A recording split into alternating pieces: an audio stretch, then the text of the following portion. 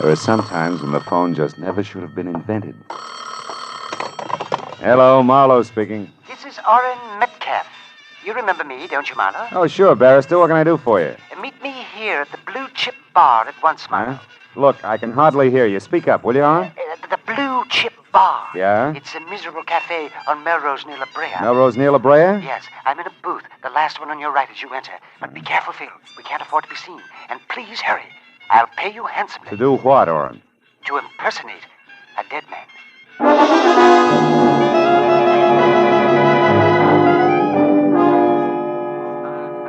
The Blue Chip was an indelicate assortment of stale smells, surrounding pictures of Lady Godiva, some without horses, and featuring low lights, lower clientele, and the lowest grade of bar whiskey. Against that backdrop, my new client stood out like a Dresden doll in a police lineup. Oren Metcalf, in spite of the electricity in his voice, was only 5.5 feet tall, couldn't have weighed more than 130 pounds, including the glitter of honorary fraternity pins that dangled from his watch chain. He was maybe 50, bald, wore glasses halfway down a long nose, and at the moment was as nonchalant as a 5-inch firecracker with a sputtering fuse. Quickly, Phil. Quickly. Sit down. Listen carefully. It's going to be hard in here, but go ahead. I am representing a man named Cuvion in a lawsuit. Rudolph Cuvion. Yeah? He's a manufacturing chemist, Hungarian born, at present, Phil, in a sanitarium. The nervous system will take just so much, you know. Yeah, I know. And look, this Rudolph Cuvion is suing or being sued? Which? He's suing. And nobody less than his former employer, the eminent Justin Shepard. Justin Shepard. Well, he turns out cosmetics, doesn't he? Makeup, lipstick, that kind of stuff? Yes, stuff, Marlowe, which includes a new and revolutionary nail polish that's worth a fortune. Which was invented by your client and stolen from him by Justin Shepard, huh? Exactly. We're suing for $250,000 in damages, Marlowe. But we'll settle out of court for $150,000 in cash. Hello. Not a cent less. Now, the trial, Phil, has, Oh, wait. What? What's the matter? What'll it be, Jones? Oh. Some brandy, please. Cognac. Cognac? You're kidding, Pop. Like I said, what'll it be? All right, Junior. 2 beers. Skip the chatter. We got to catch a train. Okay. Be antisocial. Yeah. Right, couple, sir. Isn't that awful? You were talking about the trial, Oren? Oh, yes. Now, the whole point, Phil, is that every witness we had at the outset has so far either been bought off or frightened away by Shepard and his crew. With one exception. You're racing the hole, huh? Yes, a man named Max Redman. He worked with Rudolph Cuvion years ago in Chicago, when Cuvion first perfected the lacquer base, which makes the nail polish formula so valuable. Redman's testimony could have swung everything our way. And Justin Shepard found this out. Wait a minute. What do you mean could have, Oren? Huh? 2 beers as ordered. 30 cents, gents. Hey, we're even. Thanks.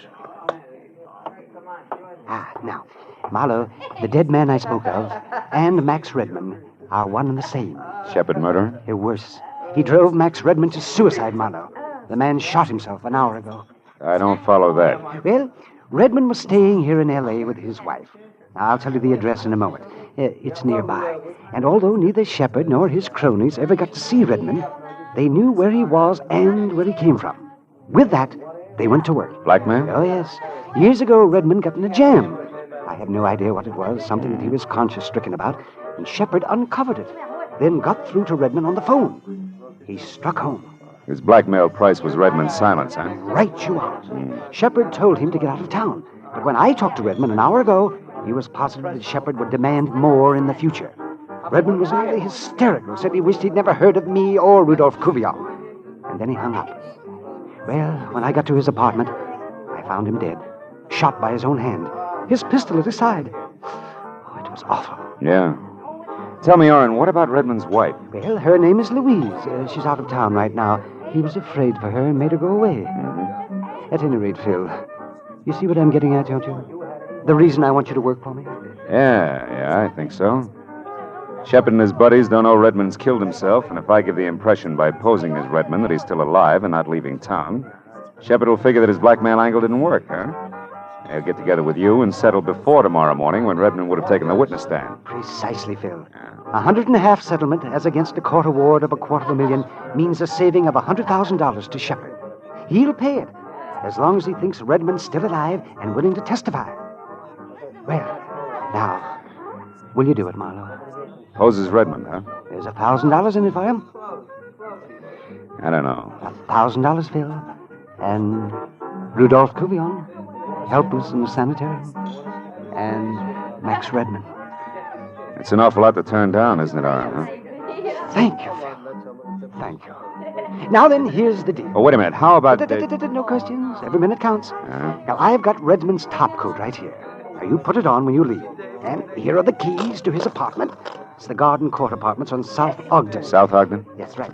Now, you sneak inside. And a minute later, very obviously, go out again. Get into his car. It's a new green Nash. Drive up into the Hollywood Hills along Lookout Road. Why there? Well, Redmond drove up there a lot. Now, later, return to the apartment. You'll probably be followed as Redmond always was. And the man will be big and muscular. And in a black coupe. Now, once they know that Redmond... well, that's you, of course. Yeah, sure. Doesn't intend to leave town. There may be an attempt on your life. So watch your step. Getting killed as Redmond destroys the illusion we're out to create. That's not all it destroys. Eh? It may destroy me.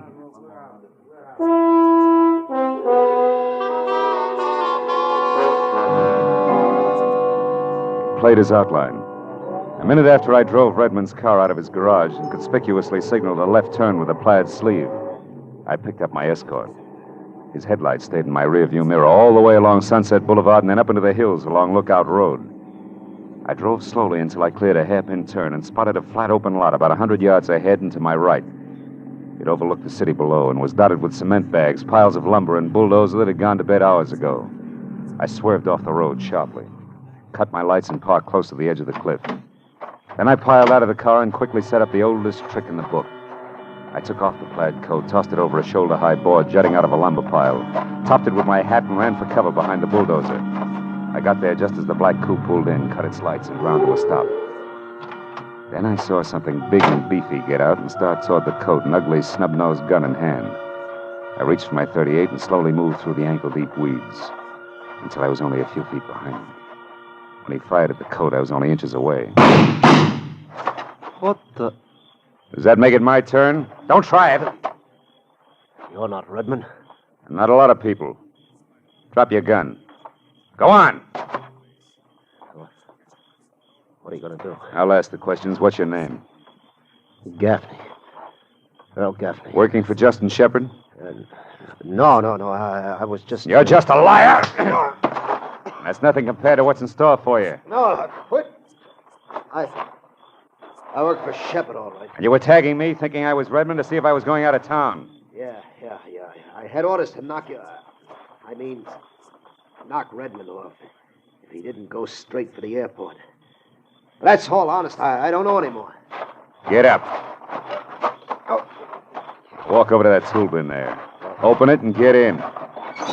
Go on. Keep moving and keep your hands open. All right. Now, I want to have a little chat with Justin Shepard. His home address, what is it? He ain't got one. He stays at hotels. Right now, it's the Beekman Plaza in Beverly Hills. Now, quit, will you? That's all I know. Sure. You see, Earl, I believe you. You've got such an honest face. For a killer. Sweet dreams, Buster.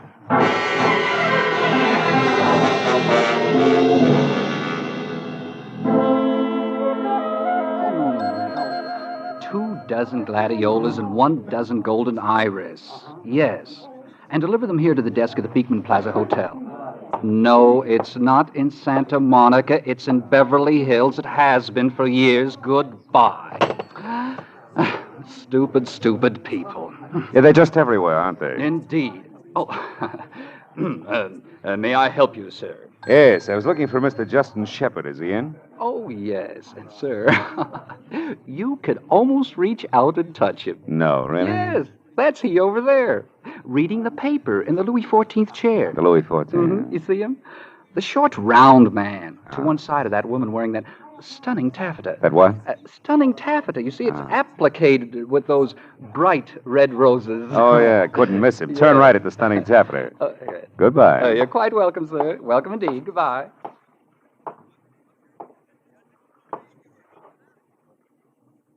Mr. Shepard? That's right.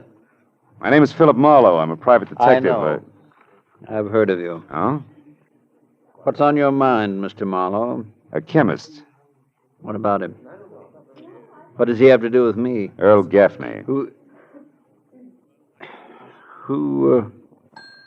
is Earl Gaffney? A louse who missed. Like the rest of them will. Max Redmond is still alive, and I intend to keep him that way. Good night, Mr. Shepard. See you in court. The effect was great.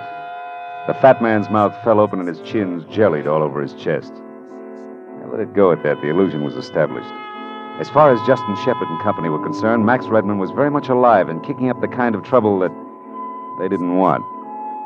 But 20 minutes later, when I let myself into the dead man's apartment and walked into his bedroom, I knew the illusion was only an illusion. Max Redmond's body was sprawled at a crazy angle across the bed. I wondered what he could have possibly done to take this easy way out. I stopped wondering when the front door closed. It was a woman with the deepest brown eyes I'd ever seen. What are you doing here? Who are you? My name is Max Redmond. You're lying. Where is Max? Tell me, where is he? He's in the bedroom. You a friend of his? I'm his wife, and I'm going to speak to him. Don't try to stop me. I won't, Mrs. Redmond. Go ahead.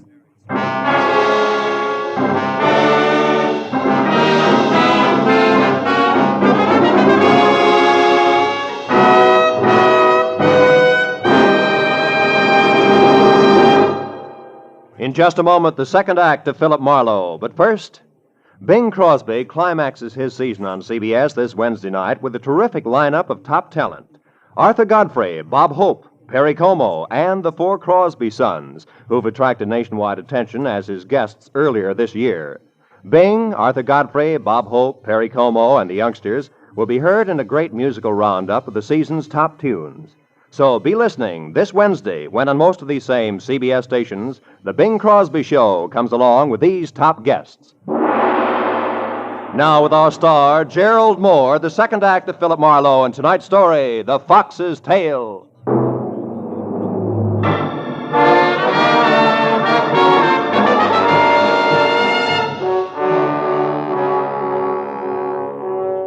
Louise Redmond's dark, troubled eyes stared at the bedroom door for an instant. And she darted past me and inside. When she saw him, she froze, her eyes on the gun at the dead man's side.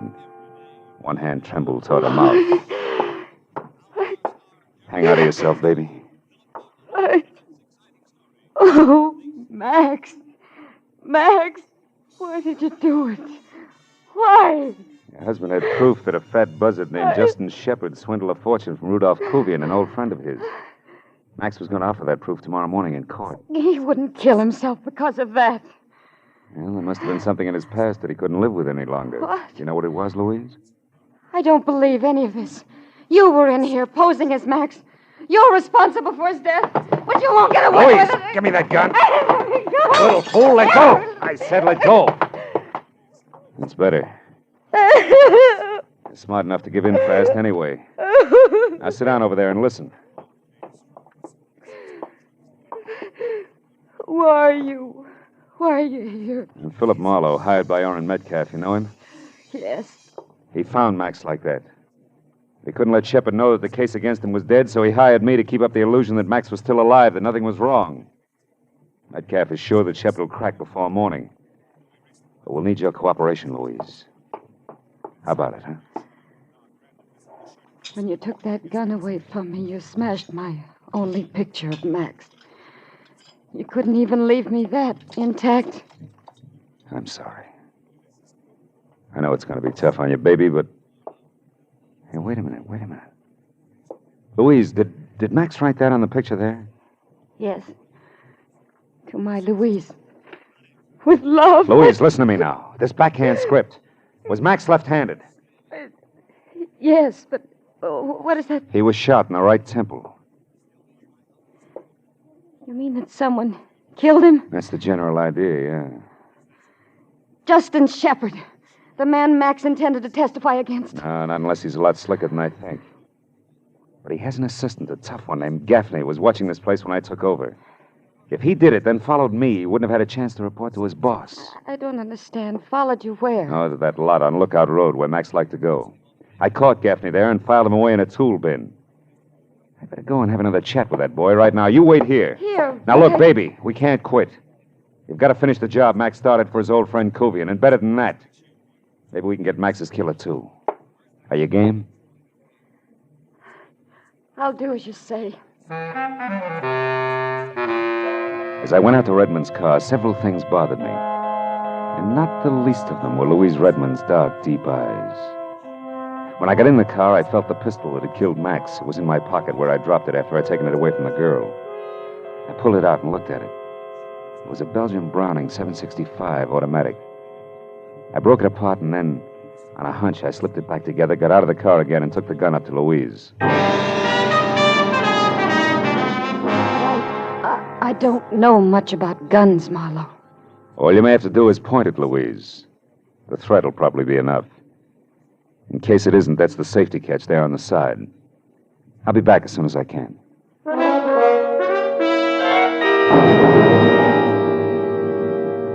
When I pulled out onto the vacant hilltop lot, I scented the tool bin in the headlights. I was out of the car and wading through the foot-high foxtail grass before I noticed that the stick I'd shoved through the hasp was now on the ground. I ran the rest of the way and jerked the lid open. Gaffney was gone. I started to close the lid, but stopped at something in the bottom of the bin. I liked a coiled rattlesnake better. It was a glistening, sticky puddle, and it was blood. The scream had come from a hollow beside the lot. I ran toward it. Saw two kids in a parked car, scared stiff and staring into a tangle of brush in front of them. Mister, there's a man down there. He's hurt. Bad. Where? Show me. In that brush. We both saw him. He stood up just a second ago and he started toward us. There was blood all over him. And then he fell down again. Okay, get your girl out of here. Get back to your car. Okay, mister. Oh, hey, holy cats. You're Philip Marlowe, the detective. Yeah. I've seen your picture lots of times. All right, be a good fan and stay out of the way. The guy's dangerous. Go on. Yeah, okay. Come on, buddy.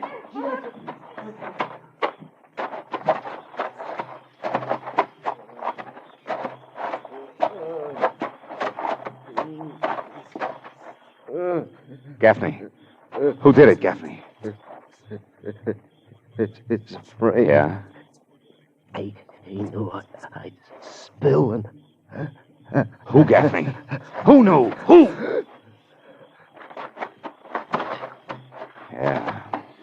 Hey, Mr. Marlowe. Hey, Mr. Marlowe. Did you find him, Mr. Marlowe? Yeah, I found him, son. He's dead. Holy cats. Now, look, do me a favor, will you? Get to a phone, report this to the police. Oh, yeah, sure. Tell them I'll get in touch with them as soon as I can. Okay.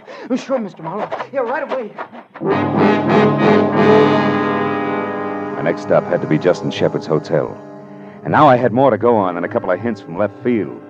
Just as I pulled up in front, I saw Shepard behind 16 cylinders of imported limousine, swinging away from the curb. He seemed in no particular hurry, so I tailed him far enough to realize that he could be heading for Max Redmond's apartment. Then I took off through the side streets, wide open. I got back to the apartment in time to brace Louise for Shepard's visit. But, Marlowe, what can I do? Maybe I'd better... Maybe you better let him in. Go ahead.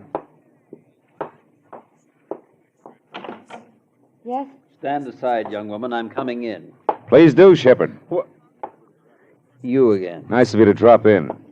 What have you got in the bag, lunch? Don't be facetious. And don't worry, it's all here. I know when I'm beaten. I suppose it would be quite pointless to ask where Redmond himself is. Completely pointless at this late date. Very well. Then I assume I'm to leave this with you. That's right. It had better be right, my boy.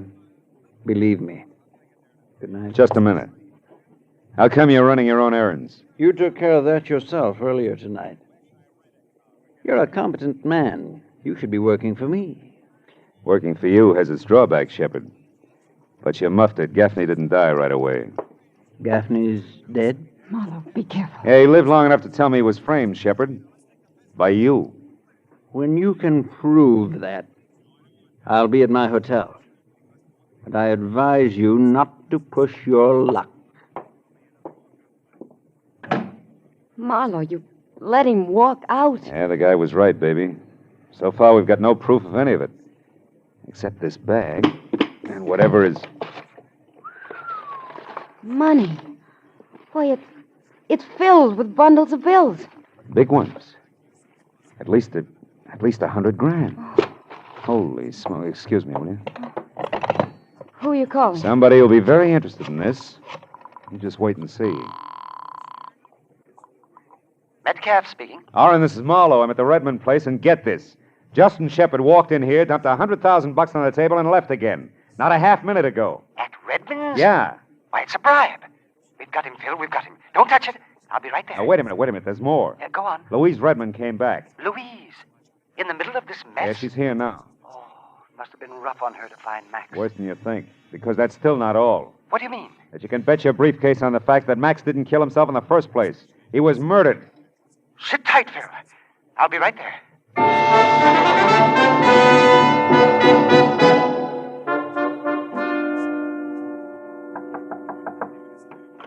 Come on in, Aaron. The money, Marlowe. Where is it? In the bag there on the table. Yes. Excellent. Iron-bound evidence.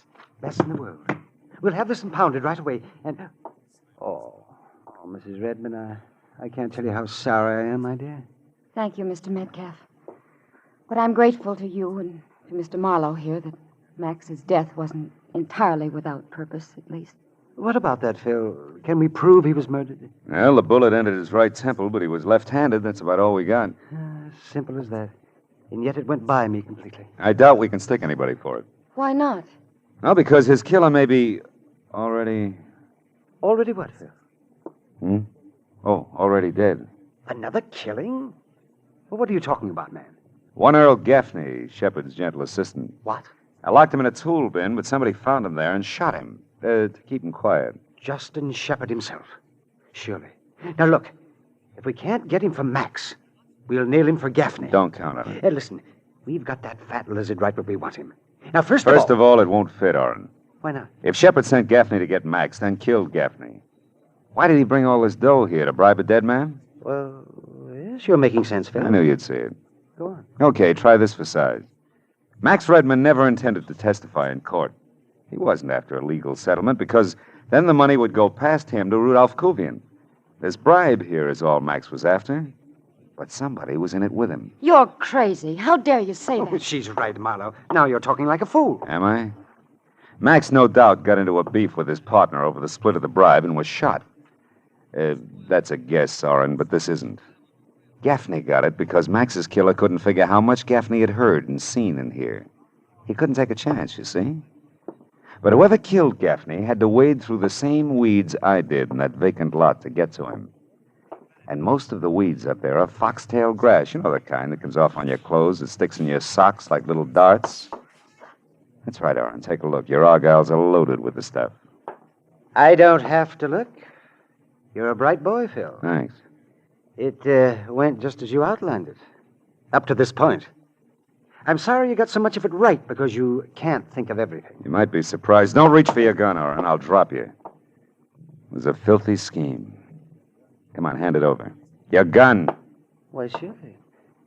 Here you are. Now you drop it, Marlowe. Go on. Well, the heartbroken little wife. With the very same gun you so generously gave me. That's what I meant, Marlowe. You can't think of everything. Louise and I are going away tonight together, and we're taking that money with us. Stand still, Marlowe. I know more about guns than I pretended. Sure you do, sure. I had a hunch about you early tonight, baby. Your homecoming was too pat. And you know what? You didn't bring back so much as an overnight bag. And what's more, when I took that gun away from you, you practically handed it to me. You were acting all the way. I'm not now. I'll kill you, Marlowe. Louise, shoot him! Shoot! Shoot! I can't! Shoot! The gun, Oren! It won't fire! Oh, fooling. I took one of the parts out before I gave it back to you, sweetheart. You couldn't make that go off with a blowtorch. Oren, help me! That's right, Aaron. Help the lady. Oren. Believe me, sister, you'd get the same thing right now, but for one good reason. I'm going to need you intact in that court tomorrow morning.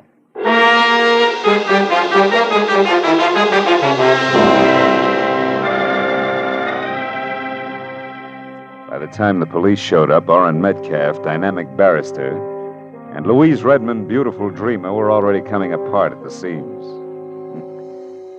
2 hours later, when I finally got away from it, They were still screaming hysterical insults at each other. Now, before I went home, I stopped by the sanitarium just long enough to shake hands with Rudolph Kuvian, who turned out to be a nice, quiet, thoughtful old guy. And I assured him of a fair shake that was long overdue.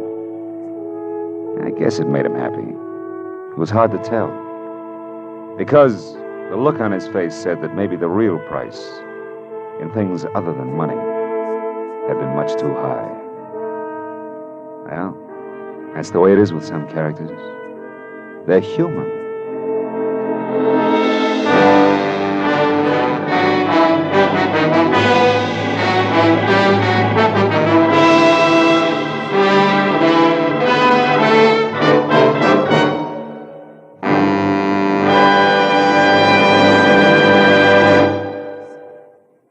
The Adventures of Philip Marlowe, bringing you Raymond Chandler's most famous character, star Gerald Moore, are produced and directed by Norman MacDonald and are written for radio by Robert Mitchell and Gene Levitt. Featured in tonight's transcribed cast were Howard McNear, Lou Krugman, Rick Vallon, Parley Bear, Georgia Ellis, and Hugh Thomas. The special music is composed and conducted by Richard Aurunt. Be sure and be with us again next week when Philip Marlowe says... This time there was a fish that talked with a lisp, a hot blonde with cold cash on her mind, and a corpse with dirty French cuffs. And I mixed with them all without ever getting out of my own bed.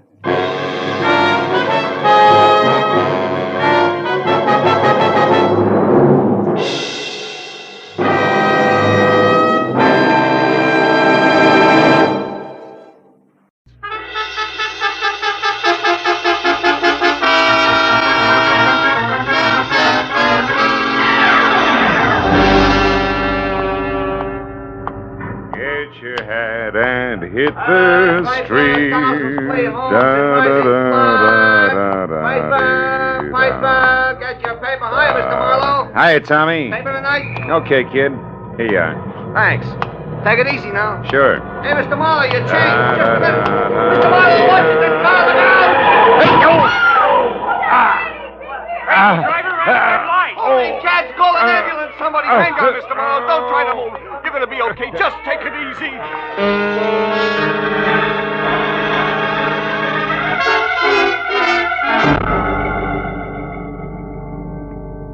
Well, that's the way it happened. 2 weeks ago. When they scraped me up off the pavement, I felt like everything must have been broken. But finally, the doctor boiled it all down to a fractured tibia and assorted bruises.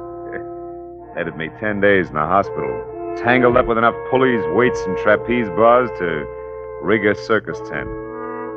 After which, I managed to get sprung to the peace and quiet of my own apartment.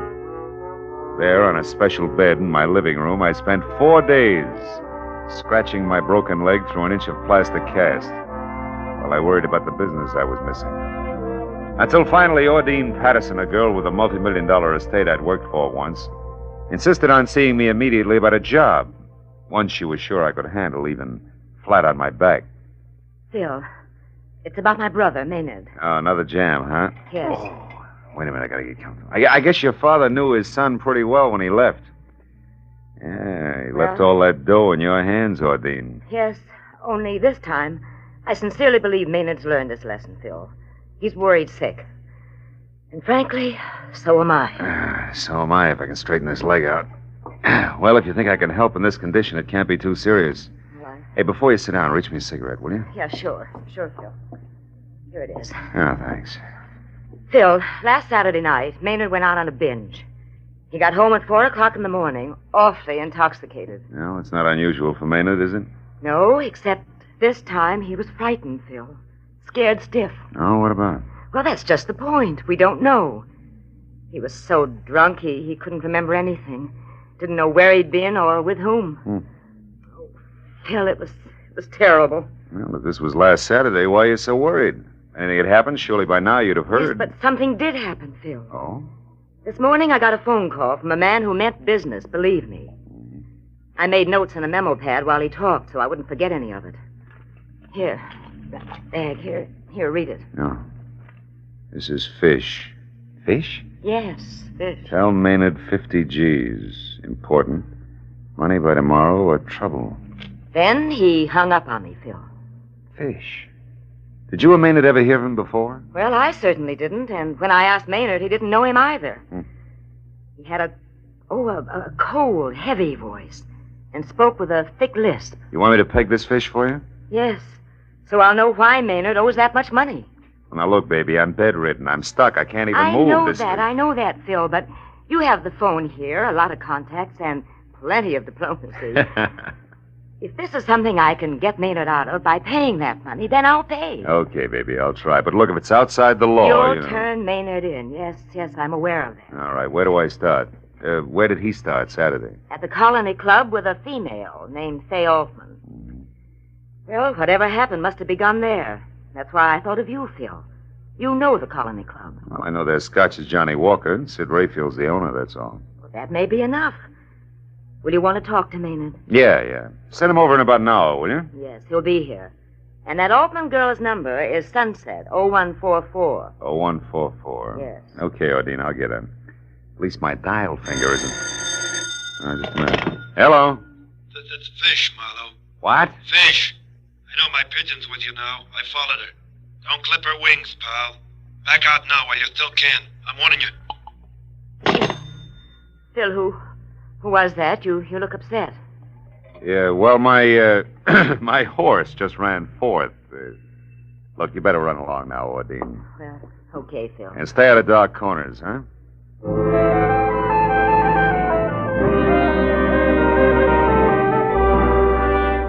In spite of my sitting duck position, I told myself that a private detective who listens to warnings today is out of business tomorrow. So I put in a call for Sid Rayfield at the Colony Club. Sid was out, so I left a message for him to get in touch with me. Next, I tried Fay Altman, but the Sunset number went unanswered. After that, I started checking for the next best thing to legs I could think of. A guy named Hunger Malloy. By profession, a roving bookie. By appearance, a slouch in threadbare hound's tooth propped against any convenient lamppost. Hunger, by some peculiar instinct, either knew or could find out about anything, especially slightly illegal. And because I'd once pried him out of a tight spot, he loved me like a brother. I finally located him in a pool hall on Melrose and told him what I needed to know. He promised it was as good as done and was off to the Colony Club and I would hear from him. Well, that left me with nothing to do but scratch my cast again, worry about my gun being in the desk drawer in my office, think about Fish, and wait. Things went like that for 45 minutes and then... Come in.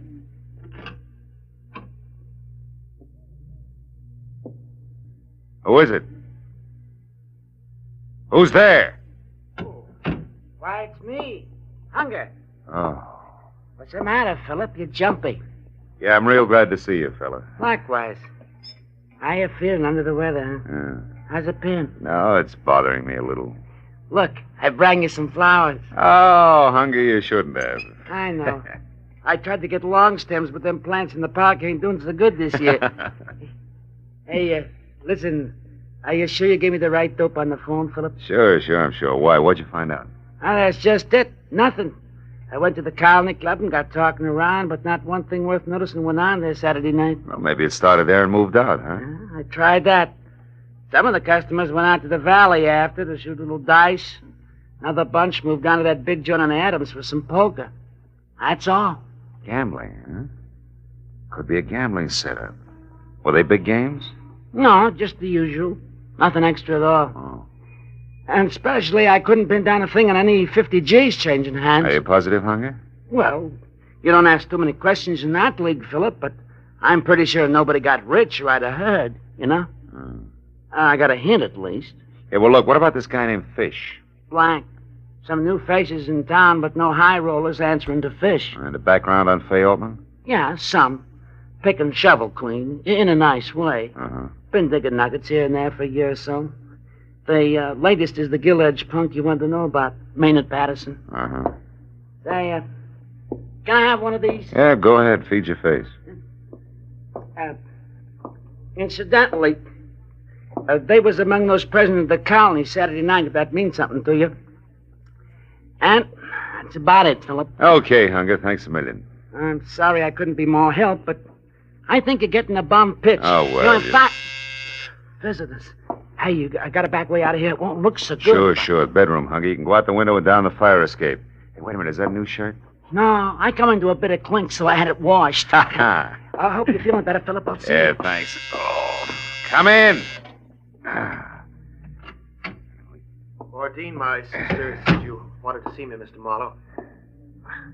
Sorry about your leg. I'm sorry about it, too. I can't get comfortable. Hey, I hear you really tied one on the other night, huh, kid?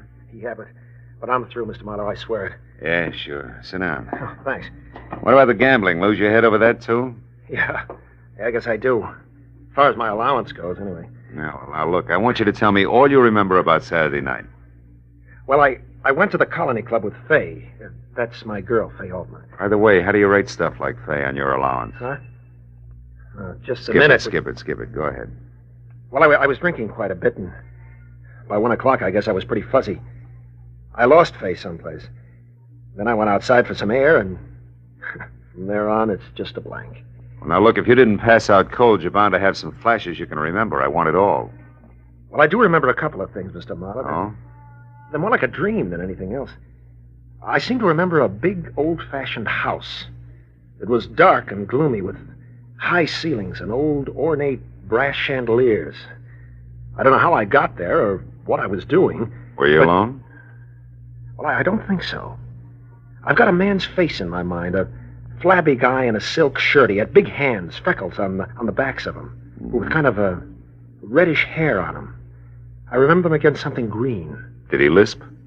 I can't seem to remember. And just thinking about him gives me the willies, but I don't know why. I can't figure out why. I talked to Fay. She waited for me until the Colony closed, and then she went home. She was pretty mad about it. You sure that's all you can remember? Yep. Yeah, that's everything. How does it make any sense at all? Not much. Sounds like you could have been mixed up at a poker game at a green top table in an old dump on Adams. Lost your shirt to a fat guy named Fish. You think that's all there is to it, huh? Well, not quite all. There's the little matter of $50,000 you owe him. 50,000? Look, Mr. Marlowe, if you and Ordine get me out of this mess, I swear I'll straighten up. I'll never get into trouble again, honest. Sonny boy, what you do later is your sister's headache, strictly. I got trouble enough lining things up so you can get off the hook. Now go on home and stay there till I call you. Okay. Mr. Marlowe, I know you don't like me, but... Well, thanks anyhow. $50,000. Oh. Yeah, sunset 01. 4. I have to put Cass on so tight. Hello? Fay, my name is Phil Marlowe. I've been trying to reach you for 2 hours.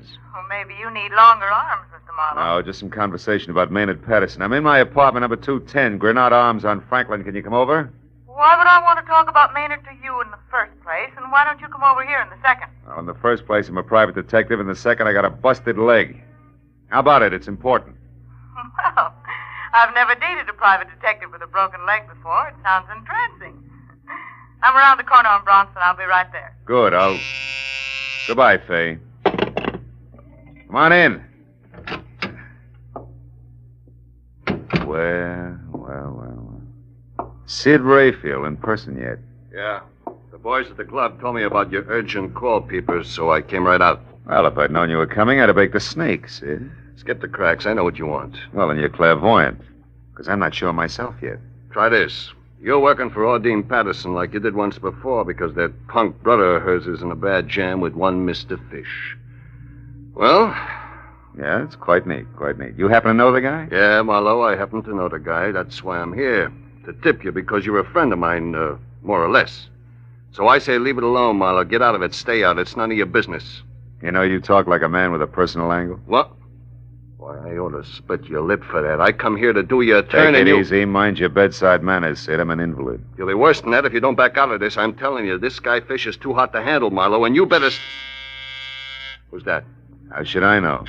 For a sick room, this joint's becoming more like Hollywood and Vine by the minute. I took a long chance coming here. I got to get out without being seen. Well, try the bedroom window and fire escape. Everybody else does. Don't let him in till I'm gone. You hear? It ain't healthy.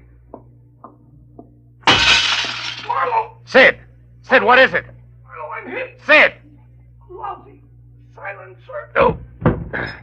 Oh, this stinking leg.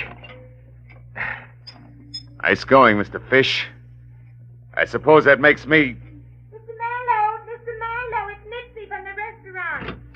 Are you all right, Mr. Marlowe? Yeah, Mitzi, I'm okay, I'm fine. Well, I thought you was talking to somebody. No, I was reading. I didn't hear the buzzer. Oh, yeah.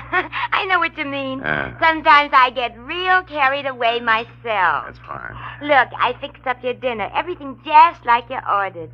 Here, I'll drag the No, table Mitzi, over. I don't think I'll eat right now. Just put the tray down and beat it, huh? Like a good girl? Yeah, but what about the dishes?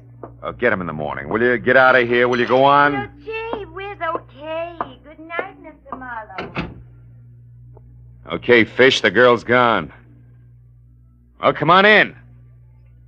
Did you hear me? I said come on in. I guess I'm as ready as I'll ever be.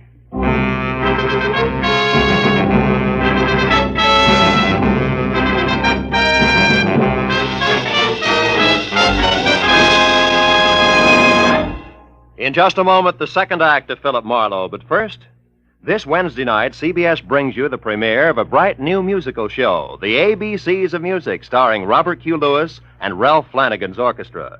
It promises a half hour of top hits and top entertainment every Wednesday on CBS, when also you hear the hilarious Groucho Marx quiz show, You Bet Your Life, and the drama of Dr. Christian. The ABCs of Music, Groucho Marx, and Dr. Christian come every Wednesday on most of these same CBS stations. Now with our star, Gerald Moore, the second act of Philip Marlowe, and tonight's story, The Bedside Manners.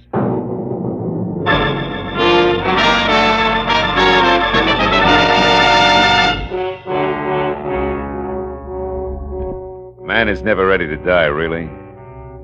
Sometimes saying you are helps. Sometimes, like when you're flat on your back waiting for a killer with a silencer, might step into view through your bedroom door. I kept on waiting for 60 seconds, each as long as a fall down an empty well.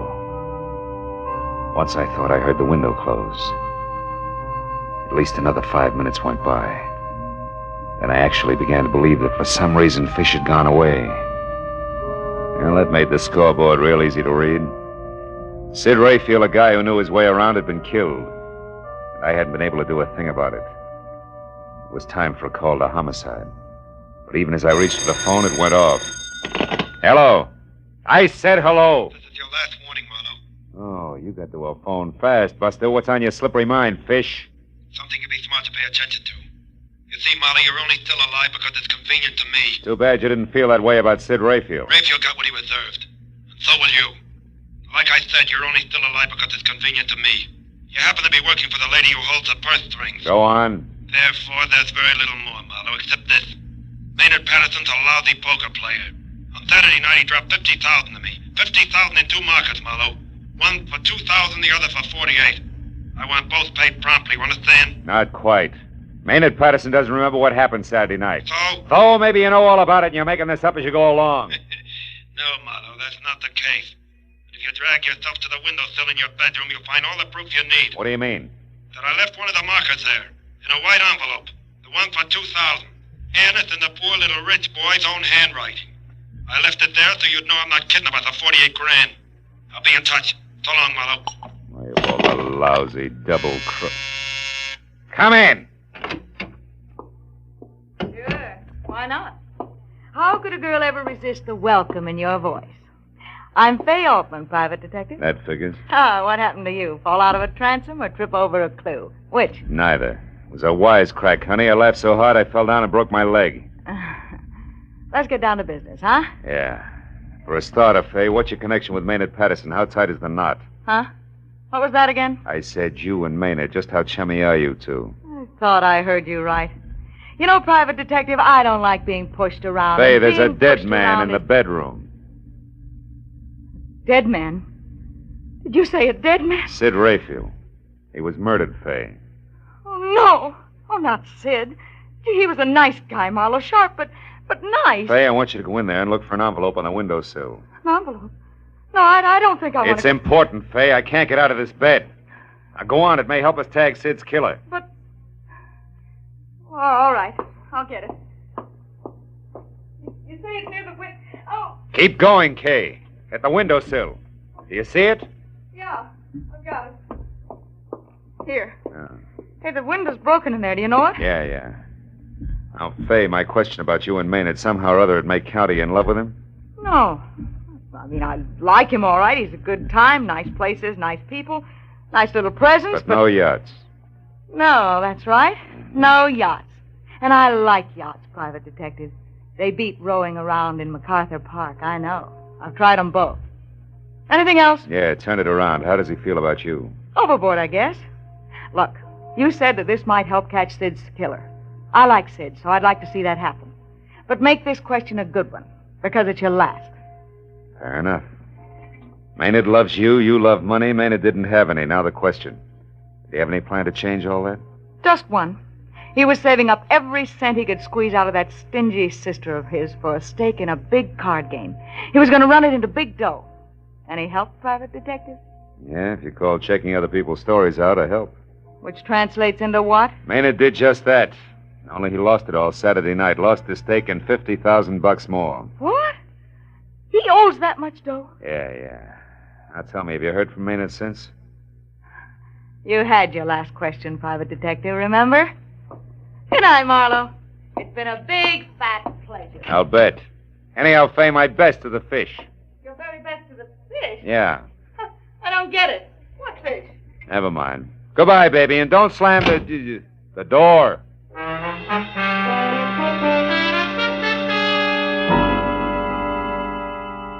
The lady was gone. It was time to call the police. But I was dying hard, and even as I dialed the number, I turned the envelope that had been left on the windowsill over in one hand. The envelope was the cheap kind you find in any dime store with nothing written on it. And the note itself, which read, "I owe the bearer $2,000 payable within 24 hours," was signed Maynard Patterson and dated Saturday. It was on a square piece of memo paper, and it made me think about a little item which for quite a while had been sitting last row, last seat in the back of my mind. Hello? Trying real hard to be star pupil. Now, Marlowe, the fishing may be great. Oh, this leg. Come on, baby, be home. Hello? This is Marlowe, Ordine. Oh, Phil, what have you found out? I'm not sure, but among other things, they may have caught a killer. Now, listen. Do you still have that note? You know the one you brought over here, the memo you made after Fish called? Have you got it? Why, yes, it's in my handbag. But Never mind Phil... the question. Just get it, will you? All right, I'll only be a moment. I'll hang on. Better just hang up, Marlowe. I wasn't expecting you just yet, Maynard. Now, nor this gun, I'm sure. Hang up, Marlowe. It'll only make a call back, you know. Yeah. And won't my dear sister be exasperated when she keeps getting a busy signal? No matter how long she dials, only a busy signal. The pronunciation is thignal, Maynard. Huh? Or do I call you Fish? And don't look so surprised, your act stank. People who can't pronounce the letter S avoid it instead of going out of their way to use it as in Perth thing. My mistake, Marlowe. Yeah, among a lot of others. You never should have been careless about the kind of paper you wrote the IOU on. Your sister, who you're trying to swindle, came in here earlier with the same jottings on a piece of paper that's got the same top edge. Irregular. Because no doubt... I know. Because it was ripped off the same telephone pad. And I wouldn't have used that paper since IOUs are customarily written during or immediately after a card game. And I couldn't have been at home at the time of the game. All right, stop it, Marlowe. There's no need for any more hypotheses. No, you can fill in all the blanks, can't you? Step by step, a rotten, tailor-made scheme to get your sister to save you by paying $50,000 to a gambler named Fish who doesn't exist. I said stop it. Slimy setup that began with a fake one-night stand of bottle and bond amnesia. Moved on to an also-fake telephone call to Ordine from a heavy named Fish. A man with a lift. Shut up, Marlowe. And the payoff, the confession call to me. Shut Also... up. Oh! Yes, Mr. Marlowe, everything you say is so. But I'm still not beaten, and I won't be. You're the only one who knows all this. And even as Fish killed Sid Rayfield, Fish is going to kill you. Fish, Marlowe, not me. Fish, the ruthless gambler who never will be caught, but who my sister will pay, nevertheless. Is that clear, Marlowe? Not quite. Why did you kill Rayfield? He had me convinced that Fish actually existed. Which is the reason he died. He was playing my game, Marlowe, but not for me. Somehow or other, he found out what I was doing. Maybe because he always checked carefully when anybody got too interested in Fay Altman. And he decided to help things along, then cut himself in. Well, you know the answer to that. Now, if you don't mind, turn on the radio, Marlowe. Why? Silencer doesn't make Turn it on. Louder. I wouldn't want anything to go wrong now, Marlowe. I've been so lucky. Lucky that I got away from my sister and was free to watch this building, this apartment. Lucky so that I could see who came and who went and act accordingly. Yeah, I've been lucky, all right. You do grant me that, don't you, Marlowe? Yeah, sure. You've been lucky. Yeah, you've been real lucky, Patterson. Up to now. But you know how it is with luck, kid? One minute you have it, the next minute it runs out. Look, do you mind if I turn this off? It's putting me to sleep. You are brave, aren't you, Marlowe? No. Just lucky. Lucky that someone's standing behind you. Who? The mounted police? No. Just a guy named Hunger Malloy. It's a funny kind of a guy, Maynard. He was here earlier tonight, and he ducked out by way of the bedroom, at least. I thought he ducked out. Oh, quit it, Marlowe. Huh? Now, don't budge an inch. I'm not going to turn around and give you the chance to go for that gun, which is probably under your pillow. Oh, no. Oh, but Maynard, you should do something. You're about to be hitting a noggin, honest, Maynard, with a vase. That, Marlowe, I'll believe when it happens. He just wouldn't take your word, would he, Philip? Well, that's the way it goes. I'll see you... Now, wait a minute, Hunger. Come back here. I can't, pal. You got a corpse in there. That means cops. Them and me don't mix. Don't worry about it. Just tell me before I bust. You started for the window 20 minutes ago. What happened? Well, Philip, What happened, Hunger? I got delayed. After that, stuff was popping. This louse was in there, then the corpse delecti, and then the louse again at the window, leaving an envelope, et cetera, et cetera. Yeah, but the delay, Hunger. Before company started coming, what was it? Well? The truth, Philip? Yeah, try it. It may not hurt at all. Okay. They was on your dresser. The jazziest pair of pearl cufflinks, Philip, I seen since I used to deal in Vegas. I was attracted. Hunger, as a last favor to a guy you've already done a big favor for, take him. The cufflinks. Go ahead, kid.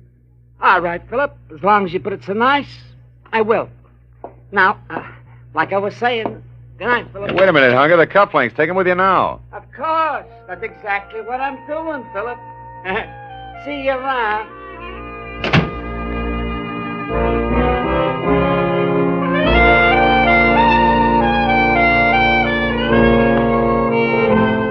Funny little guy. Funny name. Hunger Malloy. You know, it's a strange thing. But a broken leg makes the old wheels go round. Well, that figures. Makes you think about brakes. And that brings me back to Hunger Malloy again. The only break he ever got was in his skull. Somebody once said we make our own brakes. I don't know about that. I didn't break my leg. Or maybe I did. Did I really look where I was going? And Maynard Patterson. Look at all the breaks he had. Loads of dough. Still, he didn't know where he was going either. And Sid Rayfield. I wonder if when the slug hit him, he thought, what a lousy break.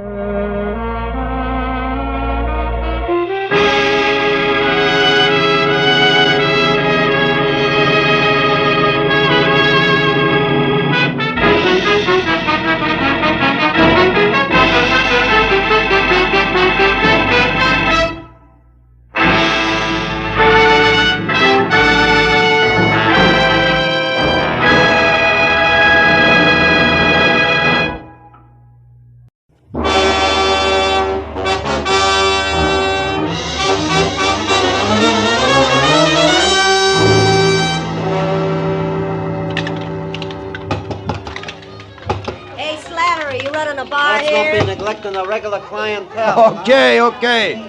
Everybody relax. Remember, them also serve who only stand around and wait. I'm calling them like I see them. Hey, you're dry again, chum. Another shot? Yeah. Say, Slattery, you happen to know a guy named Sammy Arch? I was supposed to meet him here at 6. That was an hour ago.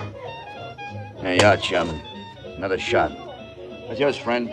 Rye, wander on the side. Rye and a little help. Slattery, I asked you a question. Listen, chum, I sell whiskey. I sell gin. I sell beer. Pretzels I give away, but only pretzels. If you're busting with questions, try Louis. Louis? Yeah, a punk in the corner there, the guy with the patent leather hair. Oh.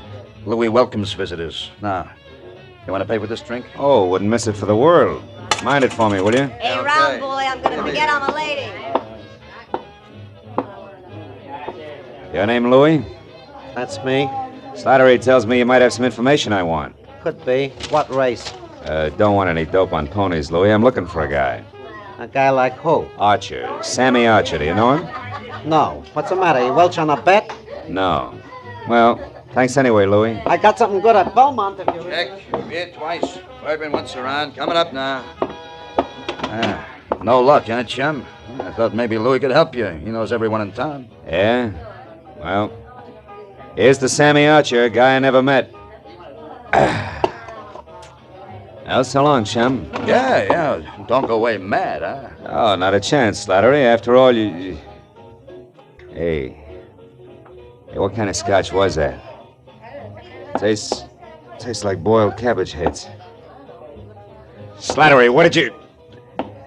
That drink, it was dope. Are you no good, two-timing?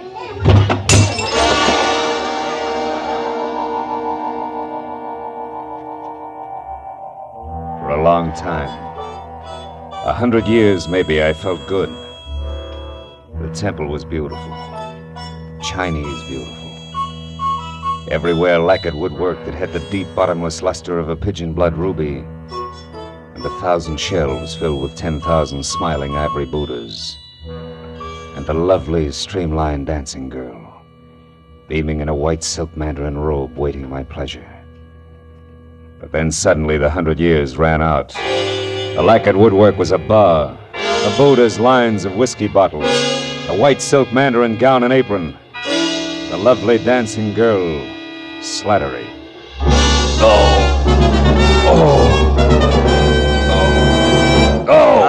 Easy now. Yeah. Chum, come on, try this. It'll bring you around. Yeah, thanks, Oh, it's you.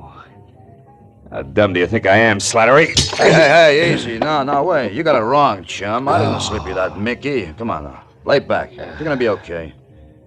How long have I been out? Oh, about an hour. Oh. You're in the storeroom behind the bar. Now just take it slow, Mr. Marlowe. How do you know my name? Well, I checked your wallet when you folded, chum, and saw you with a big-shot private dick from Hollywood. Yeah? That gave you my vote. Really? Oh, yeah. I heard all about you, Mr. Marlowe. The time you nailed that lousy Paul Miles who was hitting all the bars for some old-time protection. Yeah, but you should have said who you was. Oh. Hey, Slattery, got any idea who got to my drink? No. It must have been the bird next to you. Rye and water on the side, man. You know him? Here, come on, help me up. Yeah, sure. Ooh. Steady, easy now. There we are. No. Never seen him before. He shoved off when you went to see Louis. What'd he look like, Slattery, think? Oh, well, he smoked a cigar. Yeah? He had kind of a red face and was wearing a camel hair overcoat. Oh, yeah. He was nervous. He kept playing with a book of matches. He tore them out one at a time, and then he bent them up. Eh? Bent him up, huh? Yeah.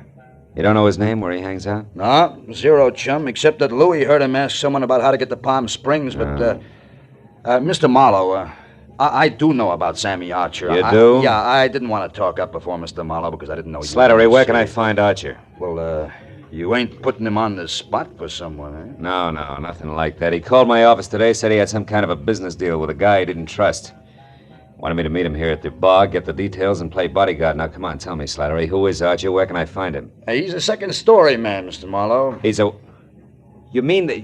Yeah, he knocks off fancy places. Beverly Hills most of the time. He's strictly a prowler. Oh, fine. Well, you could probably tag him over at 31 West Grand. He's got a basement apartment there. But, look, you ain't gonna be careless about the dope I gave out, are you now? Don't worry. I'm not gonna work for him, Slattery. I still handpick my clients. Well, then, why are you going there? For a lead, Slattery. A lead on a nervous guy in a camel hair coat. You see, I also handpick my enemies.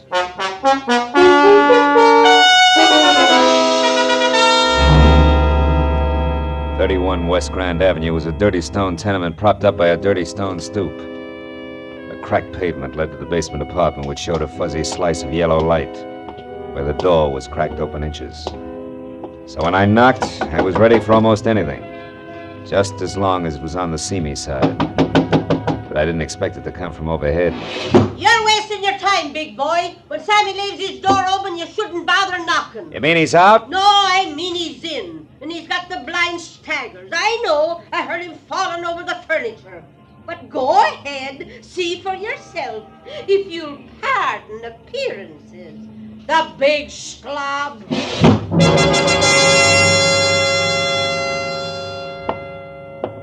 The lady was right. A tinny radio led me to the basement room where I found the 2 scarred wicker chairs and the single end table on hand turned over. Drawers open and overflowing pieces of discarded clothing everywhere. And in the middle of all that, sprawled along the edge of a threadbare couch that was weak in the springs, Sammy Archer. He was facing me, eyes closed, and wearing a faded blue bathrobe 2 sizes too big for him. And next to one hand that rested on the floor was an empty gin bottle sitting on a clipping, torn out of a fashion magazine. On one side, an ad for a Bendix automatic washer. On the other, a picture of a diamond tiara. A jeweled crown, which the caption said belonged to Mrs. Bessie Dunsmuir of Palm Springs, California's most celebrated hostess. Well, it was a good time to awaken mine host by shaking well. Hey, Sammy.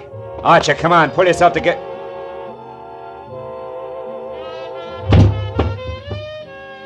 I should have known better.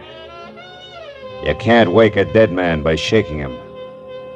Especially when he's got a knife buried in the middle of his back.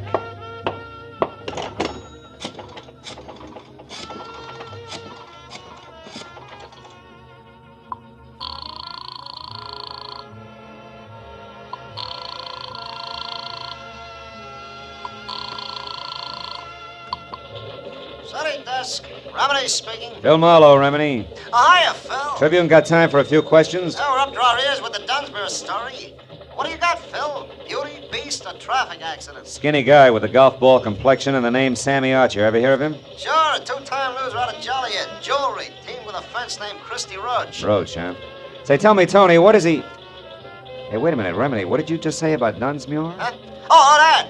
Didn't you catch PM sheets? No. Someone got away with a precious tiara last night. Was insured for $100,000. They tag anyone for it? Not yet, but they're working on it. Seems that a gardener left her Palm Springs lash up the same time as a crown of diamonds. Gardner, huh? Yeah, was working under a phony name. Well, this Christy Roach, what's he look like? Oh, big red face, wears a cigar front and center. Thanks. Now I'm really getting someplace. That means what, Phil? 2 feet from the corpse, Remini, there's a textbook on gardening. Corpse? What corpse? Where are you, Marlowe? 31 West Grand Avenue, where somebody stabbed Sammy Archer to death. Now listen, Remini. If you sit on this a while, I think I may be able to wrap it all up for you after a quick trip to Palm Springs. Why not use us and the law? What's your angle, Phil? A very personal one, kid. Like what? Like a Mickey that shredded the lining of my stomach. I don't like that kind of treatment. It's bad for the ego. I'll call you later. Goodbye.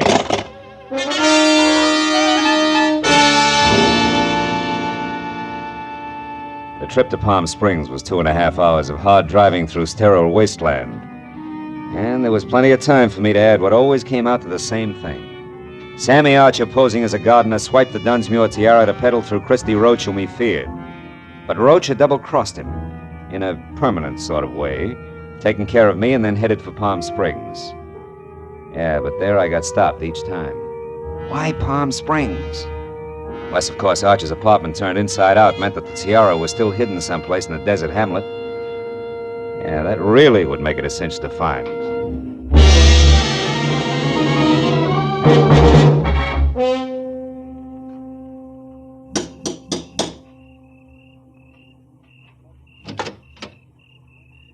Yes, sir? I'd like to see Mrs. Bessie Dunsmuir, please. My name is Philip Marlowe. Police or gentlemen of the press are no longer welcome. Good evening, sir. Steady, Jeeves.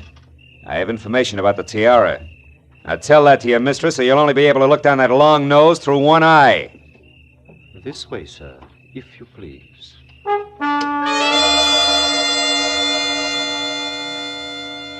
The interior of the Dunsmuir shanty was strictly colossal. From a foyer the size and shape of the Union Station to a plush, leather-lined den that was about as cozy as a parking lot. And Mrs. Bessie Dunsmuir herself fitted perfectly.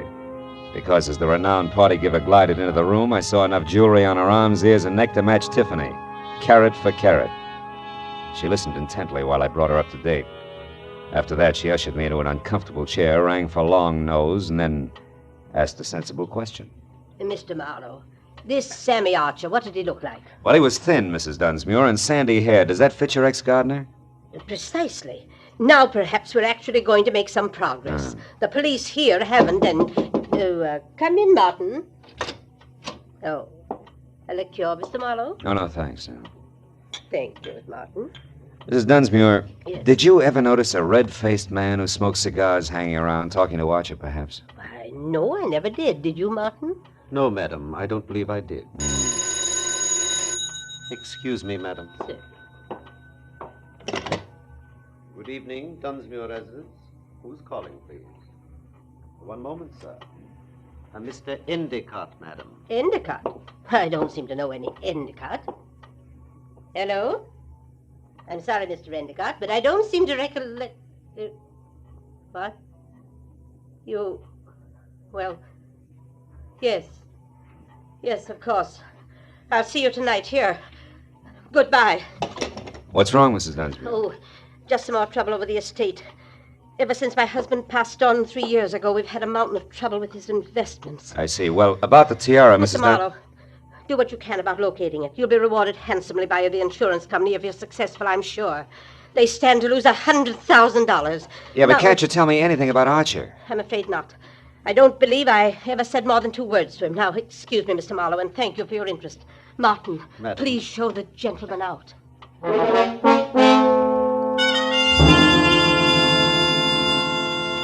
Outside, I chalked the Dunsmuir interview off at face value. Proof positive that Sammy Archer and the sticky-fingered ex-gardener were one and the same. Then I headed for town on the first public phone, which was at a mobile gas station. There I swapped a $10 bill for a pocket full of quarters and started calling people back in L.A. who might know more about Christy Roach and the kind of connections he could have in Palm Springs. But after 4 near misses, I quit and stepped aside to let a big man with a beefy face that belonged on an English bulldog take his turn. However, he had other ideas, and he pointed them out bluntly with a shiny automatic. I wonder if you could help me, Sonny. I'm looking for a diamond tiara. You gotta be kidding. I wear a fedora besides... Hold it right there. I have news for you, Sonny. While you were gabbing into the tube there, the station attendant left, closed shop, went into the bar next door. Out of earshot. So? So we're alone. And that means I'm going to do very little. Stay right there, Marlowe. Well. Christy Roach. Red-faced, cigar and all. Glad to see you. Shut up. Come on, we're getting out of here. Without our buddy there? Don't worry about him, Marlowe. He'll keep that way. Maybe a lot longer than you will.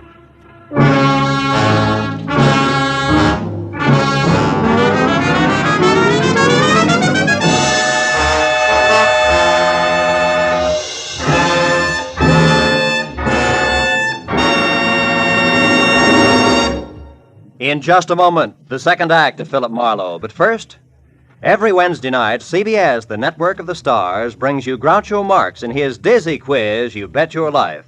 Be sure to hear You Bet Your Life starring Groucho Marx this Wednesday night on most of these same CBS stations, as well as Dr. Christian and that bright new musical show, The ABCs of Music.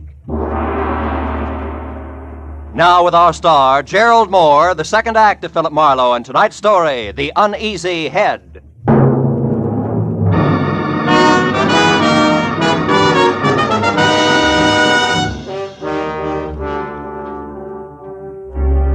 From the way Christy Roach had brought his gun barrel down on the bulldog's scalp, I knew he meant it when he jammed the same gun into the small of my back and marched me to my car. He didn't relax until we were driving down a dark side street toward the center of town. Well, kid, you jumped right out of the frying pan into the fire. You should have taken that first hint I tossed you. The Mickey? Yeah, that was real cute. But it was too subtle, Christy. I didn't really peg you till I found Sammy Archer. Oh? It's too bad about Sammy. That was more or less of a mistake. Oh, sure. You only intended to carve your initials. The knife slipped. No slips, kid. At the time, I thought Sammy had tried to pull a fast one on me, but I found out later he was just stupid. He had a great thing, and he was just too dumb to see it. As for you, turn east the first chance you get, and don't run any stop signs, you understand? Where we going? Oh, no place in particular, just so it's nice and quiet. You know, you don't know when to quit, Marlowe, so now you're just one of the loose ends I've got to tuck in before I clean up my business here. Take it easy on the corners. You told me to turn east the first chance I also told you to mind your manners! Busting my wrist isn't going to help my driving much. It'll be worse the next time. I've got a lot of ground to cover yet tonight, and I want it smooth. That's too bad. Because there's a bump coming up fast right now. We picked up a tail. Huh? Take a look. Cops. Yeah, cops. Call it, laughing boy. You're the skipper. Do we race them out of town, or do I pull over? Pull over. Pull over. I don't know what that beef is, but play it straight, kid, because if it comes to shooting, you'll be the first to drop.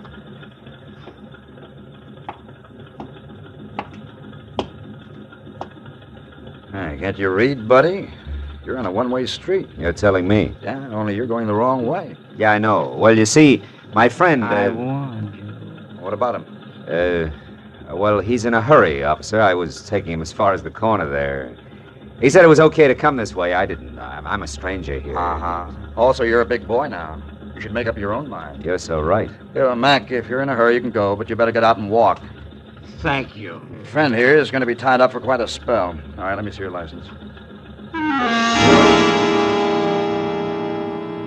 Maybe the limb of the law and I should have nailed him right then and there. But there were still too many loose ends, and I wanted Christy Roach to clear them up for me.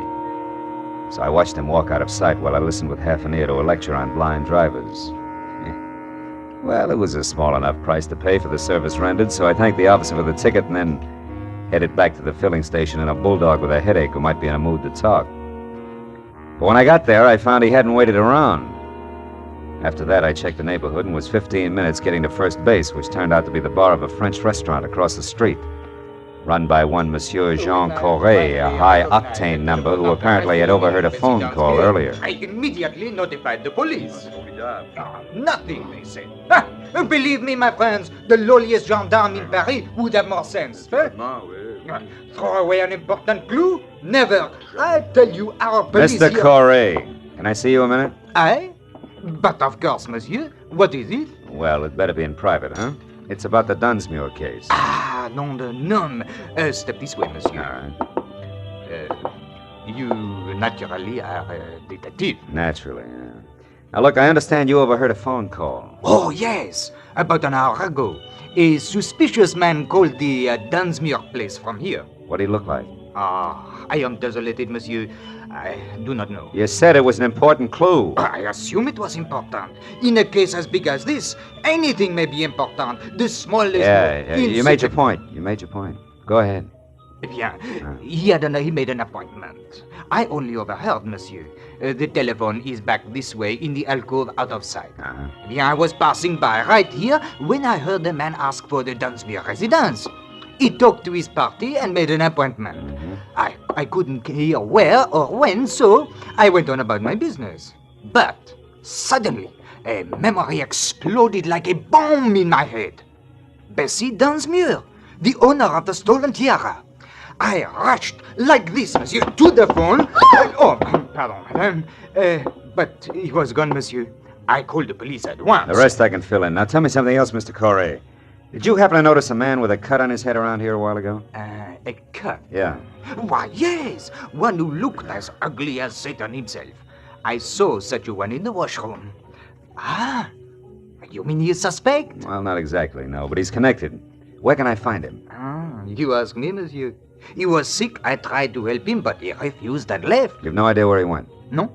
But wherever it was, I'll wager he was too wobbly to get there, monsieur. All right, in that case, I better make a quick call and The telephone's set. Yeah. Permettez-moi, monsieur. Bessie Dunsmuir hasn't had a new husband for 2 whole Madame. years, my dear. I can't imagine how she keeps up that elaborate front of hers. Why, do you know You! What? Madame, hang up the telephone at once. I insist. Vitement. I beg your pardon. In the name of the police, monsieur is a detective. I demand you clear the line. I've paid my nickel and Never mind, skip it. But I would like to know about those bent matches on the floor. What do they mean, monsieur? Better skip the call and get going fast. You've been a big help, Corey. Maybe I can get you the Croix de Guerre. The bent matches that littered the floor under the phone meant that the man who had made an appointment to meet with Bessie Dunsmuir had been the fence, Christy Roach. And to top it off, she'd lied about it. Didn't make any sense. But I added it to the rest of the question marks and made a beeline for Bessie's mansion. I parked a block away from the place, walked back, and let myself in through an iron gate at the side. And wound up in front of a car, half hidden in a clump of hibiscus bushes. A man was leaning in the open door with a match in his hand, reading the registration on the steering post. It was the bulldog I'd seen first at the gas station. When he saw me, his hand dived under his jacket for a gun, but I was on him before he could get it out. Oh, my head. You're due for another dose of the same, Buster, unless I get some fast answers. The time for games is over, and even a private detective can run out of patience. You're a private dick. Yeah. I don't get it. This car here belongs to the guy who helped you. Fence. Christy Roach. And if he's inside, I got... Roach didn't help me, and you've got to do nothing till I find out about you. Who are you? Temple. Fred Temple. Hamlin Insurance Company. Oh, no. We're covering the missing tiara. Only something's haywire. An insurance investigator? Yeah, but I'm not gonna make it, fella. My head, you better get in there and stop. When he passed out, he sagged against me like a sack of whitewash. I stretched him out on the grass, and after one look, knew there was nothing more I could do. I went over to the house and quietly tried locked doors all the way around until I came to an open one in the butler's quarters. A bed lamp was on, so I braced myself for another meeting with Martin. When he came to the door, he was in his nightshirt. As soon as enough of his chin was showing, I swung! It was a distinct pleasure. I stepped over him and went through his rooms and on up the long hall of the main part of the house. I finally located Bessie in the leather-lined den. She was alone, but judging from the rate she was burning up the jittery cigarette in her hand, she expected trouble at any moment. Marlowe, how did you get in here? Why are you here? Just checking up on a lie, Bessie? Lie? I don't know what you're talking about. A late day tonight. Incidentally, he's due any second now. His car is outside. On my grounds? Yeah. Surprised? What's so important about that? Now, look, you better tell me all about it, Bessie. No. Get out of here. Get out. Later. Right now, this setup is so full of holes, even the truth is leaking out. First, Roach the fence, figuring Sammy Archer, the guy who swiped your tiara, was pulling a fast one. And he changed his mind and got a new angle. Second, you brushed me off because actually you're afraid of finding the tiara. And third, the insurance company that's covering your loss is suspicious. Yeah, it's screwy, but it can only add one way. Like the tiara that was stolen from here yesterday is worthless. Are you insane? It was famous, fabulous, worth a king's ransom. Yeah, the original, maybe. Not the cheap duplicate. I may be fuzzy on the details, but the big picture's easy. You dismantled the original and sold it probably quite a while ago. But not before you made a duplicate to keep up appearances so gossips wouldn't know you were going broke. Also, you kept up the insurance on it for the same reason. And the duplicate was stolen. People knew you'd been robbed, so you were forced to claim the insurance, but you knew that if the fake was recovered legally, you'd be prosecuted by the insurance company and disgraced. Sure, Christy Roach knows that, too. He's coming here for blackmail, isn't he? Why else? Come on, Bessie, you might as well... You might as well... Might as well what? What are you looking at? A cigar butt there on the floor. Oh. It's burned a hole in your rug. What happened to make Roach drop a cigar, Bessie? Where is he? I don't know what you're... Stay away from that desk! I mean it, Bessie. Next time it's for keeps. Now stay back. Where is he? In the closet there. I didn't know what else to do. You are right about the blackmail. About everything. I had to kill him. He'd have wrecked my life. Yeah. Just your way of life. That was top-heavy anyway. I guess so. But I thought I had to have it that way. Well, at least I'll give them all a big laugh on the way out. Bessie Dunsmuir's a great entertainer.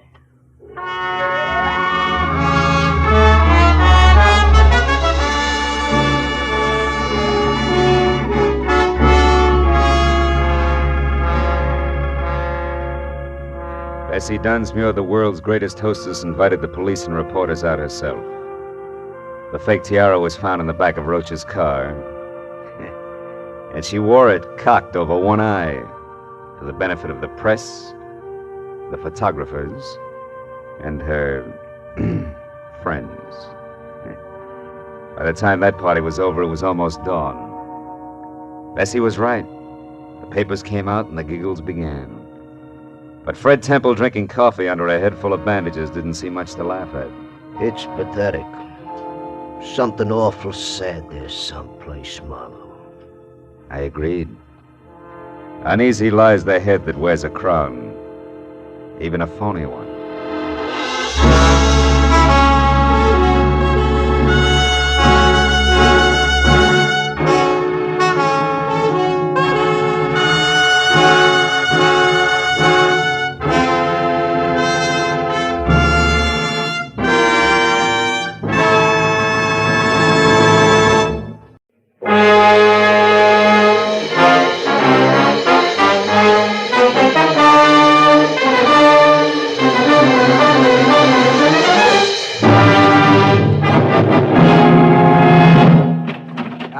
All right, wise guy. I told you once you couldn't come up here to this room, Marlowe. That's right, landlord, but I found all I needed. Well, you won't be able to use it after I teach you some manners, Snooper. Oh!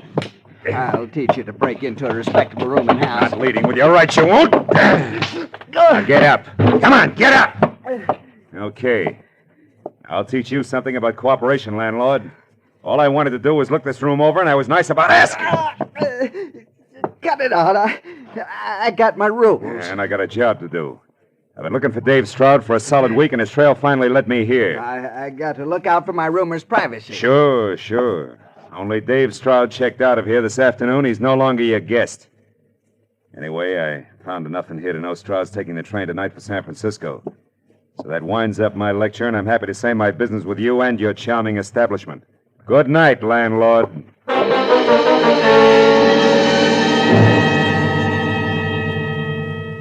When I stepped out of the cheap, musty rooming house into the warm night, I felt for the first time in a week that I wasn't wasting my time. That by tomorrow I'd know why a quiet young guy named Dave Stroud had suddenly dropped everything that gave life some sense. Everything from a lovely girl to a fine job and vanished. Completely. I stopped in a phone booth, called my client, and told her to meet me in an hour at the Leopard Spot, the bar in her hotel. Then I made a reservation on the 10 o'clock train for San Francisco, went home and threw a toothbrush and shirt into a bag, and when I walked into the Leopard Spot, I was right on time. I found my client, Ellen Wyatt, in a booth near the back. The soft rose lights touching her face made me wonder all over again what kind of pressure it could possibly have been to drive Dave Stroud away from a girl like this. I tried to wait in my apartment upstairs, Phil, but I just couldn't. Is it good news? I hope so, Ellen. That broken-down rooming house over in East L.A. paid off all right. Dave was staying there? Yeah, he had been, under the name of Donald Stranigan. But why would he take a place like that? He must have plenty of money with him. Oh, well, the city's cluttered with those joints. They're as common as tin cans. He figured you can't look into all of them. We were just lucky. Then he knows what he's doing. There's nothing wrong with him, like amnesia. No, it's something else, Ellen. Good evening, Miss Wyatt. Martini? Yes, please. For you, sir? Martini sounds fine. Yes, sir. Right. Marlowe, maybe that hunch I had about gambling, maybe it was right after all. Couldn't some kind of terrible jam with gamblers do this to Dave? Yeah, it might. But I checked that and drew a blank. Say, listen, Ellen, the description of Dave I got at that rooming house isn't too complete. That snapshot I asked you about, you bring it? Oh, yes. Oh, good. It's in my purse. Here. That was taken on our first date 4 years ago. 4 years ago, huh? Those years made quite a change in both of you. Yes. Dave and I are good for each other, Phil. Oh, sure. I only hope that the next 4 Here years... we are. Martini, very dry. Oh. Oh, thank you, sir. Well, I wish we had the kind of news we could toast. Maybe we will. Sooner than you think. You've got a new lead? You know where Dave is? Well, close enough to be pretty sure he's taking the 10 o'clock to San Francisco. San Francisco? Yeah, and so am I. Phil. How about coming down to the station with me, huh? Me? But do you think that's wise? What if he saw me first? Well, it's worth a chance for you to point him out to me. What do you say, baby? Got something to drink to now? Yes, and I better do it fast before I start to bawl. Tears would be awful in a martini.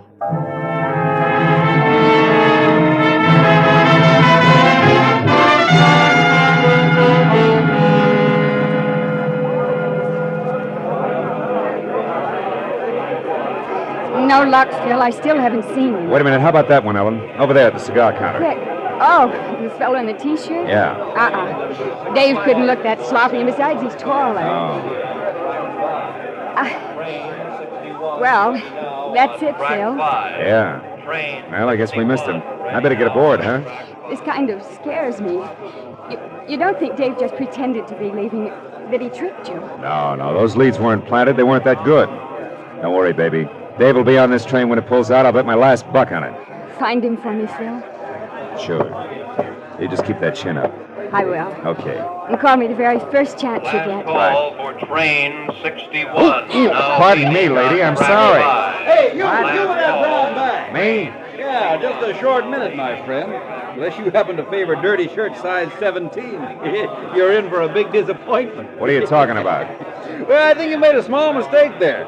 Isn't that my bag? I'm afraid not, mister. CP isn't Philip, M isn't Marlowe. Well, how do you like that? I saw you pick it up back there at the information booth. That's where I left mine. I could have sworn it belonged to me. I'm sure sorry. It's all right. Happens to everybody sooner or later. Yeah, well, now that's mighty big of you, friend. Say, you're going to be on old 61 for Frisco, too, aren't you? Afraid so, yeah. Well, let's call this an introduction. Auerbach's my handle. Manny Auerbach, on the road for Pfeiffer Plumbing Fixtures. Yes, sir. I'll see you on board, friend. Not much doubt about that. No, we might get up a little game. Fun, huh? Oh, fine. Yeah, well, I better shake a leg and get my bag. I'll find you all right. I never forget a face. Maybe I ought to cut my head off.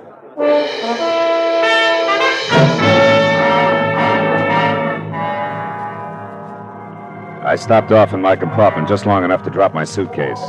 Then as we pulled out, I moved through the train to the dining car and picked a seat where I could keep an eye on the rest of the tables for Dave Stroud. Who, even if I didn't recognize his face, I knew from his fiancée would handle the knife and fork European style. Be likely to order liver and bacon and drink tea without sugar, and would probably be dressed in wooled tweeds with the shirt collar open. Well, as soon as I sat down, the car began to fill. My table companion, a quiet tab collar type, had his own business and knew how to mind it. Almost 100%. Which he did for the 15 minutes it took him to eat. Well, I don't know why food always tastes better on a train, but it does. Thanks for letting me share the table with you. Oh, not at all. Perhaps I'll see you later in the club car. We might have a nightcap. Yeah, it's a deal. Fine. So long. So long. So there you are, Oh, Marlowe. fine. Say, I've been looking high and low for you, my friend. What you doing in here? They serve nothing but food in this car, you know. Say, who's your pal? I don't know. He was here 15 minutes and we didn't get that far. I know exactly what you mean. You do? Yeah, those quiet birds give me the willies, too. You know, friend, I've seen him someplace before, and I never forget a face. You didn't catch his name, huh? He didn't throw it. He didn't throw. Oh. You like that, huh? Yes, sir, you're right on, my friend. Well, it'll come to me. Faces are kind of a hobby with me. I meet a lot of people, but I never forget a... Hey, have you lost somebody in here the way you keep looking around? Yeah, but I think I found him again. Hey, what's up? Where are you going? Play follow the lead. I'll see you, Auerbach. Hey, Marlowe, come back. You dropped something here.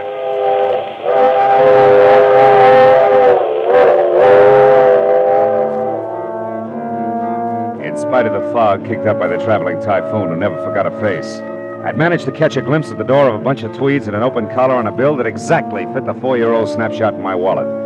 I bucked a huddle of undecided dowagers blocking the aisle, but managed to keep him in sight all the way back to car 16 without being seen. There I watched him unlock compartment L and go inside. I was convinced it was Dave Stroud, but at this point I had to be sure. I went to look for the conductor and finally found him tucked away at a lonely table back in the club car, as intent on his ticket count as a cheat at solitaire. I figured I could afford the time now, so I decided to wait. I headed back for the seat and I ran into my dinner partner, the Tad Collar. Well, hello again. You're a little early for that nightcap, but sit down anyway. Thanks. Oh, by the way, I'm Roy Tarney. Oh, mine's Marlowe, Philip Marlowe. Philip Marlowe. Why, I've read that name many times. You're the famous private detective. Well, private detective anyway. Glad to know you, Tony. Privilege for me. Oh, you're looking for a match here? Yeah. Oh, keep them. Keep them. I have others. Oh, thanks. Thanks again. Are you on a case now, Marlowe, or shouldn't I ask? Well, as a matter of fact, Hey, Marlowe. Marlowe. Man, are you hard to hang on to. But you're mighty lucky I'm honest, my friend. You see this? Yeah, I see. It's my wallet. Yeah. When you bolted out of the dining car, you dropped it on the seat. I found it for you. Oh. Nothing fell out but this picture here. And is she all right, man? Oh, man. Who is she, boy? The name, I mean, huh? Don't tell me. I bet you've seen her before. Yeah, that's Yeah, right. I thought And so. I never forget her face. Uh-huh. Well, thanks. Now, if you let me have it, I'm very grateful. Yeah, and, sure. Glad to be of service, my friend. Oh. Anytime I can... Well, speaking of familiar faces, this is the gentleman that you had dinner with, huh? That's right, Auerbach. This is the gentleman. Mr. Auerbach, Mr. Tawney, for better or worse, till your destination do you part. How do you do? Tarney? Tarney. Now, that's funny. You know, I was just telling Marlowe here that I recognized you from someplace. It's very unlikely. I have a fair memory myself. I don't remember you. Well, I don't know. I'm pretty good, but... Hey, wait a minute. I'm getting it? Sure. Oh, this is silly. Why, I saw you tonight in the railroad station. No, that's impossible. I was so late I nearly missed the train. Me too. Only you had a good reason. Oh, yes, sir, my friend. You were kissing the little woman goodbye. I couldn't see her too well, but she was quite a looker. And judging from the way you were going at it, you... Yeah. Well, now, wait a minute, friend. I didn't mean any offense. I was just kidding you along. Yeah, well, I guess I'll go by my way into a little poker. Excuse me. I suppose there has to be one on every train. Yeah. They help the ride like a square wheel. Yeah. Well, I think I'll go read a while, Marlowe. Good luck on your case.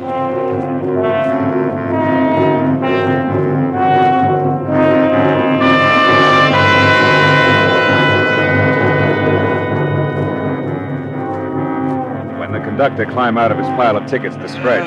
I went over, introduced myself, and asked the $64 question. Car 16, compartment L, huh? Well, let's see. Oh, here it is, Mr. Marlowe. That room's occupied by one Daniel Stacy. Daniel Stacy? Sure. Same initials as Dave Stroud. But we're not carrying any Dave Stroud tonight. Don't bet on that, conductor.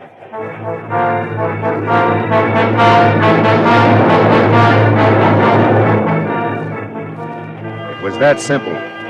I walked up through the train to car 16, and when I got to the door of compartment L, I'd already decided on how to handle Dave. To convince him that he had to go back to Ellen Wyatt regardless of what had happened to him. Yeah, I had it all figured until I heard it. It had come from inside. The door was unlocked, but the lights were out. When I got them on again, I realized that nothing was simple. Ever.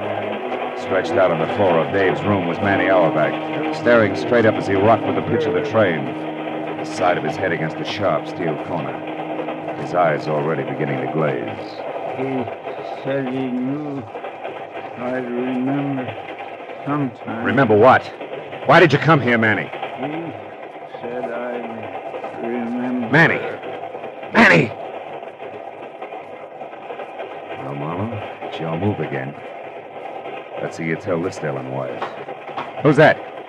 What? Ooh!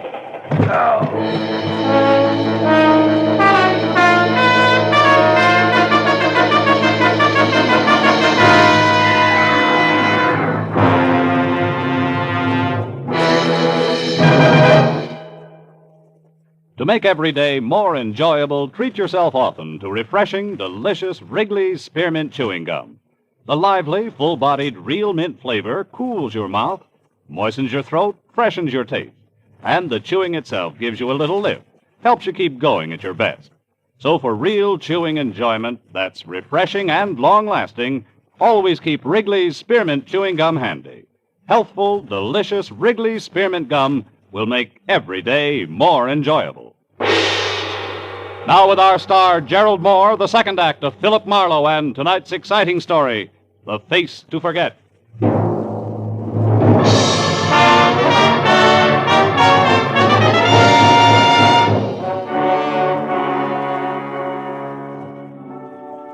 Either it had been the flat of the pistol crashing against the side of my head, or my head crashing against the stone-hard floor of the compartment, that had turned light into dark and left me with a welt behind one ear the size and shape of a cue ball. I couldn't tell which. When I had both my eyes open, I knew that it didn't matter. That nothing mattered really, except that I was staring into Manny Auerbach's dead face, while only inches away a pair of feet were moving. Feet that belonged to Dave Stroud, whose suitcase in tow was on his way out, one hand already on the doorknob. I went for him, or on the knees. What? Let go! Let go, I say! By the time I was off the floor and after him. He was well out in front. But wrestling with a heavy steel door at the end of the empty passageway slowed him down. When we reached the platform between the cars, he was almost mine. But then suddenly a hand shot out of the dark, grabbed a fistful of shirt front, and spun me hard against the opposite door. No! A hand that belonged to a man in a tan color. Mr. Roy Tawney, plus a shiny .22 automatic.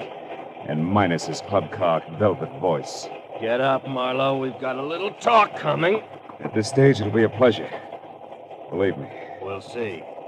What do you want with Dave Stroud? I'm a census taker who's real... Cut it. Time is running short, Marlowe. When you get off at this stop coming up, you stay off. Yeah? What's your angle? Dave. He still needs my help, and he's still gonna have it. No matter who he kills? Kills? What's that supposed to mean?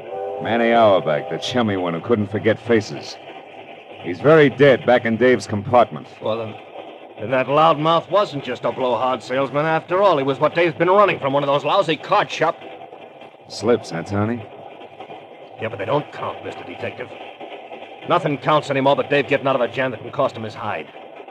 Just for the record, that game back in L.A. 3 months ago that cost Dave every cent he had plus 10 grand he didn't was about as level as the rest of that knee-pants town ever gets. Which makes you what? Two things, smart Alec. First, a guy from Detroit, a real town, who doesn't like a lousy fix. And second, I like a fix even less when the sucker on tap is my own brother. Now, Peeper, get back away from that door. The station's on that side. I wouldn't want you to run for it and get shot before you got to say a few words. Back over here, Marlowe. Take it easy with that gun, huh? They go off, you know. All right, the pitch. Let's have it now. What's Dave to you? Ellen Wyatt mean anything? Not very much. But Dave is sorry about that. So when you get back to your client, you tell it... Hold it. Just like you are and stay cheerful. This stop, Carter. Carter, gentlemen. Conductor, this train wait here a while? I mean, is there any time to get off and stretch? No, sir. Just stop long enough to pick up a little mail, leave a little mail, once in a while take on a passenger. Hardly ever, though. Carter folks aren't much on traveling. Oh, by the way, aren't you the gentleman who was looking for Mr. Stacy? Yeah, I found him, thanks. Oh, don't mention it. Glad to be of service. Say, don't get too close to the edge there, gentlemen. Carter, California. We were talking about Ellen Wyatt, Tony. Why didn't precious brother Dave ever let her know that he had to lay low, that he was in a jam with gamblers? A bunch of roses with card enclosed could have gone a long way, or again, there's the telephone. Oh, button it up, Marlowe. I don't know any of the details. Maybe the kid didn't want to know he couldn't stay away from the pasteboards. Maybe he just didn't want her to worry. Anyway, that's not the point. Then what is? That a broken heart beats a broken skull 7 times a week. You should know that much, Pete. So? So I don't want you, the girl, or anyone else to know where Dave is heading. At least not until I get back to L.A. by my lonesome and call a few spades just that. Like they do in Detroit, maybe, huh? Like they do in Detroit, no, maybe. You tell the Wyatt babe I'll look her up then. Now you get over there at the door and you take your choice. Jump or get pushed? Jump, pushed, or shot. Go on, Marlowe. This is where you get off. Go on, the longer you wait, the harder it's gonna be. Name it. Jump, push, or shot. I couldn't say much for the alternatives. But one look back over my shoulder at the gaping .22 automatic leveled at my head and Tawny's ice-cold gray eyes above made up my mind for me. Jump it had to be!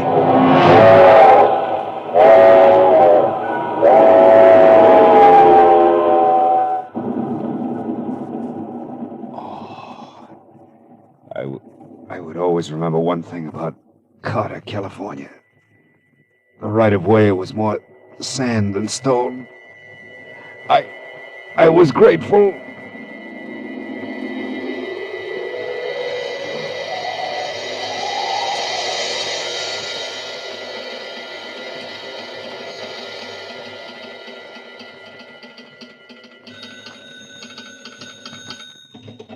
Carter Station, Willis Hensett speaking. The Limited left 10 minutes ago. No package for you, Miss Lillispan. I'm sure I'm sure. Huh? Me snapping at you. Now listen, Miss Lily. Brass of some people. Say, what happened to you, son? I tripped. Dad, this is important. Can you tell me where the Limited stops next? Well, is anybody getting on at Murdoch Corner? No. The first real stop. A good-sized town. Let's see. Smoke cigar, son? No. Look, Dad, this counts. Now, come on, tell me, will you? Yeah, sure. Well, now, there's Fulton. That's a half-hour wait. Oh. You got a match, please, son? Oh, yeah, here. Here's a whole bookkeeping. Now, tell me, how far is Fulton? Oh, 40, maybe 50 miles. Upgrade 50 on the miles. road. How can I get there in a hurry? I got to catch that train. Well, if you got a car, you can... Where can I rent a car or get a cab? It is our... Not a chance, sonny. Oh, excuse me, Jake's calling from Bakersfield. He's expecting a grandchild. Hooray for Jake. Now, listen to me, Dad. There's a dead man on the limited and his killer as well, and I was tossed off a train. Now, let's take the business. What? Well, in that case, let's call ahead and get the police. No, I don't want that. Well, why not, son? Because, for one thing, the killer may have been justified. Self-defense and the sight of the law will toss him into a lot of panic. He'll only end up in more gunplay. And for another, I have a very personal axe to grind. Getting tossed off the train, huh? Yeah, among other things. Now, will you tell me that coupe out there, is it yours? Yeah, but I can't For let $50 you take bucks? my car. You're cash? Cash. Here. Also, here's my credentials. I'm a private detective out of L.A. I'll get your car back to you as soon as possible. I'll pay you another $50 when I do. Now, give me the keys, will you? Quick. Yeah, sure. Okay. Here. It's the one in the middle. Thanks, Dad. And don't worry. I'll drive real What's the matter, son? Well, you're staring like you don't feel so good. What is it? Your head, maybe? Yeah, my head, maybe. I ought to have it examined. Sometimes it's real slow coming up with the truth. The truth? What do you mean, son? I mean, I got a big fat hunch, a hunch that may be able to stop a second murder. If I make it to Fulton in time. So long, Dad. Thanks a lot. You've been a great help. My apologies and congratulations to Jake.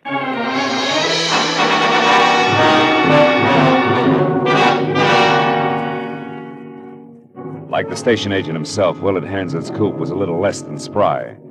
But with the accelerator jammed hard to the floor and only a straight, empty highway ahead, I managed to keep it at a straining 70 most of the way. And 50 minutes later, when I tore into Fulton and followed the street markers to the station, a long, low, welcome sound in the night told me I was on time. The train was just getting underway again. I slammed to a stop at the end of the depot, piled out of the coupe and started to run for the last car. But I changed my mind. The train could chug on its merry way without me. After all, it was going without Dave Stroud and his big brother. The two men were walking down the deserted platform toward me. I slid back into the shadows of a pile of crates and waited, my hand tight on a .38 in my pocket, suddenly positive that my hunch was now a sure thing. Roy Tawney was not Dave's brother, but he was the one who had murdered Manny Auerbach in car 16, compartment L, and he was ready to try murder again. All right, Stroud, that's far enough. Hold it there. Tawney, you're out of your mind. You've got no reason to kill me. I'll never say anything. Ellen knows that. That's why I ran. I could never turn Ellen over to the police.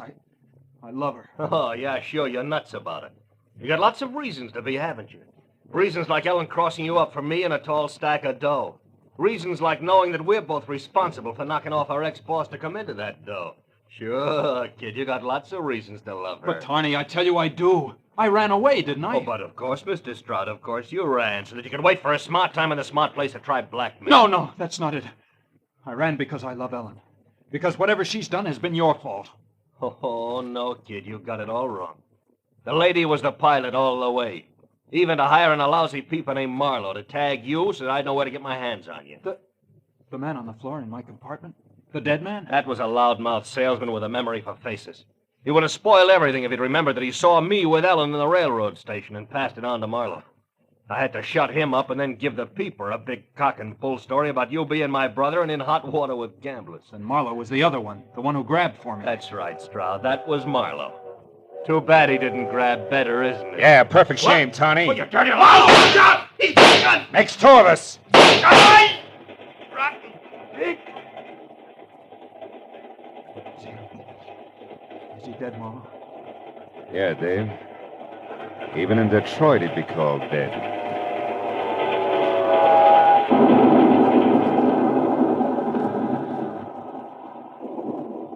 Come on, Dave. We got some telephone calls to make. The police, for one. All right. Marlowe, is all this really true? Yeah, I'm afraid so, Dave. The girl you wouldn't turn in for murder wanted to murder you. Believe it, kid, all at once. It'll be easier later on that way. Yeah, sure. Thanks, Marlowe, for getting here when you did.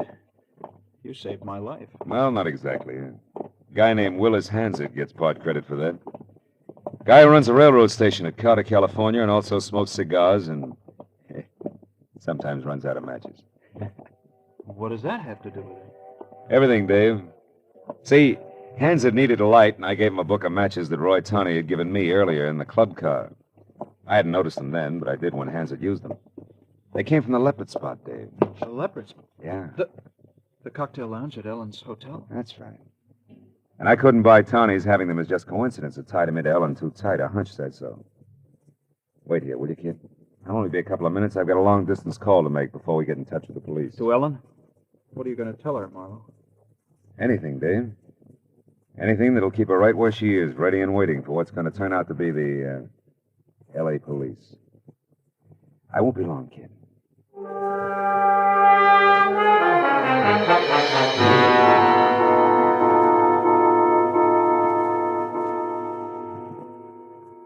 After the telephone call, Dave and I spent a long hour with the Fulton police, explaining why a man named Roy Tawney was lying in their quiet railroad station, face down in a pool of his own blood. And it was a long hour again with the railroad officials who arrived with their own set of questions. Well, it was 4 o'clock in the morning before we were finally aboard a train, heading back for L.A. Dave Stroud and I sat opposite each other in silence through that bleak, empty hour when you can almost feel the day that's coming up nudge the one that's just gone by. I was real glad to see it go. I sat there looking at Stroud and wondered if he'd ever heard the lyrics of a song a train whistle always makes me think of. My mammy done told me. When I was in knee pants, my mammy done told me, son, a woman's a two-face, a worrisome thing who'll leave you to sing the blues in the night.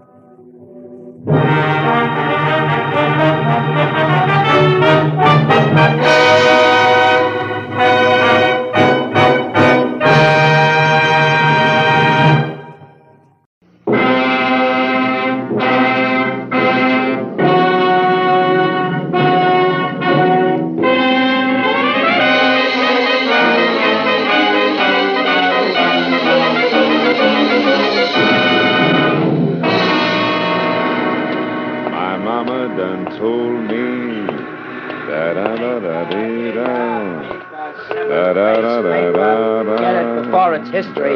Hi, Mr. Marlowe. Hiya, kid. Get up while it's hot. Paper, 7th place, clothing wall. Hey, mister, could you please help a blind man? Could you let me have a buck for my first square meal in a week? You mean your first shot in an hour, don't you, Jake? Huh? Oh, Mr. Marlowe, hi. How are you? Sorry I didn't recognize you. Must be these dark cheetahs. Yeah, must be. How's business, Jake? Oh, I seen better. You too, huh? Yeah, sure. Well, you're just standing around here in front of your office for the fresh air, maybe. No, Oh, no, don't tell me that ain't it. I got it. Huh? You're making a rendezvous, a secret meeting, huh? No, Jake, I'm just waiting for something. Holy catfish! Look at that jerk out in the middle of traffic. The guy with the suitcase. Getting out of that cab right in the middle of the street. Hey, he's coming this way. And he acts like the guy I'm waiting for, suitcase and all. Here, Jake, here's a starter on that meal. I'll see you. Goodbye. I got you. So long, Mr. Marlowe. Thanks a million. Sir, tell me quickly. You're Mr. Marlowe, Philip Marlowe? That's right. You're Roth Winkham? Correct. Mr. Marlowe, is your car nearby? Yeah, right over there. Good. Come, Mr. Marlowe. We've got to get out of here. My very life may be in danger. And have you been seen with me, sir? Yours as well. Quickly, Mr. Marlowe. We must be off. Yeah. Well, this way, Mr. Winkham. My new client was right out of Charles Dickens, but I bit my lip and tried to play it straight. We piled into my car and took off. Mr. Winkham, his owl eyes glued to the rear window, watched and worried hard about whether we were being followed. But finally, he was convinced that we were safe. He relaxed his grip on the suitcase and fumbled for a cigarette. Roth Winkham was maybe 50 and had a large, bald head on a small, well-dressed body that just couldn't sit still. Also, it was at least 3 to 1 that the gentleman had ulcers. He was the type. Keep driving, please, Mr. Marlowe, and do watch the rearview mirror. Okay. Now, sir, what exactly did I say to you on the telephone? Well, you wanted me to fly to Chicago tonight with a suitcase that contained an item worth $20,000, which was earmarked for some museum, right? Oh, yes, the Asheville Museum. Yeah, and you said something about an eccentric here in L.A. who owned the item. That's about all I caught. That and the fact that you were very worried. And I still am. Now, first, Mr. Marlowe, a word about the man who was First, found. Mr. Winkham, a word or two about the item itself, huh? You know, I can't afford to play carrier pigeon without so much as a peek. It's too much like leading with my chin. Now, what is it? A gold cobra. A gold what? A cobra. A snake, sir. Made of 250 separate links, each some 2 inches in diameter and each solid gold. Links, huh? That makes the snake flexible like the real thing, is that it? Yeah, precisely. And the cobra's hood, Mr. Marlowe, is spun gold. Oh? Originally, the object was a ceremonial piece. It comes from India, from a kingdom that no longer exists. Mordecai Ziff bought it there several years ago. Mordecai Ziff, huh? Yes. He's the eccentric who lives here in L.A.? But perhaps intellectual is more the proper term. Oh. He lives near here in the Hollywood Hills, and he is the one who is presenting the cobra to the museum. I see. Well, tell me, what's your connection, Mr. Wickham? I am a friend, Mr. Marlowe. Mordecai and I studied together in Europe many years ago. Really? We have remained fast companions through the years. And now that his health is failing, he is a man of 60. I wish very strongly to repay his kindnesses, but I need your help to do it. Yeah, well, that brings us to the party following you. Who's that? A creature named Akbar, Mr. Akbar? Marlowe. Yes. He's an East Indian, and he wants the cobra, badly. That's all I know of him, except, sir, that he has no claim, morally or legally. He's merely a fanatic. Yeah, well, that's not to be sneered at. It's a full-time job. Tell me, what does this Akbar look like? Well, he's thin, he's dark-skinned, dark hair, vicious, cold eyes. You'll have to be on the other... Mr. Marlowe, behind us, sir, that taxicab. We're being followed to get... Drive, sir! You see who it is? No, but it could be Akbar. Try to lose him. That's exactly what I'm trying to do. The cobra's in the suitcase here, right? No, this suitcase is empty. Oh? A decoy. The gold cobra is in a similar bag that has been checked at the Beechwood Plaza Hotel. Turn again, Mr. Marlowe. The cab is gaining. Right. Now, sir, this envelope contains the claim check for the bag, as well as your airline ticket to Chicago. Also, there's a $100 bill included. Oh. And you'll get another one when we meet tomorrow night in Chicago. I'll look for you at the Dearborn Street station at 8 o'clock. He's still with us, Mr. Marlowe. Yeah, and that's a red light ahead. We can't slip through. Then it's time for me to go. And time for Akbar to follow me. Me and the empty bag. Good luck, Mr. Marlowe. I'm counting on you, sir. By the time the light had changed, the spry Roth Winkham had already made it to the sidewalk, the empty suitcase conspicuously in hand. And when my rear-view mirror showed the cab had given up the chase, I figured the quantity known as Akbar had taken the bait and followed Winkham. All of which made my next stop the check room at the Beechwood Plaza Hotel.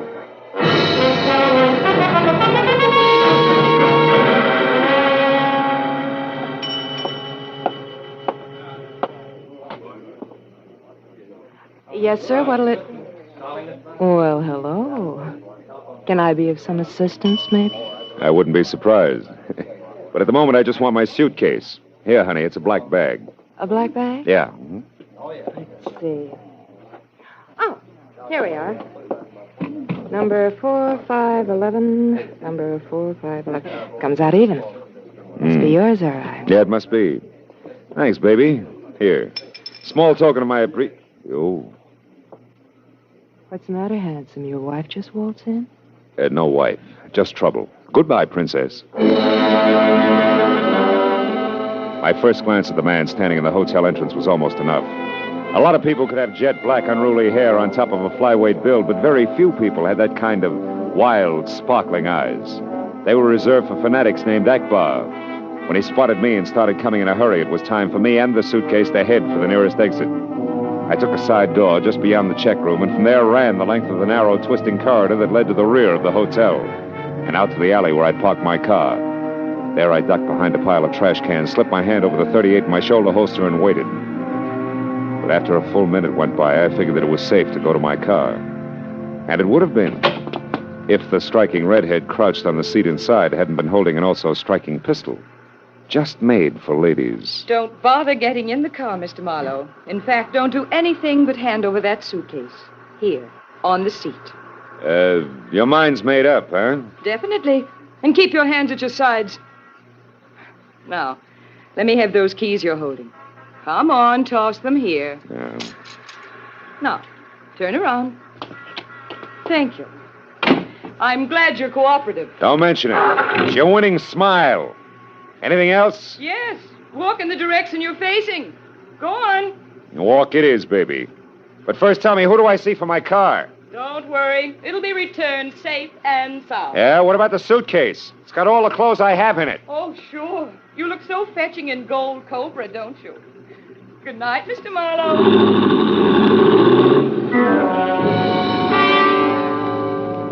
The shock of fire red hair gunned my car the length of the alley and then swerved on two wheels into the busy street beyond and was gone. I followed to the end of the alley and started walking toward the hotel. And I saw something else.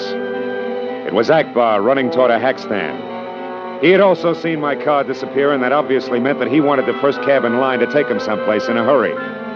But the driver was waiting for a fare, which forced him to the only other cab in line, and almost gave me time to get to him. Almost. But not quite. That left only an outside chance that Akbar had tossed an address to the driver before he knew that the cab was taken. Yeah, but it was an outside chance that paid off. Yeah, sure he gave me an address, pal. Even though I had the flag down. I got an old doll inside. Listen, friend, this counts. What was that address? Come on, the right answer's worth 10 to you. A saw? The same. Here. Oh, no. All right, what was it? Let me think, pal. Come now, on, hold come on, everything, come on. pal. I got it. Outpost Road, number 818, I think. Yeah, 818 Outpost Road. 818, Hollywood Hills, huh? Uh-huh. Someone up there you know, pal? Yeah, it could be. Get moving. 818 Outpost But, Road. pal, I already told you. I already heard you. There's another 10 in it, and let's forget the old doll. Come on, Buster, roll.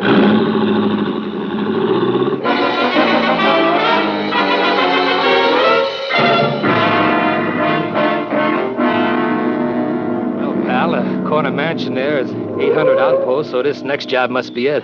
Whew. Looks like the Taj Mahal joint. Yeah, that plus enough grounds to build a ballpark, grandstand included. I'll get out here, take the driveway on foot. Okay, pal, whatever you say. Hey, you want me to wait? Yeah, you better. No, I think I see my own car up there. Here's the 10, thanks. Okay, pal. So long. Hey, give my love to the Roger, huh? Brother, what a backdrop for a harem. 50 beautiful girls, 50. Kindly stand just where you are. This rifle is loaded and the safety not on. It was hard to believe. At the top, a genuine African pith helmet, and under that, a pudgy, cherubic, smiling face with red roses for cheeks and dimples, an inch deep. And the rest fit, too. A round little body dressed in a khaki shirt, riding breeches, and polished leather boots. Happy of the seven dwarfs and jungle get-up. But there the individualism ended, because like everybody else I'd met tonight, his interest was in the Cobra, exclusively. Now, Mr. Whoever you are, where is that snake? Have you tried the grass? I understand snakes love it. This is not the time to jest. There's nothing funny about that Cobra. Not unless $20,000 happen to tickle your funny bone. For the last time, where is the Cobra? The truth. Okay. The truth. Frankly, my friend, I haven't the slightest idea. Honest, I haven't. Happy folded up on one punch like it was built on hinges. I headed for the Taj Mahal on a run. But when I was past my car and had gone the slippery length of a tiled porch that led to a pair of half-open etched glass doors, I slowed to a walk at the sight of a single light that came from a beaded lamp in a room inside. Then I came to a full stop. The room was about the size of a basketball court with plush decor that was strictly Far East. An elderly man wearing a bright yellow satin robe and an also bright yellow satin turban was stretched out. Glassy eyes staring at the ceiling. The front of his robe an ugly blood stain. Beside him was the lady with the red hair, and next to her the suitcase that wouldn't stay put. It was a good time for me and my 38 to announce ourselves. Well, this certainly outclasses the alley, doesn't it, Red? What? And now it's your turn to keep your hands at your sides. What do you want here, Marlowe? Did you kill him? No. Oh, no, I didn't. Believe me, I didn't. I hated Mordecai as if, but I wouldn't do this. Oh, of course not. How could I even think of it? You only stick up people in alleys, steal cars, walk off with gold lucky pieces worth 20 grand or better, huh? Marlowe, I didn't do this. My gun hasn't even been fired. Here, look. Don't try it, Red. I'll look when I'm ready. First, I want to make sure the Gold Cobra is still intact. Of course it is. I never let it out of my hands. We'll see. Stay right where you are, baby. Don't move. I can unlock this with one hand and cover you with the other. Okay. Now we'll know if the Cobra's... Look out! Marlowe, it's real, a cobra. Steady, Red. Don't move. No. Oh, baby, you shouldn't have killed the lights. That makes the next move the Cobra's. And my gun's worthless.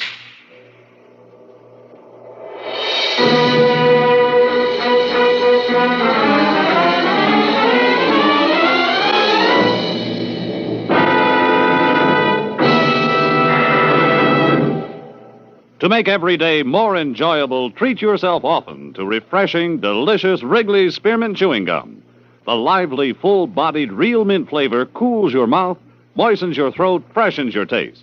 And the chewing itself gives you a little lift, helps you keep going at your best. So for real chewing enjoyment that's refreshing and long-lasting, always keep Wrigley's Spearmint Chewing Gum handy. Healthful, delicious Wrigley's Spearmint Gum will make every day more enjoyable. Now with our star, Gerald Moore, the second act of Philip Marlowe and tonight's exciting story, The Gold Cobra.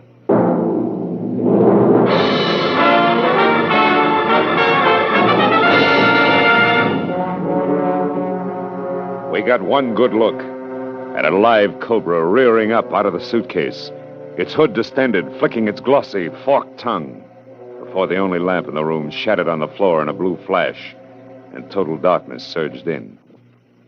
For an endless moment, there was silence, as soft and thick as black velvet. Then we heard it. The snake was moving. We listened to it crawl slowly out of the suitcase, ease itself across the table, and slither to the floor.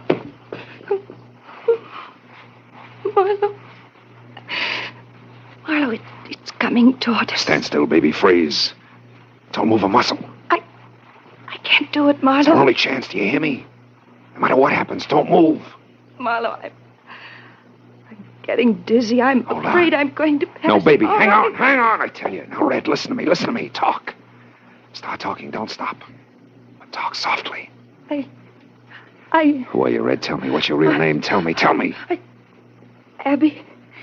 Abigail Seaburn. All right, who killed Ziff, Abby? I... Who was it? Come on, answer me. Keep talking. I don't know, Marlowe.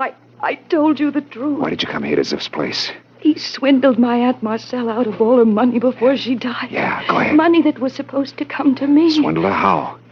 He was a mentalist. Yeah. A fake mind reader and fortune teller. He told her lies that made her keep giving him money until there was nothing left. Atta girl. Keep it up, baby. Keep it up. Why did you take that suitcase away from me at the hotel? Answer me, Abby. Think. Come on. I spied on Ziff. I found out about the Gold Cobra. Yeah, go ahead. I knew if I once cut my hands on it, I could force Ziff to return the money he tricked my aunt out. Keep talking. Oh, Marlowe, I can't. I can't stand it, that awful Quiet. Listen. There's someone in here. Yeah. Who's there? Who is it? No! He made it out the door. The Cobra struck at him, Marlowe. Sounded like it was clear across the room from us. Now look, Abby, stay where you are. Don't move. I'm going to see if I can find a light switch on the wall behind us. Stand real still, Abby. You hear anything? No. Oh, hurry, Marlowe, please. Believe me, baby, I am. There ought to be a switch here someplace. There's got to be a switch. Yeah, here it is. Thank heaven, light again. Where's that Cobra? I don't see it, Marlowe. We'd better spot it. That thing's loaded with sudden death. It's not here, I tell you. It's gone, Marlowe, it's gone. Yeah, I guess you're right, for the time being. But in case it comes back, you better keep that gun handy. Where are you going? After the guy who beat it through that door. Right now, it pays to be ahead of the game. But not too far ahead, Abby, do you understand? Oh, yes. At this point, mister, I'll do anything you say. All right, then wait here for me. And keep your eyes open wide. This Cobra's not the only killer loose in this joint. The door opened into a long passageway that offered as much chance to duck for cover as the inside of a loaded cannon barrel. And it was so narrow that if the Cobra had found its way out there, It would be within kissing distance when we passed. The hair on my neck remained at rigid attention while I edged along the hall toward a dim light at the end that came from a heavily draped green waiting room. In the center, facing halfway from me, was Akbar, the tousle-haired East Indian. His face was even grayer than before, and his hand trembled as he mopped his glistening forehead with a silk handkerchief. When I stepped in, he saw me from the corner of his eye. His face went stony. Only his right hand moved. It dived under his jacket for a weapon, but I brought my gun down hard on the point of his shoulder. His arm went limp, and a knife as wicked as the back end of a scorpion bounced across the floor. Dog, you'll pay for this interference. Not on the installment plan, Buster. We're going to settle up right now. How come the live cobra in the suitcase you're so anxious about? A fiendish trick. Yeah, and in the dark, it almost caught you, didn't it? True, but fortune smiled and the cobra missed. Yeah, but fortune's a fickle lady, Buster. Come on, talk it up. Just what are you trying to promote? The return of the sacred gold cobra to its rightful place. The temple of my ancestors in India. The blasphemy perpetrated by Mordecai Zif will end only in the restoration of the gold cobra. And I am prepared to do whatever I must do to accomplish this. Even to paying money for it. Or killing? Or killing. Death is transitory and therefore inconsequential. Well, the Homicide Bureau has other ideas, Elephant Boy. So maybe we better just... I hate to leave you alone, Akbar, but you're better off in the long run.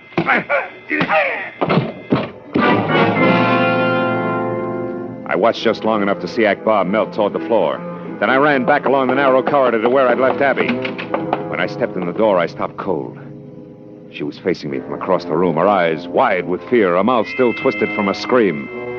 Directly behind her was an opening in what should have been a blank wall, and inside it, staring out with fixed, hypnotic eyes, was a coiled cobra.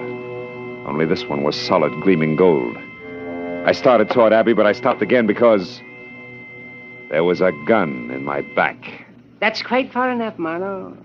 Roth Winkham. What is this? You aren't going to like it, Marlowe, not one bit. Give me your gun. Give it to me. Get it yourself. I wanted to warn you, Marlowe, but he said he'd shoot me. He took my gun, too. Come on, Winkham, why the switch? Believe me, Marlowe, when I hired you tonight, I expected a much less bizarre ending to all this. I intended you to be peacefully on your way to Chicago by now, with the Gold Cobra safely in tow. Still just a favor for a friend, huh? Not exactly. That part was a small lie. Mordecai Zif was my partner. Your partner? Yes, my dear. When we felt it was time to move east again, I decided to break away from Mordecai and keep the Gold Cobra for myself. Alone. But I needed help. Because a fanatic named Akbar turned up who had his eye on the Cobra, too? Get over into that empty car, both of you. Go on, get over there. Move. Take it easy. No tricks with the pottery, Marlowe. You shoved him into Never mind. Leave that vase alone. Get back in the corner. So it was you who killed Zif, huh? I hated him. For every one of a million indignities I've suffered at his hands. As soon as I was sure you'd picked up the Gold Cobra, I came back here. And I killed him. I just finished it when I got here. Yes, young lady. I didn't know about you. But I managed to get out of here before you blundered in with that empty suitcase. Empty suitcase? That's what you think. That's what I mean.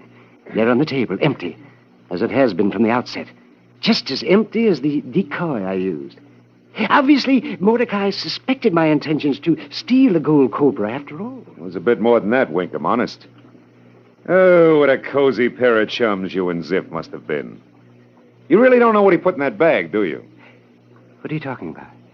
Zif had a surprise all set for you, Winkham. It was Marlowe, look. The snake, it's coming out of that vase. Holy smoke, Winkham, there's a live cobra behind you. I don't blame you. Listen to me, will you? Marlowe. Oh, that's such an old stunt. Stay back. Marlowe, it's Winkham, coming. kill it, I tell you, it's right behind Stop you. it, you're only wasting time. No.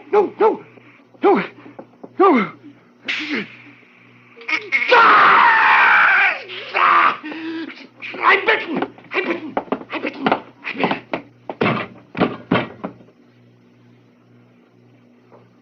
Oh, no. He's out, and it's no help, baby. That thing's still between us and his gun. Get behind me, back in the corner. Oh, Marlowe, we're trapped. We can't get past it. Get back, will you? Maybe I can throw my coat over it long enough. Hey, anybody here? What's the matter? Oh, it's the jerk in the pith helmet. Hey, you! Over here! What in the world's going on, anyway? Get over here with that rifle, will you? Hurry! What's the meaning of all the... Bertie! Good heavens, my cobra... Kill it, will you? Shoot! Quiet. You're in a spot, folks. No fooling. She's got you within striking distance, so don't move. Just stand still. Very still. Come on, Birdie. Birdie, now. Come on. Take a look at the end of the rifle, Birdie. See the hole? That's it in the end. Fascinates you, doesn't it? Steady, folks, don't move. Keep looking at the little hole in the rifle, Birdie. That's right. Now back up. That's the way. Into the sack, Birdie. Little more. Now put your head in like a good girl. Ha! That does it.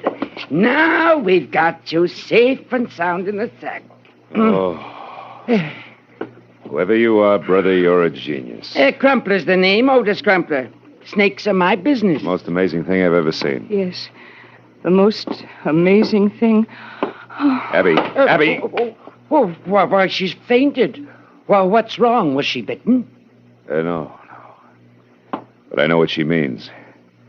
Look, if you don't mind, Crumpler, I think I'll sit down myself. Right here.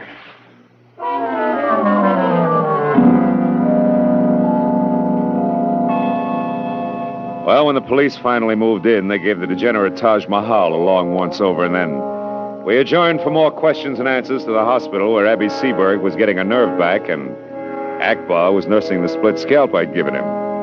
And while Otis Crumpler and I waited for the word downstairs in the coffee shop, Roth Winkham, my client, was busy dying of cobra venom, in spite of Crumpler's best efforts. Well, that's the way it is with cobras, Mr. Marlowe. Sometimes there's just nothing you can do. Sugar? No, thanks, no. He had it coming, Otis. Oh, both of them did. Mordecai Ziff was a slimy sort, too. He'd been snooping around my snake farm for several days. Oh? And then tonight, when Birdie turned up missing from her cage, I just knew that he was behind it some way. But I couldn't figure why anybody wanted to steal a cobra. You know what I mean? Yeah, vaguely. Phil, guess what? What? Oh, Abigail Seberg is well enough for coffee. Sit down. Oh, it's better than that. The police think there's a good chance that Akbar will be able to buy the Gold Cobra and I will get the money. How do you like that? I like it fine. Where are we going to spend it? Oh, well, I know a certain kind of snake bite remedy I'd like to try right now. I think we deserve it, mister. It comes in bottles, and they call it scotch. Oh, no, not whiskey. Oh, not for snake bite. Oh, no. No, that's the very worst thing you could do. You see, it stimulates the heart and makes the blood go faster. And that, Mr. Crumpler, is exactly the idea. Come on, Phil.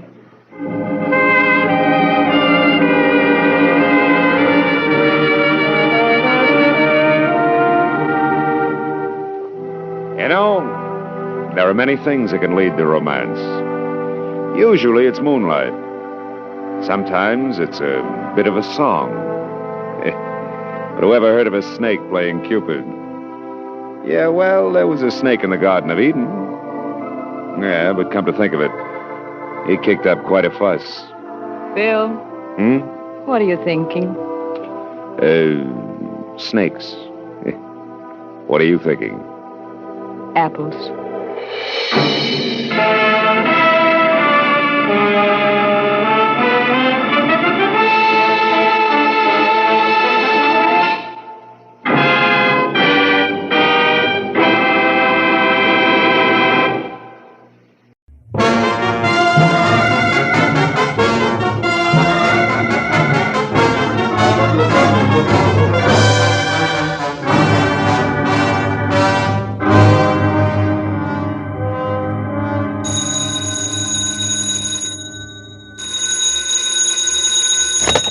Hello, Marlowe speaking. Phil, thank heaven you're home tonight.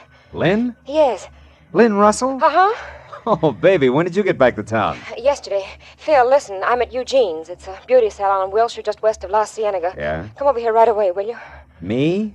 To a beauty shop? You've got to help me get out of here. What's the matter, kid? Got your head caught in a dryer? Phil, please, I'm serious. I'm scared. There's a guy waiting for me outside, and when I leave here, I'm afraid he's going to try to kill me. Now, look, this isn't just for laughs, huh, baby? Phil, this time I'm not fooling. This man's crazy.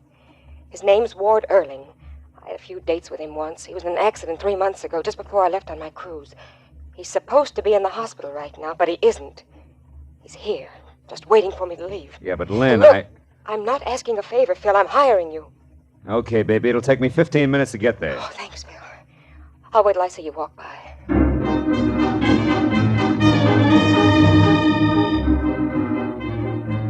I drove out to Wilshire Boulevard and kept telling myself that I could trust Lynn Russell. Why? Because I like her. She was a glossy brunette, born with all the natural equipment of a top model and a covey of oil wells in her own name. She rushed at life, but she'd always been smart enough to stop short of real trouble. Well, it was 9:30 when I got to the section of Wilshire's Miracle Mile that housed Eugene's beauty shop. I drove by, saw no one outside, so I pulled into an alleyway, parked, and walked back slowly. As I passed in front of the show window, I winked at a gilt mannequin with purple hair, and when I heard the door open behind me, I stopped and lit a cigarette. Lynn Russell hurried by without a word, ran to a cab at the corner, and drove away. And that was all there was to it. I turned around, headed back to my own car, and got as far as the handle on the door. Oh! I fell against the car as the blow came again. Oh! It made syrup of my legs. I oozed down onto the pavement and stayed there. I know you. You're Marlowe, the private detective. Okay. So I'm Marlowe. Well, let me tell you something, Marlowe. I've spent 3 months flat on my back because of an accident that wasn't an accident. I'm going to get even with her, you understand? I don't care what it costs. Palmer Sloan or anybody else can hire a dozen like you, and it won't stop me, so stay out of my way. I climbed up my front fender hand over hand, got back on my feet. In time to clutch a glimpse of a new convertible emerald green with what must have been Ward Erling at the wheel. Well, it was no use trying to follow in the condition I was in, so I headed for Lynn's place with all my windows open. The cool air helped. I pulled up in front of a wrought iron arch labeled Garden Court Bungalows and followed a flagstone trail back to number 4, which was Lynn's. I felt almost normal again, until I saw her front door. It was standing half open, framing a man against the dark interior who was trying his best to see inside. This time the advantage was mine, and I took it! Take your hands off me. Get inside. Oh, just a minute. Get in! Now turn on the lights. Lynn! I doubt she's home. Miss Russell is not in the habit of sitting around in the dark. Oh, you know her habits, huh? I do. And you? I know she has bad taste in men. I wonder if I should resent that. You don't qualify. What are you to Lynn? When she wants someone to help her lift a martini glass, she calls on me. We've been going on like that for years. Just tell me your name, Junior, and he's off on the small talk. My name is Sloan, Palmer Sloan. Now it's your turn, Mr. Muscles. Never mind. Lynn! Lynn! By what right are you snooping around like this? Just who are you, anyway? Here. Here's my card. Lynn hired me tonight. Ah. So you're Marlowe the detective? Yeah. Marlowe the detective. Any idea where she is? It's important. None whatever. I had a date to meet her here, which never means very much to her. Why did she think she would need you tonight?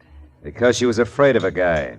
One who gave me a crack on the skull, and incidentally, doesn't think much of you either. Oh? Ward Erling. Ever hear of him? Erling? Yeah. Well, yes. But Erling's still in the hospital. He met with an accident, you know, something about brakes slipping on a car, and he was crushed. Accident's not what he calls it, and he's got a gun, just for emphasis. What's his connection with Lynn? Oh, help yourself, Marlowe. Lynn won't mind. Get your snoot out of that glass and answer me. She discovered him, like all the others. That sculptor 2 years ago. And the cowboy, Tex Harrison. Early last year was the fellow with the racing boats, and so on. They are hobbies, fun and games to Lynn. She's got too much energy, far too much. What's the difference with Ward Erling? Well, he fell in love with her. Oh. It was charming. And then he wouldn't be brushed off, told off, or bought off. She tried them all. So? She left. Ran out, took a cruise. He wanted to marry her, simply wouldn't take no for an answer. Imagine that. Those two belong together like scotch and kerosene. You know, you sound a little like you're in love with her yourself. Maybe I am. Oh. But I know my quaint little position in her life. I'm her errand boy, Marlowe, nothing else. You don't care how dirty your hands get? What do you mean? Skip it. Now look, errand boy, her life's in danger. Right now, I've got to find Ward Earling in a hurry. Any good ideas? You might try the 4-bell jump in Santa Monica. What's that? It's a jive joint on the waterfront at Surf and Wilshire. That's where Lynn dug that character up originally. He's a musician? If you want to call it that. Some do. He was the piano player and leader of a small and for some reason successful combination that's still there, so far as I know. Yeah, and one more thing. Lynn left here in an awful hurry. She might be looking for you. And I might later, too. Now go home, wherever that is, and wait. Why not? Oh, it's 210 in the Beekman Plaza. 210, huh? And if my apartment doesn't answer, try the bar.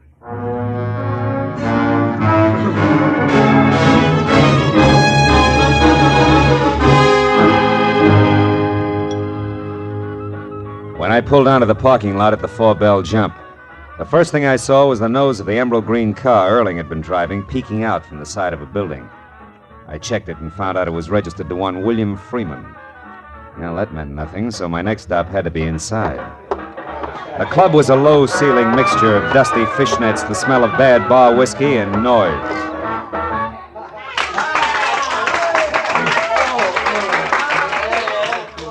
The band had just finished the set, climbed off the stand, and drifted out to join the customers.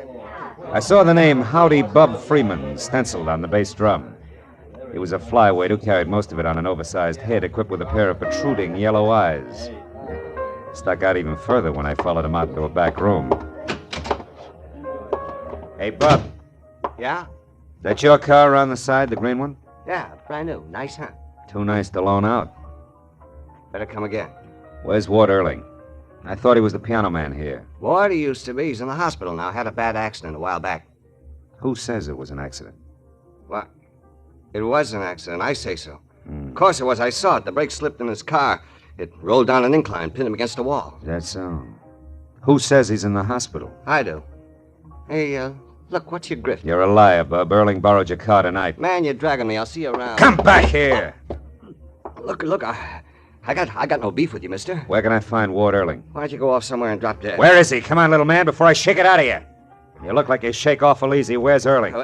Wait a minute. I don't know. I swear I don't. I don't care if he used my car. I didn't know it. He's a bring-down, a spook. Keep going. He blew his cork over some society doll. It practically wrecked our combo we've been working 5 years to build up. Also, it broke the heart of one very sweet kid.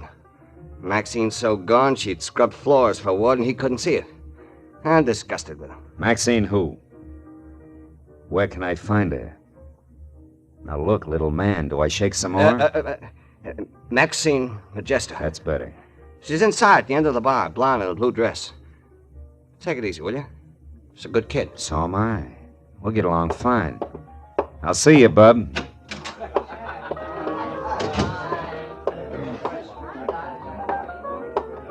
What'll it be for you, mister? Scotch.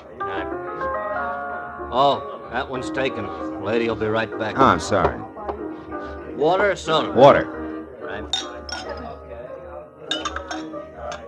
There you go. Thanks.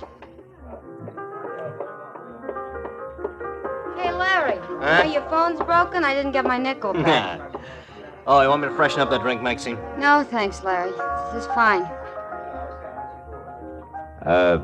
Maxine, Yeah? maybe you can help me. Maybe. No. No, what I mean is I'm looking for Ward Earling. Try under a rock. You know, you sound a little bitter. I'm as bitter as a slot machine these days. What's it to you? Well, I'm an acquaintance of Lynn Russell's. Name's Marlowe. You know her, Maxine? I've seen her at the jam sessions we used to go to. She used to show Ward off to her little groups like a prize pup. Sure you got it pegged right? You know, she tried hard to shake Listen, she's the got rocks type who'd sink a yacht just to watch the bubbles. And that's only... Only what, Maxie? Never mind, skip it. Good night, Mr. Hey, Marlowe. wait a minute. Don't I get to buy you a drink? Some other Tuesday. Good night.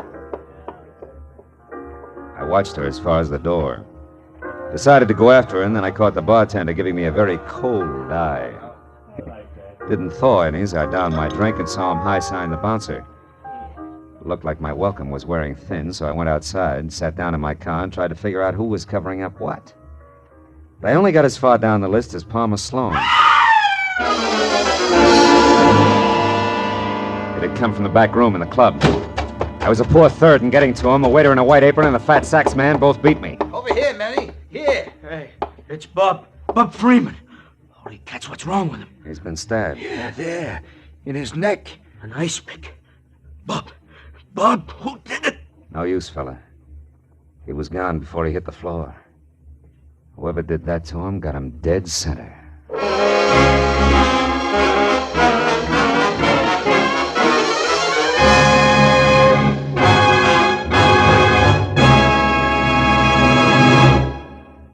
To make every day more enjoyable, treat yourself often to refreshing, delicious Wrigley's Spearmint Chewing Gum. The lively, full-bodied, real mint flavor cools your mouth, moistens your throat, freshens your taste. And the chewing itself gives you a little lift, helps you keep going at your best. So for real chewing enjoyment that's refreshing and long-lasting, always keep Wrigley's Spearmint Chewing Gum handy. Healthful, delicious Wrigley's Spearmint Gum will make every day more enjoyable. Now with our star, Gerald Moore, the second act of Philip Marlowe and tonight's exciting story, The Pelican's Roost.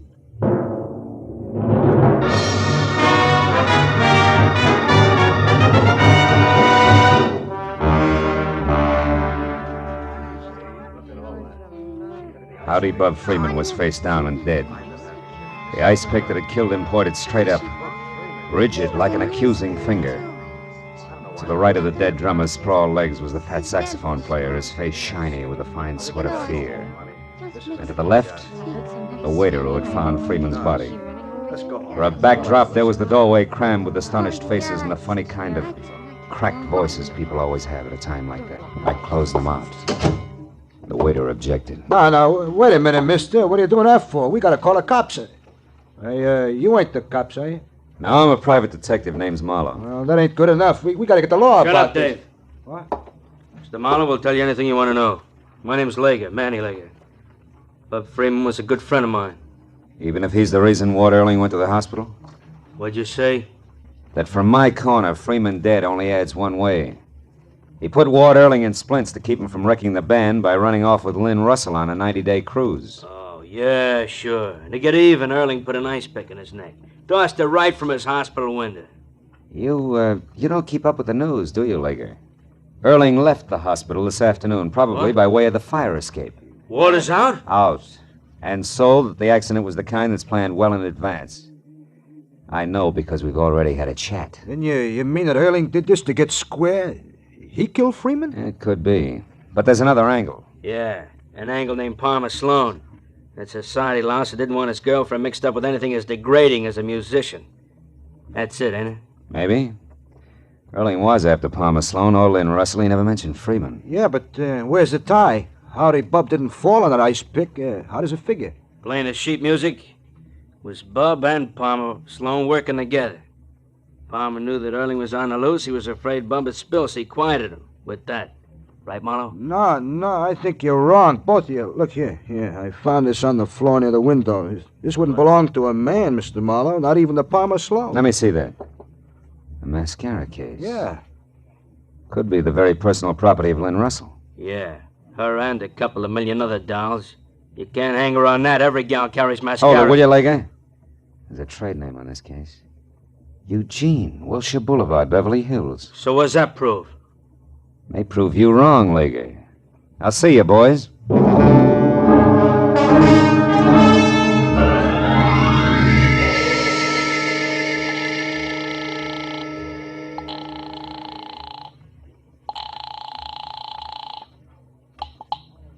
Hello. Marlowe, Sloan, have you heard from Lynn? No, Marlowe, I haven't, and I probably won't, so please let's not call here Save every it for the hour. country club, Palmer, and get a good grip on this. The drummer at the Four Bell Jump's been murdered. Looks like our not-so-sweet friend did it. Lynn? Oh, you're out of your mind. Yeah, I'm out of my mind. Now tell me, if she did this, have you any idea where she would head? No, Marlowe, no, I don't. No. The boat is tied up. Her car is in the garage for repairs. Okay, suppose she didn't take a car or a boat. Would it be by... Hey, wait a minute, Sloan. What was that about a boat? Is it a yacht, maybe? Not exactly, Marlowe. It's a cabin cruiser. Anchored off the Santa Monica Pier at the moment. and Santa it's an Monica, open- Sloan, that fits. What's the name of it? Crest of the wave. Why? What makes you think she'd go out there? Well, among other things, a crack a lady made early at night. A lady named Maxine Majesto who loves Ward Earling and hates Lynn Russell. Bye-bye, Palmer.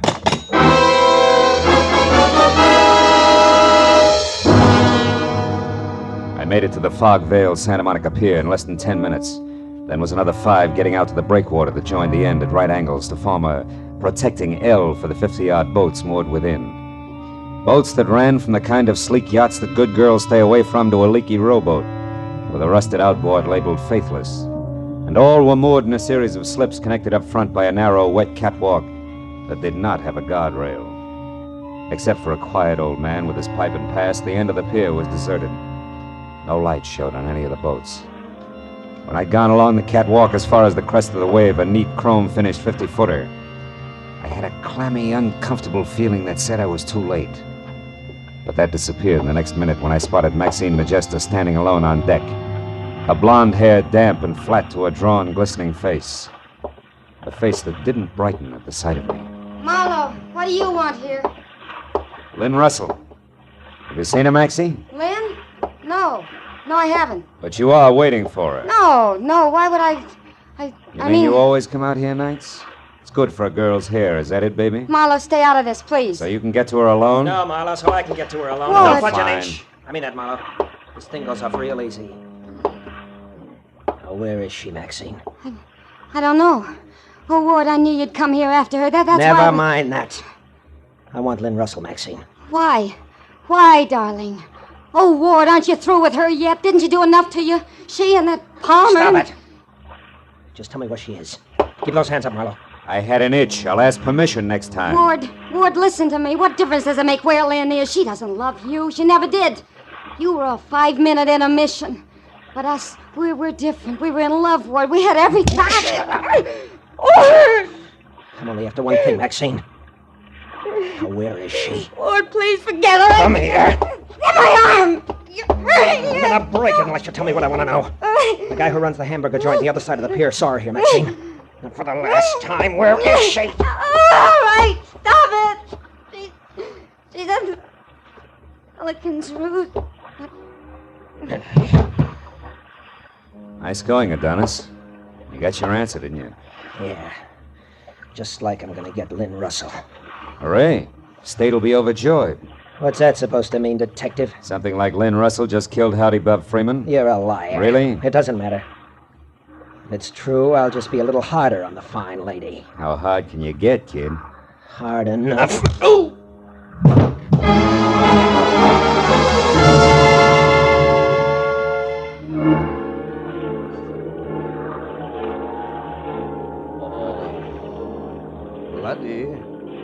Laddie, come now. Here we go. Up to a sitting position. Too much blood to the head is bad now. Come, laddie, up we go. There we are. I'll be fine in a minute. Oh, there's quite the blow there. Yeah. Hey, take that light out of my eyes, will you? Oh, who are you? Oh, yeah. I noticed you out on the pier earlier. The name is Spoon, Elvin Spoon, but they call me Scotty. That figures. Oh. Scotty, tell me, where's the Pelican's Roost? Was it a nightclub or what? A nightclub? Oh, no. It's far from that. How far? What is it? The Pelican's Roost is the old fishing pier. In Santa Monica?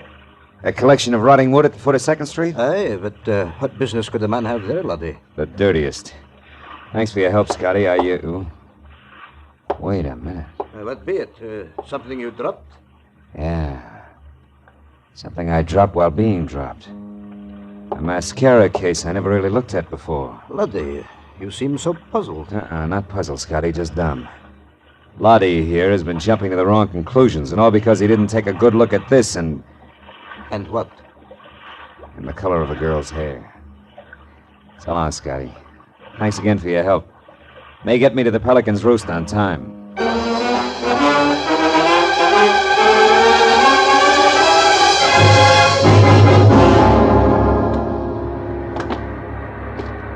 The nickname for the cockeyed assortment of barnacled pilings that complained with every surge of the sea and complained again with the undertow that always followed was no misnomer.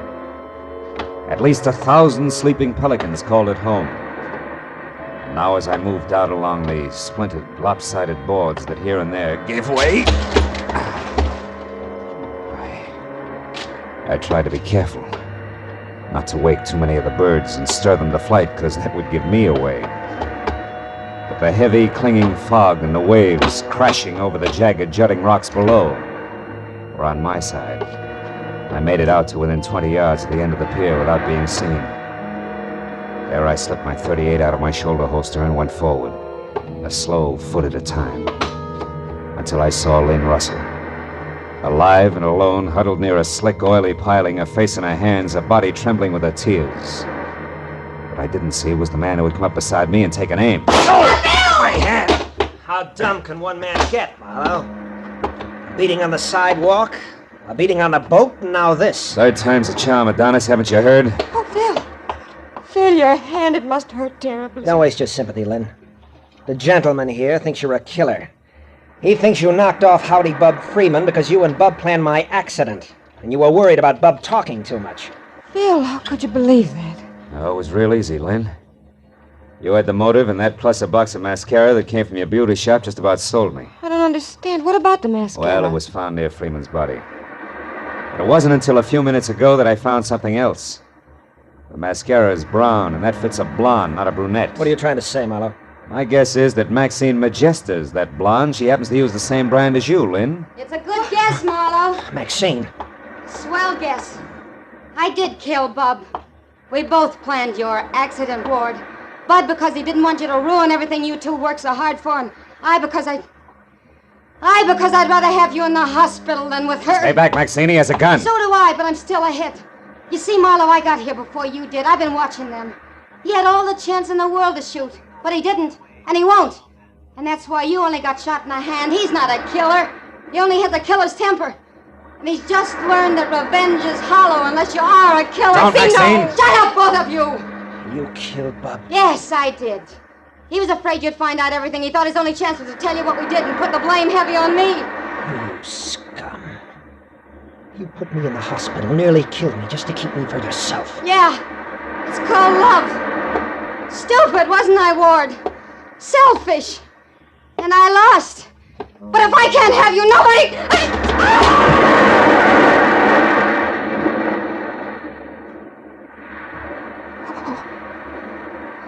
Phil, she hit those rocks. We've got to get her.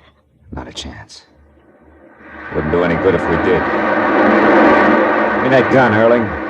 Marlowe, Never mind the speech. Go on back to the hospital. Get out of here. Yes. All right, Marlowe.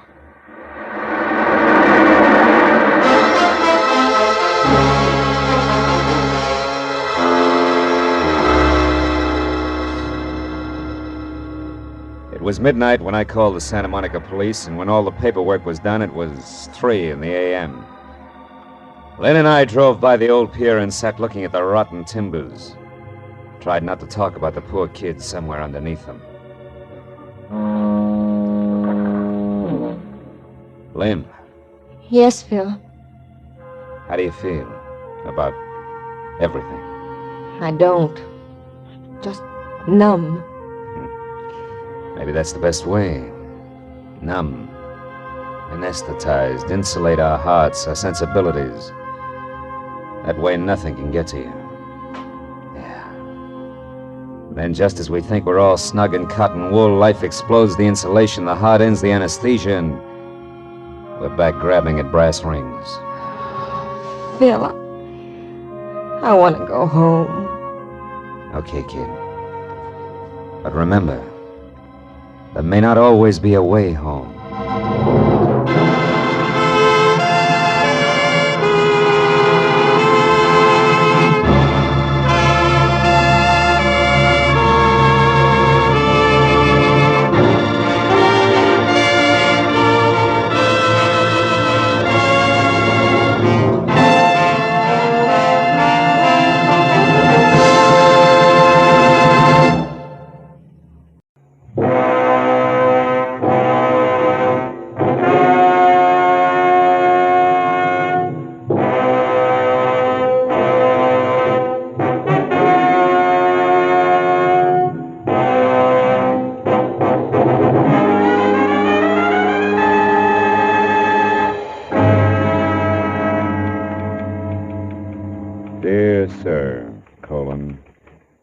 wouldn't touch your proposition with someone else's 10-foot pole. Period. Furthermore, hello? Would you connect me with Mr. Marlowe, please? Philip Marlowe, the private investigator. This is Philip Marlowe. Oh, I'm so glad I caught you. Mr. Marlowe, you've been very highly recommended to me by a very dear friend, and I want to employ your services for a case. All right, who are you? I'm Catherine Newbold. Uh-huh. It's about my daughter, Irene, or more exactly, about her fiancé. I want you to find him for me. He's 26, dark-complexioned, about 5 feet 10, and Well, just a minute, Mrs. Newbold. It's a little early for descriptions. What's the nature of his disappearance? Mr. Marlowe, Yeah. I'm afraid I just can't explain over the phone. I'm at the boys' place now. Would you come over here? It's 4220.5 bronze. 42.20.5, huh? You see, Bennett is lost, and Irene's gone to help him, and she may get lost, too. Well, how do you mean that, Mrs. Newbold? Lost where? Back somewhere in the 16th century.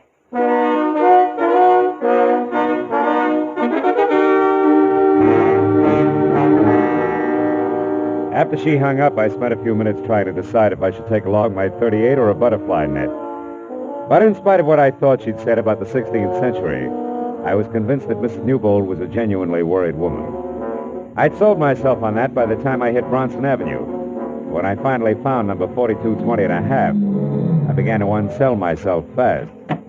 Said 4220.5 was a sagging second floor of a weed-ridden tile and stucco heap on the alley, in back of a dead delicatessen. The windows were heavily shuttered behind rusty iron grills, and the heavy door was set at the top of a narrow flight of unreliable wooden stairs. Mr. Marlowe, I'm Mrs. Newbold. Hello. The looks of this place on the outside, holy smoke. It's rather bizarre, isn't it? Yeah, to say the very least. These are Bennett Virago's rooms. He's a student. Of what, alchemy?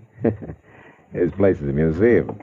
Everything in here must date back to the... Yes, to the 16th century. That's what you said, yeah. That's what I meant.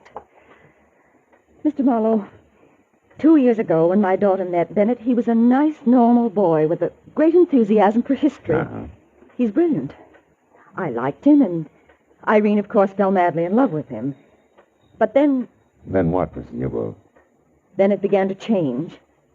He was working awfully hard toward his doctor's degree when suddenly he seemed to hit a snag. How do you mean? Well, he became obsessed with a particular period in history. Spanish history. Well, that's not so unusual. That's how guys become specialists. Oh, but it's more than that. His interest was much more than scholarly. It became a morbid fascination. Oh? Look at these relics, Mr. Marlowe. Yeah. At first, Bennett only studied them.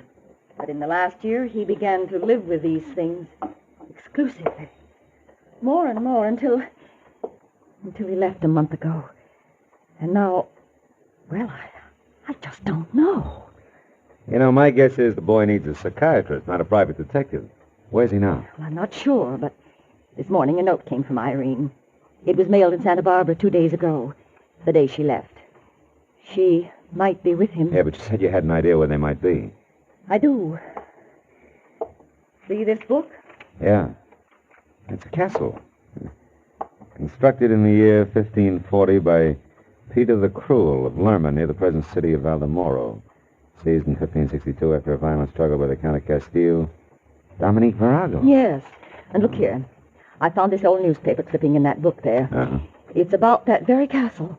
It says it was torn down in 1887 by an eccentric millionaire bachelor and rebuilt stone for stone on an isolated part of the California coast known as Point Estero. Uh-huh. The man who spent his entire fortune on this single project was Philip Virago. For Pete's sake. And that's where they are. They must be. Well, considering what we started with, that makes sense.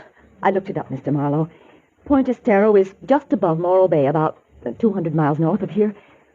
Will you go up there and find out what's wrong? I'm awfully worried.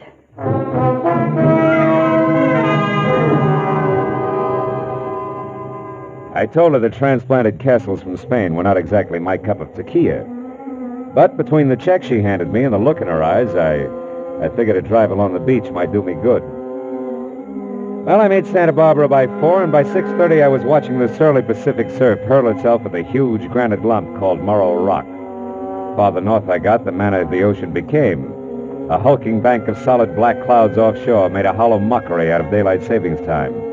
And 20 miles beyond Morrow Bay, I had to turn out my lights.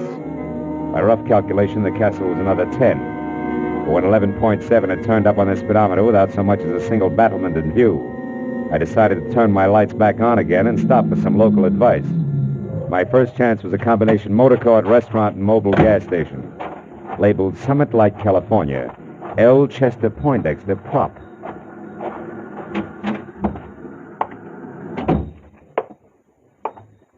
Howdy, friend.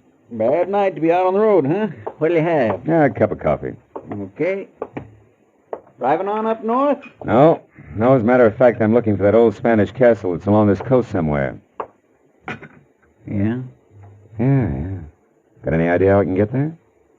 You got business here? Yeah, I might have. Why? Just wondered. Not a good place, mister. Folks in these parts like to forget it's here. Oh? What's wrong with it? Nothing, maybe. Then again, well, it was built 60 years ago by a madman, mister. Brought it over here from Spain, complete, even to the furniture. So I hear you. They say it belonged to his ancestors, and he brought them, too. Every one of their bodies. Their coffins are down there under that castle right now. 13 of them. How do you know? I talked to an old-timer once who helped put that place together. 7 men died on that job. And you know what he told me? One of them coffins is iron, and it's 8 feet long. You made a great fullback here. Fill it up again, will you? It ain't funny.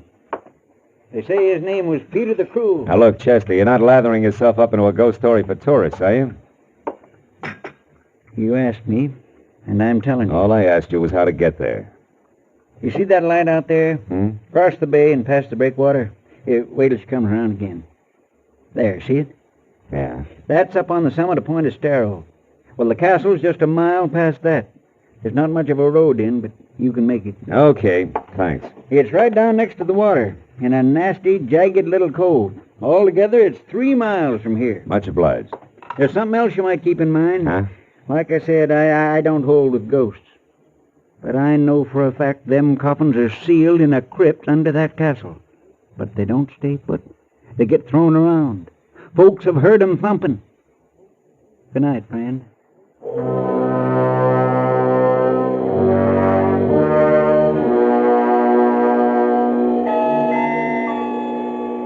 The highway dropped down close to the quiet bay, which was sheltered by the breakwater. At 100 yards out, a white sailboat, its mast pointing straight up at the stars. It made a strange contrast to the pounding surf a mile beyond, where I found the turnoff to the castle. It beat a year's depreciation out of my car in 10 minutes. But finally, at the top of a small rise, I saw it, the Spanish castle. It was a grim, gray mess of crooked walls and twisted towers that crouched on the shore like something that had crawled up from the bottom of the sea. When I pulled to a stop in front of the main gate, I saw there were lights in one of the lower rooms. I started in, and then I saw something else. A girl running down the path toward me. You there, wait! Please, wait! Oh, you've got to help me. Somebody's going to be killed. Killed? In there, in the castle? Yes. Oh, hurry, please. All right, come on. Thank heaven I saw your headlights. I'm glad I found you, Miss Newbold. How did you know? I guessed right. What do you mean? Well, your mother was pretty sure I'd find you here. I'm a private detective, Philip Marlowe. Oh. What's this about somebody being killed? It's Bennett. He's almost out of his mind, Mr. Marlowe.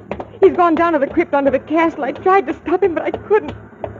He's killed down there, just like the others. Like what others, Irene? All the other Viragos, all his ancestors. Peter the Cruel will kill him. Oh, now, just a minute. Come on. I must sound crazy, too. Maybe I am. This horrible place. Baby, take it easy. This is the age of rocket planes and bebop, remember? Not in here. Here it's the 16th century. Oh, settle down. Tell me what's really going on. I am. Day before yesterday, I was just as skeptical as you are. That's why I came here.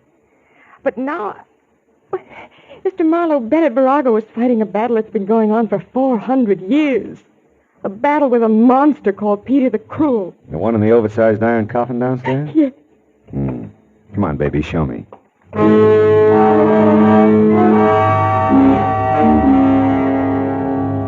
What I could see in the light of the 4 candles in the holder I picked up I didn't like. She led me first down a long flight of stairs, then through a maze of ponderous arched pillars that made the catacombs seem cozy by comparison. Finally, we stopped in front of a heavy door with an iron ring in it. I hauled it open and almost fell in. We were at the top of a deep circular room, carved from solid bedrock. Stairs that must have been designed by a reckless mountain goat followed the curving wall down to the bottom. There, in the light of a torch stuck in a bracket, a man was working frantically over a big trap door set in the center of the floor. It was Bennett Virago. I told Irene to go back upstairs and wait, and then I started down. Over there. Who is it? Philip Marlowe. I'm a friend of Irene. She told me I'd find you down here. Get out of here. I refuse to be responsible. I'll be responsible for me, fella. I'm used to it. Hey, you sure you can't use some help? You look pretty tired. I'm exhausted. But I'm not going to stop until I've settled this business once and for all, and I won't tolerate any interference. Do you understand? No. Interference in what? I'm going to spend the night in the crypt under this door. I've got to know the truth. Listen, if you're really Irene's friend, please take her away into town, that Poindexter's place. She's not safe here. Nobody is. Every document I found verifies it. Verifies what? Mr. Marlowe, I'll show you. On one condition. Give me your word that once I'm in there and this door is closed, you'll leave here and take Irene with you. Well? Okay, Virago, it's a deal. Show me. All right. Take that crowbar and help me get this open. Okay. Tonight I broke the seals that were put on this door 30 years ago. At that time, the coffins were in 3 straight rows. And now? I know what I'm going to find. It's happened before. Hey, Buster, this thing is heavy. You'll never open it from the inside by yourself. Servant Ramiro has his orders. Get it up in the morning. Quick. Prop it with your bar. I got it. Well, Virago. Stay back. Don't move until I get the torch down there. Now, look. I saw walls slimy with pale moss, a rotten stone floor scarred with deep fissures, and the coffins that had been in 3 neat rows were scattered in crazy confusion. But that wasn't enough. In the middle of it all was the iron one, 8 feet long, standing right straight up on end. Now maybe you'll believe me. Virago, listen, wait a minute. Maybe you better think this over. You gave me your word. Yeah, but no kid threw those coffins around like that. Now you're beginning to understand. Get out, Marlowe. Get out fast. Heaven only knows what might happen here tonight.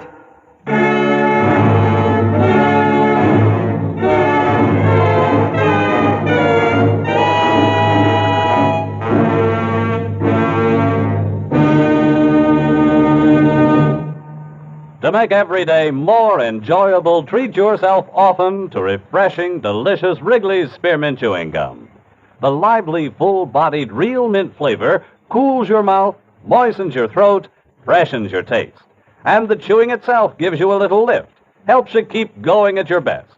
So for real chewing enjoyment that's refreshing and long-lasting, always keep Wrigley's Spearmint Chewing Gum handy. Healthful, delicious Wrigley's Spearmint Gum will make every day more enjoyable.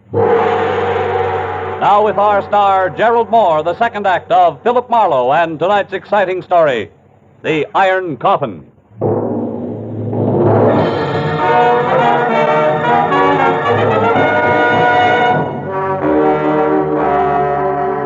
I kept telling myself that Virago wasn't in any danger, that this was 1950 and spirits from the 16th century didn't stand a ghost of a chance against a determined man. But I couldn't quite believe it.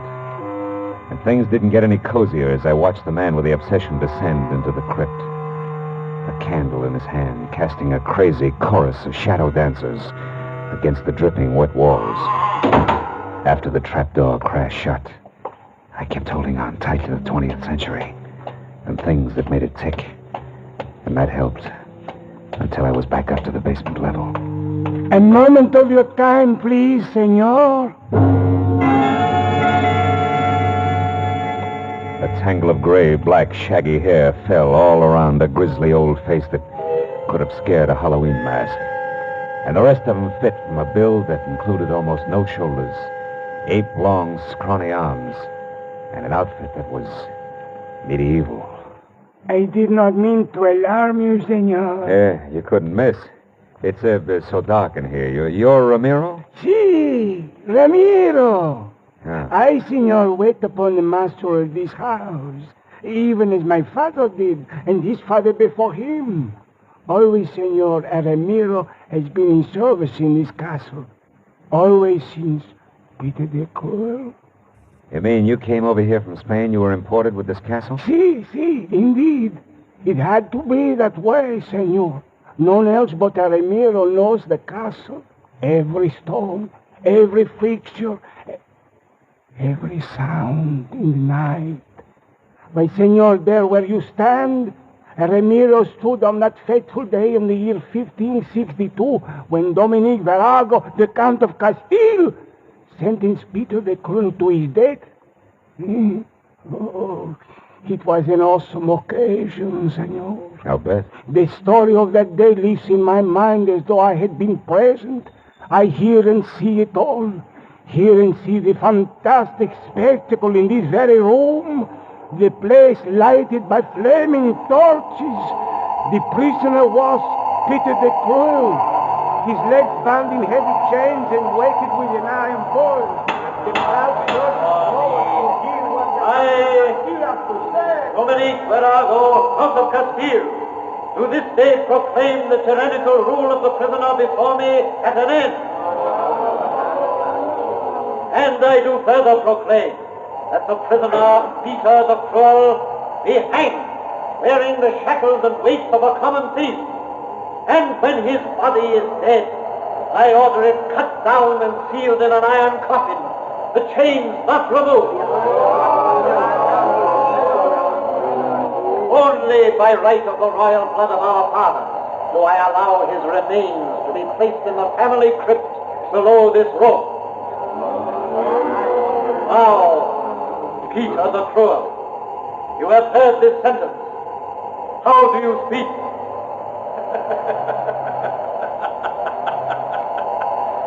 I speak, dear righteous ruler, very plainly. This, the day of my execution, is a black day. A black day for you, Dominic Virago, for Castile, for Spain. For in spirit I will not die, not go to the crypt below. In spirit I will not rest until I have had my revenge through all the years that follow this day. This black day! You and your ancestors, beware, Virago! Beware!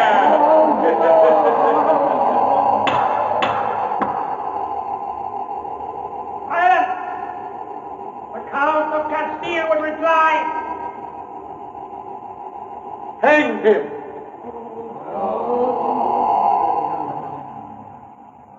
And that, senor, they did. Hanged him and buried him below us.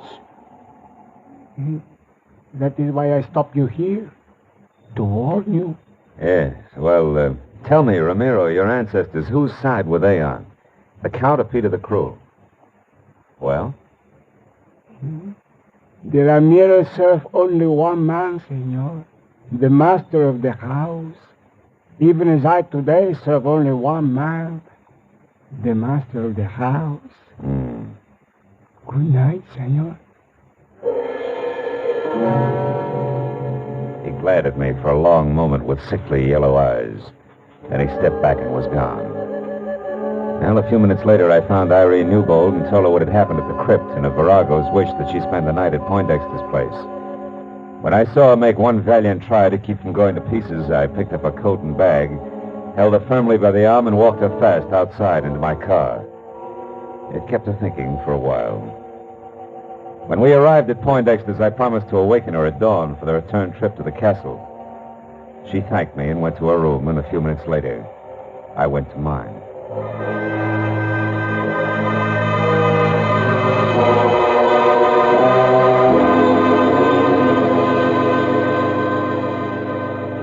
After 3 hours of cigarette-filled sleeplessness had gone by, I slipped outside and watched the summit light that winked at me every third second. I didn't wink back. And the sight of El Chester Poindexter standing at the cliff's edge ahead, looking toward the bay below and the long, wide wash of the full moon, didn't help any.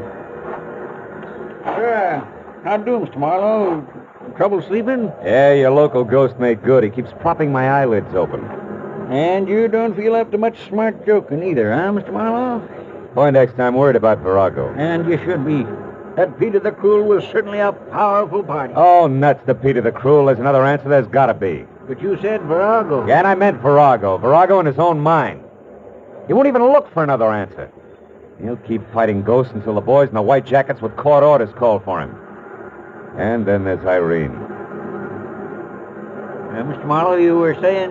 Hey, Poindexter, look out there. See out there, that boat anchored in the bay? Yeah. That's the same one I saw from the road before, isn't it? The road I took to the castle? Sure.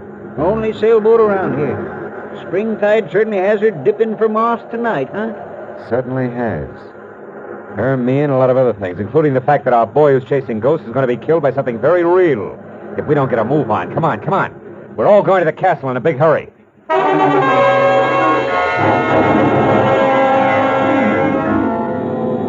Marlowe, are you sure you're right? I can't believe the answer's that simple. Doesn't matter, Irene. Simple or not, it can still kill.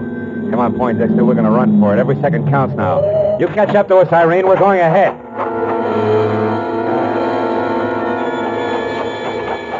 Poindexter followed me as I ran into the castle, and down the stone stairs to the basement and along the passageway that led to the spot above the crypt where I first met Marino.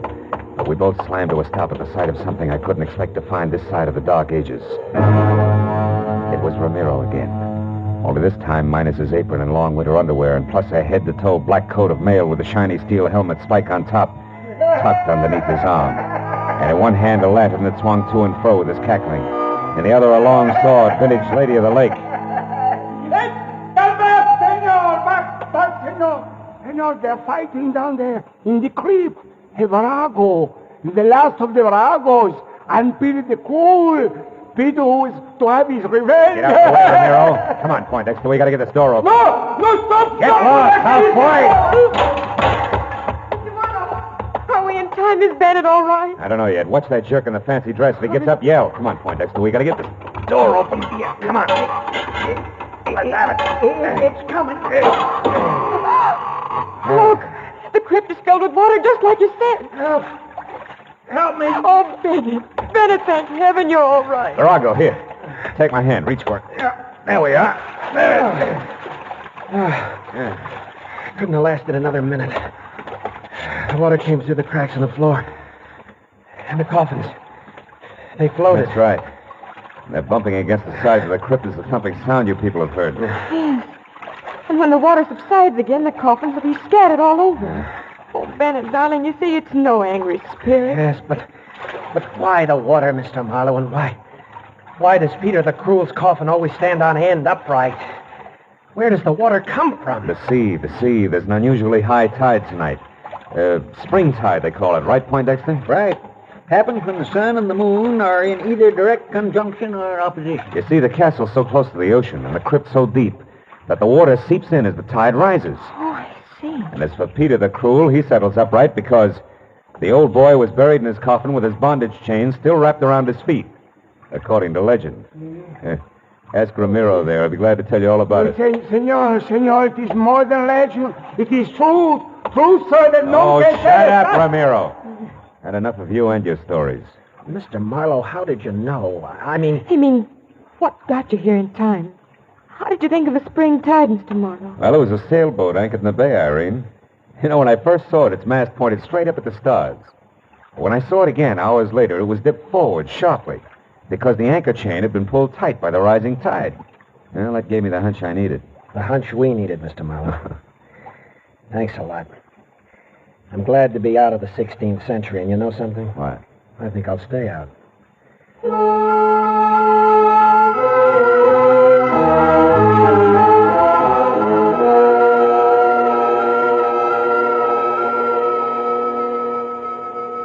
Well, it was another hour before we left the strange relic of another day. An hour in which everybody found himself thinking of Peter the Cruel's vengeful spirit.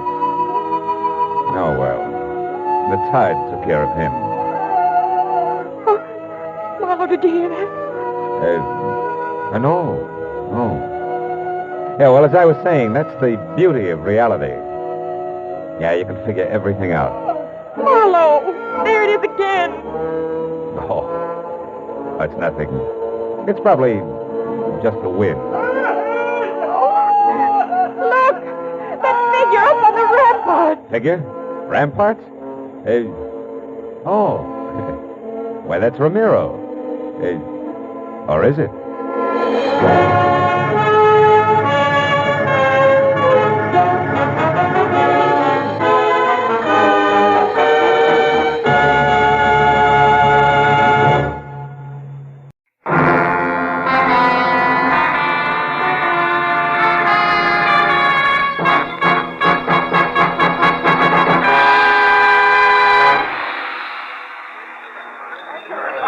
Flight 7 from Dallas, Texas, now arriving, gate 4. Flight 7 from Dallas. Here we are, sir. Just coffee. Still can't tell you on a running mate, huh? Pie, cake, sandwich. Hot or No, cold, honey, huh? just coffee, nothing else. Oh, wait a minute. Make it another coffee, will you? Sure. Oh, Lieutenant, Matthews, over here. Oh, hi, Phil. Hi. Sit down. I just ordered some coffee for you. Oh, that's wonderful, Marlowe. Now that the niceties are over, where is he? He's around, Matthews. Where around, Marlowe? Look, why all the hocus pocus? When you called, you told me to get over to the airport here in a hurry. You said you had him. I do. Also, I've got a story. Well, that can keep till we get to headquarters, Phil. No, it can't keep, Lieutenant. It's... 77 for Listen. New York, now loading at gate 9. It can't keep any longer than that, Lieutenant. I don't follow you, Marlowe. A guy the law wants in a cozy cell and a plane going to New York. Where's the connection? That's the story, Lieutenant. We got 20 minutes before that plane takes off. Here, have your coffee. Anything else, sir? No. All right, Marlowe, let's have it. But make it I snappy. can't make it snappy, Matthews. It's not that kind of a story. Not parts of it, anyway. All right, Phil, do it your way. Well, it began early this evening, Lieutenant, about 5:30, when I got a call from a doctor in my neighborhood. A nice elderly guy named Sam Talman who once took a bullet out of my shoulder. Oh, I remember, yeah. Yeah, well, he wanted me to come over to his office right away, Matthews. He was excited. But not for himself. Excited for a patient, an old man who was dying.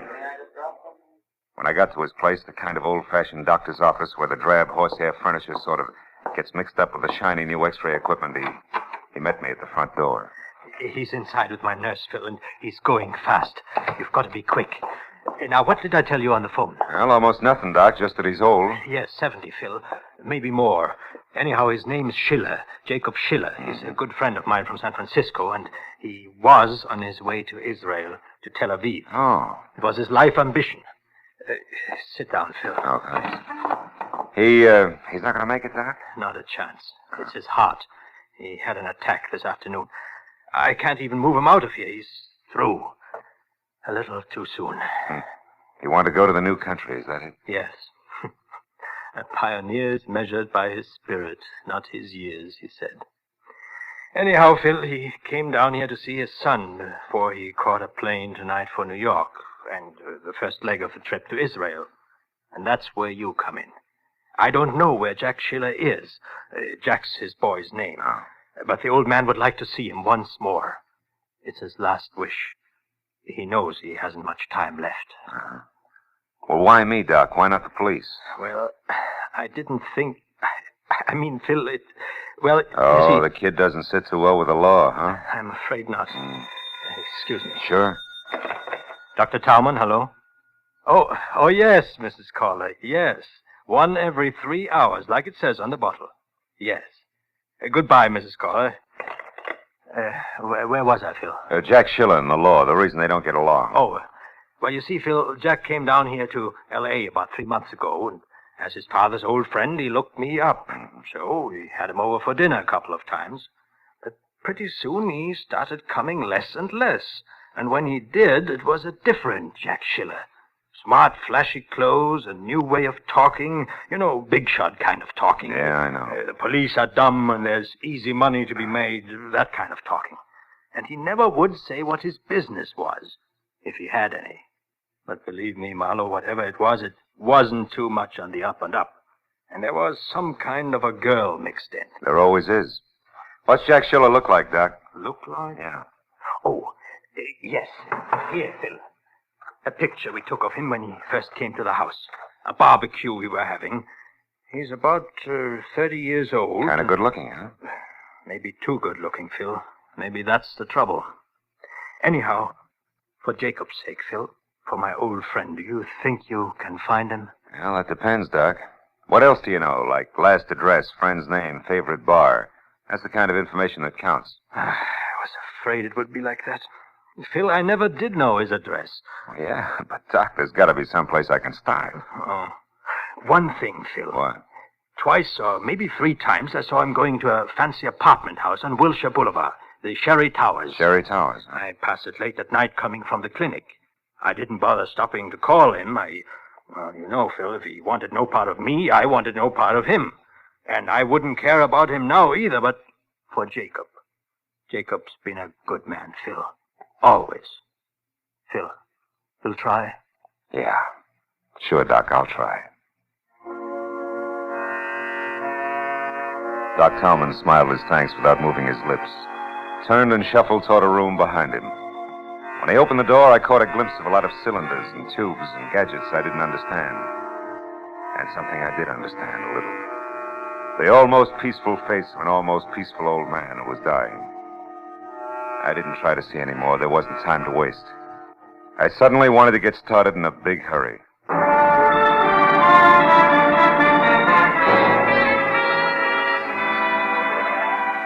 The Sherry Towers on Wilshire was made out of plaster, glass, brick, and acute angles. And it was anybody's guess what held it all together. The only person in the plush lobby was a tall man with a red turkey neck who had a toothpick and a cigarette jammed in one corner of his mouth. I walked over to the receptionist. Yes, that's right. Mr. Lederman's car at 9, Mr. Kelly's at 9:30, Washington Gas. That's it, Steve. Goodbye. Oh, yes, sir. Can I help you? I hope so. I'm looking for Jack Schiller. I'm an old friend of his from out of town. I tried his place, and a neighbor said I might find him here. The neighbor was right. Mm-hmm. But you're early. Miss Grant isn't through at the club until 10 at least. Miss Grant? Mm-hmm. Peggy Grant. She sings at the Crown Club. She's the one who lives here. Didn't the neighbor tell you that, too? Yeah, but the way he said it, I thought he was kidding. You are from out of town, aren't you? Yeah, Pitchfork Corners. Well, good night, ma'am. Good night. Look for you later, Mr. Pitchfork. Oh, you big city slicker, you. Huh? Yeah? Pardon me for butting in, but I couldn't help overhearing you. I can tell you something about your friend Jack Schiller. All right, start telling. Well, let's step outside. I'd rather only you heard it. Oh, sure thing.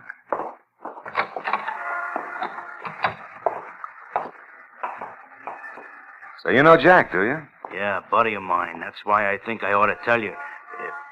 It's a bad night. For what? For old friends to bother him, Rube. He's busy. Oh!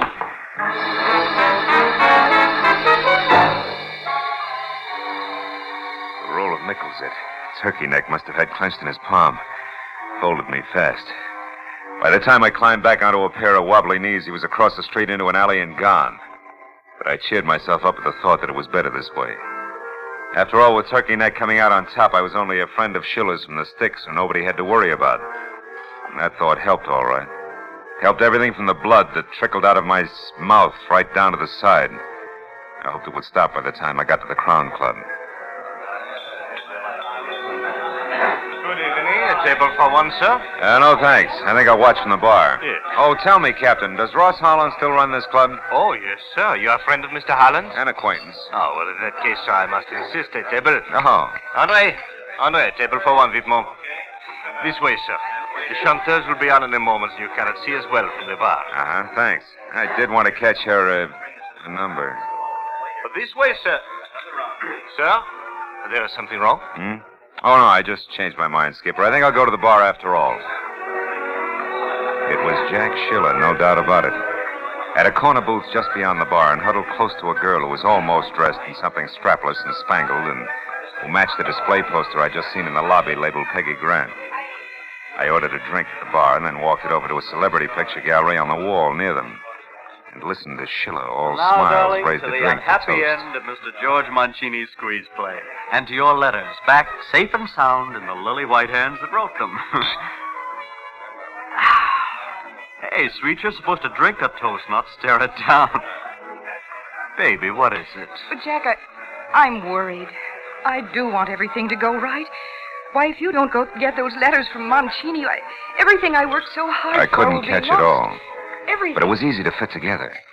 Peggy Grant, who was now going up fast as a vocalist, had once been in love with and under the personal management of George Mancini.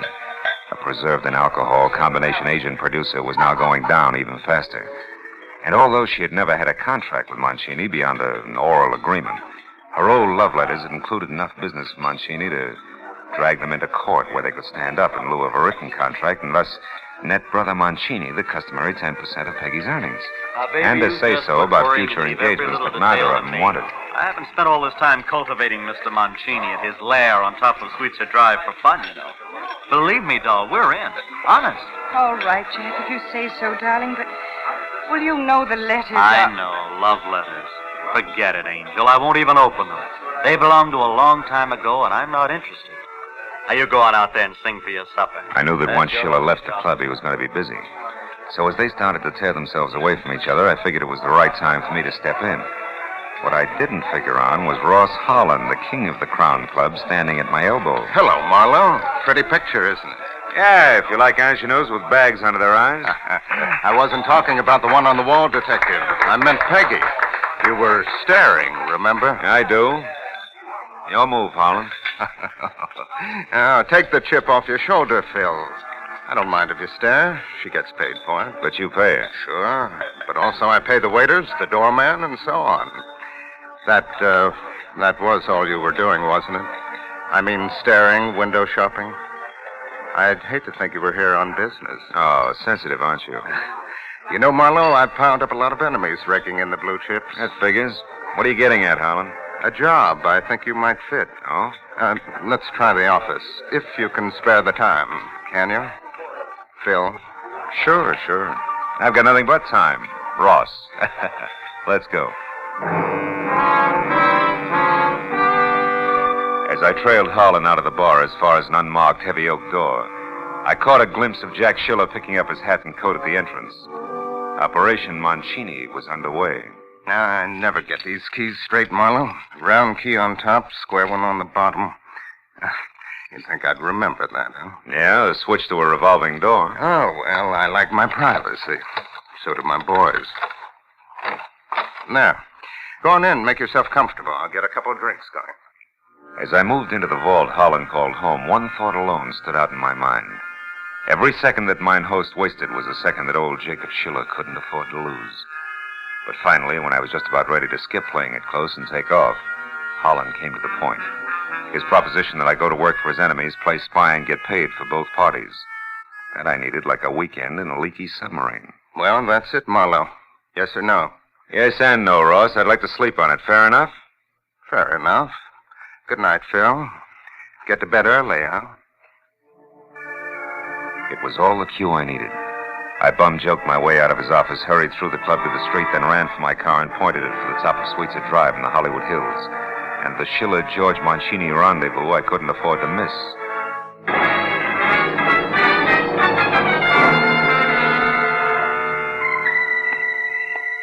The place, which turned out to be bilious green walls under a shocking pink roof, stood out in that conservative neighborhood like a black panther in a snowbank.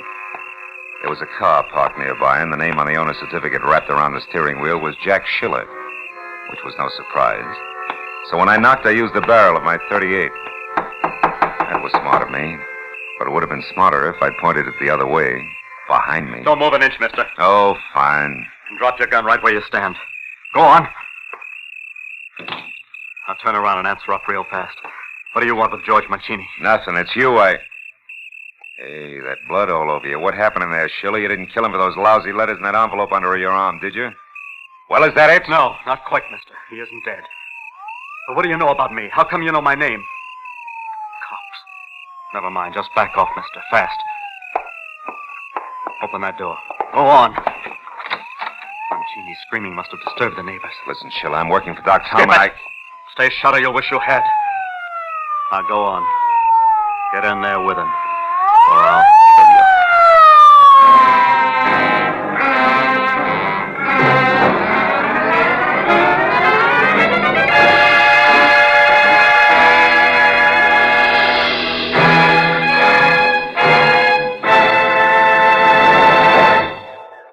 To make every day more enjoyable, treat yourself often to refreshing, delicious Wrigley's Spearmint Chewing Gum. The lively, full-bodied, real mint flavor cools your mouth, moistens your throat, freshens your taste. And the chewing itself gives you a little lift, helps you keep going at your best. So for real chewing enjoyment that's refreshing and long-lasting, always keep Wrigley's Spearmint Chewing Gum handy.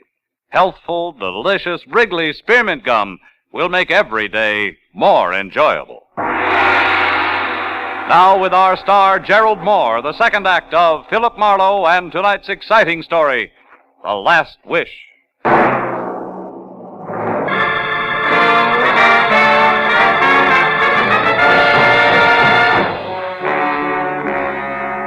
It only took one look at the unconscious pulp on the floor inside to tell me that George Mancini had tried hard to hang on to the letters.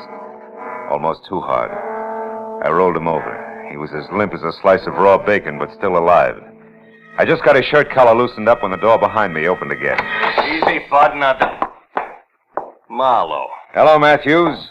A little early for a lieutenant from Homicide. How come they sent you? They didn't. Becker and I were driving by when the call came out over the radio. Oh. One of the neighbors out here heard something and phoned in. Who is he, Marlowe? A guy named George Mancini. Uh-huh. Becker, see what you can do for him. Okay, Lieutenant. Oh, looks like he soaked up a lot of punishment. He did, but not from me, Matthews. Oh, no? What were you, Marlowe? Referee? Who did it? It was over when I got here. And the guy who did it didn't give me much time to talk. He had a gun. All of which still doesn't answer my question. I don't know his name. His occupation is loving a blonde. Is that why you're here, the blonde? Yeah, more or less. She was afraid of Mancini. He had some letters. Letters, huh? Which are long gone now, no doubt. No doubt. What's the blonde's name? Hey, Lieutenant. I think we better have an ambulance. This guy is a long ways out. Okay, take care of it, Becker. Yeah, okay. Well, Marlowe. Now, look, Matthews. Nothing's actually happened so far but this beating, and it's probably well-deserved. But the situation's touchy. Girl's worried silly if a name gets mixed up in a thing like this. All right. Now, listen to me. I want the guy who dished up this mess. Either that or the whole story down at headquarters. Now, which? Okay, you'll have him, but just give me a little time alone and I'll deliver him on a platter. Oh, not I again. promise. Oh, come on. It means a lot to me, Matthews. Okay, Marlowe. Just see this doesn't blow up in your kisser, and don't get lost, understand? Outside, after I found my gun, I climbed into my car and headed for Peggy Grant's lush apartment house again. When I got there, I parked away from the place and skirted the front entrance. I was sure that by now the pretty face at the switchboard would be well primed for a tip-off. I went along the side of the building toward the service entrance at the back. The glow of a match from the shadows in an alcove stopped me.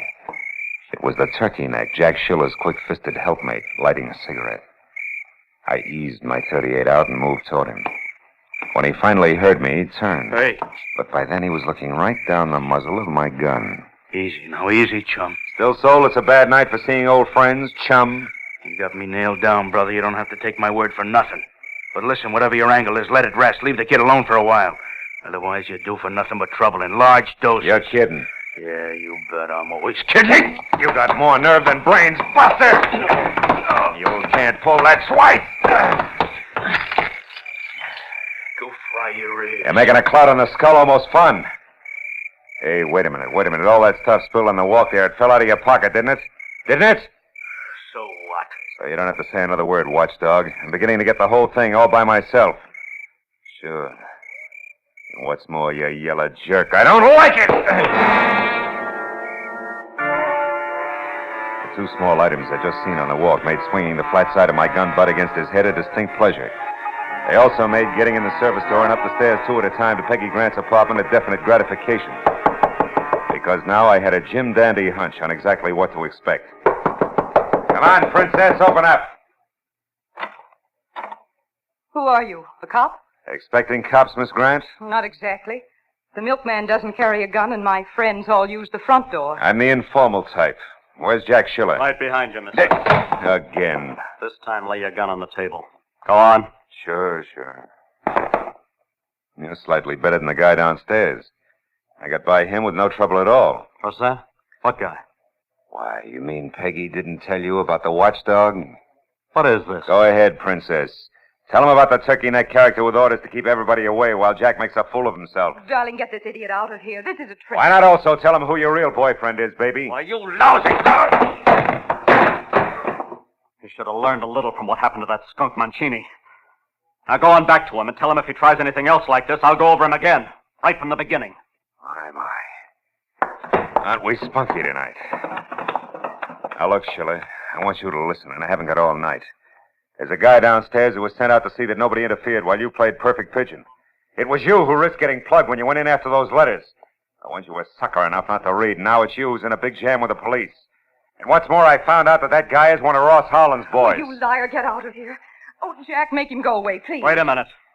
What's Ross Harlan got to do with this? Nothing. Nothing, Hal. Late 10-1 those letters were written by Harlan, not Dreamboat here. And that they set him up for a squeeze and have nothing whatever to do with their dubious career as a singer. If you got any sense, Schiller, read one. Jack, you gave me your word. Oh, don't be a child, darling. Can't you see what he's trying to do to us? Just take one look at one signature, Jackson. If I'm wrong, you can split my other lip. No, Jack, don't. Get the letters, Peggy. At least I'm going to know who wrote them. All right. If that's the way you want it, Jack, that's the way it'll be. Jack, my gun. Don't move, either one of you. Drop it, Jack. I mean it. Peggy, what are you doing? Drop that gun.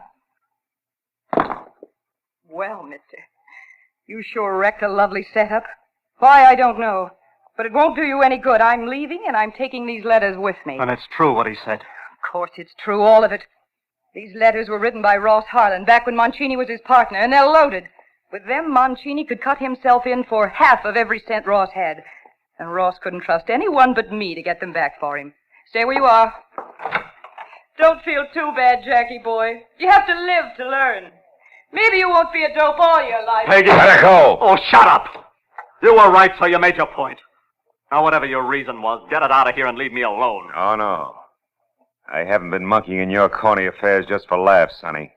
I was hired to find you by Doc Tallman. Doc Tallman? Oh, that nosy old goat. Why? Your father's in town. He's had a heart attack, a bad one. My father? Yeah. He wants to see you. I told Doc Tallman I'd bring you back, and that's what I'm going to do regardless. Now get going.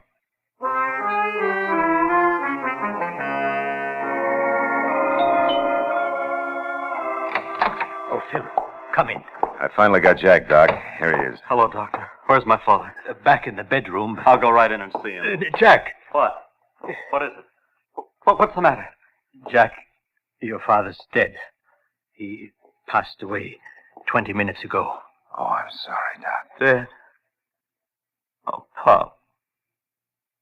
Pop. Here, my boy. Sit down. 20 minutes. Just about the time it took to beat a chiseler out of a bunch of letters and argue with a cheap two-timing blonde. Try to get hold of yourself, my boy. We knew you'd have come if you could have. Your father's last thoughts were of you, son. He was very proud of you. Don't, Doc, please. I'll run along, Doc. I got a phone call to make. Oh, wait a minute, Marlowe. You can't leave thinking like you do. Not now with Pop dead. I don't know what happened to me these last few weeks. I can't understand how I got in so deep. She had me, I guess. I'd have done anything she asked. You're not the first guy that's happened to. I doubt that she'll be the last. Yeah, but I've got to square myself now. I've got to. And I want to start with the police. You really mean that? I never met anything more in my life. I'm not really a wise guy, honest. So what's this about the police? I'm in a jam, Dr. Tallman, a pretty bad one. Because you got too much nerve and too much energy. All you need is the right place to spend them. That gives me an idea. Is Jack your real name? No, it's really Jakob, like my old man's. Oh. Doc, where's that plane reservation for Jacob Schiller? Here. I have it right here. Wait a minute. You mean... Yeah, you're catching that plane. With luck, you may make it all the way. Oh, but you're letting me go, Marlowe. You'll be in a jam yourself. Well, I think I know a pair of strong shoulders I can dump the responsibility onto. Let's go, kid.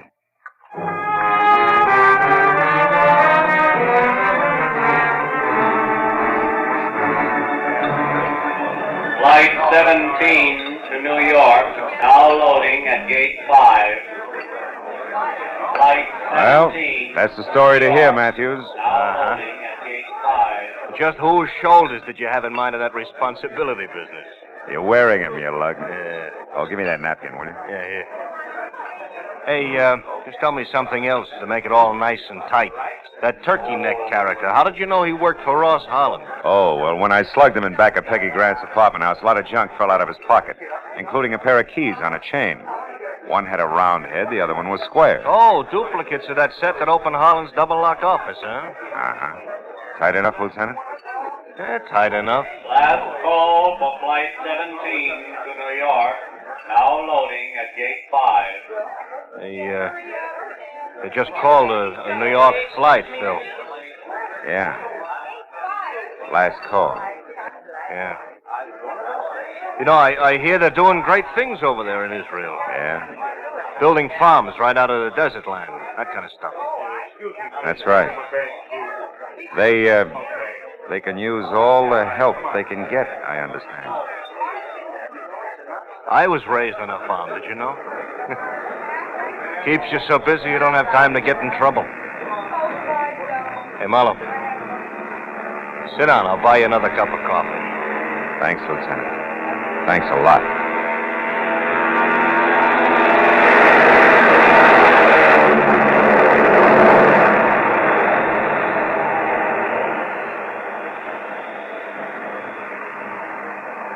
We watched the plane take off, swing in heavy, thundering grace, and head east.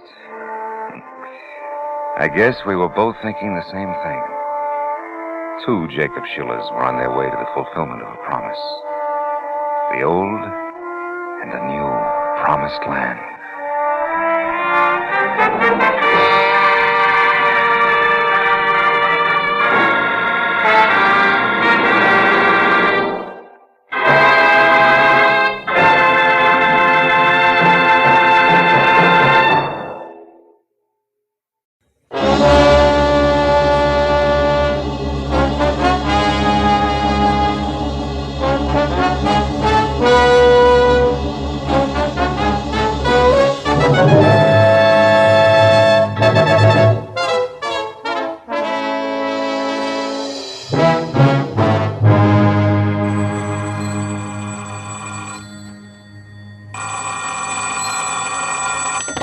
Hello, Philip Marlowe. Oh, this is Matthews, Phil. Hi. Listen, Phil. Yeah? Didn't you once go around with a brunette named Helen Lofton? Helen Lofton? Sure. Still do now and then. Why, Lieutenant? Monday your night off? Not so as you'd notice, Marlowe. When was the last time you saw her? Oh, maybe a month ago. Hey, what is this? You sound real official. Yeah, I know. Sometimes I don't like it any better than the next guy. Look, Phil, did Helen have any big problems on her mind at that time? Just me. Hey, wait a minute, Matthews. Is Helen in trouble? Not now, but she was in lots of it 3 hours ago. At about 5 o'clock this afternoon, somebody put a bullet in her neck, Phil. Oh, no. It's down here at the morgue. If you think of anything, let me know, will you?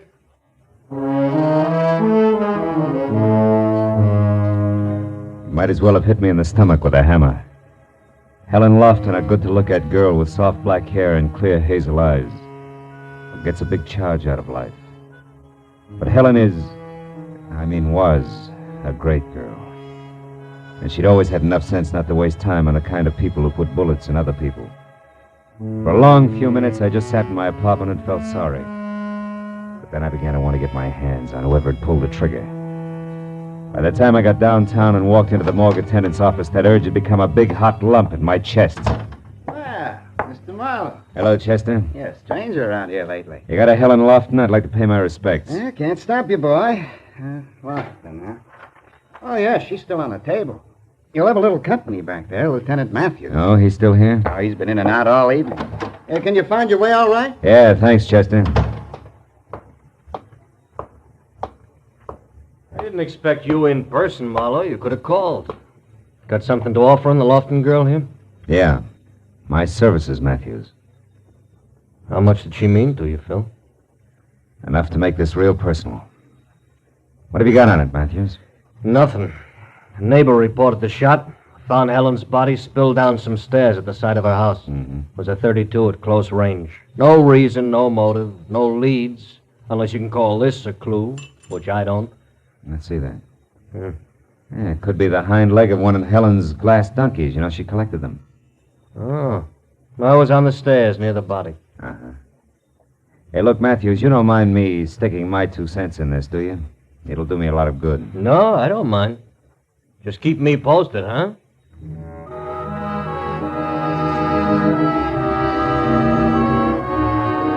I drove out Sunset Boulevard, then north on Camino Avenue to the neat little house where Helen had lived. I sat very quietly back under some big magnolia trees. Someone had drawn the blinds on the two front windows, and it made them look like a pair of closed eyes. I walked around to the side door on the stairs where they'd found a body, and that's when I noticed the light on inside the house. The door was unlocked, so I went in. The light was coming from the bedroom, and when I got to that door, I saw a girl, blonde with harlequin horn rims, moving stiffly, like a lost somnambulist. I watched her drag one slow finger the full length of the dresser. When that was over, I said, "Hello." Who are you? I was a friend of Helen's, Philip Marlowe. You? Lila Hughes. You startled me. I thought I was alone in here, and after all that's happened. Yeah. Did you, did you know Helen pretty well? Yes. I was just about her only girlfriend. You see, we worked together in the same office and had the same boss. Uh-huh. I guess they're going to want me to do something about all of her things now. Yeah, it's real tough. Everything in the house is just another reminder. Even this little sherry decanter. Here. But that's Helen's. It's all right. Sit down. Drink it. At least it'll do you good. Look, Lila, I gotta know why this happened to Helen. It doesn't make sense. Can you help me? Any idea at all? No, the police have already talked to me about it. Please, Mr. Marlowe. I know this is unpleasant for you, but I need some answers. It's been over a month since I saw her last. Who's she been going with lately? I don't know. Helen never said much about her date. Who's your boss? Mr. Maffey? Mm-hmm. Oh, she dated him a few times, but so have I. Surely you don't think Mr. Maffey... No. I just want to talk to him, that's all. It's Norman Maffey. Maffey Real Estate Company on Wilshire. He lives on Ogden Drive, 3848. Thanks, Lila. Well, I'll be on my way now.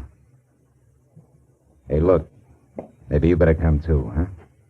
Let all this go until tomorrow, when you're feeling better. Yes. I guess you're right.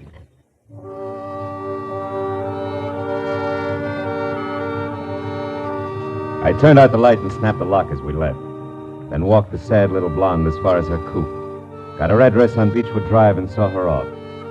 After that, I went to my own car, but before I got in, I looked back at Helen's house once more and tried to shake the empty, loose ends feeling it had given me. I was snapped out of that mood in a hurry. A man with a half an acre of forage had just twisted out of sight behind a tree trunk in the backyard. I started for him, and he broke and ran toward the wall in the alley. It was a 6-footer. He rolled across the top and fell over. When I got there, he was up and gone. He hadn't had time to get out of the alley, but it was empty, which could only mean he was laying for me. Come here, you! You don't, mister. Hit this time. Anyway, oh! Trash in good neighborhoods is no softer than trash anyplace else. When I finally got clear of it, the forehead was gone. I figured all I had to show was one of his patch pockets, which I still had clenched in my hand. But there was something else. Glittering on the ground was what had been in that pocket. A little glass donkey with a hind leg missing. On the way back, I stopped once and tried to call Matthews, but he was out. So I drove on down to Ogden Drive as far as number 3848. A gray at the temples type in blue flannel opened up. Yes?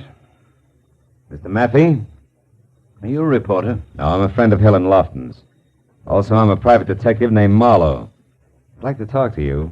A private detective? Mm-hmm. Who hired you, Mr. Marlowe? Who are you working for? Myself. Like I said, Helen was a friend of mine. Well, I'm quite busy, Marlowe, but come in. Uh-huh. Come back this way, to the den. I've already been interviewed by the police. You may be again. It's not quite like being vaccinated, Mr. Maffey. Now, just why have you come here to see me? Because I intend to find out who shot Helen. What makes you think I'd have the remotest idea? Nothing special. She worked for you, didn't she? So do several other people. You dated her? Yes, I did. She was a very attractive girl, but that was no reason for me to kill her. There was no reason for anybody to kill her. Mr. Matthew, suppose I was to tell you that I'm acquainted with your wife. Oh, so that's it. You cheap blackmailer. Get out. And you do have a wife, huh? Now, look here, Marlowe. You don't have to be sly with me. I'm not hiding anything. Ask me what you want to know and get out of here. How come Mrs. Maffey doesn't object when you dine and dance the office help? Because we've been separated for several years. Separated, but not divorced, huh? That's right. She lives in San Diego, and we have as little as possible to do with each other. My bank takes care of our only mutual interest. She refuses to give me a divorce. Did you tell the police all this? They didn't ask. Did they happen to ask where you were this afternoon about 5? As a matter of fact, they didn't. I wasn't being treated as a suspect then, and I don't intend to be now. Okay, Mr. Maffey, where were you? Now, look, I'm a private detective. Remember, I'm not even taking notes. All right, Marlowe, all right. Been having business troubles lately. A lot on my mind. I was out driving in my car, trying to relax. Can't prove it, can you? No, probably not. I don't expect to have to try. All right, tell me something else. Do you happen to know anything about a man with a very high forehead, a young guy, maybe 30, about 6 feet tall? Yes, I do. Helen went out with a fellow like that recently. What's his name? Victor Semra, I think. Why? Well, I ran across him tonight, and I didn't like his attitude. Sure, that's it. I'll bet on it. What? What are you staring at? This ashtray? No. That little donkey in front of a betting window. Thanks for everything, Maffey. I'll see you.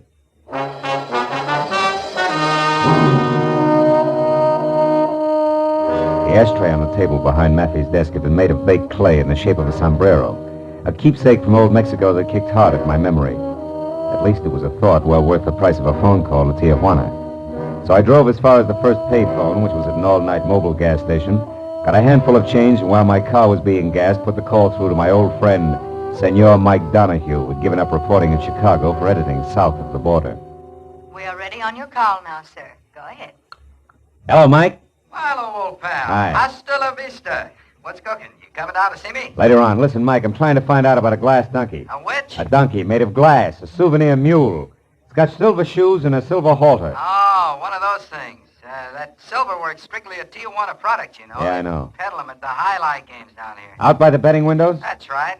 Can't buy him anyplace else, Mike. No, not that I know of. Why, you want some? No, I've already got one. Well, thanks a lot, Mike. You've been a big help. Hey, wait a minute. What's the matter? As long as you're on the wire, Gumshoe, maybe you can help me. How? I got a big front-page mystery spread if I can get a little more dope. Ever hear of a babe around L.A. named, let's see, Mrs. Norman Maffey? Mrs. Norman Maffey? Yeah. Holy smoke, I'll say so. What, Mike, what's the story? Well, the boys just found her body out here on a side road at the edge of town. Yeah? Been dead a couple of days. Probably happened Saturday night. Saturday night, huh? Yeah. The hotel identified her about 10 minutes ago. She was run over. Run over? Well, Mike, you said it was a mystery story. Yeah. You see, the tire tracks out there is still good. It was no accident, Phil. It was murder. Somebody went a long ways out of their way. Yeah, Mike, somebody sure did.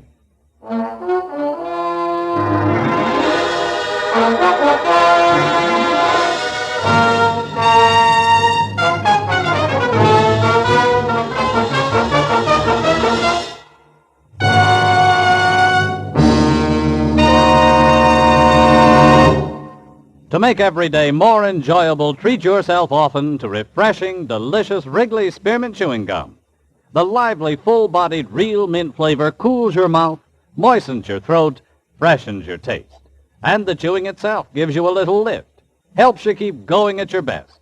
So for real chewing enjoyment that's refreshing and long-lasting, always keep Wrigley Spearmint Chewing Gum handy. Healthful, delicious Wrigley Spearmint Gum will make every day more enjoyable. Now with our star, Gerald Moore, the second act of Philip Marlowe and tonight's exciting story, The Glass Donkey.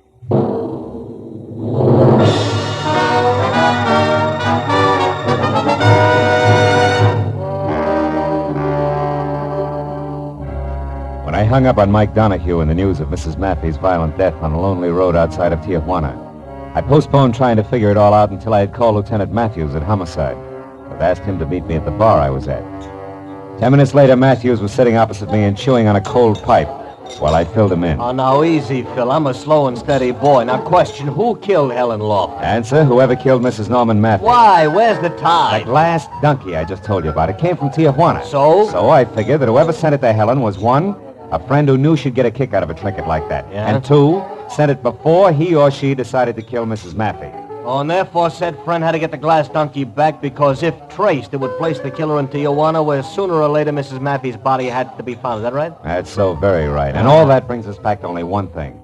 Mrs. Matthew's killer also got Helen Lofton. Was forced to. Yeah, it could be. But look now, Phil, the tough one. What'll it be, chum? You look lonely. Forlorn, maybe. 2 beers. 2 beers, huh?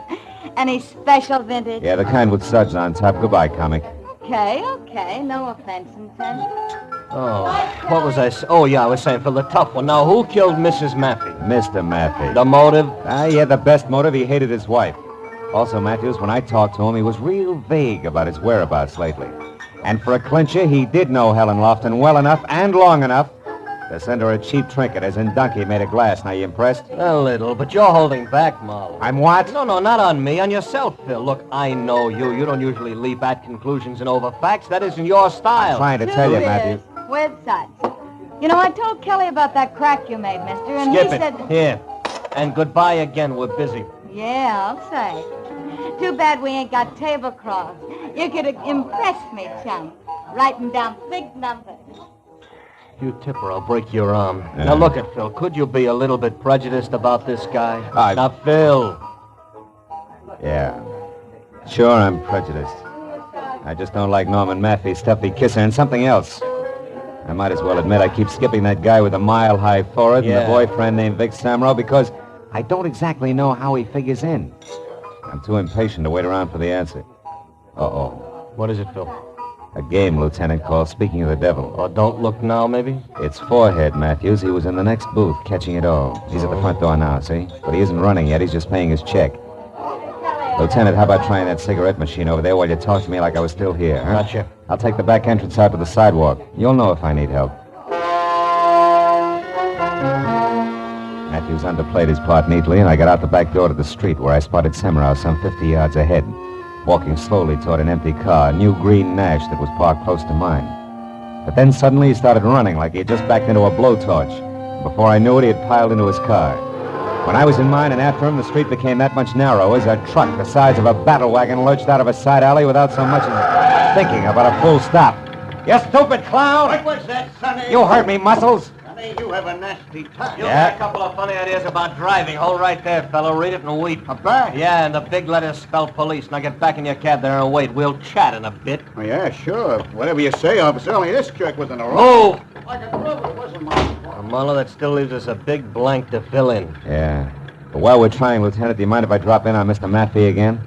Alone, I mean? I'd like to try pinning the leg of the donkey on him. All right, Phil, but be careful, huh? It's fragile, you know, made of glass.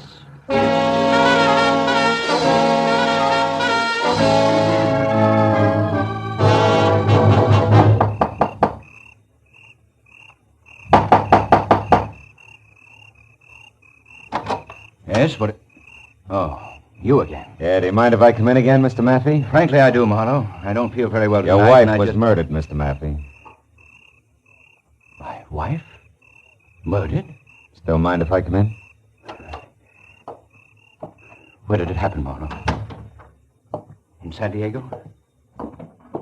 Marlowe, I asked you where it happened. In Tijuana. Ever been there? Yes, of course. Marlowe, what are you looking for? Just looking. When were you last there, Matthew? Oh, I don't know. Maybe a month, 6 weeks ago? Not Saturday night, huh? No, not Saturday night. Marlowe, what are you Matthew, getting? did you ever send Helen Lofton a present? See here.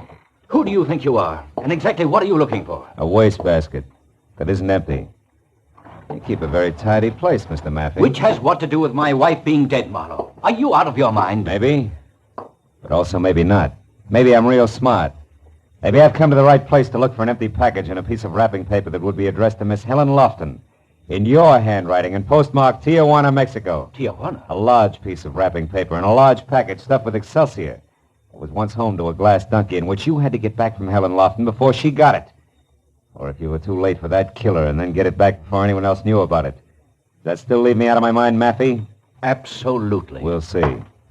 After we try the backyard and your incinerator. Now, wait a minute. You know, the law says you can't light it after 10 in the a.m., Maffey. If you're the one stamped guilty, you wouldn't want to arouse suspicion. Stop, Marlowe. This has gone far enough. You're not the police. Which means I don't need any more of a search warrant than this.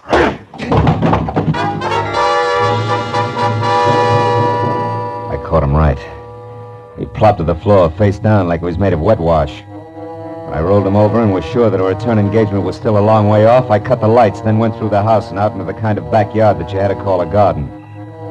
Beyond all the moon-bathed beauty and half hidden by a fountain that was backed up by an ivy trestle was what I wanted. A short, squat, scarred, ugly incinerator. The door was metal cold, and inside I found more encouragement. None of the paper that was jammed 3 feet deep in was burned. I started tossing the stuff out, counting more on the feel and sound of wrapping paper than anything else. Once I stopped short, but it was only a grocery sack. The second time I stopped short, I had a better reason. Marlowe, you're wasting your time there.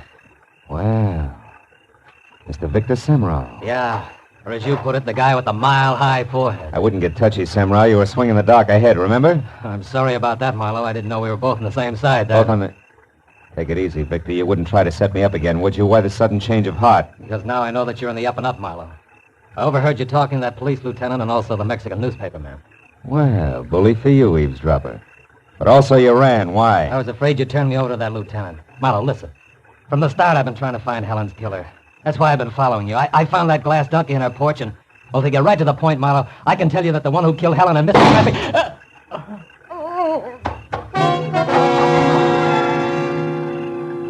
The shot that had come from the shadow driveway close into the house spun Semrau in a half circle, and by the time he'd corkscrewed to the ground, I had my .38 in hand, and it covered the distance across the garden. But I was too late to do anything, except identify the figure I saw take off in a sedan as Mr. Norman Maffey, which was some help. But not to Victor Semrau back in the garden. He had managed to crawl as far as the small pond that surrounded the fountain. There he had died, one hand half submerged in the dark, cold water, the other clutching his chest, blood-soaked and discolored another way. I must have stared at it for a full 30 seconds before it suddenly began to add for me. Add fast to the only backyard left in the spot where I could get to Maffey and maybe stop a third murder. Lila Hughes' place on Beechwood Drive. It was all the push I needed.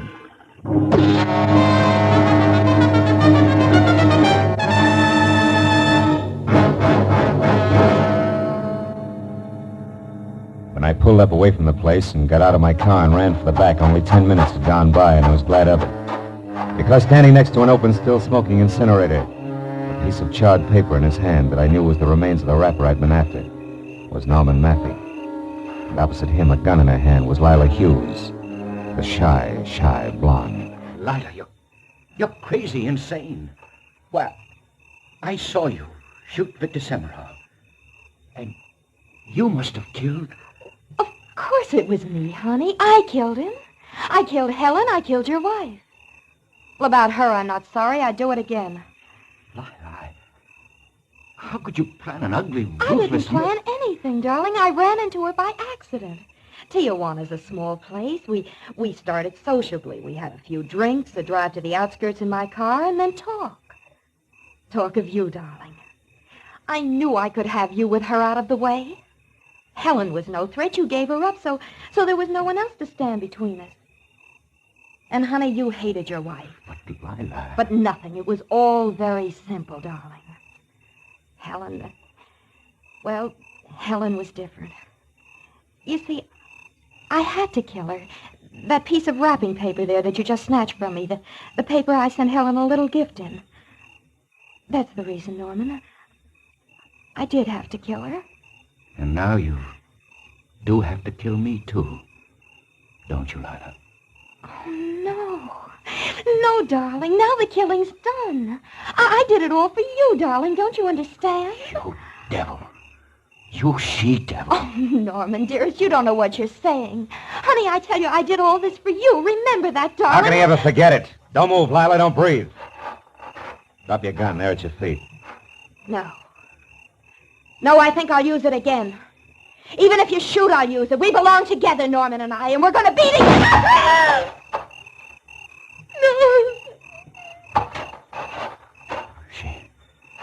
She's dead. Marlowe, she did think she could shoot. Even if you did, didn't she? Yeah. That's what she thought, all right, Matthew. Call the police. They know where they can find me.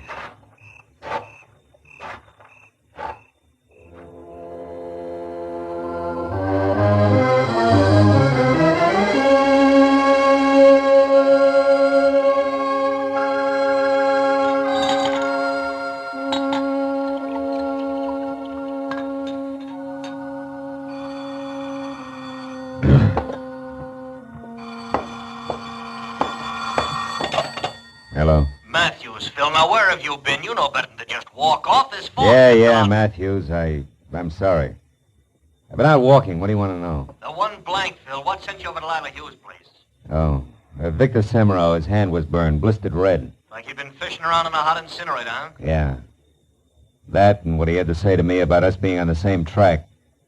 Lila Hughes was the only other one who was both close enough to Helen to send her that glass donkey and at the same time even remotely connected with Maffei. Uh-huh. Any idea what sent Semra to her backyard? I guess his tack all night was to follow me. When he tried to pick my trail up again after running from the bar, he thought Lila Hughes' place might be the answer. Turned out he was right. Real right. Yeah, he must have seen her around her incinerator lighting it, and then decided to get to you when he couldn't reach in after the wrapping paper. Yeah, something like that. With, of course, her taking off after him. Look, anything else, Matthews? Phil. Hmm? Phil, you weren't in love with Helen Lofton once upon a time, were you? No. No, Matthews. I wasn't in love with her. Yeah. Well, so long, Phil. And, look, I'm sorry. About Helen, I mean. It's a crying shame. Yeah. Good night, Matthews. I'll come down to headquarters in the morning.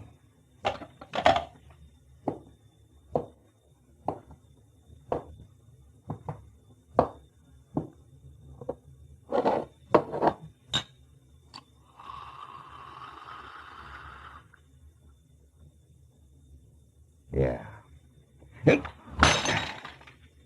A crying shame.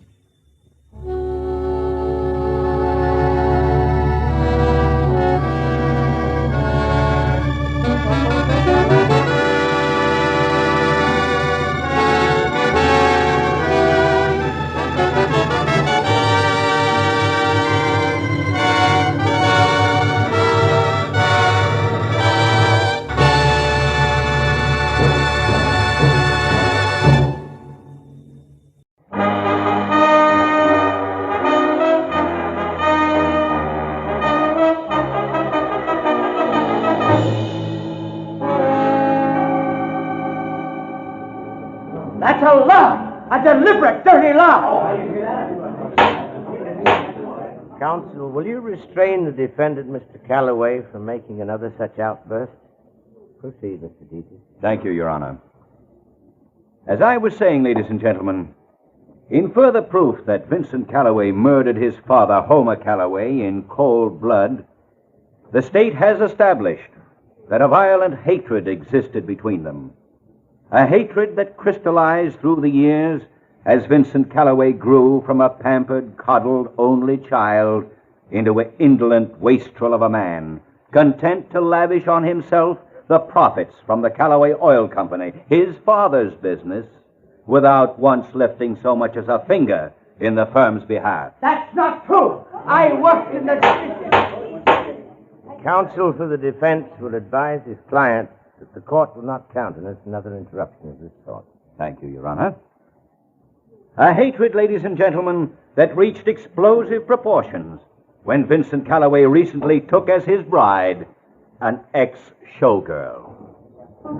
A woman with a long and tarnished history of flagrant fortune hunting. A woman whom he flaunted in the face of his father's expressed wishes and deep desires to the contrary. Further, the state has proved that just 2 days prior to his murder, Homer Calloway had decided definitely to change his will. Why? Why, other than to eliminate his son from its benefits? The court requests that the prosecution confine itself to the facts. Continue, Mr. Deity. Very well, Your Honor. The facts are eloquent enough. Homer Calloway was murdered before his desired changes in his will could be executed. Next, we learned that on the night of the murder, a desperate effort was made by the killer to cloud the real circumstances of the crime by setting the scene to look as though Homer Calloway had surprised a common thief, robbing his private office. This clumsy attempt was at once proved by police officers to be completely faked. The motive was robbery, all right, but on a grand scale. Now, ladies and gentlemen, let us proceed to tighten this web of proof around Mr. Vincent Calloway. Let us show beyond any doubt that it was he. There was no doubt about it. Vincent Calloway was losing the fight for his life. Deity, the crisp, tab-colored assistant DA, was cutting him to ribbons. When they called Felix Lohman to the stand, I turned around and took a good look. Because it was Felix Lohman who had telephoned me earlier and hired me to come to the trial and be on hand when he testified.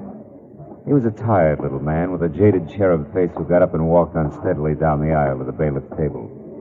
He acted like a man on the verge of collapse. Are you all right, Mr. Lohman? Yes. Yes, I believe so. Raise your right hand.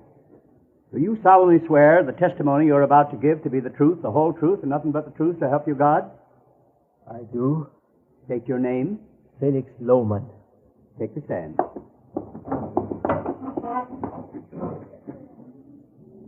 Now, Mr. Lohman, will you please tell this court what your association with the late Homer Calloway was? Why, yes, sir.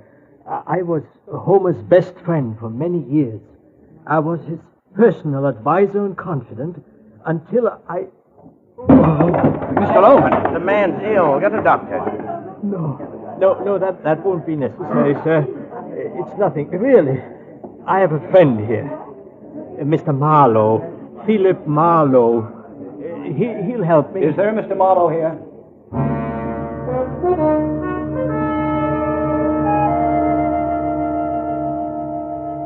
That's the way it played. My client was helped to his feet, and as I half carried him out of the room, I heard the judge adjourning court for the day. All the way down to my car, Felix Lohman stayed as limp as a damp bedsheet. But the minute we drove away, he began a recovery that couldn't be credited to the fresh air alone. When we got a few blocks west on Wilshire Boulevard, a smile spread over his Cupid doll face like warm syrup over a waffle. Yes, a good restaurant. Pull in there, Marlowe. All right. I feel like a piece of pie. Now look, Mr. Lohman, now 10 minutes ago you were dropping dead in a courtroom. Now you feel like a piece of pie. What is this? Come on, let's go inside where we can talk. All right. My performance at the trial was a fake, a delaying action, Marlowe. A bit for time. Oh? And believe me, we need all the time we can get. To do what? To save young Vincent Calloway's life. How about this booth? Oh, yeah, sure. So you think he's innocent, is that it? Why? I've known Vince since he was just a boy. Mm-hmm. He's no killer. Couldn't be. It's completely alien to his nature. Well, from what I heard in that hard-boiled court today, you'll need a little something more tangible than that, Mr. Lohman. I've got something. Care to see the dinner menu, gentlemen? No, just a big piece of cherry pie and a glass of milk for me. Just coffee, thanks. Now, Mr. Lohman, sell me. According to the DA, Vincent had plenty of motive. Oh, he hated his father, all right. We all did, one time or another, Marlowe. And got hated right back, too. Homer was that kind. Dry, hard, lonely, lived on work and nothing else. But the rest of that motive stuff... You mean about the will? Exactly. Vince expected several years ago to be cut out of his father's will. He was resigned to it. So that's out as a motive for Vince. Well, aren't you forgetting that was before Vince married a very expensive little plaything? Maybe she changed his economic philosophy.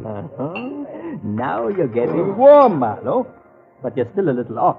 How do you mean? The girl's name is Joyce. Yeah. I'm sure she couldn't change Vince that much, not drive him to murder. But I'm also sure that Joyce herself would try anything. Well, that's where you come in, Marlowe. Something's fishy, my boy. Extremely fishy. Yeah, well...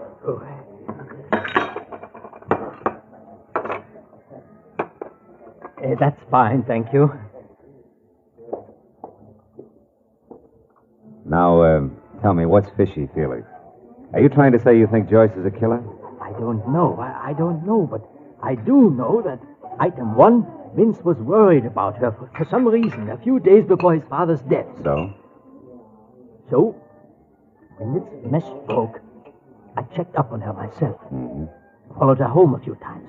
That's at 2313 North Ogden. And item 2, I saw a man hanging around the place. A fellow with 2 gold teeth right in front. And dark, 5 o'clock shadow, kind of whiskers. I followed him once. Know where Angel's Flight is? Sure. That's where I lost him. But I learned that his name is Stoner. Stoner, huh? What about item 3? Blackmail. I don't know how or where, Marlowe, but it's there. Oh. And Vincent's caught in the middle, huh? Good and tight. Yes. We've got to find out about this fast. I wish I could go along, but Joyce knows me too well, and that Stoner has spotted me also, I'm afraid. So I guess it's up to you. Okay, I'll get started. I can reach you where? Home. Gladstone 3962. 3962. And Marlowe, I'm just an old fuddy-duddy. But that boy Vince means a lot to me. And time is awfully short. Give us your best, will you?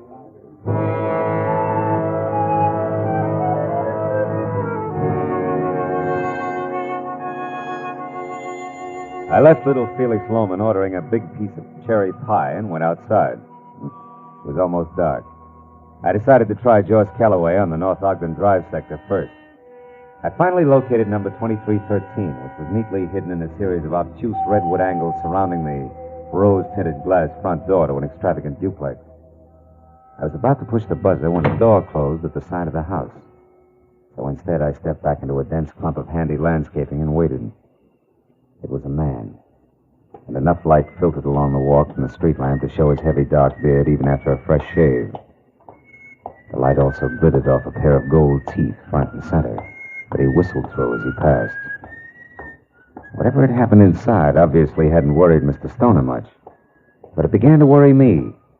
I decided to take my chances on picking him up later. After he'd gone, I went up to the door again, and the girl who walked through the entrance hall and taught me looked as soft and as glossy as a well-brushed kitten. Maybe it was her yellow shoulder-length hair or the flowing folds of the black velvet hostess gown. In either case, it was even better with the rose-colored glass door out of the way and the unmistakable scent of taboo in its place. Yes? What do you want? You're Joyce Calloway? That's right. I'm Marlowe, Mrs. Calloway, Phil Marlowe. I'd like to come in and talk to you a minute about your husband. Vince? What about him? Well, it'll keep long enough for us to go inside, huh? Well, all right. Come on in.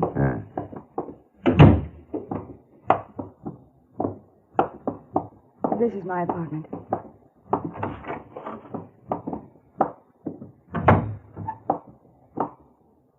Now, what is it? Well, first, I'd like to congratulate you. The moral support you didn't give him today was real great. Too busy shopping to drop in at your husband's murder trial? Why, you... Oh! Okay, baby, I asked for it. I didn't go because Vince said that he didn't want me to. Now get out. And the next time your lousy district attorney's office wants to find out something, you can tell him... Just a minute. I'm not from the DA. I'm strictly freelance. At the moment, I'm interested in a small matter of blackmail and how a man named Stoner ties in. I don't know what you're talking about. You'd better get out of here. Now, listen, baby. I'm tired and it's late. I want to know about Stoner. I don't know any Stoner. Okay, let's make it easy. He's a bird with a heavy beard and 2 gold choppers, and I just saw him leave by your side door about 5 minutes ago. Does that help? You're crazy. There's been nobody else in here tonight. Now, get out of here. Sure. You know, Joyce, you're either awfully dumb or awfully scared. I don't know which. But neither one is going to pay off for you. I promise.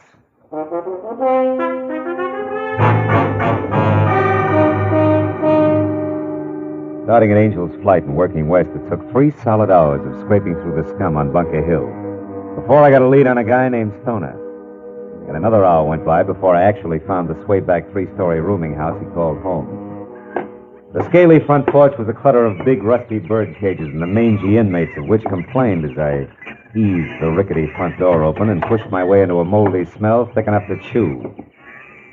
The ragged row of tin mailboxes said Stoner's room with second-floor rear. So I started up. I got as far as the landing when I heard a voice in the hall above. I went on slowly until I could see. It was Stoner. His back to me, talking on the whole phone. I got my .38 in hand and listened. Yeah, listen, Joyce, don't worry, I'll take care of him. Yeah, I'll be watching for him. Yeah, I'll meet you just like I said, only remember, it's not good for us to be seen together now. So be careful. Yeah. Okay. Goodbye, Joyce. You didn't start watching fast enough, Stoner. Who are you? I'm Marlowe. The guy Little Cutie Pie just tipped you off about. Don't move those hands, Stoner. I just left to collect that mouthful of old gold you're wearing. You're no cop.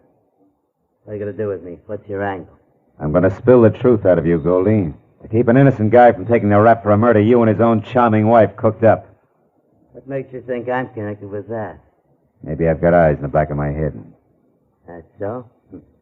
You ain't got eyes in the back of your head. Because if you did, you'd duck. Oh! See what I mean, Marlowe? Thanks, pal.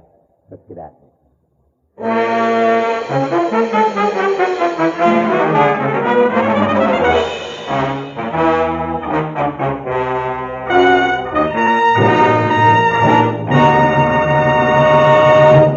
In just a moment, the second act of Philip Marlowe. But first, although the intention of the entire world is now focused on the critical situation in the Far East, there are still tragic remnants of another war in Europe. There are still hungry people, children who need clothes. There is still sickness and the ever-present misery and poverty. Now, as before, it is your job to help these people. Help them through your generosity, through care. One $10 care package can feed and clothe an entire family in France, in Italy, in Germany. Send hope to these destitute peoples of Europe by showing you care through care. Now with our star, Gerald Moore, the second act of Philip Marlowe, and tonight's story, The Quiet Magpie.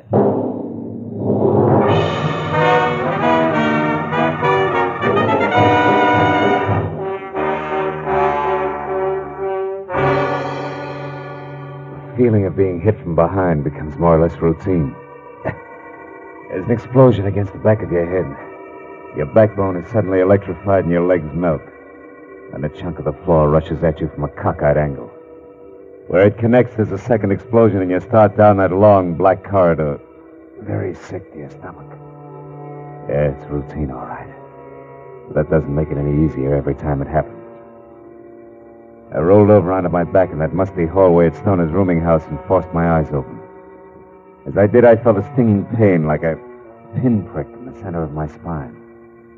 Then as things started back into focus, I saw a beer bottle gripped in a fat, freckled hand that belonged to a fat, freckled face that peered into mine. It started a conversation just before I could get the pinprick in my back. Well, look what the cat has dragged in. And who are you, chum? The Jewel T-Man. You need... Oh, my back. What's the matter, chum? The little gold ornament. Well, you must have rolled onto it, chum. Yeah. Whoever slugged me must have dropped it. What is it? It looks like a bird or something. Yeah. A magpie in flight. Looks like it broke off or something. Probably a pin from some babe's handbag or bracelet or... Or it's yours, maybe, huh? Well, if it was alive, it might be. Birds are my speciality, or ain't you noticed? Oh? You the landlord here? Yes, that's right. So now back to you. Who are you, chum? And how come you folded up in my hallway? Well, it's a long story, and I won't keep you from your birds with it. Hey, wait a minute. Now, don't let the Audubon pitch throw you, chum. I've got a couple of hobbies. Like sticking your nose in other people's business? Like bending noses that get stuck into my business. So clear out, chum, and stay out or you'll see what I mean. Okay, yeah, sure. Whatever you say, bird lover. After all, this is your nest. So long.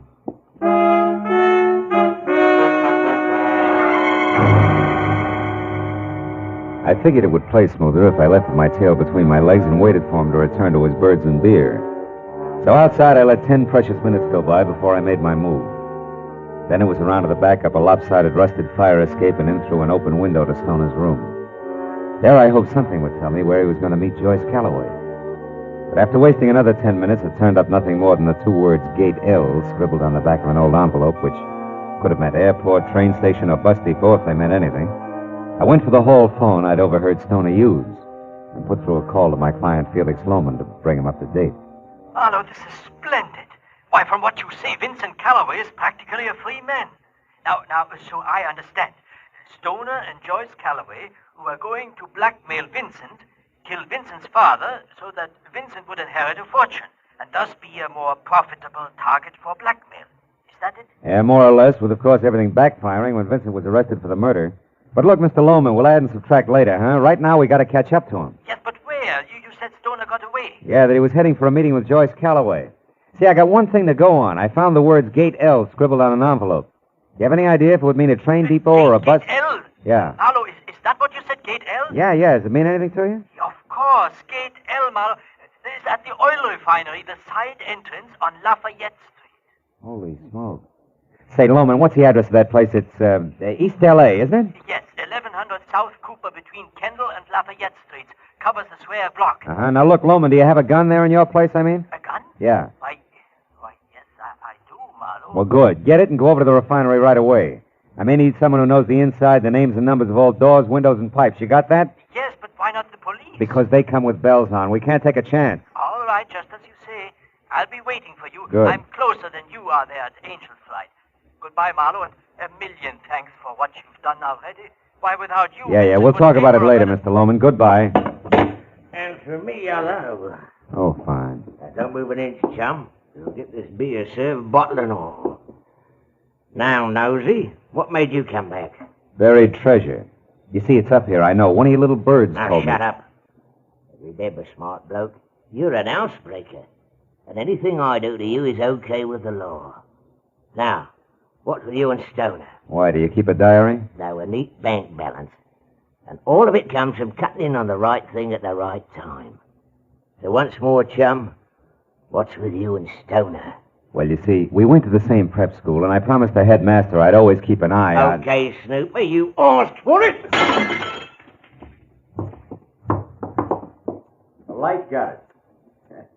I figured right, bird boy. Bum aim goes with a bum temper. It's only just beginning, sweetheart. It's black in here like a pit.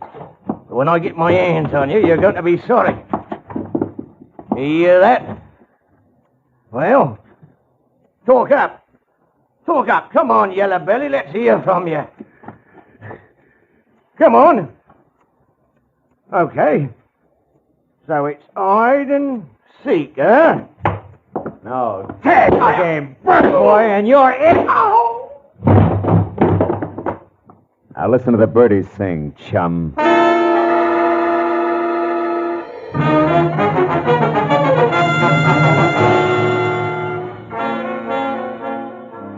was a 20-minute drive from Angel's Flight to the Callaway Oil Refinery in East L.A. and all the way through the wide, deserted streets that the city's heavy industries called home.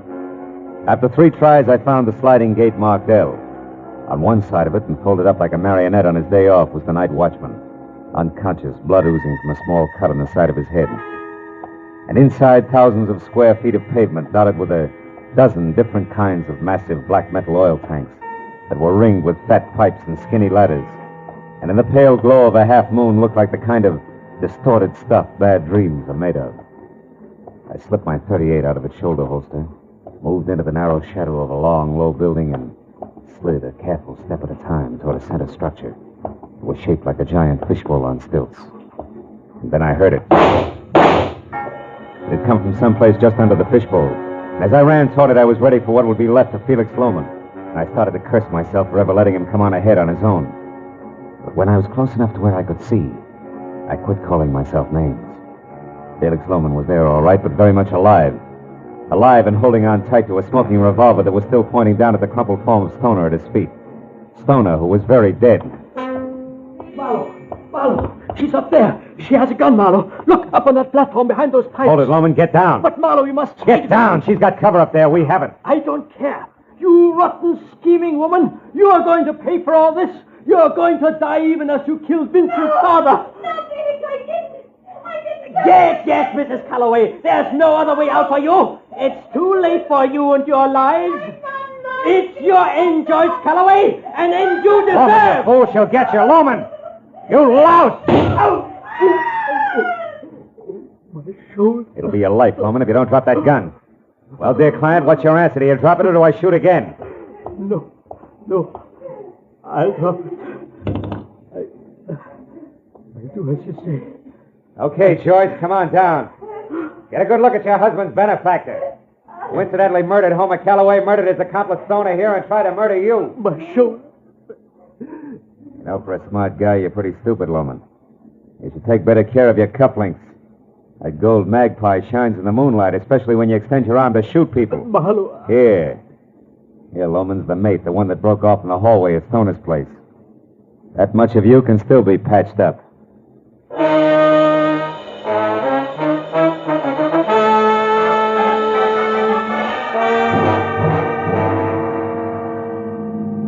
All right, Mr. Marlowe. Now that Vincent's lawyer has heard it and the police have written it down, the press have printed it, how about me? I don't follow it. For instance? Well, Felix Loman killed Homer because Homer no longer had any use for him. But with Homer out of the way... And Vincent in his place, Felix would be set. Your husband he could fool. Yes, but the way the whole thing boomeranged... Oh, that was just bad luck. You see, he staged a robbery at Homer's office just to throw the law off. Well, it didn't. But more than that, it almost nailed Vincent. Still with me? Oh, the second house over there.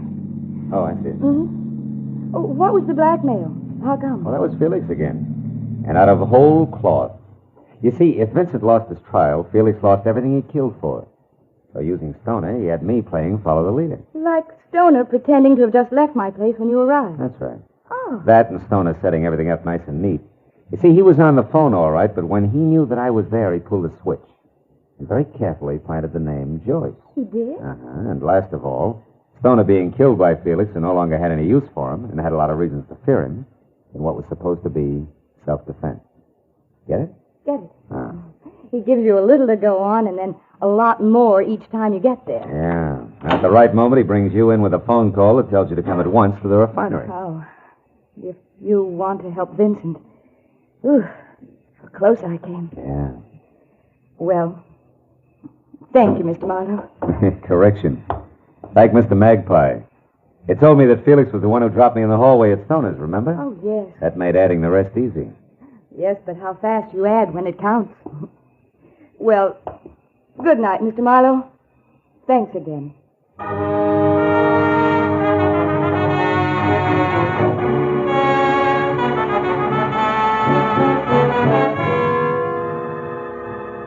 By the time I pulled up in front of my apartment on Franklin, the black in the sky had started to melt into a slate gray.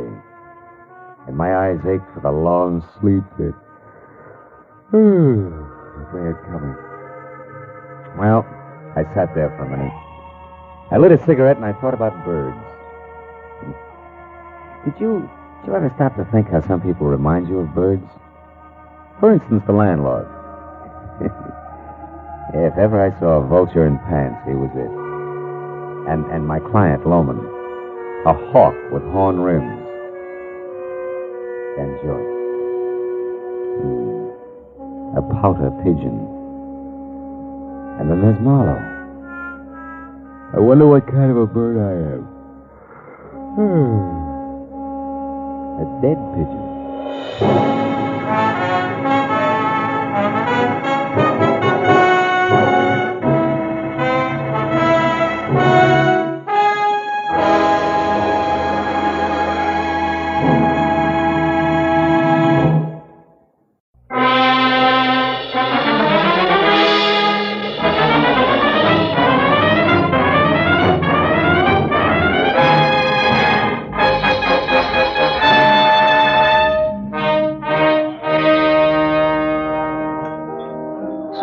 After being hitched 1 month, Marlowe, 30 days, where am I? I don't know. Where are you? Out in the cold, and with enough unpaid bills, Marlowe, to choke an elephant. Fur coat, hat, shoes, dresses, the works. Furthermore, she tells me it's only the beginning, sweetie pie. Yeah, well, that's tough, Louis. I'll see you, huh? Hey, hold on. How about another scotch, Marlowe? Oh, no, It's only 10 o'clock. One for the road on me, huh? Now, listen, Hey, Mike, Johnny Walker twice. Okay. Unless, of course, I'm bending your ear too much, Phil. Oh, how could you say a thing like that? Look, Louis, I've had a long day. I want to go home. Fair enough. I'm glad I bumped into you. I'll see. You drive west, don't you? Yeah. Would you mind dropping me off, huh? No, Louis, it'll be a pleasure. Swell. Skip the drinks, Mike. Make up your mind, will you? Well, like I was saying, Phil, first it's her mother moving in on us, then it's both of them drinking my special stuff like it was water, then these clothes I already mentioned. So I ask myself, what'll it be next, Louis? What do I get for an answer? All right, Louis, what do you get? Divorce, my only out. And you get my point, huh, Marlowe? Yeah, I get you. My car's around here in the alley, Louis. Check. Well, now, divorce is something a guy wants to think about. Thinking guy, that is. And you know, Marlowe... Hey, wait a minute. Get up. That's a cute little exhibition, huh? Hey, quite a scrap. Scrap nothing. It's a few inches short of murder and closing fast. Better break it up, Louis. Hey, Heavy. Yeah? Kind of a hot night for this, isn't it? What do you want, Sonny? I'd like to hold your coat. Seems to be cramping your style. He's in one piece. Why, you lousy long nose. Don't worry, I am. How do we go on, Muscles? All right, mister. Right now, he's all yours, if you can bring him to. So long, hero. Hey, Marlowe, this kid's pleaded all right. Yeah, come on, give me a hand, Louis. We'll get him out of here. No. Okay, fella. Come on. Up we go. Up on your feet. Oh, thanks, mister. It's all right. You live near here? A couple of blocks away. The DeWitt Arms Hotel on Western near Sunset. Ooh. Now, take it easy. Take it easy. Put your arm over my shoulder. We'll get you there. Thanks. Come on, Louis. Over to my car, huh? Yeah, sure, Marlowe. But maybe I better skip the lift, huh? I mean, my problem, the discussion we were having, we better postpone it for a while, huh? That is... I know what you mean, Louis. Yeah, it'll keep. All right, kid, come on. Let's go.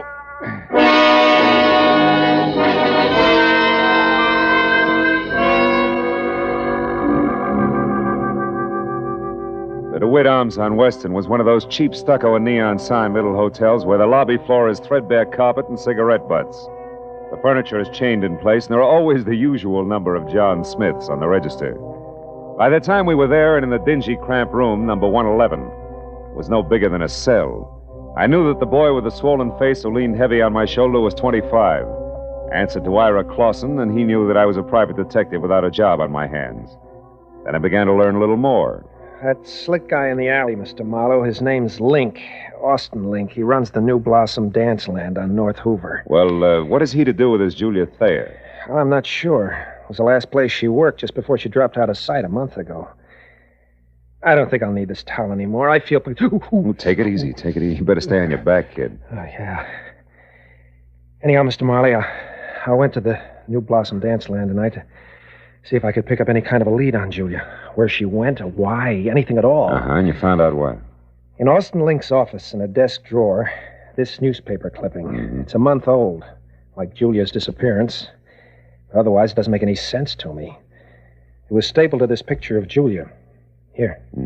Guess it was used in an ad for the dance hall or something. Hey, she's a pretty girl, isn't she? That clipping, what's it all about? Well, I'll read it to you. You mind closing the window first, Mr. Marlowe? I think I'd rather have it hot in here. Yeah, I know I would. Every jerk thinks he's Valley. All right, go ahead, kid. Well, the headline is Faye Patillo killed in car wreck, and then mystery surrounds death of famed gangland woman. Faye Patillo. Hollywood's glamorous first lady of crime in the rackets. Yeah. It says she was killed late last night when her car plunged from Lookout Mountain Road at a hairpin turn. However, the police are puzzled by the fact that although the 40-year-old redhead was in her own car, she was not found at the wheel, but in the back seat where, according to the condition of the wreck, she could not have been thrown. Furthermore, no sign of any driver dead, injured, or otherwise was or has been found. I know all about that one. Now, look, is that all you have to go on? Well, not quite, Mr. Marlowe. There's one thing more. What? Just before Link caught me in his office and I ran and hid, as far as the alley where you found me. Yeah. I overheard him talking to someone on the phone about Julia. I have no idea who it was, but Link was very respectful, and he was given a private telephone number. A number he was to remember, not write down. You know what it was? Yeah. Washington 7017. 7017. That's it, Mr. Marlowe. It's not quite, Ira. That's only half of it. What do you mean? You and Julia, why you want to find her, what she means to you, why you haven't gone to the police. Well? I'd rather not say, Mr. Marlowe. If you don't mind. Okay. Suit yourself. Well, good luck, kid. When you're on your feet again, play it a little neater, huh? You'll stay on your feet a lot longer that way. Mr. Marlowe, wait. Hmm? Please.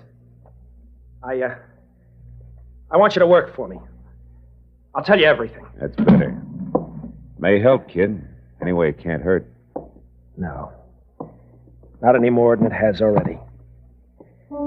Began back home, Mr. Marlowe, a couple of years ago. The story Ira Clausen told me I'd heard before. So had anybody who'd spent more than a weekend in Hollywood. Only the names were different. Julia Thayer had loved Ira loved Julia, all this in Cedarville, Oregon. Then the snapper. Someone says Julia's not only beautiful, but has talent. She's wasting her time in Cedarville. Julia believes this, packs her bag, scrambles for movie land, where she falls flat on her face, which isn't quite as gorgeous in Hollywood as it was in Cedarville. Then it's no dough, lots of pride. You gotta eat to live, so you get a job. That was where the New Blossom Dance Land came in. And when the letters quit coming on the home front, Ira started to worry. He knew that Julia needed help. Mr. Marlowe, and followed one lead after another. Got as far as the alley where I collected you. Okay, kid, I think I've heard enough. Then you'll help me? Yeah, I'll try. Call you later.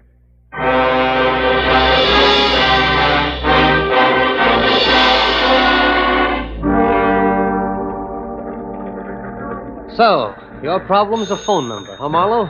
Washington, what was it? 7017. Hey, Callahan, that's a handy book. Newspapers need handy books, Marlowe. People clam up too much these days. I blame the movies myself. Hey, no such animal. It could be a new number, or didn't I mention that? You didn't? All right. We'll try the supplements. Get one from the phone company every month, like a bill. Let's see. Wallace, Washington, 5,000, 6, 7, 7,000. Yep, here it is. 7017. Good. Address 1622 Ramona Boulevard, which would be East L.A. and Industrial. Listings Southern City's warehouse. Ring a bell? A cannon. Southern City's warehouse is just one of the interest of L.A.'s answer to whatever became of the big bootleggers. I mean Joe Stapp, a very smooth, very nasty man. Yeah, this I've heard. Now tell me, Callahan, does he also happen to own the New Blossom Dance Land over on North Hoover? He does? Now you tell me, Phil. There's a story I could use here? Oh, no story. Uh-huh. You know, Marlowe, it's just like I said. People clam up. Too much these days. Yes, all right. Good night, Callahan.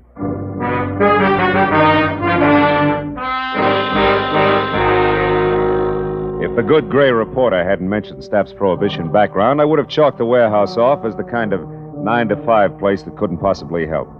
But on the hunch that Stapp might live in a lush penthouse atop a stockpile a la Chicago 1929 style, I pointed my car for East L.A. and the Southern City's warehouse.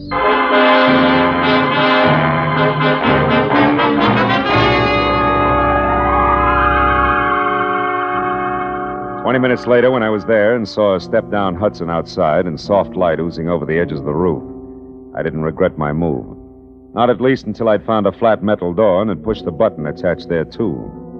Then I began to wonder because Aladdin himself couldn't have gotten a quicker response. Nor could his genie have been any more of a mountain than the item I drew.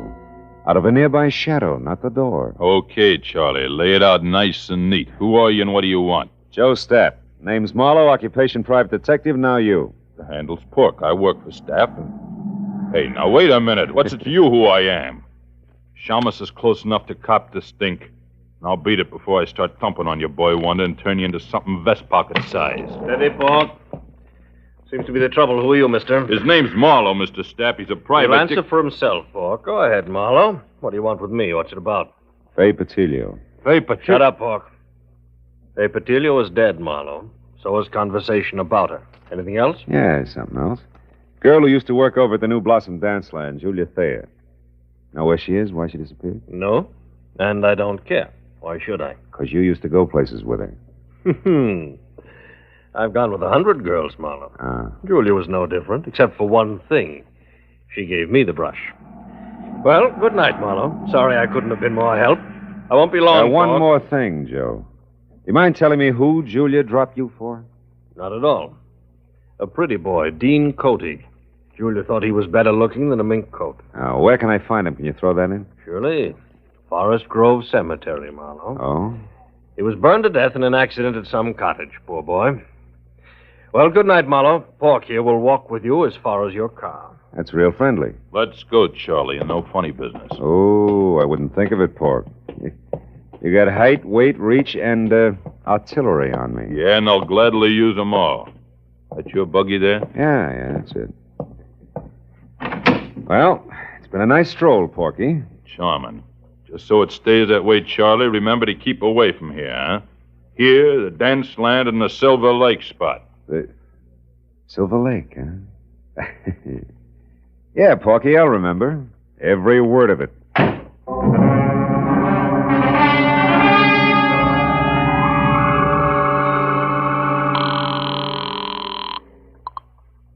City desk. Callahan, go ahead. Marlowe again, Callahan.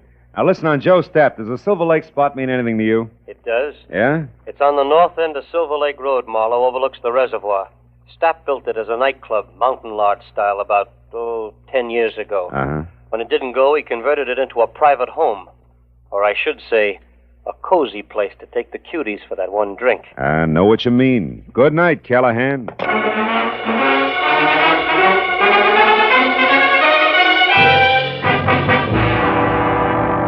The Silver Lake Reservoir was only a mile off Lower Sunset Boulevard, but the setting could have been a street in Switzerland. The lodge Callahan told me about stood out among the neat little chalets that skirted the water's edge like a Sherman tank in Toyland. Also, it was showing light from a screened-in porch. So when I was out of my car across a shaky rustic bridge that spanned the promise of a creek and moving up close, I didn't have any trouble spotting the girl I saw inside talking earnestly into a telephone as Julia Thayer, by build, size, and color of hair. About the face I couldn't say. It wore a hat that sported enough veil and mosquito-proof twin beds. Oh, well, that's different. The tunnel. All right, I'll wait there. Yes, as soon as possible. Goodbye. Hello, Julia. Who are you? What do you want? Quite a bit, honey. But for a starter, let's say that I'm a private detective named Marlowe, working for a guy who's worried sick about you. Ira Clausen. Ira Clausen? Who's that? Yeah, well, I'm not sure, but maybe he's the world's greatest sucker. Now, let's level, baby. It's getting late for guessing games, huh? I'll say it is. Oh, what's the use? What do you want to know, Mr. Marlowe? Too much to chat about here. The owner's no friend of mine. Come on, we'll take my car.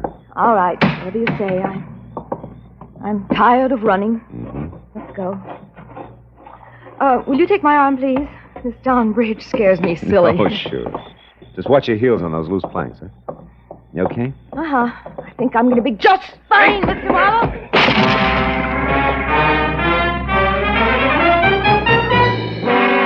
It was all the lead she needed because by the time I'd crawled out of the inch-deep, inch-wide river and was back up on the road, Julia Thayer was in her car away fast as far as Sunset Boulevard. So I went to the phone back in the lodge and got through to my client at DeWitt Arms Hotel and brought him up to date in a hurry, including the latest question mark. The tunnel? Well, of course I've heard of it, Mr. Marlowe. Matter of fact, I've been there. Why? Well, it's where Julia's heading right now. Now, what's the location of it, Ira? Ira! I'm still here, Mr. Marlowe. Yeah. You sound real different. I don't get it. What's up? Very personal business, Mr. Marlowe. You see, I'm Ira Cody, not Clausen. Dean Cody's brother, Mr. Marlowe. Brother who's out to get the girl responsible for his burning to death. Julia Thayer, the cheap scum. So Marlowe played Patsy. Oregon, the boy-girl pitch. You made it all up. Every bit of it. Mr. Marlowe, before I needed your help. Now I don't anymore. Get lost.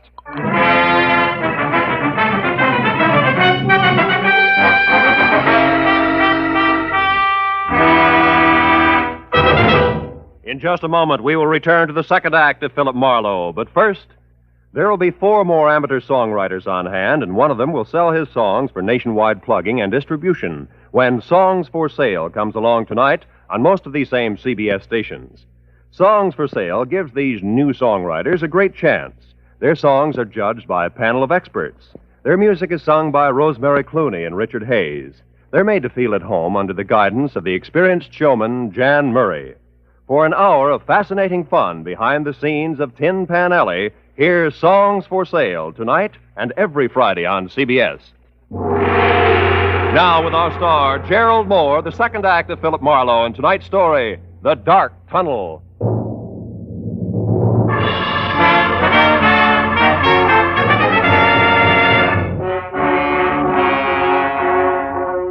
I stood there for a minute after Ira Cody hung up and tried to figure my next move, while the phone in my hand quietly buzzed sucker. A pair of haywire lives was scheduled for a smash-up, and I'd let myself get mixed up right in the middle.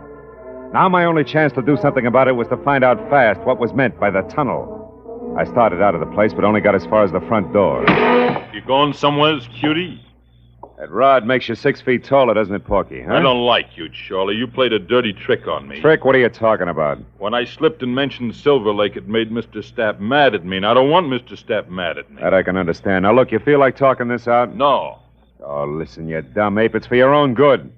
Something's going to happen tonight that'll make your boss a lot madder than he is now. I'm the only one who... You're just trying to trick me again, but it won't work. Not this time. First, we lift your gun. Now, get going. We'll take your car. Porky, you're going to hate yourself for this in the morning when Stapp finds out. I doubt it. You see, Charlie, it's his idea. Now get going.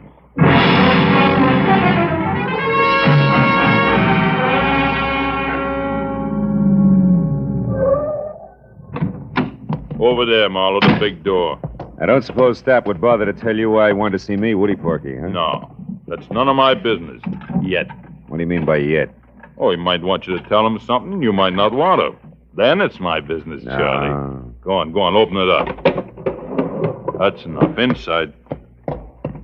Well. Real genuine warehouse, huh? Chains, tackle, even a hand truck. Well oiled, too. Don't tell me your boss is going legit. Never mind that junk. Just stand right there till I get this crazy door locked. Here, Pork, try something heavier. Like this truck. Ow! My leg, why you... Now it's your chin. Good night, Charlie.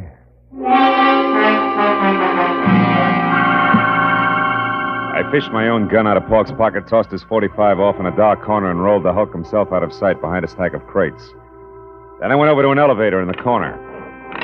On the way into the warehouse, the light I'd seen earlier from the roof was still there, so I decided to try the penthouse. I walked quietly down a thick carpeted hall to the only door. When I knocked, it was with the barrel of my .38. Come in. Well, hello, Marlowe. I've been waiting for you. A gun? Hey, how come... Pork? Pork! Save it, Joe. Oh, that dumb cluck. Yeah, big wheel like Joe Stapp ought to afford better help. Now, I'm holding the gun, so I'll ask the questions. What and where is the tunnel? A tunnel is a hole, Marlowe, usually in the ground. Delivered, Joe. It's got a lot to do with your girlfriend, Julia. Julia? Oh, that's a hot one. I went to all this trouble to haul you in here for the same reason. Then I'll put down the gun and let's talk. It makes me nervous. I'm not interested in your nerves. I'm interested in your talk. All right. Now, you've got a long nose, Marlowe, and poking it around, you might find out enough to get real curious and call in the cops. That I can't afford. Uh-huh. So I'm going to level with you, tell you what you want to know, just so you'll lay off. That a deal? I'll let you know. All right. You wanted to know about Julia. Yeah. Nothing like Julia Thayer ever happened in my life before. Most beautiful thing I ever saw. Sweet and soft, made me ashamed of myself. Somehow I don't hear violins. Marlowe, I'd have done anything Julia asked me to. And all she ever asked of me was to give her up. The Dean Cody? Yeah, Dean Cody. Young physique that wasn't all wasteland like this. A handsome face that of a boiled lobster like mine is. She was crazy about him, fascinated, and I didn't blame her. Until I found out he had the morals of a rattlesnake. Keep talking. Cody was rotten, Marlowe. Dirty, clear through. Cheating on Julia every time she turned around. I couldn't stand it. I tried to tell her. Only made her hate you, huh? Look, Stapp, so far this is no better than a serial and torrid romances. The point. I'm getting to it, Marlowe. One night I thought I could convince her, because Cody had a date with Faye Patilio. I don't have to tell you, she was the lowest thing in town. They were going to a spot up on Lookout Mountain, so I told Julia. She went up there and waited. They showed, all right. Both loaded. She saw him take that dive off that hairpin turn. When she got down to him, they were both dead. Wait a minute. You told me Dean Cody was burned in the cottage. Sure. That's what I'm still telling you. Julia was so far gone over that louse, she pulled his body out of that wreck, hauled it all the way down to that cottage at Malibu, and then set fire to the place. So the world would never know he's going with a tramp like Faye Patilio, huh? Yes. How'd you like to have that kind of loyalty on your side, Father? huh? Anyway, after Cody was gone... Cody's young brother's in town, Step. He thinks Julia's responsible for Dean's death, and he's going to kill her. What? They're scheduled to meet at that tunnel I asked you about. Now, where is it? Step, I asked you. I heard you. Tunnel's an old abandoned underpass in back of the New Blossom. But we're not going there, Marlowe. We're going to sit tight and let it play as is. Are you nuts? Not anymore. Julia was out of her head that night. Something went wrong when she started that fire. She got caught in it herself, Marlowe. You mean she was burned? Yeah. Her face. It's bad. She'll never be right again, no matter how much plastic surgery. Yeah, but there's no reason to let her be murdered. That's a matter of definition. You see, Julia's still in love with the memory of Dean Cody, Marlowe, so we'll just forget it and let it play itself out. We'll forget nothing. I got the gun, Step. But you're going to drop it, aren't you? Otherwise, I'll have to drop you. Oh, fine. I remember you, Austin Link, Knuckles, in an alley. Drop it. That's right, Nosy. What's the word, Joe? Get him out of here, Link. Get him out of my sight. I don't care where you go. Come on, Slick. Let's go. Just sit on him for a few hours. We'll talk it over then.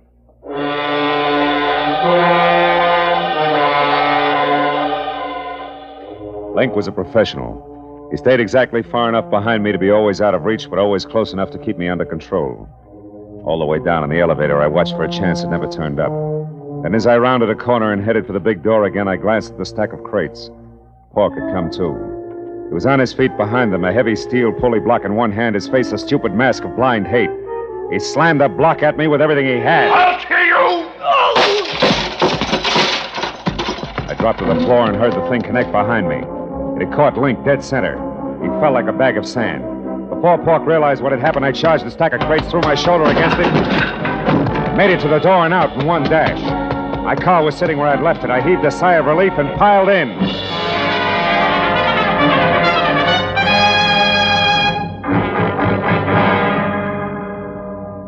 10 minutes later, I pulled up at the New Blossom Dance Land. It was just closing. I ran along the side of the building to the back where a yellow light above the rear door cast an out-of-place halo over... Oh, no. Hey, you! What are you doing back here? This is for employees only. Yeah, well, I'm employed. Listen, do you know where the tunnel is? The which? I can see what you mean. The tunnel. It's an old underpass. There's an entrance to it back here someplace. Oh, that, sure. See the light over there? Yeah. In that little cement house? Yeah. Well, that's it. Steps lead down inside.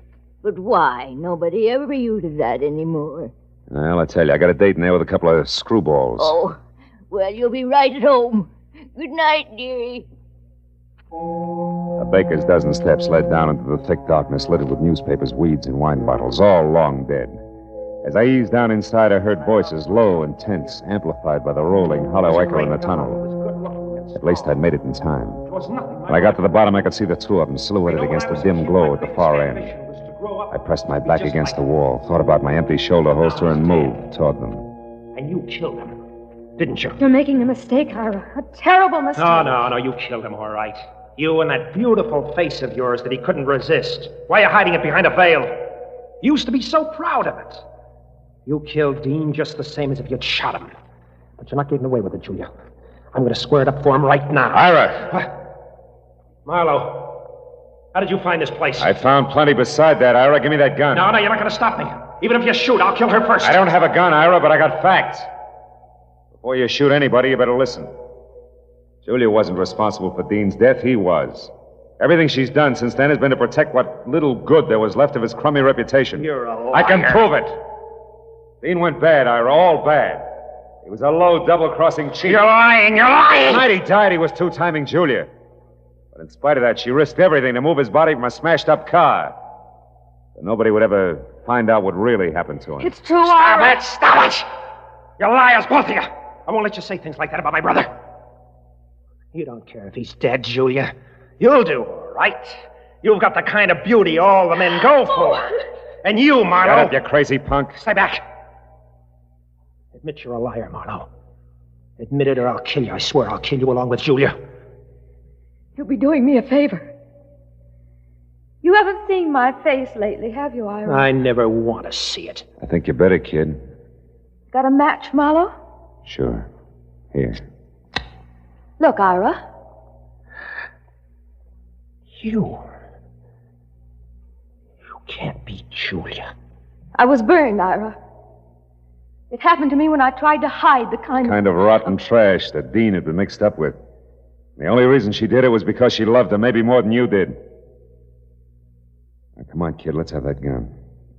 You don't want to kill anybody. No. I don't want to kill anybody. Julia, I'm sorry.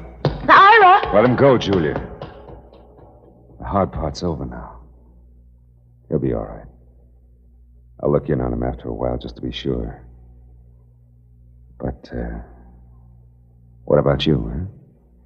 What about me? I'll be okay, Marlowe. After I've done some thinking. This shock, I think it's what I needed. Goodbye. It's a dark tunnel, honey. Think you can find your way out alone? Yeah? Yeah, I'll find a way out alone. One of these days.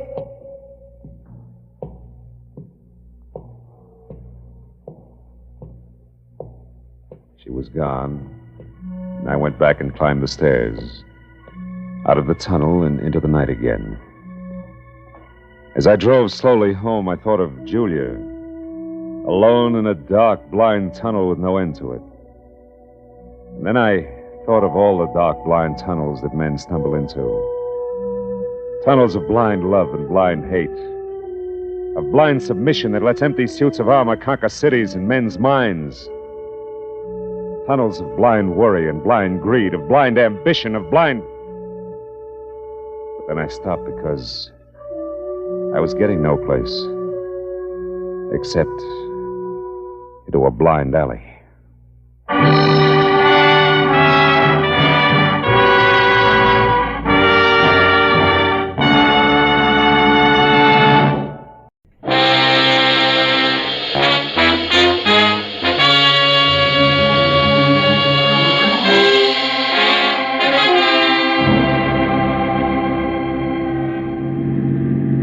Turn the corner, cabby. Don't lose him. Don't worry, mister. There they are up ahead of that new Nash. Uh-huh. And a white Panama hat shows up through the back window of that cab like a signboard. Besides, I've been doing okay so far, ain't I? We stayed in this tail for 20 minutes now. Yeah, but I've been tagging the guy under that hat for 6 hours. 6 hours? For a movie, a Turkish bath, 3 bars, a restaurant, and 2 museums. Close the gap a little, huh? Whatever you say, mister. They're liable to spot us. How much longer you gonna keep this up? What difference does it make as long as your flag's down? Big difference. My old lady'd be awful sore if I don't get home tonight. And this follow-the-leader routine looks like an endurance contest. Take it easy, cabby. At 10 o'clock tonight, a certain big deal will be closed, and then we can both forget about that guy up there and go home. Big deal? What kind of big deal?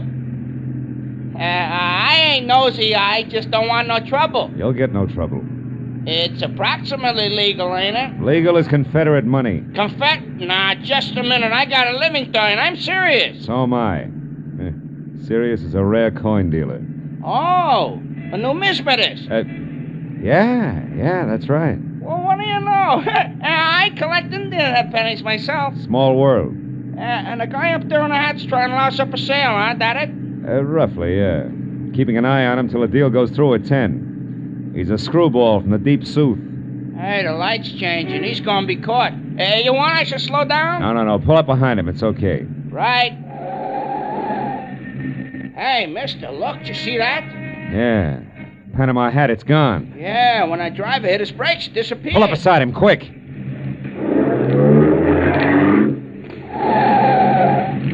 you see? Yeah, the seat's empty. Ooh, what a pair of chumps. They've been chasing nothing but a hat propped up in the back of that seat. No kidding. Gee, it sure looked natural, didn't it, mister? Nuts. Let me out. Now, look, you get to that other driver. Find out where he dropped his passenger off and anything else you can. Yeah. Here's $30 for your trouble. Wow, for that kind of dough, my wife can go ahead and get some. Call me at the office, mister. Just ask for Joe Joplin. Keep your shirts on, you get there!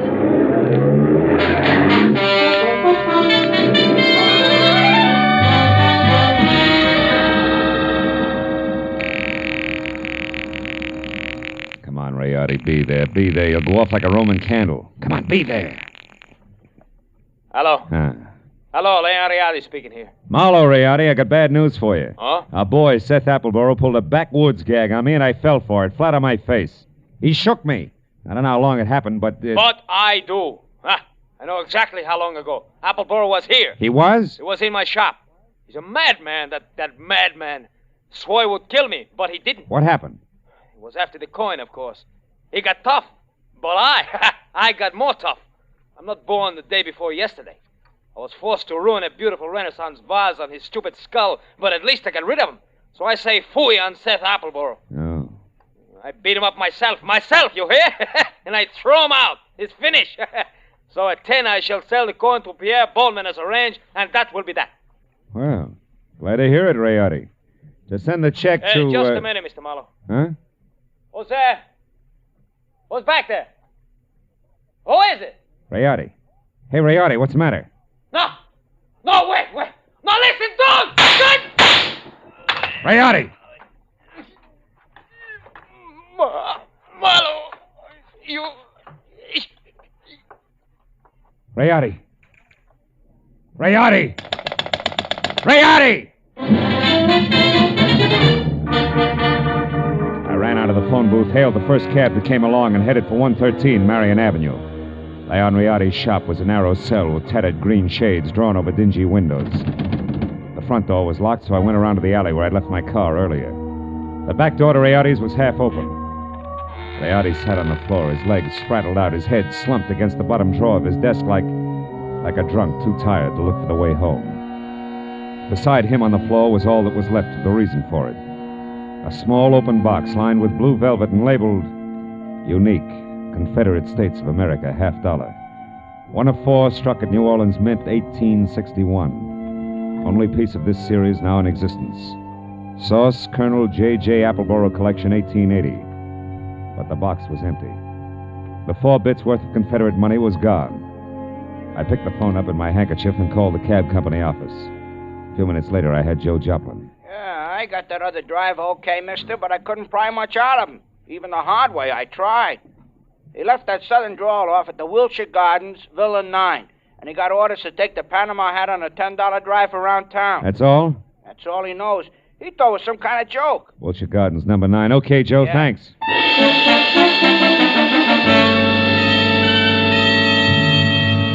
I called Homicide, told Lieutenant Matthews where he could pick up the body, and before he could order me to stick around, promised to fill in the details later and hung up.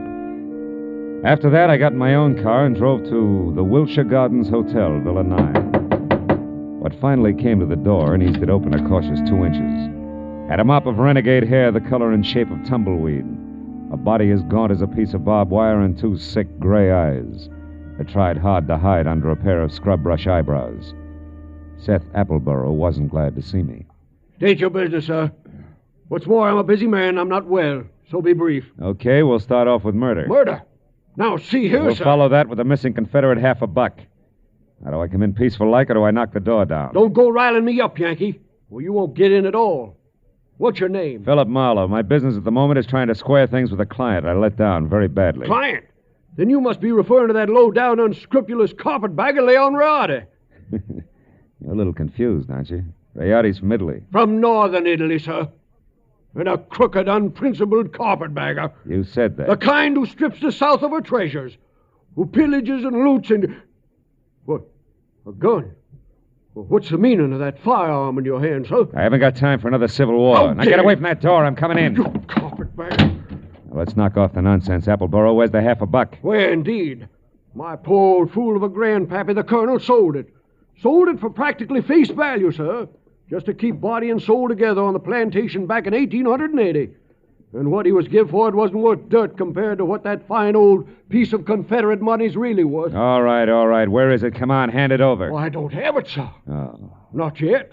But by ginger, I'm going to get it. And when I do, it's going home where it belongs, you hear? To the South. Oh. You better go to the couch and take another pull on your mint julep, Busty. You look bad. My head. And then I want that coin. I'm not kidding. That Rayardi crowned me with an iron pot. Oh. But that won't stop me, sir. I'm not going to stand by and let that rare old $50 be desecrated any farther. I'll prevent it being sold to any rich, dawdling oaf of a collector who has the audacity to live in Sherman Oaks. If it's the last thing I do. And you, sir, you won't stop me either. Sit down, I told you. You crackpot. Oh, my head. I should have known. Win, lose, or draw, I'm turning you over to the police right now, Appleboro.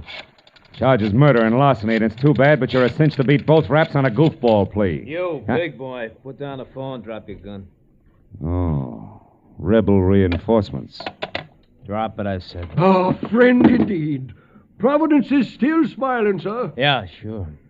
She's hilarious, Mr. Appleboro. Right, big boy? Well, don't you see the humor of the situation? Oh!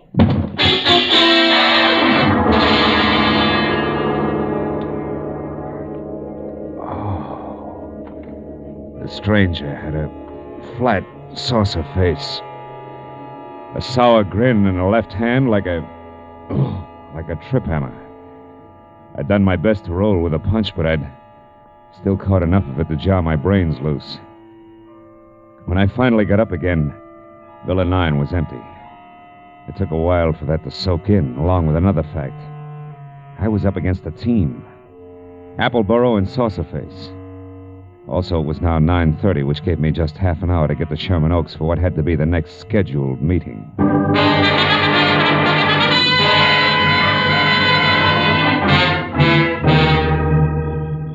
The Boneman Mansion on Clooney Drive, from giant iron gate out front through overgrown grounds and up to the entrance, looked a lot more like the prop room at the Metropolitan Opera than anybody's residence. When I lifted the brass ring in the brass lion's mouth and let it fall, I got another surprise. She had deep hazel eyes with long lashes, close-cropped copper-colored hair, and packed full green suede dress that put no strain on the imagination. Her bare shoulders made you think of toasted marshmallows. Hello. Hello. You wouldn't be Pierpont Bowman, huh? And you must have had some reason for knocking, other than window shopping. Yeah. My name's Marlowe.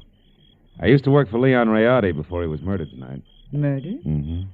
Is this supposed to concern my Uncle Pierpont? Yeah, I think it does. From the fuss that's being kicked up about 4 bits worth of Confederate money, you'd think that it was a chest of Easterling sterling silver. Only 4 bits, huh? Uh-huh. Yes. Yes, I'm afraid he is vitally interested. Come in, Marlowe. Wait here. All right. Uncle Pierpont, come here. Huh? What? Well, what's the matter, Christine? There's a man here to see you, a Mr. Marlowe. You'd better talk to him. Oh? What do you want? Huh? Oh, you. What is it, Marlowe? Well, it's about the $50, the one you intend to buy from Leon Rayardi, Mr. Bowman. Oh, yes. Well, what about it, man? Rayardi was murdered tonight. Hmm? That murdered, you say? Mm-hmm. Well, if that's true, he hasn't had time to hit the ground yet. What's your game, Sonny? You must have some kind of a game. What is it? No games. I'm telling you, Rayardi was shot and the coin stolen. Are you sure about that? Are you positive? No mistake? Are you certain, Marlowe? I couldn't be more certain if it was tattooed on my forehead. I heard it happen and saw his body over an hour ago. What do you think of that, Uncle Pierpont? Marlowe looks at dead bodies, too. I think it's poppycock. Yep. What do you think, Chris? Wait a minute. Let me tell you what I think. It's more to the point. I came here because I'm also certain that the man who killed Rayardi is the man who took the coin. And that he'll show up here in the next few minutes posing as Rayardi and try to sell you that $50 as planned. I want you two to help me get him. You know, Marlowe, I think you're bombing. Now, look, baby, I've had quite enough... Hold on now. There's just one teensy thing wrong with your little scheme, Marlowe. You see, 10 minutes ago, Leon Rayardi, or someone who said he was Leon Rayardi, was here. I gave him $37,000 cash as agreed, and he gave me this, the only one of its kind in the world, the 1861 Confederate $50.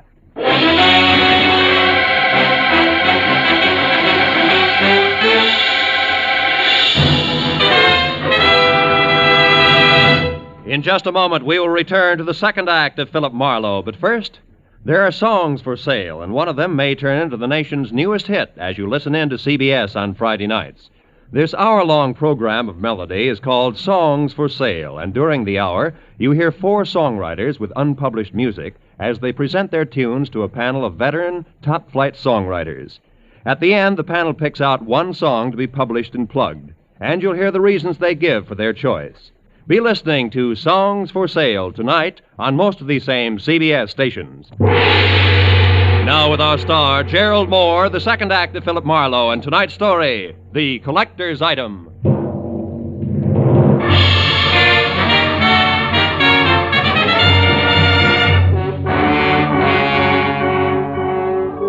When the wobbly screwball collector clinked the $37,000 50-cent piece on the tabletop in front of me, his eyes flashed on like a pair of unfrosted light bulbs. And something close to froth started to collect in the upturned corners of his mouth that smiled like the cat that had just eaten the canary, cage, birdseed, and all. There was little doubt about it.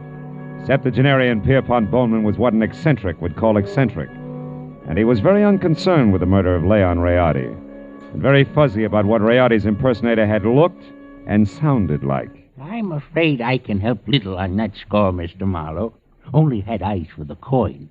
And what a coin she is. Why, son, Mr. Bowman, you've got to remember something. Height, build, color of eyes, hair, voice. Yeah, voice. Was it a southern accent? Think, Mr. Bowman. Southern accent? Yeah. No, Mr. Marlowe can't say if it was or not. My hearing isn't all it used to be, you know. But Christine here, now maybe she could... No. Christine wasn't in the room. Answered the door myself. But I did see him come up the walk, Mr. Marlowe, from my room upstairs. He was tall, about your height. Oh, no, perhaps a mite shorter. And he wore a gray suit. No, darker than gray. Sort of light blue shade. Oh, that's I think, great. like Yeah, thanks a lot. And before I start reaching for a butterfly net myself, I think I better get back to Seth Appleborough's place on Wilshire. Why there? Surely if he's the guilty one, Mr. Marlowe, he won't wait to be apprehended. Not on purpose, no. But when I last ran into him and his buddy with a saucer face, he was fighting an acute case of vertigo. Might have collapsed since, and besides, I don't know where else to go. Oh, but, sir, why must you go any place? The police will attend to that Mr. Appleborough. Now, look, Mr. Marlowe, here on the rim of the Mr. Bowman, this may mean nothing in the Numismatic League.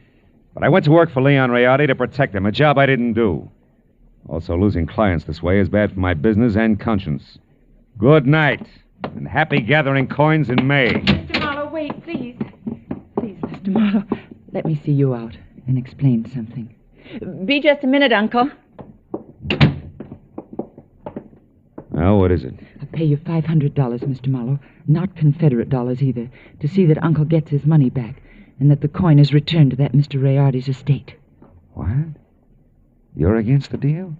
Why? Because it's the 100th one in the past 2 years. You hate to see the money you'll one day inherit go to a bunch of screwballs, huh? Why, you foul-minded, no good... I've got news for you, Mr. Marlowe. It's not my inheritance I'm concerned with, it's my uncle. In spite of this mansion and all the junk in it, that $37,000 was every cent he had left. Okay, kid. In that case, 2 points. 1? I had the slap coming. 2, I'll do my best to back up everything to where I came in. Good night. Good night. And Mr. Marlowe? Yeah. I didn't enjoy slapping you.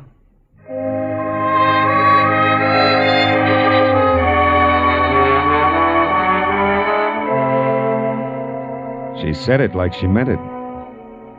20 minutes later, I was back at the Wilshire Gardens, where I found Villa 9 as dark and quiet as the bottom of a well.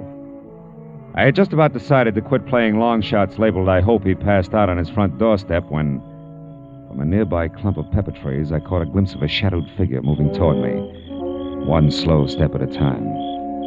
I knew that I was spotted and strictly sitting duck, so I tried the only possible out.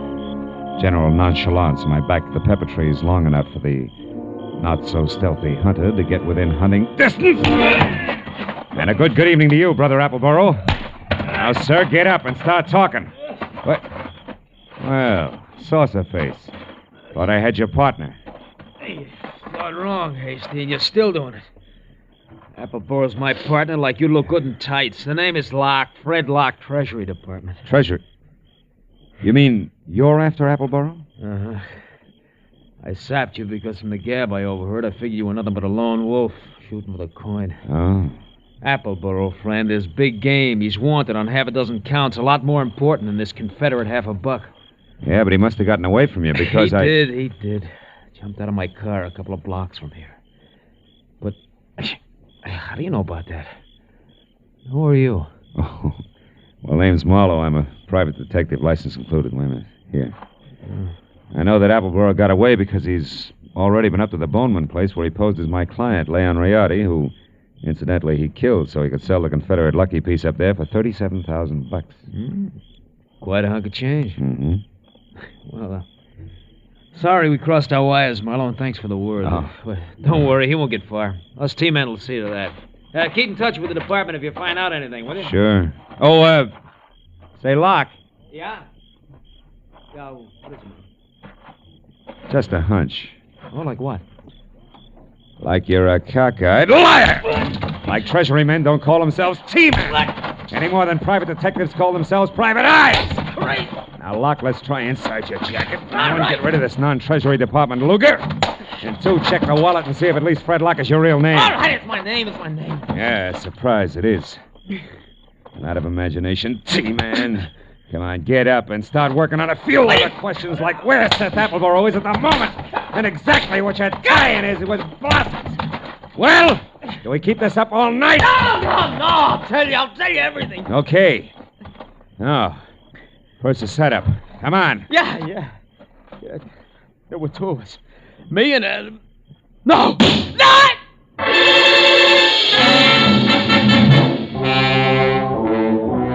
It had come from the street that was just beyond the pepper trees and slammed into Locke front and center, folded him up like it was built on hinges. By the time I was out of the impact area and had my .38 in hand, the only target I had was a pair of taillights blinking out of sight in a funnel of dust.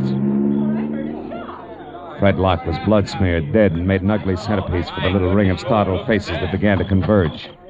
I stepped back and became just another sightseer, when a small, bald man with a large white eyebrow and lots of worry stamped on his face began to do his lamenting out loud. He was the Wilshire Gardens hotel manager and didn't care much for public spectacles on the home grounds. Oh, my goodness. 1 minute that Mr. Appleboro unconscious in his car, and the next this man is shot to death. Hey, wait a minute. Appleboro's unconscious in his car? Where? At the other end of the grounds. There's a nasty cut in his forehead. One of the guests just found him there. I was just about to call a doctor. Never mind the doctor. Show me the way. Come on.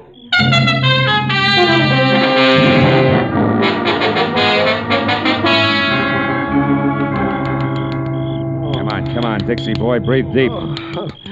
Who? Oh, you again? Yeah, me again. And you're up to your drawl in a couple of untidy murders. Now snap out of it. Oh, my. It's no use. He doesn't even hear you. Yes, so right. While it's this peaceful, I think I'll check on this drooping flower of the Old South. His wallet should do it. Do what? Prove whether or not he gave me a straight pitch. Yeah. What do you know? Membership card, Sons of the Confederacy, New Orleans chapter. Here, let me see. Uh-huh. Oh, that's his picture, all right. Sure is. Well, when the police get here, they, Hey, look. Yeah, what is it? His wristwatch was smashed against the dashboard.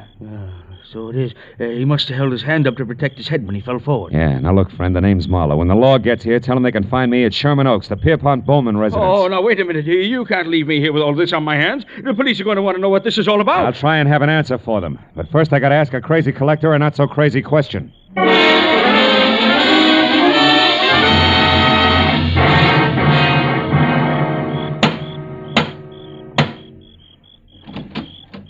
Well, hello, Mr. Marlowe. I was hoping you'd come back. No flowers and candy, honey. This isn't a social call. Then what brings you here? Your uncle, is he still up? Yes, but he asked not to be disturbed. Why? I got a picture I want him to look at. What kind of a picture?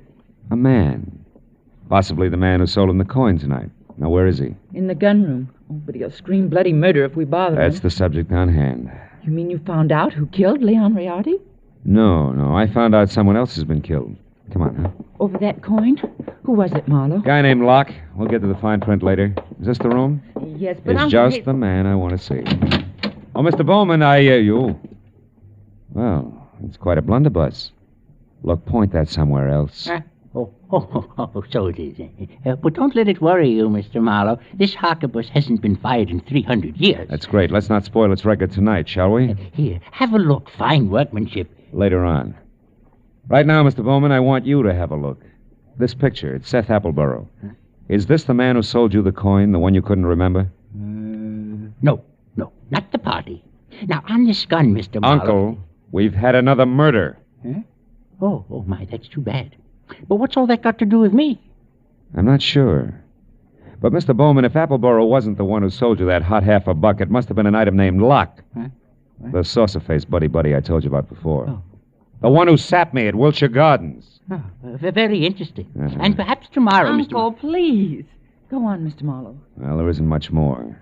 When I left here and I went back for Appleboro, I ran into Locke.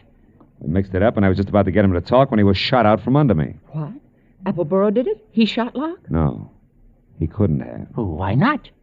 Because Appleboro was out cold in his car at the time. Then all you really know is that Appleboro didn't kill this Locke. Oh, I know a little more. I also know now that there's a third interested party mixed in. Who? You, maybe. Uncle? What? Me? Sure. You could have killed Rayardi via hired flunky like Locke. Sold yourself the coin. After all, you're broke. It's been done before. You're mad. It's insane, Marlowe. The idea. To think that Uncle would hire the likes of Fred Locke. Why, it's... Slips, Christine? You shouldn't have known Locke's front name was Fred, should you? I never mentioned it. What? Christine, you mean that... I mean that nobody moves. Christine. Oh, fine. This is one gun in here that's no relic. It's been fired something less than 300 years ago. Yeah, to be exact, less than an hour ago at the Wilshire Gardens when you used it to keep Locke quiet, huh? You, Christine, you're the third party Marlowe is talking about. You hired Fred Locke and Appleboro. Had nothing to do with it, Mr. Bowman. It was your niece's partner, Fred Locke, who killed Rayardi in his shop and stole the half a buck. After that, he followed me to Appleboro's place in Wilshire Gardens. There he KO'd me and Appleboro both. Then came out here and sold you the coin. Posing as Rayardi. Correct. You can both go to the head of the class. Not yet. One question, teacher. Why did Locke go back to Appleboro's? Couldn't have been just luck that I found him there. It wasn't. He was afraid Appleboro had seen him kill Rayardi at the shop. He had to know for sure. Your turn, Uncle. Why did you do it, Christine? I was sentimental, Uncle. I wanted at least the last of your money as a keepsake. And now that I've got it, I want one thing more before I leave. That $50 in your pocket. Hand it over. Come on. The $50, It's worthless to you, Christine. You can never sell it again. Every collector in the world will be on the lookout for it. Don't you think I know that? Then what do you want with it? The pleasure of getting rid of it. I hate it. Like I hate every piece of junk you've squandered your fortune on. The fortune I'd have inherited someday. I'm going to throw it in the first deep river I come to. Hand it over. No, you don't, Christine. Drop it. Drop it. Now, sit in that chair while you can. You may end up in another one.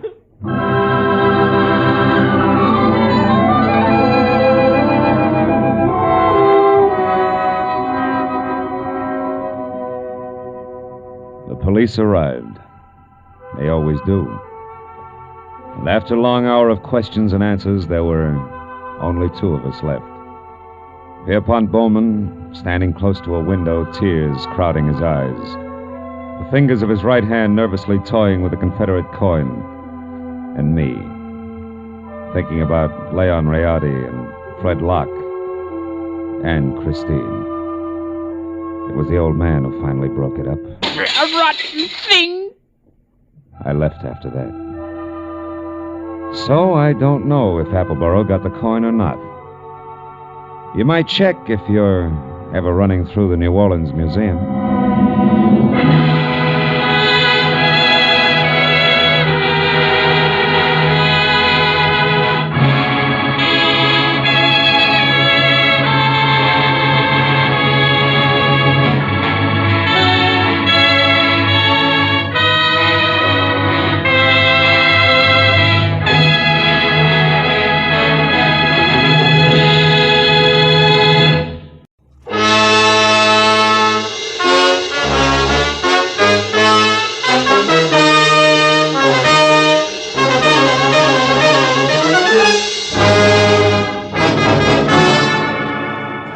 For the news from abroad. Here in Los Angeles, 2 persons were killed and 8 injured today in 3 separate automobile accidents attributed directly to the thick fog that has blanketed the city ever since yesterday morning. And according to the Weather Bureau, the fog which is rolling in from the sea will be with us for... Fog, smog, everything's cockeyed. Hello. Philip Marlowe, please. Earl Hanley speaking. This is Marlowe. How are you, Mr. Hanley? How's the newspaper circulation business? Oh, both zooming, Philip. Oh, look, Marlowe. Can you come out to my joint in Los Feliz Boulevard, 3810? I'd like you to work for me again. And, you write your own ticket as usual. No. Thanks. They play too rough in your league, Hanley. Besides, it's a bum night to ride around in a cold newspaper truck, watching out for hijackers. No, Marlowe. It's nothing like that. This is personal business. Oh? It's an old man who's disappeared.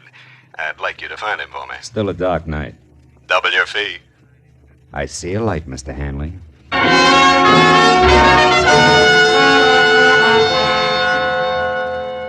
Outside, the city was wrapped up tight in the kind of wet ceiling zero fog that leaves you feeling damp and all alone. Hanley's joint on Los Feliz was an old English stone mansion, sprawling, smothered in ivy, and about as cozy and come hither as a scream in the night. Inside, I followed an aging, round-shouldered butler whose footsteps didn't make any noise along the type of high, wide, and ice-cold furnished corridor you find only in museums.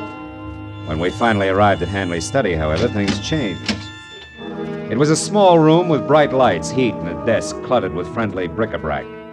Hanley himself was standing against the far wall, and for a moment, the contrast was jarring because the self-made man in shirt sleeves, built like a boxcar and chewing on a cold cigar, didn't at all match the collection of stiff family photos, 1890 style, that hung on the wall behind him. What is it, Marlowe? Hard to find the family resemblance? From here. Your folks, Mr. Hanley? Yeah. Oh. Left to right. My mother, she passed on a year ago. Oh. Me as a kid. My father, a lush, and my grandfather. He claimed to have killed more Indians than ever existed. All born and raised in a lot of nothing named Walker Falls. Wow. Couldn't hold you, huh? Couldn't bring me back either, even when Ma died. I was only a little tyke when I ran away, Marlowe.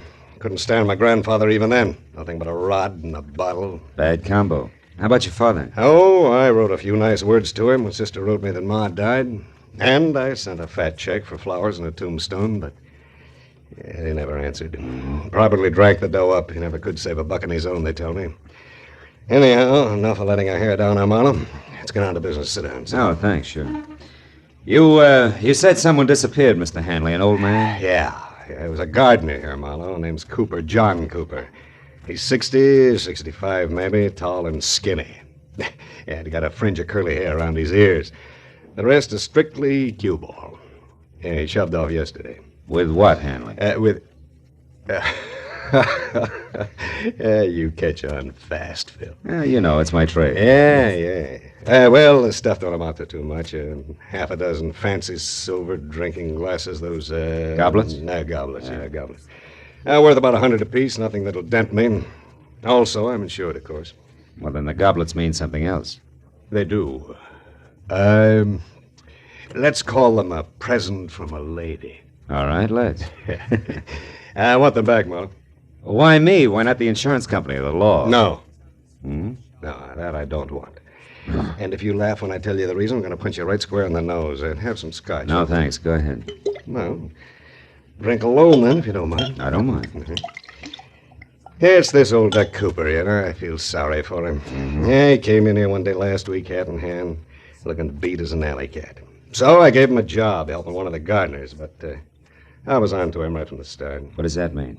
He was a gardener like I'm a ballet dancer. Oh. Yeah, I could tell. And from there on, it got worse. First couple of days, he watched me and everybody else around here pop-eyed as a shoplifter loose in Tiffany's. But you didn't fire him? No. Now, I figured a few square meals, some sleep, a little dough in his pocket, it'd calm him down. So I just put a new master padlock in my trophy room and let it go with it. That was your mistake, huh? Yeah. But just so you don't think I'm losing my marbles, Phil, I better tell you about another mistake. But I'm going to have to make this short, dinner guest, you know. Another mistake? Mm-hmm. Yeah, 15 years ago, Phil, I was in a spot just like this Cooper. I was broke, hungry, mad at the world, and in a position to do the wrong thing. I did, and I got caught. The boss understood, read me the riot act, and let me go. All right, today it's my turn. Want to laugh? Not very much. Tell me, what have you got for me to go on? Well, thin air. But you're good, Marlowe. You'll make out. Thanks. Name and description already gave you that. All right, here's the rest of it, according to the servants. One, lived somewheres around Skid Row. Mm-hmm. Two, he never touched anything that kicked harder than ginger ale. And that he went for in a big way. Three, he had a buddy in his neighborhood who was teaching him how to whittle. Make stuff, carving wood. Yeah, I know. And that's it, huh? Well, that, plus the fact that he smoked these pint-sized cigars. We found a pack of them in the overalls of one. Here they are. Mm-hmm. They're called Aces Up, made in a downtown L.A. shop, also on Skid Row. Oh, the address is on the box there. Could help? Could. Mm-hmm. Well, see what I can do, Mr. Hanley. Okay, Marlowe. Call me as soon as you get close, will you? Sure. Oh, and Marlowe. Yeah? I want those goblets pretty bad, but take care of the old man, will you? I know what you mean. Yeah. Also, Hanley, I think it's a pretty decent thing that Yeah, you'll have to excuse me, Marlowe. I got to change for my guess. Talk to you, huh?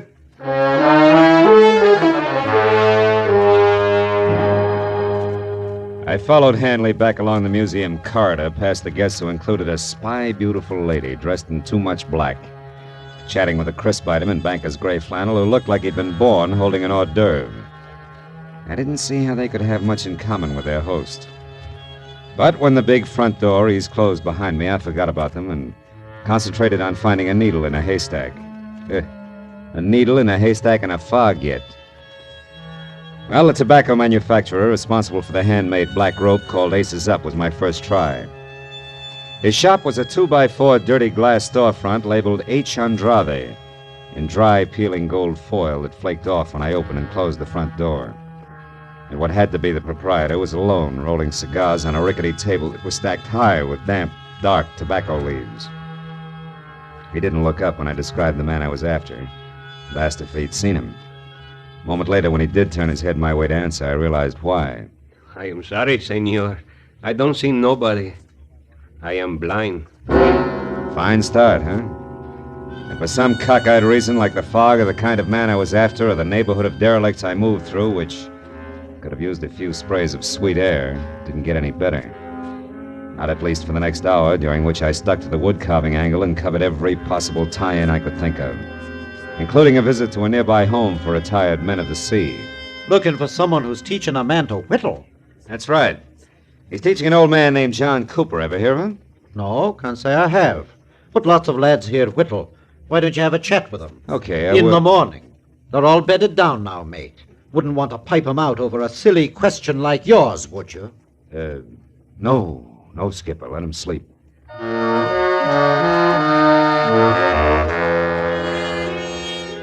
Right there, the whittling went the way of Aces Up cigars, and I turned to my last hope, John Cooper's mania for ginger ale. However, asking about that in the cheap, noisy bars that dotted Main Street was even a sillier question, and it gave all the local comics their big break. Finally... Straight ginger ale, you say, huh? Now, let me see. I get so many orders for it, you know. It could have been the time Carrie Nation stopped in, or was it the night some joker who was eating pig's knuckles called for a finger bowl? Now, look, Bright Eyes. Let's work a little less on the gags and a little more on... Hey, see that guy over there in the corner booth, the little fella whittling on that stick? You know him?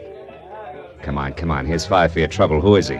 The name is Skeeter. Been doing his drinking and wood chopping here for 5 years. Is he always alone? Not always. Sometimes he has a buddy with him. Lately, an old ball he's trying to teach how to cut them poles. Oh. A guy who never orders nothing at all, so don't get started. What does Skeeter drink? Skeeter? Yeah. Why, he always has bourbon and... Yeah, bourbon and ginger ale. Uh-huh. The guy you want must drink Skeeter's Chasers, huh? That figures, thanks. Well, don't mention it, Screwball. A profitable pleasure. Only with thine eyes. Making me nervous. What is it, mister? Lose something? Sort of. John Cooper. Oh. Have you seen him, Skeeter? He told me I could get in touch with him through you here at this bar. Said you were a friend. And I am. Say, is he in trouble, mister? Maybe. What makes you ask? Because he didn't show tonight. And last night he was all out of sorts. Had something on his mind. Couldn't pay attention to the lesson I was giving him. Is it bad? No, not if I can get next to him in a hurry. Tell me, Skeeter, do you know where he stays? Sure do. A rat hole over on South Spring, number 2... Hey, wait. Huh? You ain't a cop, are you? Oh, no. A friend, Skeeter. Yeah? What kind of cigars does he smoke, friend? Ace is up. Do I pass? Uh-huh. It's 210 South Spring. 210 South Spring. Thanks. So long, Skeeter. I'll get in touch if I need any more help. Oh! Hey! Sorry, buddy. I was in a hurry. I didn't see you. You lost up my shoe shine, sweetheart. Where you running? Get your mitts off. I said I was sorry. What do you want? The dime you invested in the shiny, your ears slapped down into the pockets of that zoot suit. Which? Okay. We'll let it go. I thought we would. So long again, Skeeter, and thanks.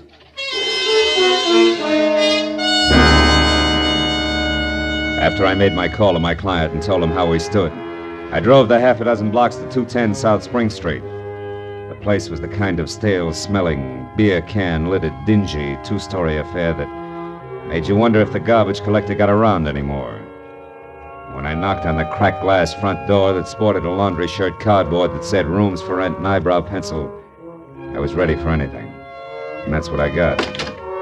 Puffy red eyes, bad teeth, smell of cheap gin, all in a cold cream, shiny face that was half hidden by enough bleached blonde hair to stuff an ottoman. Hey, handsome, I can catch my death of cold here. What's up? You the landlady?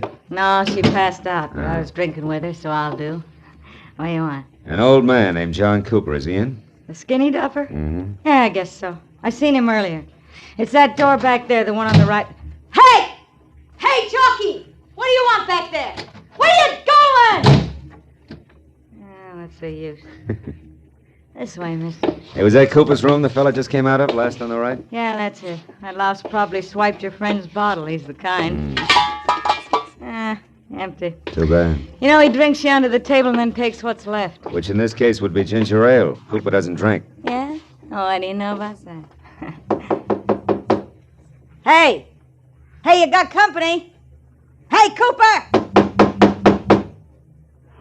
Lights on. Try the knob, huh? Hey, you're kind of anxious. Yeah. It's your game, mister. He doesn't drink, huh? What do you call that spread eagle position on the floor? Napping? No. Not with that knife in his chest. Huh? I call that murder.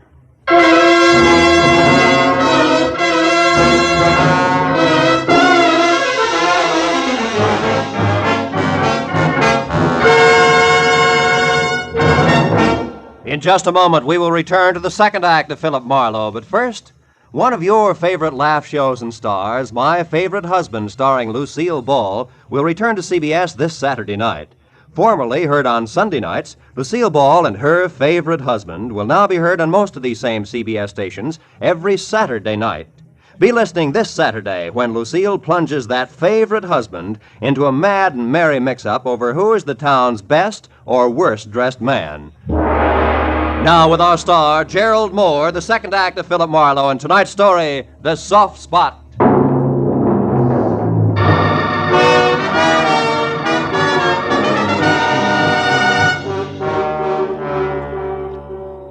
The old man's body was rumpled in death like a discarded bundle of rags, loosely pinned at the center with a knife that had killed him. And as the frowsy blonde gradually realized he was dead, the look on her face was dumb, slack-mouthed revulsion. Gee, death's an awful-looking thing, ain't it? Ain't it? Hey, don't touch him, mister. It don't seem decent to... Decency is strictly relative, sister. There's a scratch here on his neck. Like a woman's fingernail raked it. Huh? Where? Hey, his locket's gone. Locket? Yeah. This old guy wore a locket? Yeah, I seen it on him yesterday when the cops hauled off that redhead from upstairs. This old guy was shaving, and he came out in the hall without his shirt on to watch, and I seen the locket around his neck. What did it look like? It was a little square one on a gold chain. Now it ain't there. Ripped off and in a hurry. That much old gold's not worth murder, even in this backwash. Baby, what do you use for closets? Closets? Are you kidding? In this dump, you hang your stuff on the plumbing and like it. Why? Well, then there's no place here that 6 big silver goblets could be hiding, I guess. You couldn't hide a shot glass in this joint. Not for long, anyway. Well, the old boy traveled light. There's nothing here but... What? Hey, what'd you find? What'd you find? Oh, this newspaper story on the table. Torn out of the day before yesterday's paper, it says. Nelson Root, wealthy Beverly Hills broker, dies in a freak car smash-up. Root is survived by his wife, former showgirl Evelyn Lansing Now, Root, what do you suppose that old guy was saving that for? To have sold his shoes with, maybe? Oh, sure. Now, look, as long as you get your brain in gear, tell me where I can find that guy who ran out of here. Chalky? Yeah. Hey, listen, mister, I don't want to get mixed up in this. I just live here and Come back here. You're already mixed up in it. Yeah, but that Chalky's awful hard, mister. I wouldn't want to cross Now, him. listen, that old man there was murdered. Remember, it's for keeps. You tell me here and now, or the cops down at headquarters. Come on, where does he live? I don't know for sure. I think I heard once he's got a shack in the alley behind some warehouse over on San Pedro Street. Which warehouse? I don't know. Honest, I don't know. Hey, you might find out at Dooley's Diner. I think he shoots craps over there. Okay, thanks, baby. And do yourself another favor before you cool off. Call the police.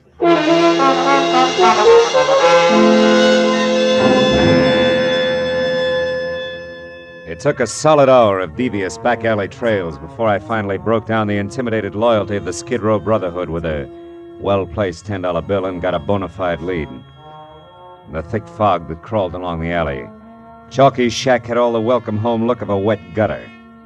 It was wedged in under the hulking concrete base of an overpass like dirt under a giant fingernail. Sick yellowish light oozed out through a single tiny window, too murky to see into. So I did the next best thing and hoped that he was alone inside. Who's there?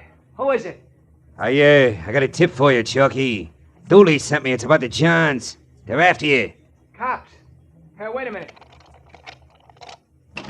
What's the tip, fella? What?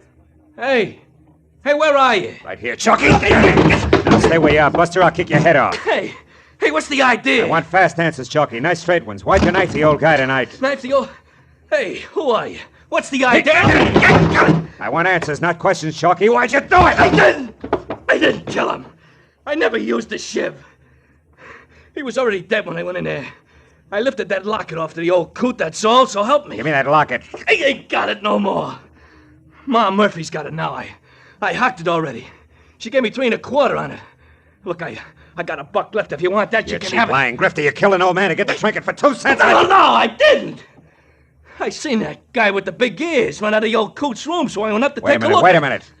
Guy with big ears? Yeah, he was a zoot suitor. I never seen him around before. I'd remember them flaps of his. Oh. He ran out of the old guy's joint in a big steam squad. Hey, now listen, buddy. He was the guy who done it honest. Ain't no doubt about it. He was the guy... Hey, now wait a minute. You ain't a friend of his, are you? Is again. No reason unless he was telling me. Oh, now listen, buddy. I never put the finger on a guy before in my life. But when it's protecting my own hide, I gotta do... Yeah, I could have been the finger. So long, Chalky, and drop dead.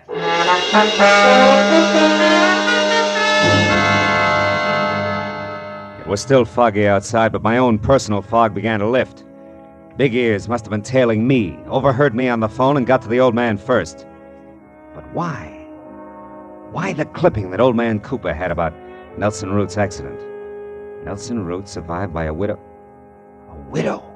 Holy smoke!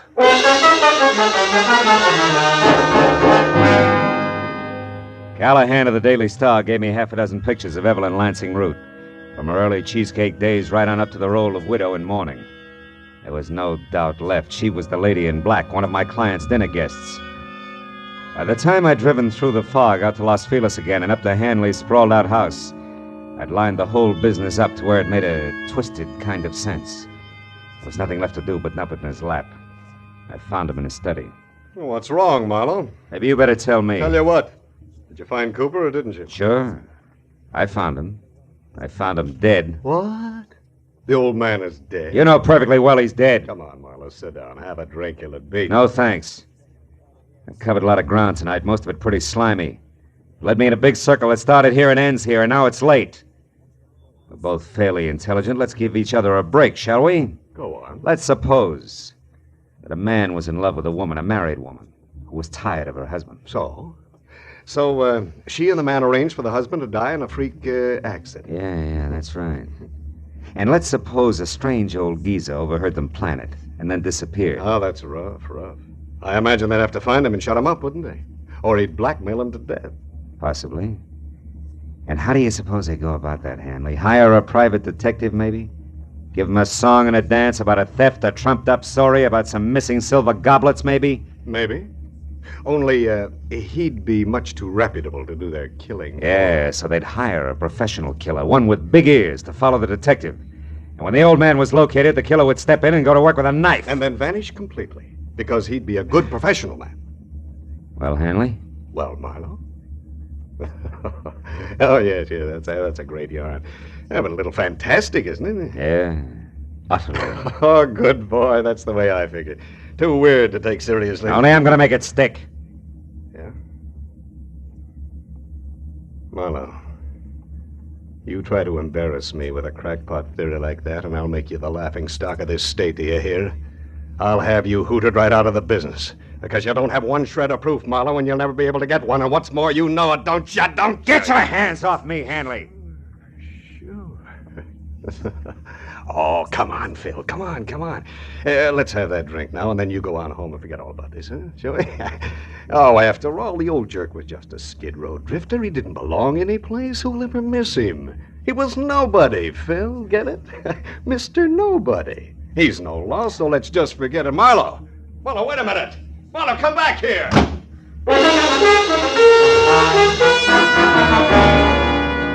I had to get out.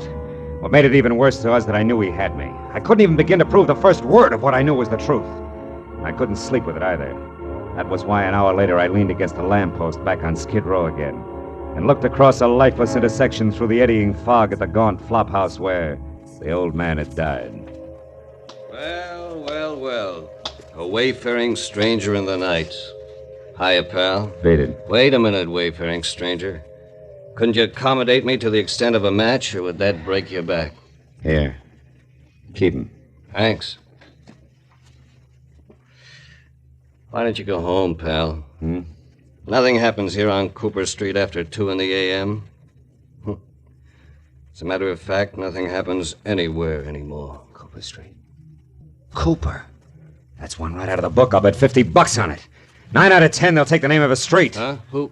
Never mind. You live around here? You're kidding. Where's Ma Murphy's pawn shop? Hey, easy. Watch the lapels, pal. Well, come on. Where is it? Ma's joint is 3 blocks down on Filbert, downstairs, middle of the block. But there's no romance there, pal.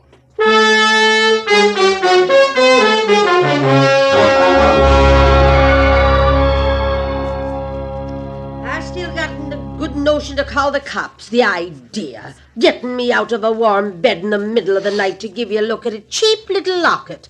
And all on a dizzy hunch, you said. Yeah, a wild one. You know the locket I mean, Ma. Come on, trot it out. That'll do you no good anyway, Sonny.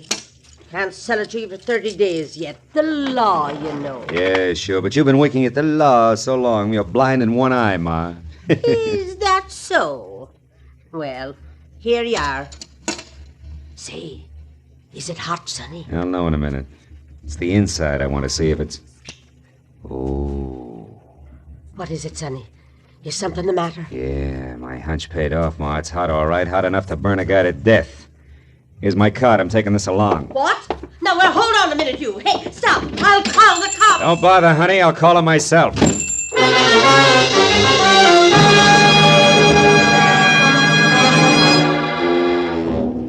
The lights were still on in Earl Hanley's study, so I pulled over and parked on the street and went up the walk on foot.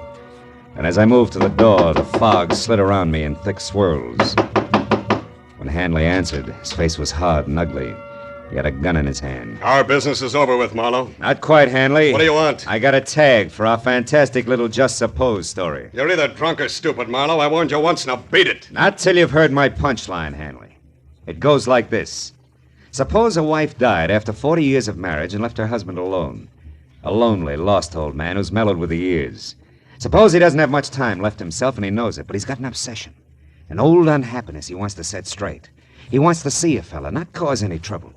Just be around where he can look at him now and then. Come on, get to the point. Sure, this is the point, Hanley. Huh? Here, take it. Where did you get this locket, Marlowe? Where? Just suppose it has your picture on one side and your mother's on the other. What then? I gave this locket to my mother when I was a kid. Where did you get it? Come on, tell me. It came from around the neck of a harmless, sentimental old man who was stabbed to death tonight by a hired killer. He'd never have turned you in or blackmailed you, Hanley. Because that old man was your father. I had my own father killed. I ordered my own father's death. I didn't know it. Yeah. Mr. Nobody, remember? Come on, Hanley, give me the gun. We can go now.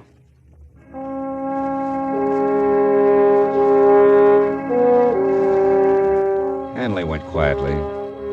All the way, he kept the little locket clenched in his fist. But as I led him up the stairs at police headquarters, he broke loose long enough to shatter both his hands against the marble pillar. He wound up in a straitjacket. But it didn't matter much because when they picked up Evelyn Root, the lady in too much black, she filled in the rest of the story, including a lead to Big Ears. When it was over and I was sitting outside in my car alone in the fog that pressed close against the windows, I could see nothing of the city. Nothing but the soft, swimming white mist which hid the black outlines of Skid Row. Funny thing, you know. Some people can get out of Skid Row, but Skid Row will never get out of some people.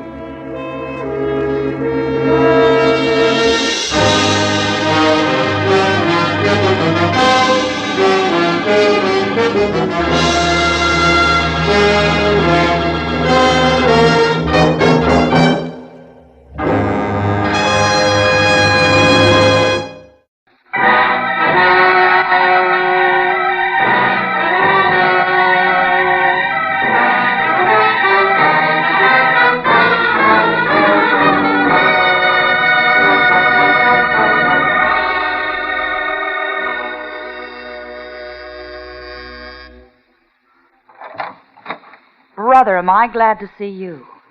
You are Philip Marlowe. Yeah, I'm Marlowe. Well, come on in. You're not exactly what I expected, Phil. No? Mm-mm. I didn't realize private detectives came in the deluxe edition. You'd like a drink, wouldn't you? Now, look, when you called me a few minutes ago, it was strictly panic because your life was in danger, Miss Barr. Now Vivian will do, Phil. Yeah, well, okay, Vivian. What's happened in the meantime? Happen? Nothing. Why? Well, you seem pretty well balanced for somebody on the edge of being a homicide statistic. Well, I'm doing my best to hang on to myself, that's all. Oh. But now that you're here, I can breathe again. You just sit down, won't you, over there? I'll fix the drink. Uh-huh. We're going to get along fine, Phil, I can tell. Yeah, well, could be. There. Now we can be more comfortable. Your health, Phil. Your health is supposed to be the point, baby. You said a man threatened your life. Yes, a man named Fred Sears.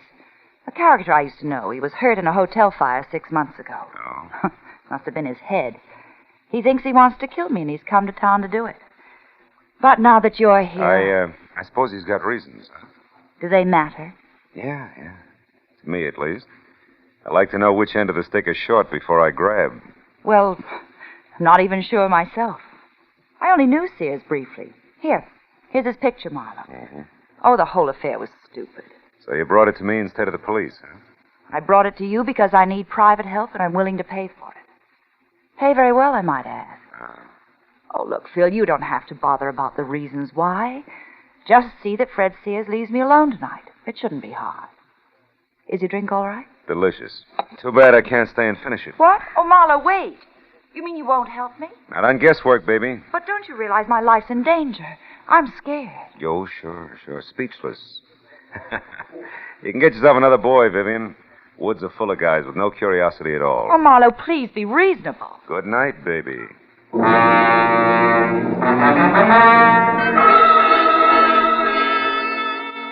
I had no doubt that a guy named Fred Sears wanted to kill Vivian Barr, and that she was genuinely afraid of him, but I also had no doubt that working for her without all the facts was like playing blind man's buff with the front end of a jet plane. Sooner or later, you were a cinch to get sucked in. So I drove off the hill toward the Sunset Strip again and prepared to forget it and go home. Until my rearview mirror told me that I'd picked up a tail. I wagged it back and forth across Hollywood for 20 minutes without losing it. Then I stopped at a quiet corner bar in my neighborhood, went in the front door, and straight on through to the alley, and then around to the front again. I got back in time to see the man who'd been following me get out of his car and head for the door. It was one Mutt Pomeroy, a sleazy ex-comrade in arms who had his private license revoked for assorted malpractices a year ago. I waited till he was almost up to the entrance before I stepped out where he could see me. Oh, well, Phil Marlowe. What do you say, kid? How's business? I keep smiling. Sure you would. Buy a drink, I don't suppose. What's on your crummy little mind, Mutt? Let's have it. Easy. Marlowe, take the hands off. What's the All right. idea? You've been tailing me just to keep in practice. What do you want? Okay, hotshot. I figured maybe you'd appreciate a little cooperation. For instance, you tell me why Vivian Barr wants a private peeper, and I'll tell you something more than worth your while. Well? I thought your license was dead, Pomeroy. Yeah, it is, but I'm not. I still got eyes and ears and a mouth that I like to keep well fed. Now, look, I can help you plenty in this case, Marlowe. What do you say, kid? Get together? I didn't take the case. You what? That's right. If I catch you tailing me once more mud, I'll tie a can to you. Now beat it. Yeah, well, let me know when you need a hand, Marlowe. Right across your kisser.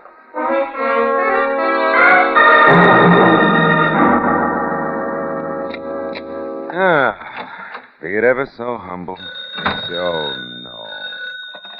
Hello, Marlowe speaking. Oh, Phil, I've been calling ever since you left. This is Vivian Barr. Now, look, baby, I told you a few Marlowe, listen to me. I've got to have your help. I'll tell you the truth, all of it. Anything you want to know, only come back, please. Oh, will you listen? I'm trying to tell you. I've seen someone outside here, Marlowe. I'm almost sure it's Fred Sears. Hurry, will you? I'll tell you everything. Hurry. 3 things I could never resist. Beer with a head on it, moonlight, and a beautiful dame. So I headed again for the parking terrace at Vivian's apartment house and made it in about 15 minutes. I was out of my car and halfway across the terrace before I noticed the changes. First, her apartment was dark. Second, a man who had just pulled a key from her front door lock froze when he saw me and then turned and bolted through a clump of hibiscus and cornered himself in an enclosed patio. He tried to make it over the wall, but the second time he fell back, I nailed him. No, please, let me go. I gotta get away from You're here. trying it the hard way, Buster, believe me. Oh, it'll be easier by way of Vivian's apartment first. Come on your feet. Oh, who are you? I'm Douglas Peck. Douglas what? Just Douglas. Okay, just Douglas. We'll also straighten that one out inside. Go on, open the door. No, it's locked. Sure it's locked. Take the keys out of your pocket and unlock it. Hurry up. Who are you? Name's Marlowe. Go on inside. No, please, Marlowe. Listen, I can't go in there again. What's the matter? Afraid of the dark? Go on! Turn on a light. All right, then, all right. There. Vivian Barr's eyes were still open. But all the life had gone out of them. She'd slid half off the blue velvet divan onto the floor, and a gleaming gold satin she wore was stained red by a dark, stiffening smear on her chest. Her purse was open on the coffee table, and spilled out of it was a note addressed Dear Vivian and signed Fred Sears. What is it, Marlowe? What are you looking at? One good reason why Vivian Barr ended up like that. Here, read it. Dear Vivian, the broken back you handed me 6 months ago wasn't as hard to take as the broken promises. Count on seeing me real soon. Fred Sears. Yeah. Now, Douglas, at address, assuming you didn't kill her and it was this Sears, what was your connection? Oh, I was just a friend of hers. Business associate. Well-heeled business associate, judging by your wardrobe. She mentioned your type, but not your name. Let's get on with that, shall we? Marlowe, listen, I had no idea that Vivian was mixed up in it. Marlowe, look. Huh? There at the window at Sears. Kill the light. Keep down, Douglas. I'll be right back. Sears ducked as I ran for the door, and when I got outside, he was rounding the corner and heading for the enclosed patio. He was up on the wall by the time I got close enough to grab for him. No, you don't. What? Oh!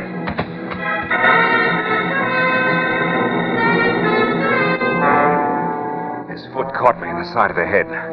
I wound up on my back with nothing but the torn-off pocket from his jacket in my hand and a crumpled pack of cigarettes and a slip of paper on the ground with a phone number.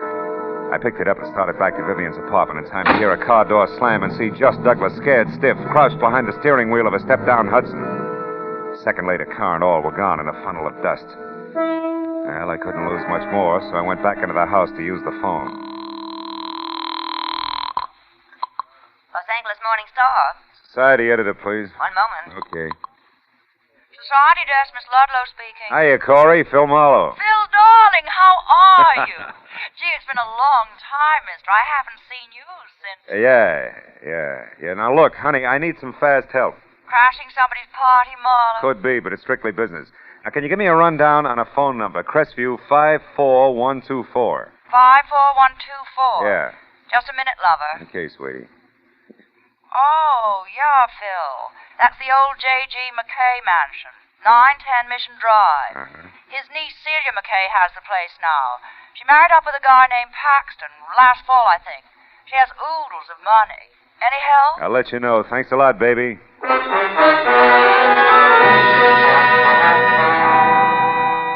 Before I left, I called Lieutenant Matthews at Homicide and told him what happened. He said he'd put out a call for Fred Sears and suggested I keep in touch. After that, I drove to Beverly Hills. The McKay mansion at 910 Mission Drive dominated the rows of bowing trees that lined the long, curving driveway like a dowager queen presiding at court. When I rang the bell beside a carved mahogany front door big enough for an airplane hangar, it was the butler who finally opened it for me. It was all he could manage. Yes, sir. My name's Marlowe. I'm a private detective. I'd like to see the head of the house, please. Have you an appointment, sir? No, this is a courtesy call so far. There's been a murder, Buster. Now, please get Mr. Paxton, Celia McKay Paxton, or any reasonable facsimile thereof, huh? Never mind, Cartwright.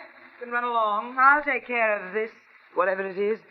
She was friendly, red-headed and hefty, but wore a dress so well draped it would have made a Notre Dame tackle look good. It was all held together at the neckline by a big dazzling brooch made up of items on a Mardi Gras motif, and each covered with enough jewels to retire a family of 5.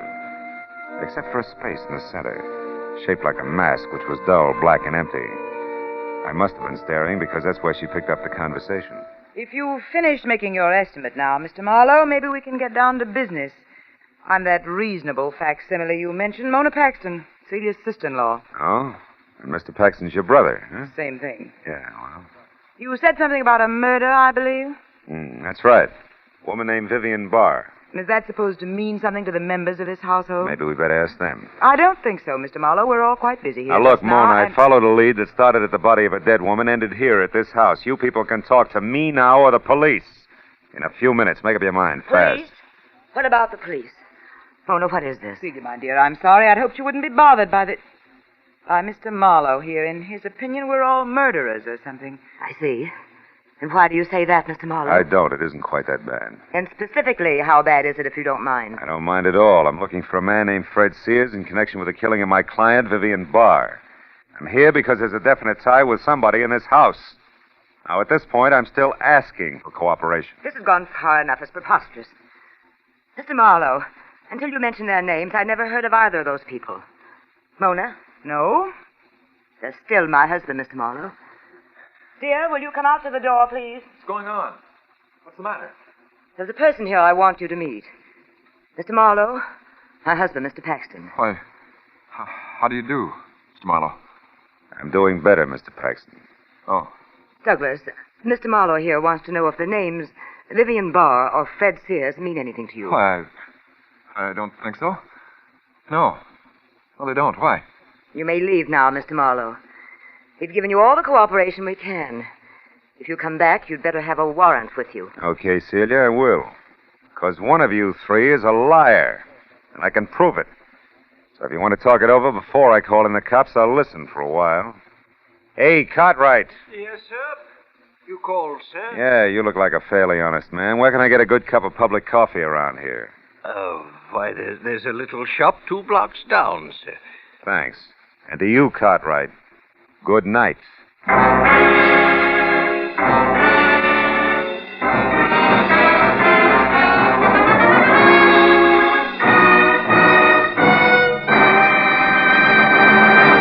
In just a moment, we'll return to the second act of Philip Marlowe. But first, Sunday, September 10th. Note it well, or you'll miss a whole lot of laughs. For that's the day Jack Benny checks in again at CBS The Star's address. Yes, this Sunday is the day Jack, Mary, Dennis, Phil, Don, and Rochester return for another great season of top-ranking comedy. Be sure you're on hand this Sunday and every Sunday when CBS brings you the one and only Jack Benny Show. Now with our star, Gerald Moore, the second act of Philip Marlowe, and tonight's story, The Fifth Mask.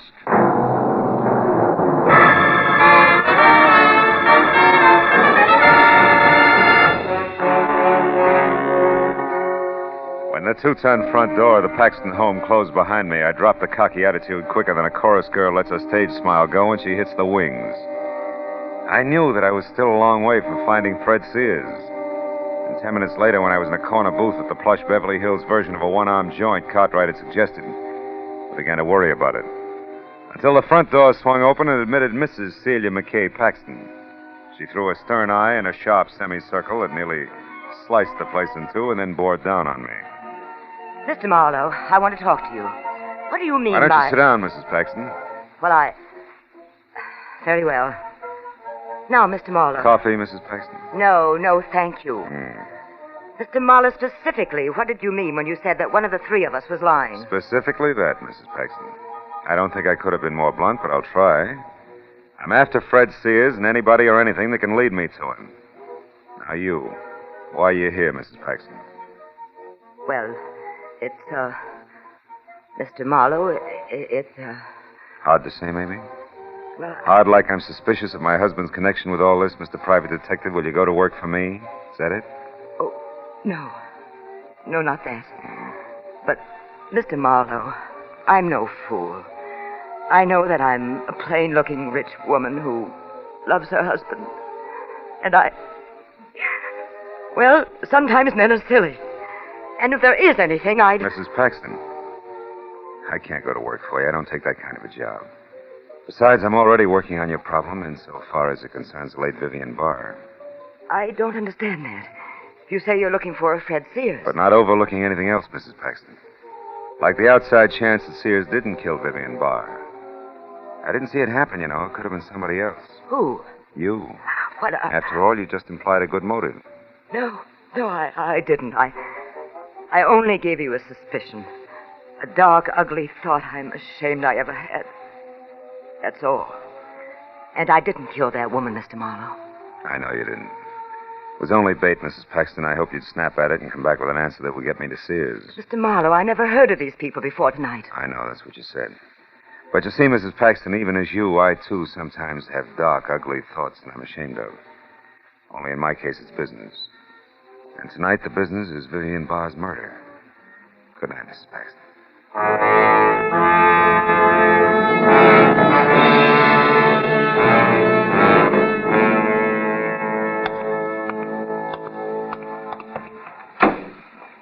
Hello? Comfortable, Mr. Paxton? Marlowe, please. My wife may see us. Get in and drive away. Hurry. All right. Just for size, hurry it is. Now, Marlowe, tell me. Does Celia know? About Vivian? Hard to say, Paxton. Look, I've got to tell you the truth. Don't bother, man, about town. It sticks out like a sore thumb on a hitchhiker. You like it easy, you like it smooth. Your wife was one, Vivian the other. It's not a new story, Paxton. But believe me, Marlowe, I couldn't help myself. And I've learned my lesson. Marlowe, would money, say, $50 now and more later, would that help you forget what you know? $50? Well? You didn't love Vivian Barr. You hated her, didn't you? I hated...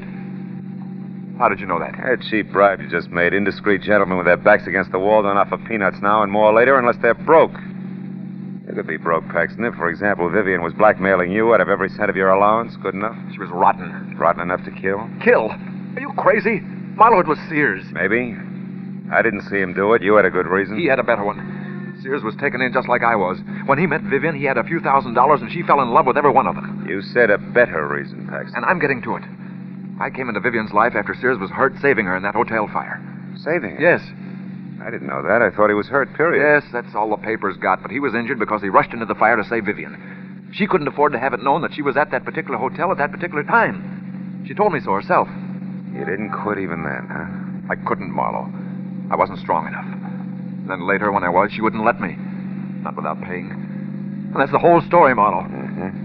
Unless you're still holding back a lead on Sears. Why should I? Because if you're it, Paxton, not Sears, you've nothing left but the slim hope that Sears, who knows he's framed, will be shot running away from the police. Ah, you're wrong, Marlowe. That's not it. All right, then try this. If I'm wrong and Sears is still the one we want, he could also be after you, Paxton. You know, you're pivot man in that triangle, too. What? Why, I never thought of that. What am I going to do? Grab a cab and go home and hide in the cookie jar. Marlowe, don't be facetious. My life... Relatively safe, Paxton. I was only trying to trick you into spilling something on Sears. Oh. Then you no longer think that I killed Vivian? I didn't say that. So long, Paxton.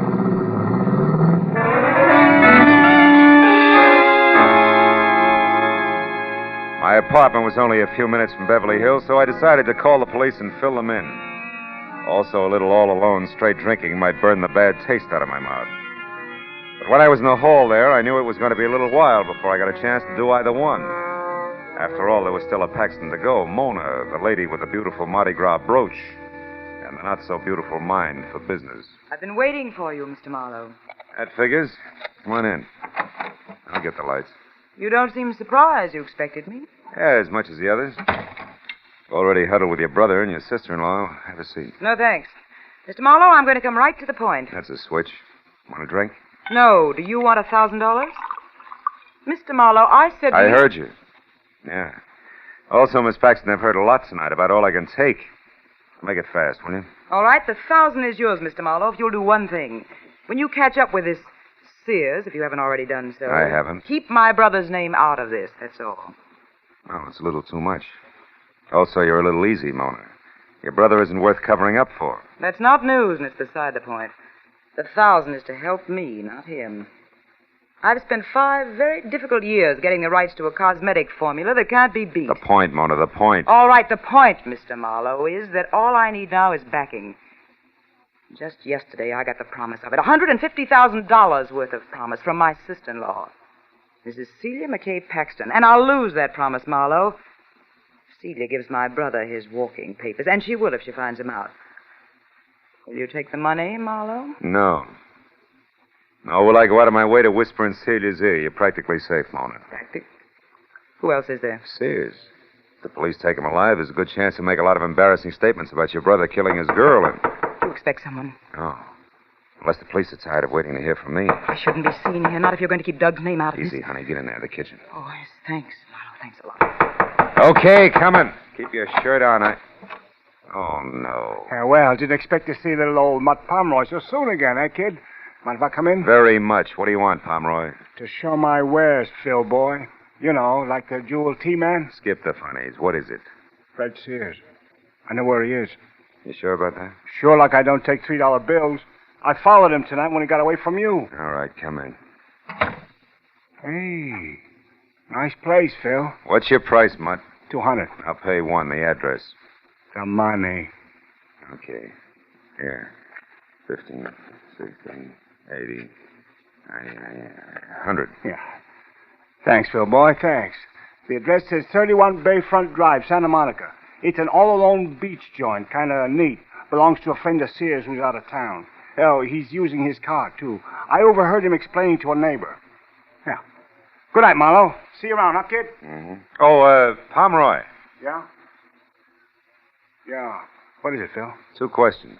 Uh-huh. First? Your connection with all this, what is it? Oh, a hunch that I could pick up a little extra. You see, I spotted Paxton out with that Vivian babe once, and well, I knew who he was. Also, I knew who his wife was, so I figured... Yeah, I know how you figured. Okay, but you said 2 questions, kid. The other. This! Whatever made you think I do business with a louse like you? Marlowe, he's unconscious? Yeah. If I ever saw you here, your mailbox would get nothing but extortion notes for the next 6 months. We'll get out now. All right, Marlowe, but won't he ruin everything anyway? Don't worry, Mona. I'll convince him one way or another. Let's see now.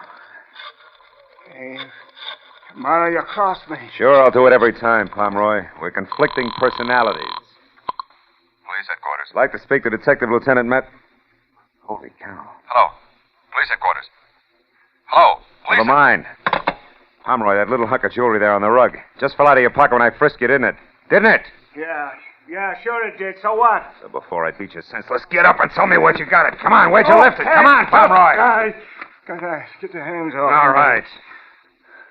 I found it at that Vivian Bar's joint. It was on the floor and it sparkled like dough.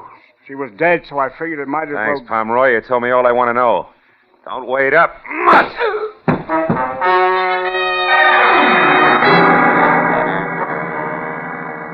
Outside, I piled into my car and drove fast for the beach house at 31 Bayfront Drive, hoping hard all the way that either I was making a fat mistake or if I was right, I was going to be on time.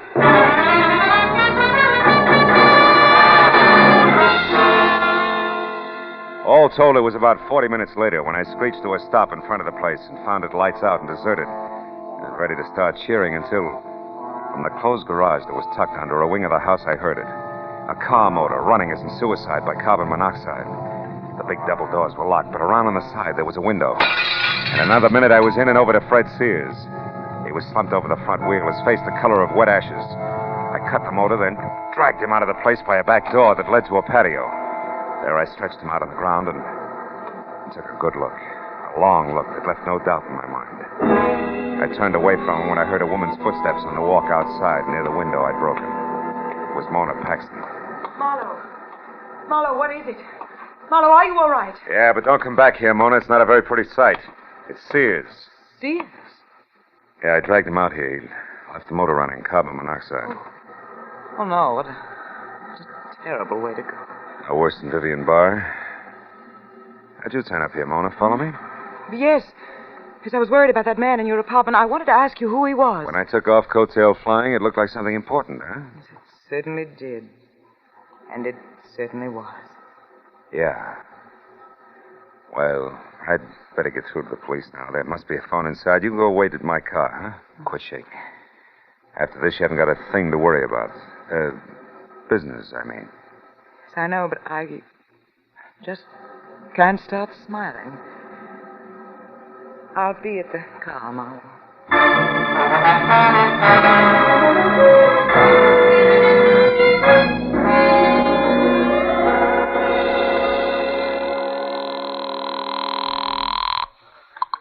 Homicide, Lieutenant Matthews speaking. Marlowe, Matthews. Out in Santa Monica, 31 Bayfront Drive. I've got Vivian Barr's killer. Fred Sears? Great. Just hold it, Phil Mooney. Wait a minute. Call Santa Monica, Matthews. get a car out to 31 Bayfront Drive Hey, fast. Matthews. Hey, Marlowe, nice work. I'm glad I Now, let will you you wait know. a minute, Matthews? It doesn't play that way. What? What do you mean, Phil? Not Sears? No. It's a woman, Mona Paxton. Sister to Douglas Paxton, a guy married and playing around with Vivian Barr. Mona killed Vivian because Vivian was blackmailing her brother, and that, in turn, was about to ruin a business deal that meant a lot to her. An awful lot. Yeah, it must have. Yeah. What about Sears? Does he still tie in? Sure he does. She found out where Sears was hiding, which is out here at the same time I did. But she got a head start on me at the point of a gun, set him up in a closed garage in what was supposed to be suicide. Oh, he's dead, huh? No, he's fine. I was lucky enough to get here in time. He's resting out on the patio, breathing well. See you, Matthews.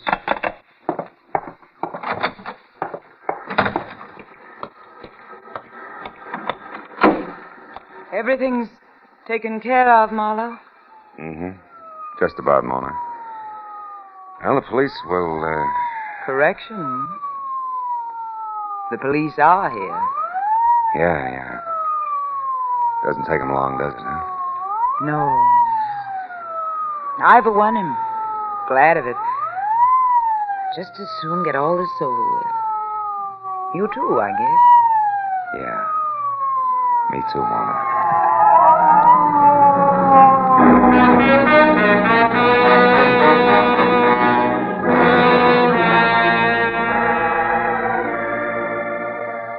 I got away from it all as soon as I could, but I didn't go home.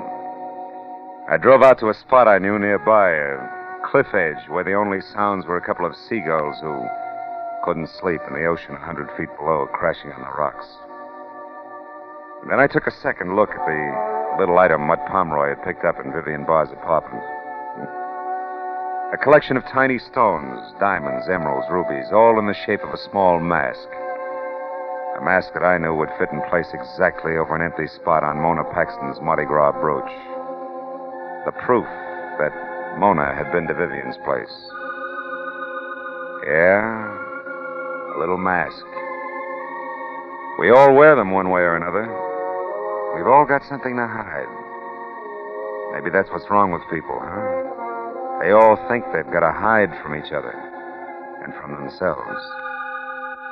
Yeah, so I threw the little mask into the ocean, and then I went home.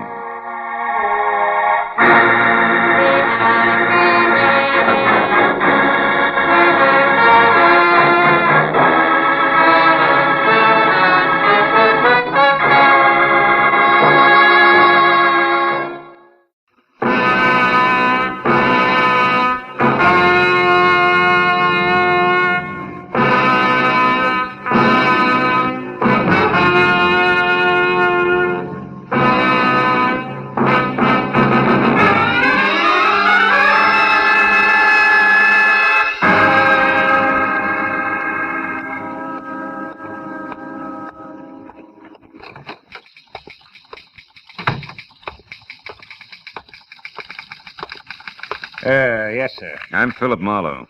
Warden Riker said he'd see me at noon. Oh, yes, Mr. Marlowe. The warden will be with you in just a minute. Excuse me, please. Sure. Warden's office, Sergeant Kennedy speaking. Who? Oh, the L.A. Tribune. Yeah. Cenaro's execution? Okay, hold on. I got the dope here on my desk someplace. Excuse me, Mr. Marlowe. It'll be just a minute. It's all right. Press get hungry for the gory details about now. This is the third call this morning. Mm-hmm. Have a seat there. Oh, thanks. Yeah, here it is. Office of the Warden, State Penitentiary, 10 a.m., September 8, 1950. Subject, press release, paragraph 1.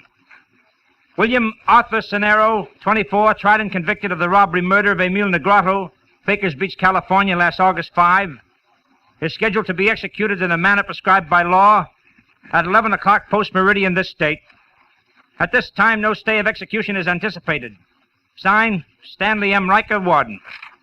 That's it. Huh? No, you can't talk to the warden. That's why we go through all this press release junk.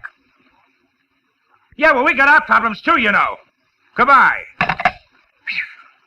Sorry, Mr. Marlowe. Now, your appointment with the warden, what was it about again? William Arthur Cenaro, 24. I'm a friend of his. Oh, yes, of course. I forgot, sir. Well, I hope I haven't offended Mr. Marlowe. That is, I'll tell the warden you're here, sir. I knew I didn't have too much right to be mad at one Sergeant Kennedy. But today it didn't matter. Because I was mad at the whole world, and in particular what it had done to a used-to-be nice kid named Billy Cenaro. And when I stood in Warden Riker's far from drab prison office and waited while a dapper man in gleaming Hickok cufflinks and soft gray gabardine got through talking to his wife in syrup-sticky tones, I began to get mad at him, too. But that drained out of me fast because when he hung up, he scraped the goo off his voice quickly, shook hands like he meant it, and told Kennedy we weren't to be disturbed. When he spoke of Cenaro, a lot of sympathy crawled in between the words, even when he came to the point. It's a breach of regulations for a condemned man to have any visitor other than the prison chaplain on the day of his execution, Mr. Marlowe. So first of all, just how well do you know Cenaro? Well, he sold papers on the corner near my office as a kid. We swapped gags twice a day. And when his father died and he quit selling papers? I never saw him again until a year ago when he got over-involved with some tin horn gamblers. I managed to set him free. As a private detective? As a big brother. Went to work in a San Pedro boatyard after that. I haven't seen him since. And then you have no idea why he's asked to talk to you today? No, I don't. Do you, Warden? Mr. Marlowe, do you recall the details in this case? Well, yeah, more or less. Let's see, an old man named Emil Negrato and his wife were robbed of $100,000 worth of uninsured jewels at their summer place at, Baker's Beach. Yeah, that's it, yeah. And Emil Negrato was killed when he tried to interfere. Cenaro was tied back to it by a single fingerprint and later identified by Mrs. Negrato. I believe she thought there were two more, huh? Yes, but Cenaro denied this. Uh-huh. Also, Mr. Marlowe, you may recall that the jewels were never recovered. Mm-hmm. Cenaro said they were lost at sea when the boat he fled in hit rough water on the way back to San Pedro. Now, Mr. Marlowe, do I begin to answer the question I just ignored? The jewels, I mean? Cenaro may want to tell you that they weren't lost after all. He may want to tell you where they are. He may want you to do something about them. So the last will and testament, is that it? From his point of view, yes. And from mine?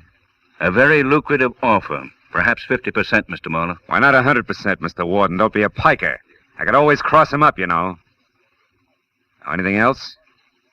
Or were you just letting me know why the state is allowing this visit? I was just letting you know what the state knows, Mr. Marlowe. Uh-huh.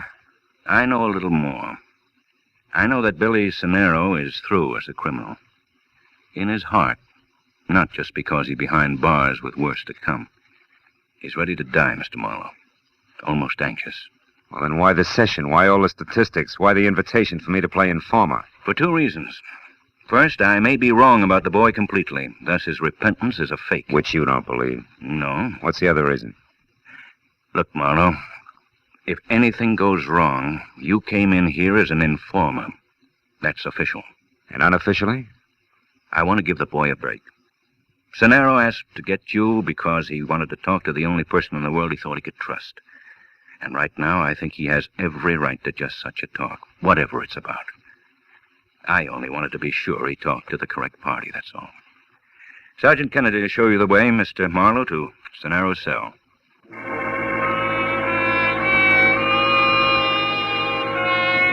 I was a bit confused. Riker seemed anxious to help Cenero over some rough hours, and yet at the same time he was shrewd. In no time, he'd work me around to where I'd be the fastest, most courteous informer on record if Cenero was a fake. I thought. But I thought otherwise when I was alone with Cenero. I knew that the Negrado jewels did still exist. Mr. Marlowe, why are you looking at me that way? Do you understand what I'm asking? Don't you see? Now, wait a minute. Take it easy, Billy. A step at a time. Now, you say that the jewels never went overboard. No, I never even saw them. That was a cock and bull story. And yet you want me to get them, to get the jewels, and return them to Mrs. Emil Negrado. Is that right? Right. To Mrs. Negrado, the woman who identified me. The widow of the man I killed. Look, Mr. Marlowe, sit down here on the cot and listen. Okay. Now, where's the beginning, Billy? Last August 5th. It was me and the other two, a big red-headed louse named Jessie Tapp and a girl named Gloria Konkowski, a blonde with a little scar on the bridge of her nose. Mm-hmm. Jessie's girl, strictly flashy. We took my boat. It's a fishing smack, the Love Lady. We sailed from San Pedro over to Baker's Beach. I was the one who shot him, Mr. Marlowe. And the jewels? They were in a leather bag. Jessie had them. But after the shot, we split up fast and ran. I hid until the next morning, then shoved off in the Love Lady. I don't know about the others. I was picked up that afternoon.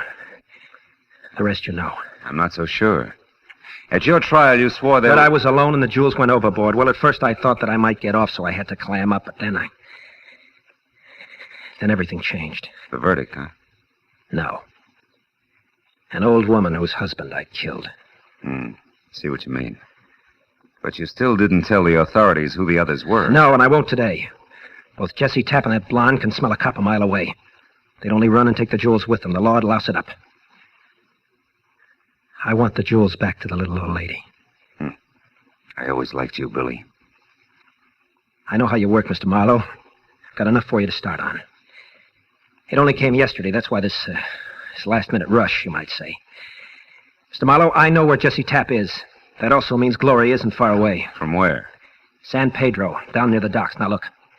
There's a tough old guy who runs a dry dock and repair lash up for small boats, name of Jomo. I worked for him a year ago. I also left him the Love Lady. He spotted Tapp. Had his eyes open for months for me, no questions asked. He was here to see me yesterday. He's out to find where Tapp hangs out now. He's the one you see. Yeah, but wait a minute. What makes you think Jessie Tapp still has the jewel? Because I saw him take him and run, and he's still hanging around San Pedro. Maybe he hit him where he can't get to him. Maybe he doesn't want to get to him until he's contacted the right fence. Anyway, Mr. Marlowe, it's a chance I'd like you to take for me.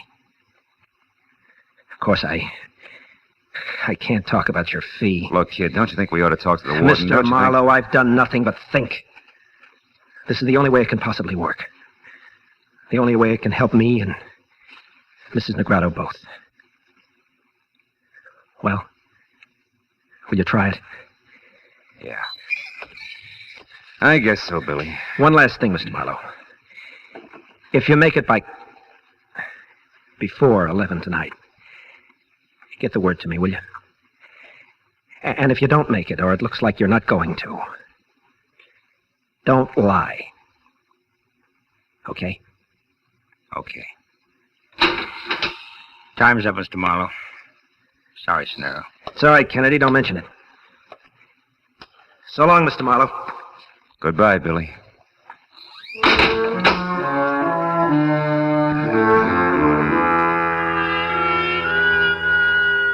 It took 5 minutes for me to walk back to the warden's office and 5 more to lie to him about what Cenero had wanted of me. And another 10 to get outside and head toward my parked car. I was thinking about what the condemned man had told me when I suddenly realized I was in the middle of a busy street and right smack in the path of a speeding car. Hey, what's the matter with you? What is that? Mister, you all right? Holy You okay, smoke. huh? Yeah, I'm okay. Much obliged. I'll try to remember to look where I'm going next time. Yeah, these jerks figure every street's an Indianapolis Speedway. Yeah. Hey, another thing. That geezer didn't stop either. I know.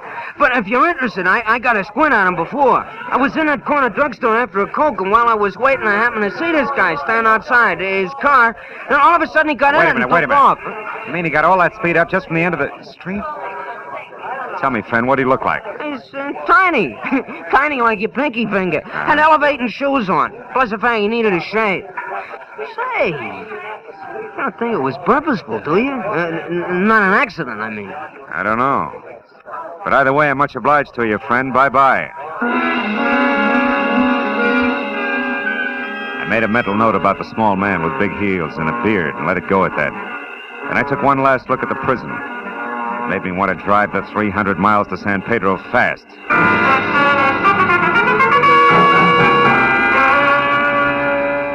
It was some hazy place between late twilight and early evening fog when I located Jomo in his Water's Edge dry dock and repair shop and told him who I was. I was fond of that Senaro lad, Marlowe. I'm glad I can help him some way. That boat here was his, you know, the love lady. Mm-hmm. Putting her back in the water tonight. Love lady.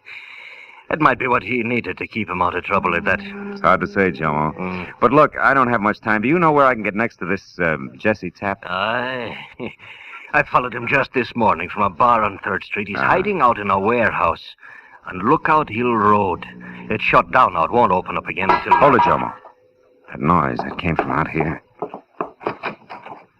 There's someone there, Mr. Marlowe? Oh. No, not anymore, there isn't. And there probably wasn't. I got me a clumsy little cat, Marlowe, always falling over. Jomo, you said Lookout Hill Road, right? Aye. Yeah, this is only a block long, the highest point in town. You just head straight up King Street to the top. You can't miss the warehouse. Thanks. Jomo. You have no idea what this is all about, huh? Well, I wouldn't say that, Marlowe. But you see, I don't let myself think for some things too much. I keep my mind on boats more than people. Easier to understand. Easier to repair, too. Good luck, Marlowe.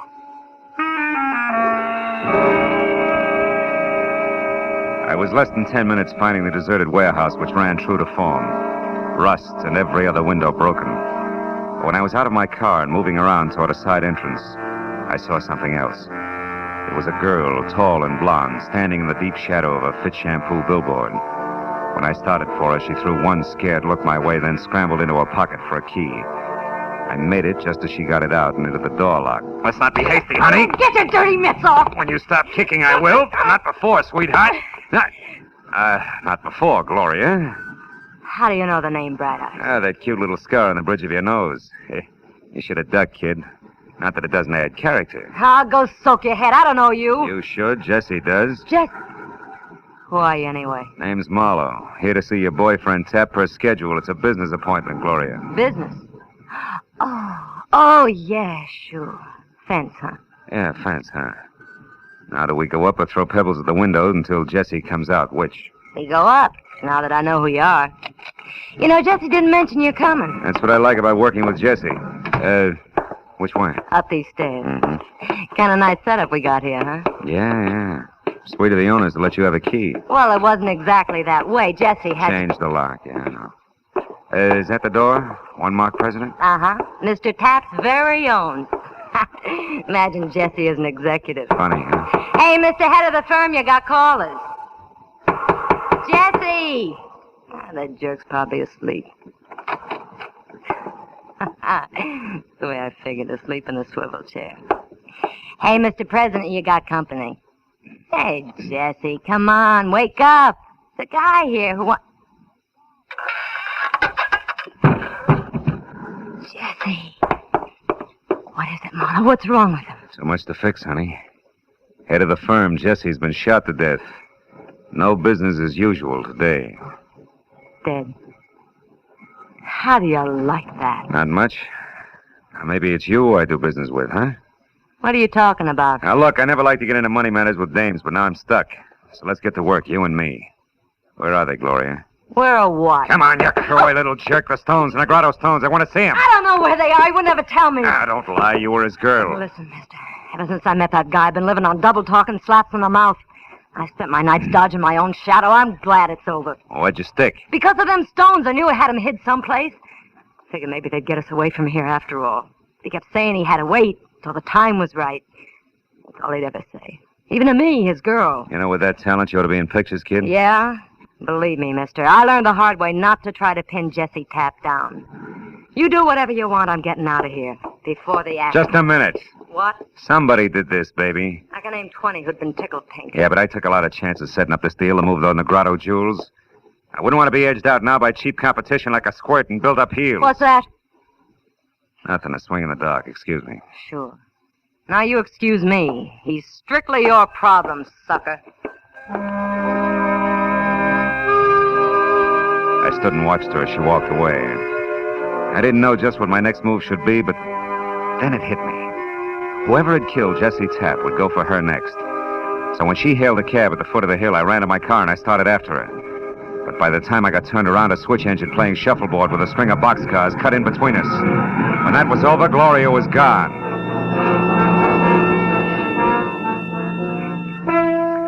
I spent the next hour and a half raking the neon-lighted muck along the docks looking for her with no success. Until finally, in a rancid backwash called the Reef, I got a break, but from another direction. The same unshaven little man with high heels who tried earlier to run me down was at the bar, blinking back the sting of a straight shot. I watched while he picked up a handful of small change from the bartender, and when he pranced toward a phone in the hallway at the rear, I followed him. It was too good to be a coincidence. Yeah. He had That's to right, tie in. operator. San Diego. Yeah, Christine Fuller, right. How much? Okay.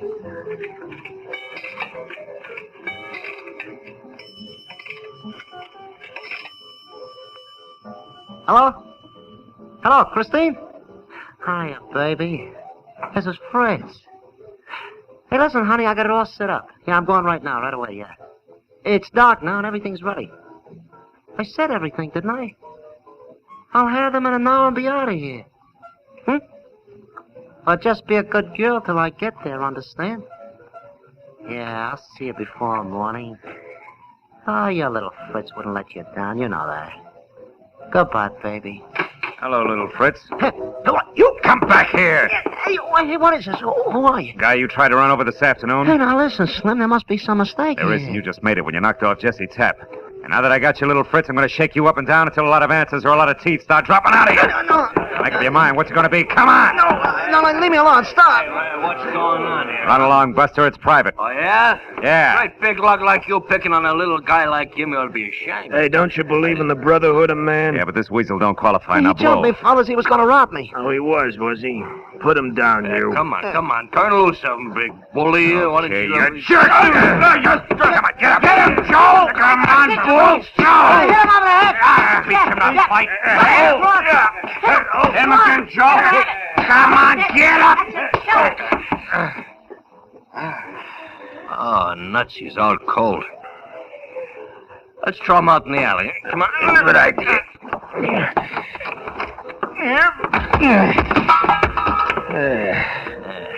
Hey, where'd the little guy go? Hey, he baited. Oh, you'd think he'd stick around long enough to buy us a drink, wouldn't you?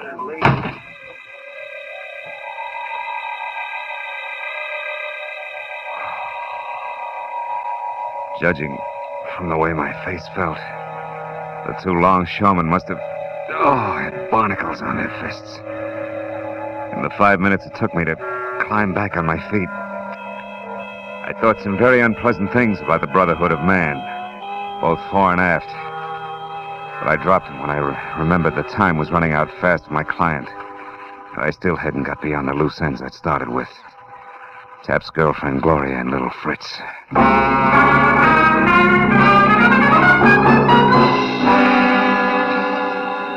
It was a hunch that took me up the hill to the old retired warehouse again. I parked a block away and started toward it on foot when the glow from a lonely cigarette said that it wasn't quite as deserted as it should have been. The cigarette belonged to a woman who was someplace under a lot of makeup. Oh.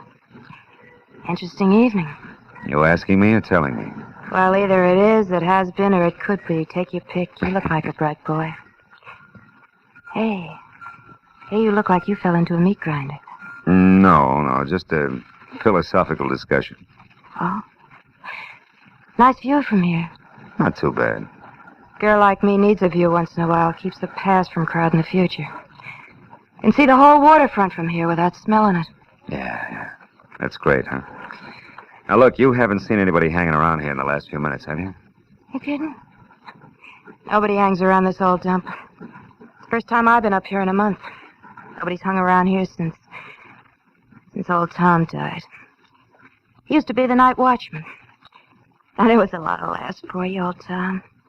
He had that upstairs room, that one up there. Mm-hmm. Many's the time I've been... Hey, that's queer. That's real queer. Look. What? Oh, a telescope. Mounted on the windowsill. Yeah, old Tom never had a thing like that up there. Who do you suppose put it there? I know who, honey. My question is why? A telescope.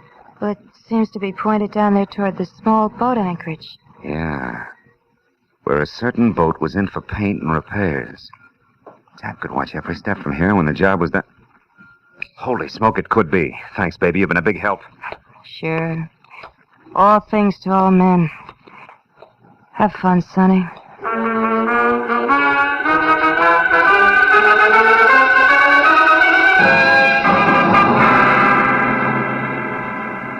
My client's boat was a long shot, but it was the only bet I had.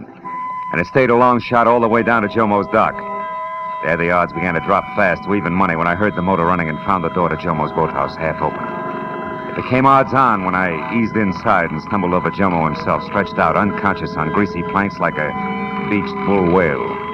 I stepped over him, got my .38 in hand, and edged out along the catwalk to the open dock where the boat scraped restlessly against the fenders.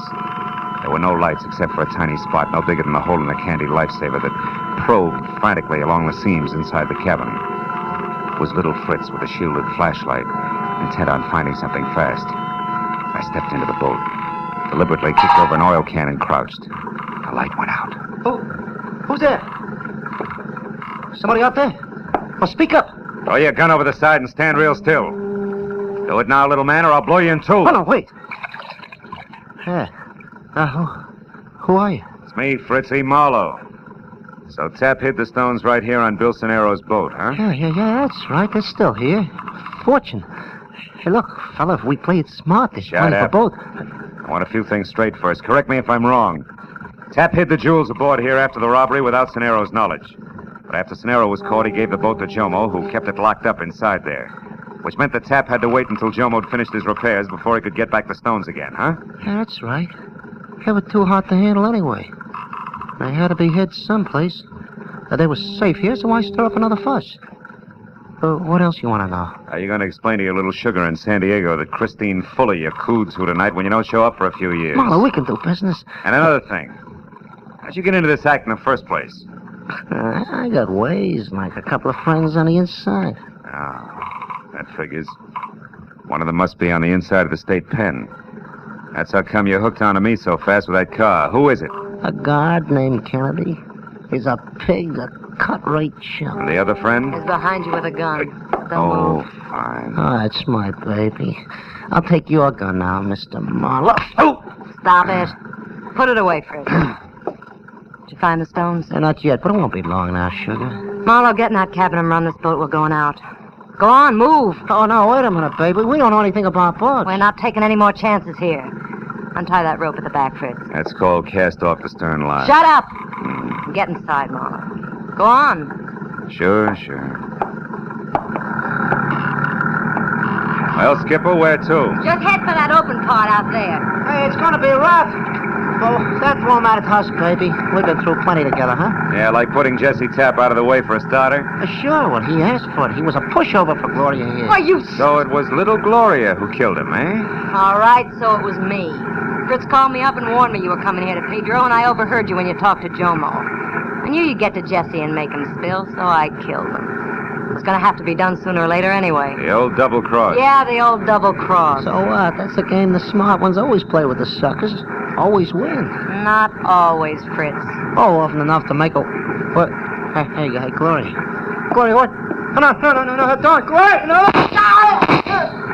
Keep your hands on that wheel, Marlowe. I heard Marlowe's crack about that Christine Fuller, Fritz. You louse.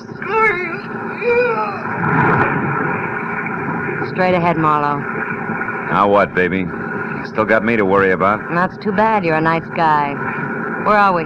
Well, the channel's way over there where that buoy is. And that means that a big rock pile called the breakwater is right off our starboard bow. If I don't turn, we'll hit it, and I'm not turning.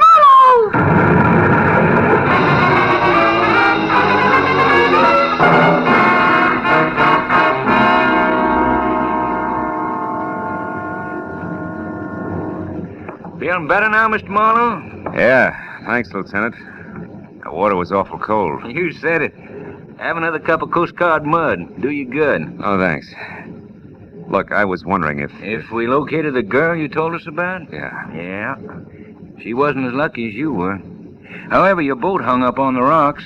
The boys found all that jewelry in the cabin, in this leather bag here. Well, we'll be in a couple of minutes. Good. I'll just have time to call a young guy and tell him he can close out his books. They balance now. He's paid up in full.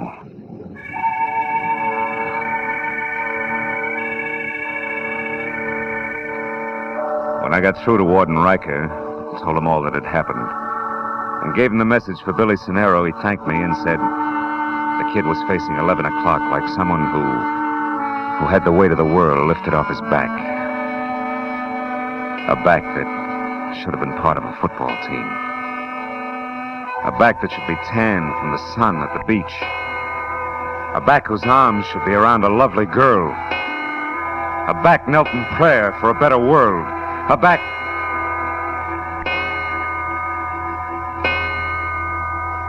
strapped to the electric chair.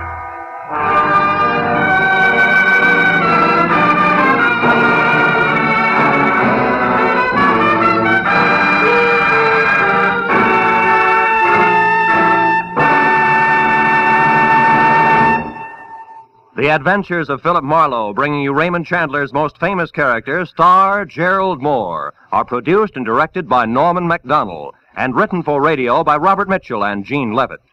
Featured in the cast were Wally Mayer, Bill Johnstone, David Ellis, Tom Holland, Larry Dobkin, Doris Singleton, Lou Krugman, and Michael Ann Barrett.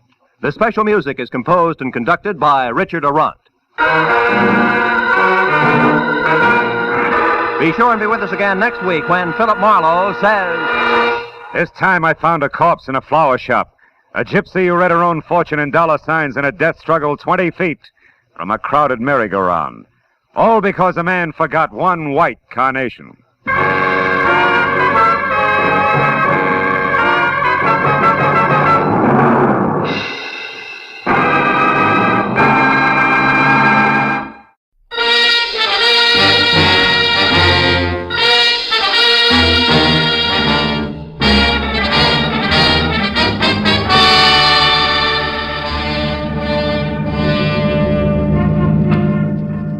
Understand it. Ben Reynolds is a wonderful guy with a really great future, intelligent, handsome. Well, you've seen his picture. Yeah. You said he's a doctor, didn't you, Casey, an MD? That's right. He's already known as one of the best young medical men in town.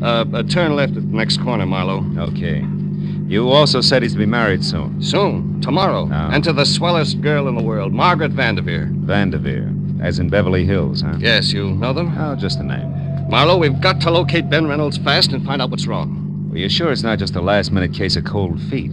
Cold feet? Yeah. Oh, Marlowe, he's in love with the girl. I'm his best man, I know. Besides, this marriage means a lot to the guy's career. He wouldn't run out. It happens, Casey. Oh, not to Ben. Why, he was fine, happy, full of laughs, right up to the minute we went into that flower shop. Flower shop? Yeah, some small place called Steiner's Flowers on Temple Street. Oh. Ben and I were driving along there this afternoon when I remember the one thing I'd overlooked was a white carnation for the groom. We stopped and went in. Then came the switch. I'll say so. While I talked to the florist, Ben browsed around the shop. Then all at once, he grabbed me by the arm and said, "Let's get out of here." He was white as a sheet. We left in a hurry, and all the way up here to his place, he kept looking back like he was afraid of being followed. What'd he say about it? Oh, he wouldn't tell me a thing. When we got to his apartment, he gave me a real brush-off. I went on home. Then at 7 tonight, I got a call from him. Give me that call word for word if you can, Casey.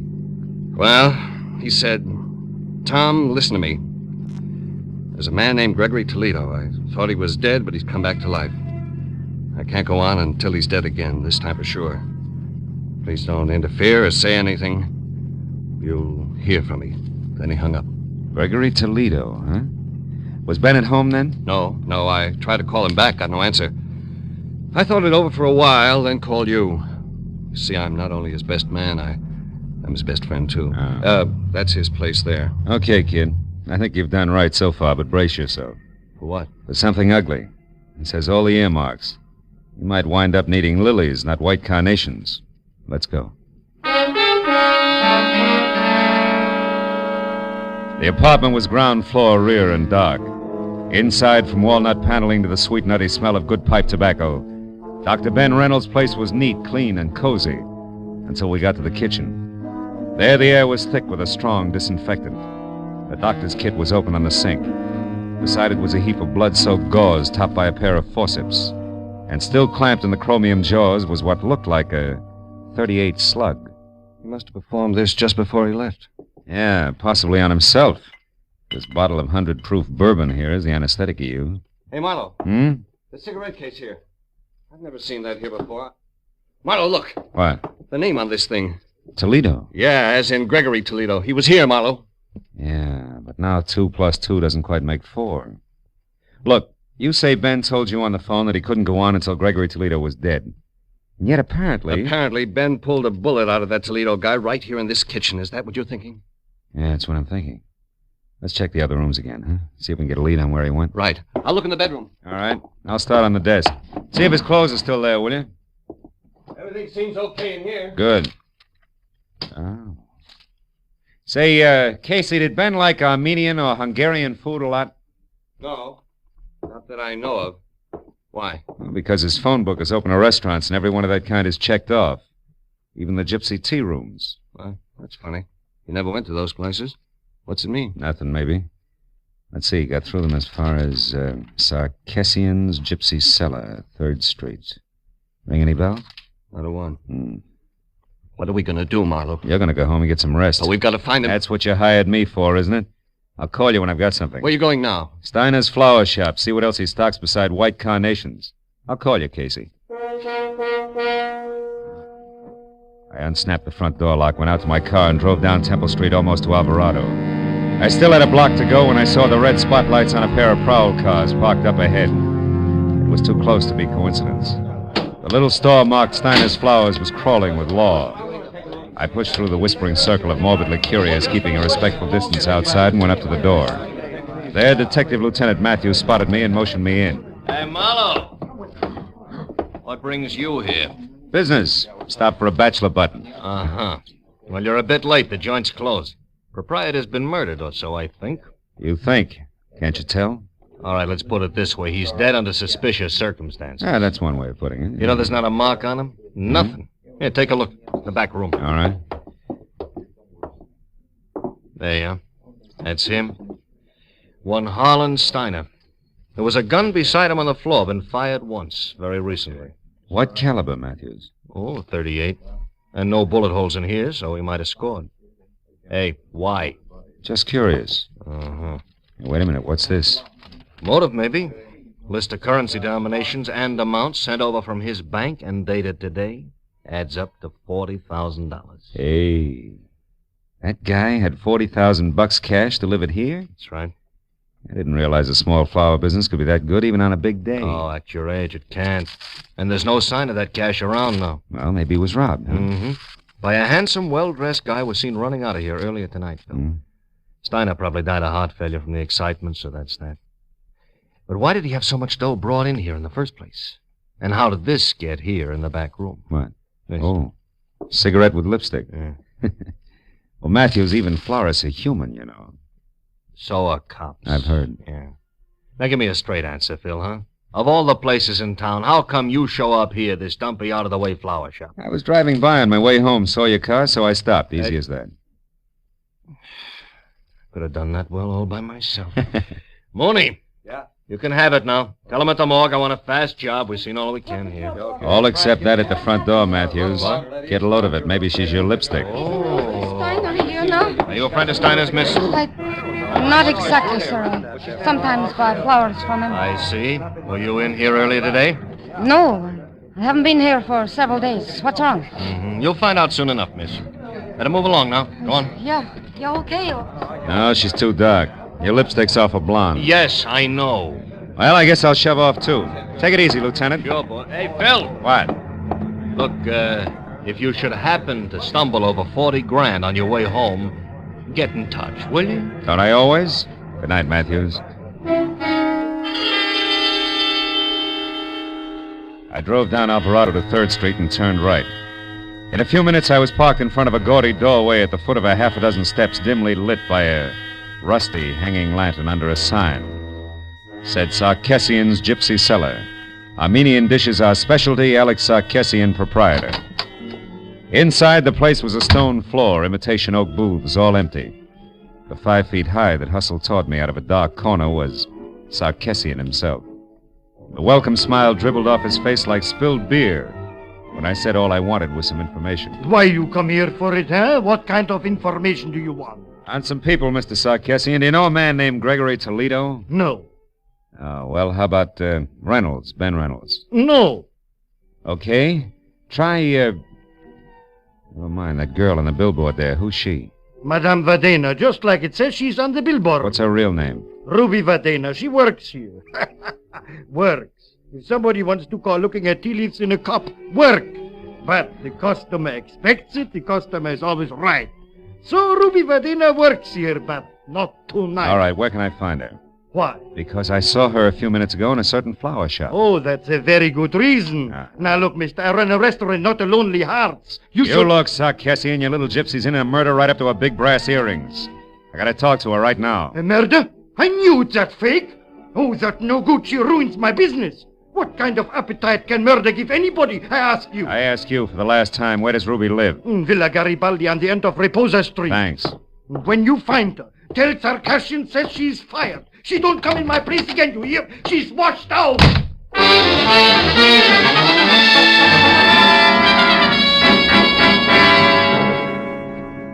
Reposa Street turned out to be a narrow, block-long tunnel under dark, matted cypress trees, at the end of which Villa Garibaldi squatted like an ancient yellow toad, 2 stories high. I'd gone far enough in my headlights to pick up the clutter on the stairs when Ruby herself stepped out from the trees and headed for the front door. She had enough head start that she was upstairs and at the door before I caught her. Leave me alone. I haven't done anything, Copper. Leave me be. I'm no cop, Ruby. Oh, no. Lisa and I saw you at the flower shop. You're not kidding anybody. Is this your door here? Maybe, but you can't get in there without a warrant, Copper. So keep it out here and keep it short. What do you want? Who is Gregory Toledo? I don't know. All right, let's try an easier one. What was that florist Harlan Steiner to you? If you're not a cop, what do you care? I'm a private detective, honey, and I care plenty. You know what happened to him, don't you? I think he's dead, if that's what you mean. He was just a friend, that's all. Oh, no. You're not the type of just friends, Doc. Hey, wait a minute, sugar. Somebody's in your room. Oh, no. The money. Open the door. Hurry up, will you? I'm trying Well, to. come on. Get out of my way. Reynolds! Ben, stop! Stay back, you! For an instant, I'd seen Ben Reynolds, his face twisted in fear, a package wrapped in green oil paper clenched in one hand. Then he grabbed up the only lamp and smashed it at me. In the dark, I heard him run through the kitchen and out the back door. By the time I got outside, he was gone. I started for my car to follow him, but stopped again at the sudden sight of a gun barrel shoved out from the shadows between 2 trees and pointed straight at me. Don't move, fella. Not 1 inch or I'll kill you. You sound like you mean it. I do. You're not going any farther, fella. Don't try. And whoever you are, forget about the green package. You'll live longer. Yeah, I'll take your word for it. Just tell me one thing, baby. Are you and the doctor a team? That all depends. Now go on. Back the way you came. I've got an appointment with the doc, and I wouldn't want to keep him waiting. Start walking.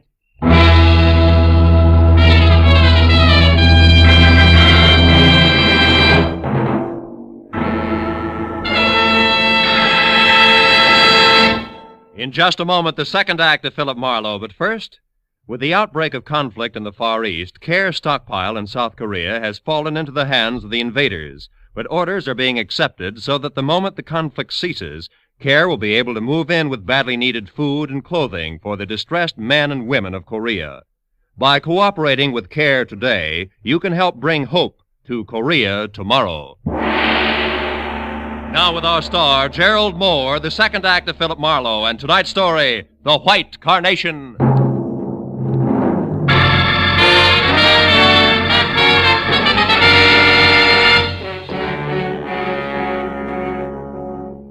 When the lady in the dark left for her appointment with the doctor, I knew that my next move should be a tight huddle with the good gray heads at homicide. But I also knew that first there was the matter of Ruby Vadena. I could tell by the way she was coming for me. The kind of enthusiasm you see only at feeding time at the zoo. Where is it? The money. Where does it go? How do I know? You're the fortune teller. Now, what'll it be? Cards, teacup, crystal ball? Or should we just try some plain old-fashioned conversation, Ruby? Huh? Now, about what? Well, for one thing, $40,000 that won't sit still. For another, your connection with Steiner's murder. The law's just itching to hear about that one. Not the police. I don't want to tangle with them again. I mean... Oh. Could be embarrassing talking over the good old days, Ruby. Is that it? What do you want to know? You and Steiner and the 40,000. What's the story? Steiner and I were supposed to go away together to be married. He loved me. You loved the 40 grand. Go on. The money came from the sale of his flower shop. He brought it over here tonight, said he'd be back. When he didn't show up, I went to find him. That's all I know. Not enough, Ruby. That shop wouldn't bring $40,000 like you could pass for a school mom. Where'd he get the money? I haven't the slightest idea. But I do have a suggestion. Oh? If you can get your hands on the money, which is really mine now, I'll split it with you. And we could even take a long, long trip, huh? Mm-hmm. No dice, baby. I wouldn't sleep nights worrying about my traveler's checks. So long, clairvoyant.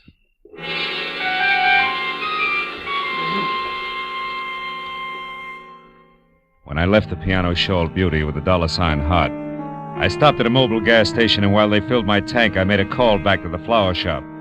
Learned that Detective Lieutenant Matthews had gone down to the morgue. But 20 minutes later, when I was there, I was still a step behind, because Matthews had since gone on to headquarters. However, I was also a step ahead. They had just learned why Steiner had died. Connor, the attendant, was pleased as punch to tell me all about it. Hey, see, Marlowe? Right here, the back of the neck. Got slapped with a hypodermic needle. Hole's no bigger than a mosquito bite. Real hard to find. Mm-hmm. And it was an injection that killed him, Connor, huh? Some kind of poison?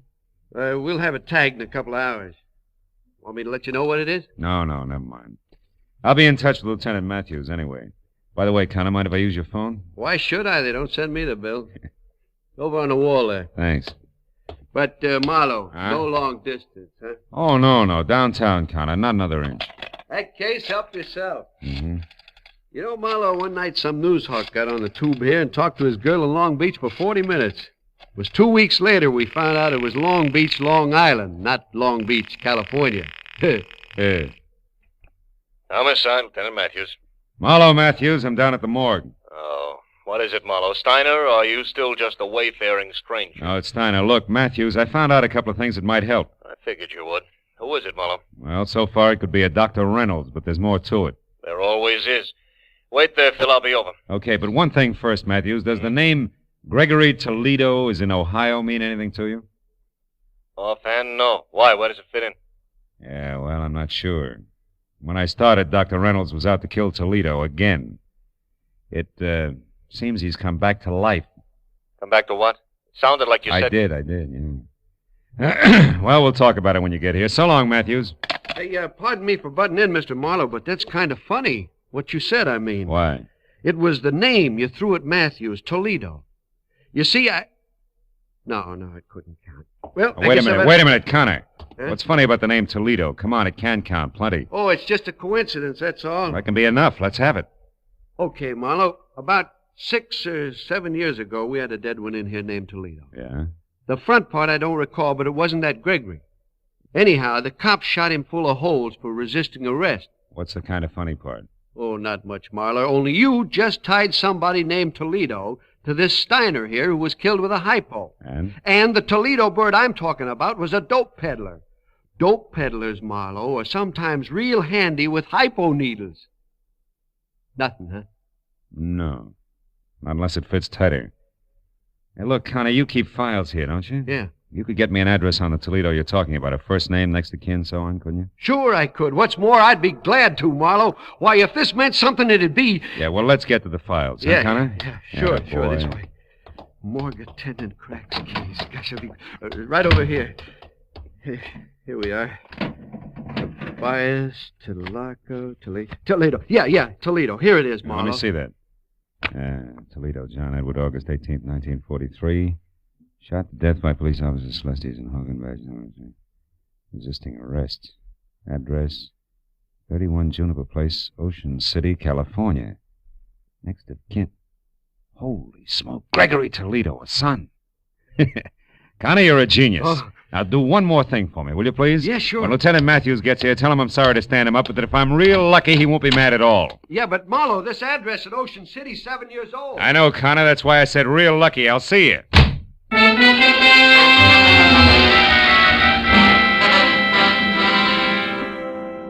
The gentleman who answered the door at 31 Juniper Place was about 60. Wore a spotted torn bathrobe that read like a menu and needed a shave, a haircut, and peeping through his torn slippers, I saw a Blue Jay corn plaster. However, his spirit was bright. Seems he liked having visitors. Yes, sir? You're the manager? Oh, I am indeed. Have been for 18 years. Albert A. Keyline. You looking for a room, sir? No, just some information, Mr. Keyline. My name's Marlowe. I'm a private detective, and A private detective? Well, come right in, sir. My goodness, don't often get to chat with a man in your profession. No, I welcome the opportunity. Uh? I usually keep the living room closed except on Sunday, but tonight I think we can forget that regulation. Yeah, well, look, The Morris chair there is the best one. Make yourself comfortable. Thank you. Mr. Keyline, did you know John Toledo? Toledo? I most certainly did. He stayed here for 5 years, I'm unhappy to inform you. He was killed on my front lawn there in 1943. It was good riddance to... Oh, I see why you're here, Mr. Marlowe, but frankly, I expected the police, not a private detective. Why should you expect the police? Because not 2 hours ago, Emma Mallory, my neighbor, saw Greta Toledo over at the amusement pier.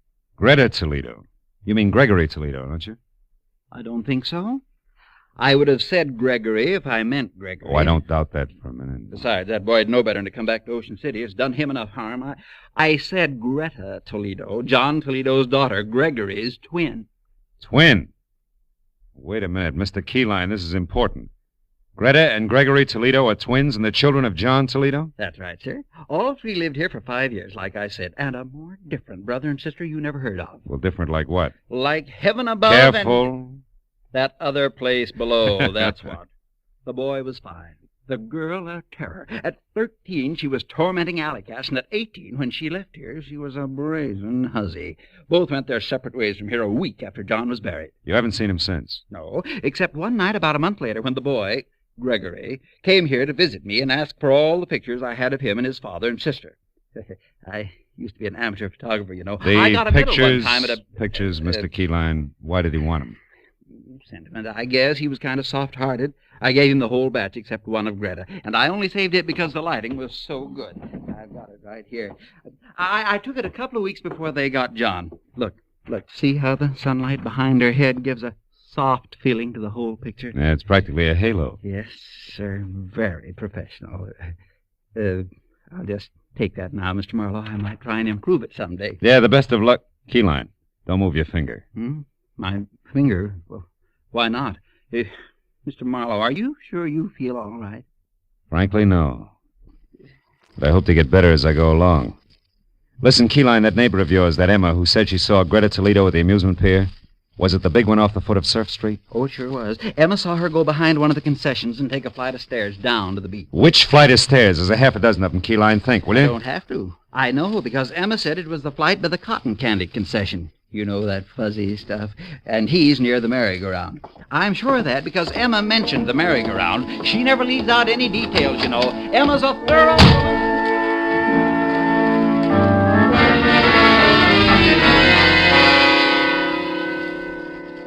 The steps that led down from the cotton candy concession took me to a fairyland graveyard under the amusement pier.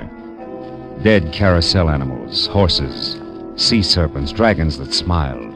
All broken and bent and piled any side up. Some rusted brown, some of the bilious green discolor of old brass. Then a lot of steel and stone dwarfs who must have belonged to some long ago winter wonderland. Also broken and rusted. But beyond that, the people were real, both of them. One was Greta Toledo. She was the same lady in the dark who had stopped me outside of the gypsy's place. The other was the man I'd started out to find. The man who was out to re-kill Gregory Toledo. Dr. Ben Reynolds. Wait a minute, Gregory. There's one thing we still have to talk about. Or should I call you Dr. Reynolds? All right, get to the point, Greta. I am. That's why I asked you to meet me here. It's a safe place to talk. What did it talk about? You were shot and I gave you medical attention. You demanded that I get $40,000 that was yours, and I did. You did, hero. But only to keep me from letting everyone know that the fine Doc Reynolds is really Gregory Toledo, the son of a dope peddler.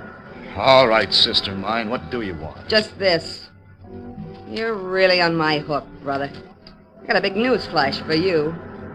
I wasn't shot in self-defense tonight. It was while I was committing a murder in a flower shop, some filth named Harlan Steiner. What? Yeah, a murder.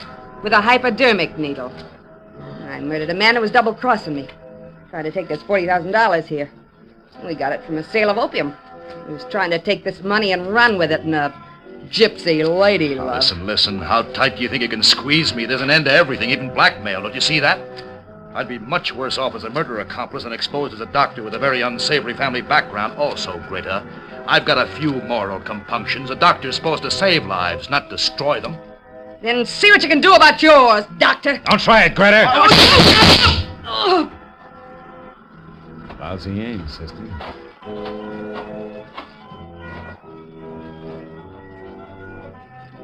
She's dead. Yeah. And so is Gregory Toledo, finally. We better get to the police, Dr. Reynolds.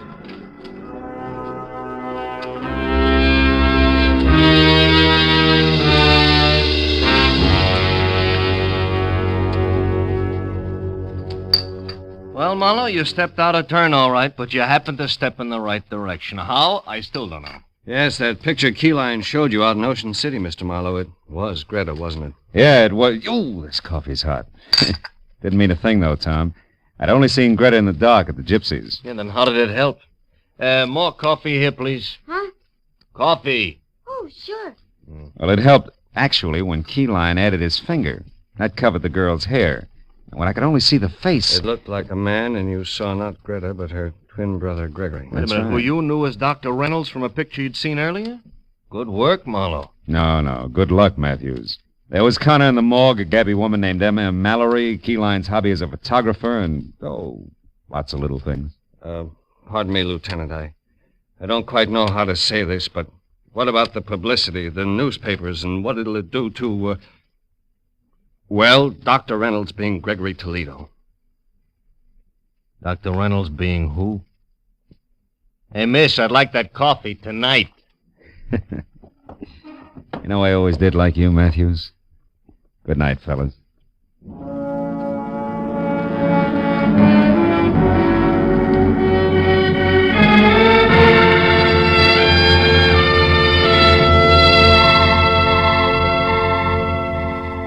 When I got outside, it was pushing 4 o'clock in the morning.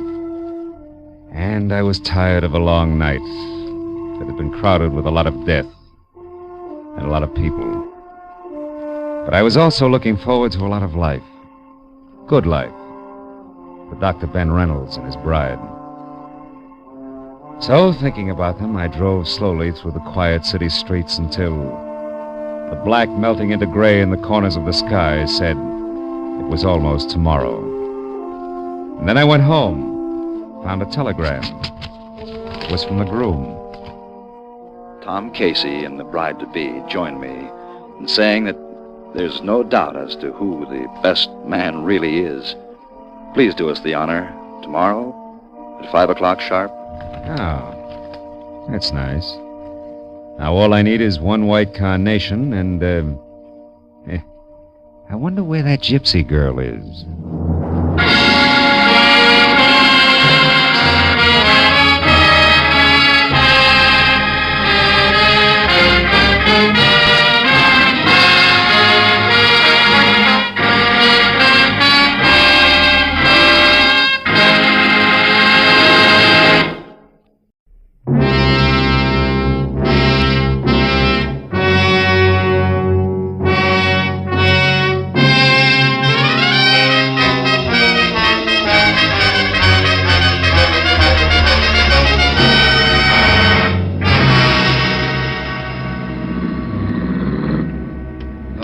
Winds it up. Boys got him in the wagon without any trouble, thanks to you. Oh, you don't have your car here, do you, Phil? No, Lieutenant, and I haven't had lunch either. Maybe the police department feels obligated on both counts, huh? Maybe. Get in, Phil. Mooney, some good restaurant before headquarters, huh? Check, Lieutenant. How are you, Mr. Marlowe? Hungry, Mooney. Okay, Mr. Marlowe. I know a good spaghetti place where we... Unit 18A, a dead body at number 11 West Main Street. Reported as suicide. Investigate. Your call, Matthew? Unit 18A, No, that's a specific a unit. dead body at number 11 West Main Street. I'm at 11 West Reported Main. as suicide. It's only around the corner, isn't it, Mooney? Investigate. That's right, Lieutenant. Might save us a trip back here later, huh? Yeah. Marlowe, lunch will be a little late. Let's go, Mooney.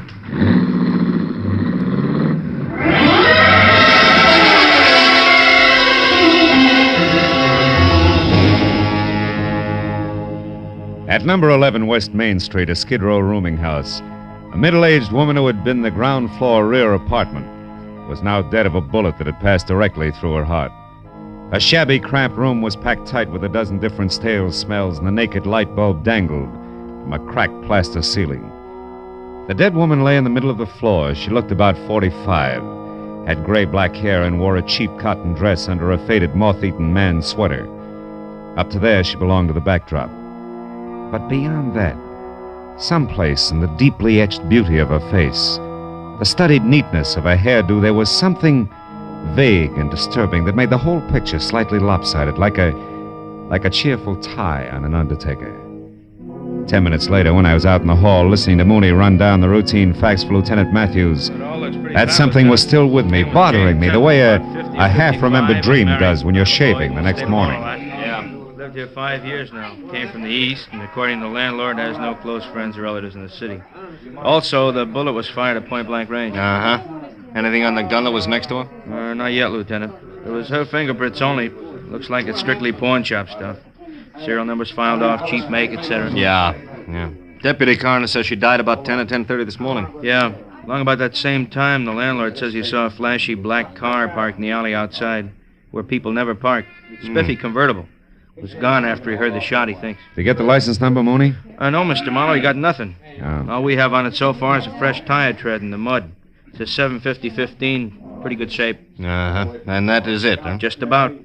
The landlord thinks that the deceased was an actress way back from little remarks she made. That's about all. I still got one neighbor to check, though. Okay, Mooney. Let me know. Right, Lieutenant. Well, Marlowe, looks like I have to stand you up on that lunch date. Sorry. I'm not so hungry anymore. I'll see you around, Matthews. On the way out, I told myself 3 things. One, aside from the fact that we belonged to the same fraternity laughingly called mankind, Jane Temple was nothing to me. 2, a lot of beautiful girls turn out to be beautiful women. And 3, if the black convertible meant anything at all, the police would figure it out by themselves. They came well equipped for the job. Well, by the time I was out on the street and the sharp autumn air had chopped away the stale smells of the dead woman's apartment, I was beginning to forget the name Jane Temple entirely. I might have kept going that way if he hadn't appeared just then. Hey, Huh? mister, over here, quick.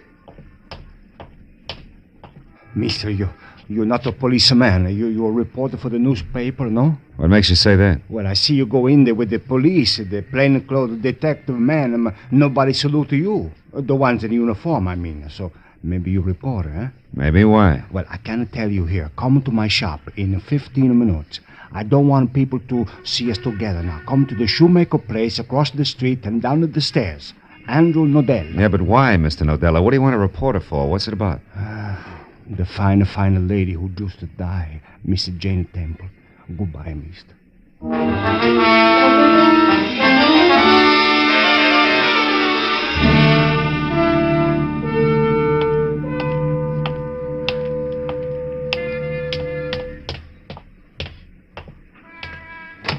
Look, my friend, it cost me $1.50 for the letter alone. How can I give it to you for... Now, look, I've been... Okay. Andrew Nodell changed his mind. He won't argue with a customer. Here, $1.25, just like you want him. A cash. Yeah, it's more like it. No, I wasn't born just the other day. I can tell value. Sure. My mistake, mister. Now, excuse me, please. Okay. Hey. Che ladrone, the chisel. Yeah. I only gave in to get rid of him, you see. Now, I'll put the out to lunch sign on and lock up the door so we won't be disturbed. The police and nobody. Okay. There. Now, Mr... Marlowe. Mr. Marlowe, we go in the back room. This way, please. Now, wait a minute. Before we go any place, Nodella, one question. Why are you so worried about the police? Well, because down in this neighborhood, Mr. Marlowe, every time I do a good thing and I call the police when it's right, I get in some kind of trouble. These people, my customers, they don't like you should be a... Stool pigeon? A stool pigeon. Mm-hmm. All right, Mr. Nodella. Now about Jane Temple. Wonderful woman, Mr. Marlowe. Come in the back room, huh? All right. Mr. Marlowe, fine, a cultured lady. I know. I was not always a shoemaker. You know, in the old country, I was a student. And before that, I was an artist. I wouldn't doubt it.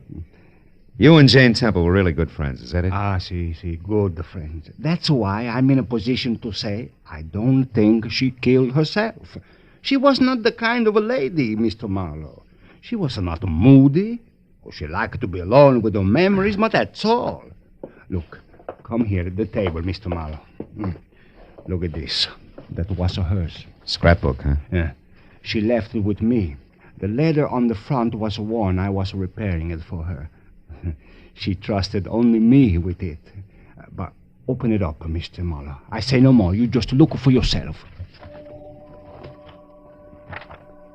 It was the usual setup. Between the big covers of a big book, a little life story in tattered yellow clippings and faded photographs. 25 years ago, Jane Temple had been exquisite. The fragile, haunting kind of beauty that never goes out of style. The kind of universal beauty that makes style. The book itself came in 2 parts. The first told in rave reviews and letters from select admirers. It was the rocket-fast rise of Jane Temple, who, as one critic put it, was inspirational beauty and the inspired actress. Both. Yet on that level, the first part ended abruptly in 1928, with no explanation. The second part was another success story, but it ran right up to the present. The career of one Jerome Locke, from obscure London stagehand to top Hollywood theatrical agent. A healthy, giant step. But no place did I see anything to connect the two. Nodella must have read my mind. You wonder, Mr. Marlowe, what one got to do with the other, huh? Yeah. Do you know? No. Maybe this can help you find out. It's another clipping that was not pasted in the book. Where'd it come from? Inside the back cover. I was only to repair the front, Mr. Marlowe. But as a surprise for Miss Temple, I went ahead to do it all, see. I found this clipping hidden in the lining of the back cover. It tells of a man named John Gordon being sent to jail in London, England in 1928 for embezzlement of a theater's money. There's a picture of him, Mr. Marlowe. Yeah, so Hey, this John Gordon Jerome is... Locke, see? Yeah. The big agent man, Mr. Marlowe. There's still one more thing. Last night, I surprised somebody, a thief, in this shop, and when I scared him away, he was looking at this book, but nothing else was touched. You didn't tell anybody about it? No. I was going to tell Mr. Temple, but, well, Mr. Marlowe, everything I say to you, everything I show you here, am I crazy or does it mean only one thing? Jerome Locke killed the wonderful Mr. Temple to keep a secret. Well, it's possible. But also, Nodella, Miss Temple may not be so wonderful at that. You know, people don't kill to keep secrets. They kill to keep secrets from getting out. That's called blackmail. No, Mr. Marlowe, not to Mr. Temple. I don't believe that. And I don't believe that you do either. I don't want to. Well, I'll see what I can find out. Mr. Marlowe, you tell me before you tell your paper. Mr. Nodella, I don't have a paper, just curiosity. I'm a private detective, not a reporter, and the initial mistake was yours, not mine. So don't get mad about it. What? A private detective? Mr. Marlowe, who you working for? Right now, Mr. Nodella? I'd say the late Jane Temple. Goodbye.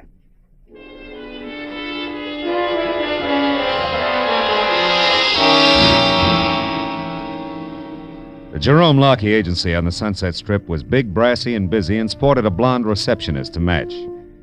After I gave her my card and we exchanged frosty smiles, she waved me into a seat. I tried it for 15 minutes, and then I began to get itchy. But compared to the dapper gray at the Temple's gentleman sitting next to me, that was a mild reaction. He was one of those heavy-handed character actors you remember by face, never by name. Jerome Locke's office? No, he's not in now. Mr. Jerome Larkey certainly has an exaggerated impression of his own importance. Been here a while, huh? Quite a while, sir. Much too long a while. Young lady, please tell Mr. Larkey that Elliot Monroe could wait no longer. I'll see him at his home this evening. I have several studio calls to make this afternoon. Good day. Good day, Mr. Monroe. Studio calls. Yes? Mr. Monroe couldn't wait, Mr. Larkey. He said he'd see you at your home tonight, sir. My tough luck. Anyone else, Madge? Only that New York call, sir. I'm still trying to get it. I'll put it right through the moment it comes in. Oh, yes. A Mr. Philip Marlowe, a private investigator. A private investigator? Is it important? I think so, Mr. Larkey. It's as important as Jane Temple. Jane? What about Jane Temple? She's dead, Mr. Larkey. A bullet through her heart. Madge. Yes, sir? Bring Mr. Marlowe right in. Yes, sir. Right this way, Mr. Marlowe. Thank you.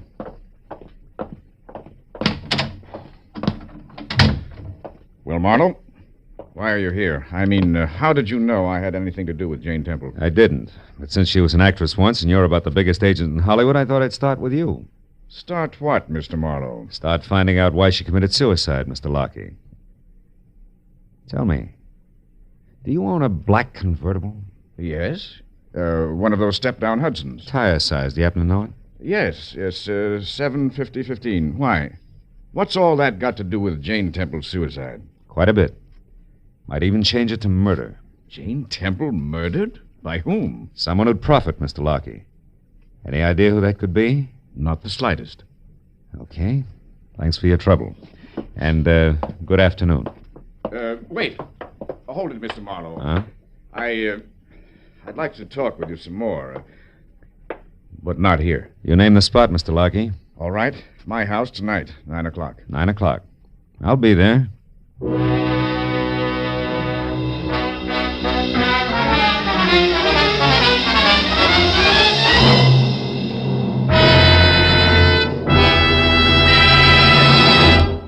In just a moment, the second act of Philip Marlowe. But first, our armed forces are mighty busy these days. They're conducting the United Nations police action in Korea. They're patrolling the occupied countries. They're standing ready for national defense. And at the same time, they're doing important scientific research.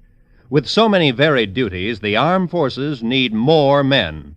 Men with brains and ability who can be trained as highly efficient specialists. Men who want to be the leaders of tomorrow. Inquire at your nearest recruiting office about the opportunities open to you in America's armed forces, the world's greatest power for peace. Now with our star, Gerald Moore, the second act of Philip Marlowe, and tonight's story, The Big Book.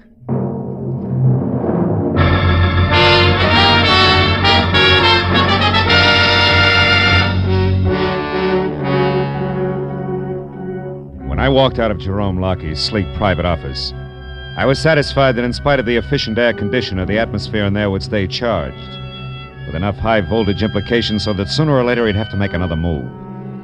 Outside, it was dark. I drove back downtown and finally located Lieutenant Matthews at a lunch counter, wrapping up the short end of a quick blue plate special. My story didn't affect his appetite a bit. Have a piece of pie, Marlowe. The cherry is great. Matthews, I've been trying to tell you I've that been listening, Phil, to all of it. All of it, from that crackpot shoemaker to a leather-bound scrapbook, right on up to a weird-looking Jerome Larkey's kiss. And now what do you want me to do, get an ulcer? Matthews, maybe Jane Temple didn't kill herself. Maybe she was murdered. Go on. Now, look, there was an old clipping and some pictures in that scrapbook that identified our Jerome Larkey as one John Gordon, who did time a few years ago for embezzlement, which, if revealed, would ruin the great Jerome Larkey of today. Now, look, it looks like... Oh, nuts. What's the matter? What's the matter? Look, Marlowe, I haven't been to bed for 24 hours. I'm dog-tired. I thought I finally got a break. A clean-cut case of obvious suicide. A nice old doll, disillusioned, broke, did herself in. Too bad, yeah, but just that simple. So what happens? You run into some jerk of a shoemaker with an imagination, and now it's all mixed up with ex-cons, blackmails, and murder. It's not my fault. I didn't do it, you know. I'm sorry, Phil. All right. A little fed up, I guess. Oh, nothing that a week or so of hearing wind in pine trees wouldn't cure, but... So you went out to see Larkey, huh? Uh-huh. Where'd you leave it? Hanging in midair. Made a date with him for later tonight at his house. You think he did it? Who knows? I saved my Sunday punch, his real name being Gordon, that is. Maybe when I spring that, it'll jar something loose, huh? Maybe. Oh, by the way, did you meet Mrs. Lockie? Not yet. Why? Nothing in particular. Good-looking blonde I saw once in the Beverly Hills station. Some beef about a collision. She impressed me as being a pretty tough fighter in the clinches, that's all. Just a thought. Yeah, finish your pie, Matthews. Yeah. You want to follow this through on your own, Phil? Yeah, if you don't mind. You see, I've gone this far, and, well, there was something about Jane Temple that, I don't know, it showed, even down there in that dump. Yeah. That's what I mean, Phil. I gotta get out under the pine trees for a spell soon. Keep me posted, huh?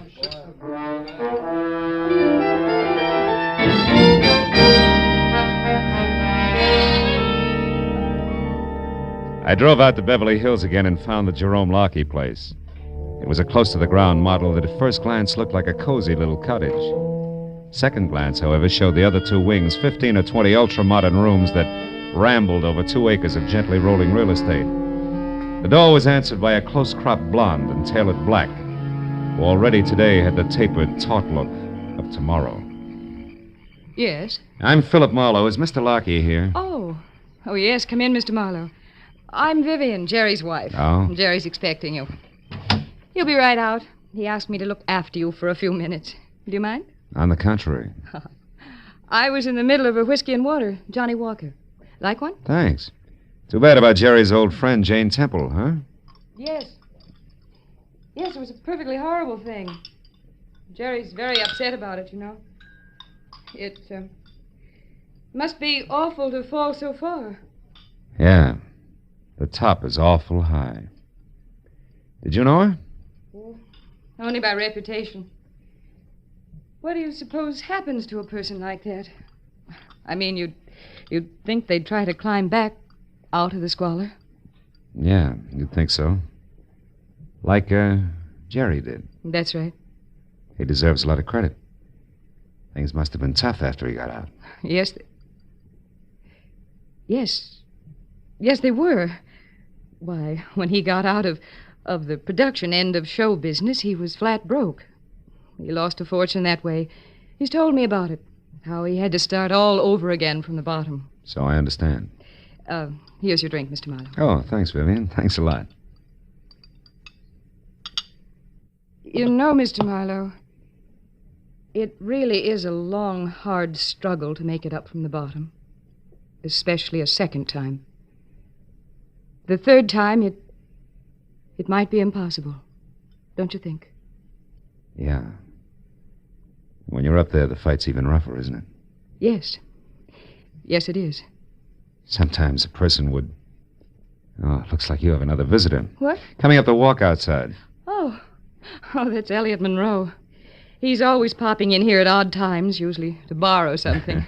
He may want anything from a clean shirt to a cup of vinegar. We never know. Well, this time he wants to see your husband. I ran into him at the office this afternoon, heard him say so. Oh, really? Yeah, so I'll make my business with Jerry as short and as to the point as possible. Well, that's very considerate of you, Mr. Marlowe. Excuse me.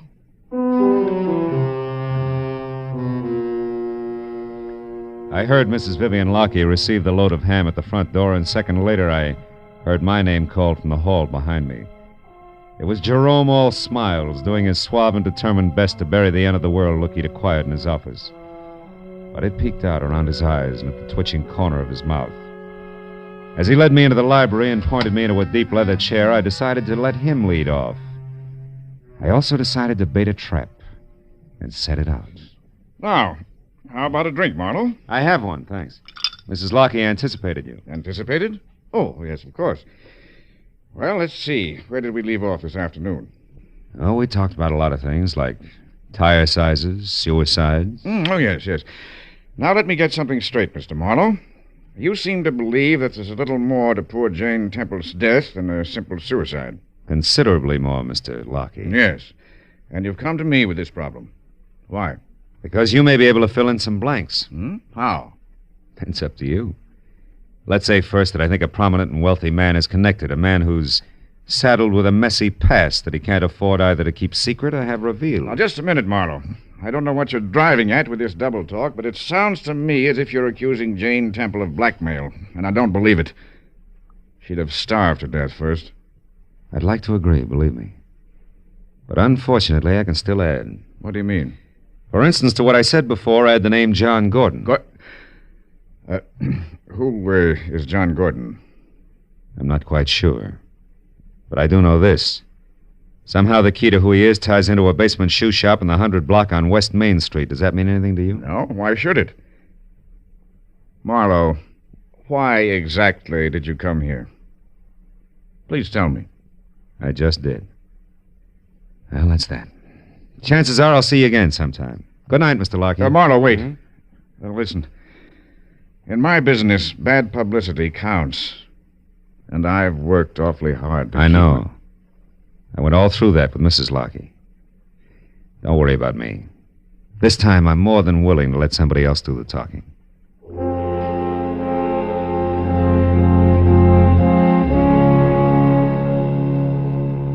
When I walked out on Lockheed for the second time, things still didn't add up right. Something was missing. In the hall, I passed Elliot Monroe, hanging onto a glass of scotch like it was a streetcar strap. And at the door, Mrs. Lockheed ushered me out with a frigid, unsmiling nod. I drove slowly all the way to Main Street, and when I was parked and walking toward Nadella's shoe shop, I began to doubt that the trap I'd set was going to catch anything. Until a long black convertible turned the corner behind me. I ducked into a doorway and waited. It was Jerome Lockheed's car, all right. He almost stopped in front of the shoe shop, but suddenly lurched ahead and disappeared around the corner, away from what turned out to be a cop, pounding the beat.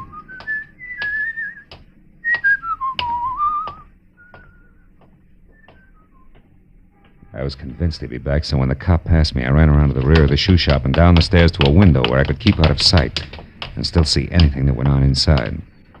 I just settled down for a wait when it came. Stand still, my fine fellow. Don't move or I'll kill you. Mr. Elliot Monroe. What do you know about that? Looks like the wrong sucker rose to the bait. Or is this just coincidence? It's no coincidence, my friend, believe me. While you were in talking to dear Jerry tonight, Vivian was called to the phone. That gave me a chance to listen outside the library door and overhear everything you said. That's why I am here, to protect my interests. No wonder things didn't add. You're the missing link, typecast at that. Keep those hands up. Sure, I couldn't see Jane Temple as a blackmailer, now Jerome Lockheed as a killer, but you're playing both parts. For you, that's a cinch. Aye, but our detective is clever now, isn't he? But just a little late, wouldn't you say? Yeah. No switches in a one-track mind. Yeah, it's my own fault. Have your fun, Monroe. But tell me one thing. How'd you worm your way into this setup? That was a well-kept secret. Not to a man with an experienced eye for drama, my good fellow. It started very simply when I recognized Jane Temple on the street one afternoon and befriended her. Befriended her? Yes. We reminisced about the good old days in the theater and finally went through her scrapbook together. But there was one clipping that she tried desperately to hide in the binding. Oh, the clumsy old fool. So when she sent the book here to be repaired, it was you who broke in and found that clipping, huh? Yes, and read it and put it back before the stupid cobbler discovered me. But I had found the skeleton in the closet and knew that I could make it rattle long, loud, and lucratively. Sure. Jane Temple would do the dirty work, put the bite on Lockheed. It would have been perfect, an ideal escape for both of us from the constant humiliation of poverty. There was nothing of woman left in her. All that remained of the great Jane Temple was dusty yesterday in a book bound in leather. Mr. Marlowe, are you afraid to die? No more than most people? Oh, I'm glad you said that. I had to kill you anyway, but at least you understand. He who kills cuts off so many days of fearing death. Then is death a benefit. It's the last benefit you'll ever play.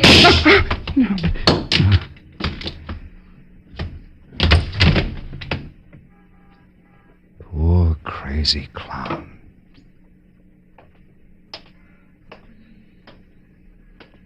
You know all the answers now, don't you, Marlowe? The whole story. Yes, Vivian. All except how you showed up here when you did. I had to. You see, I've always known about Jerry's past. He told me about it before we were married.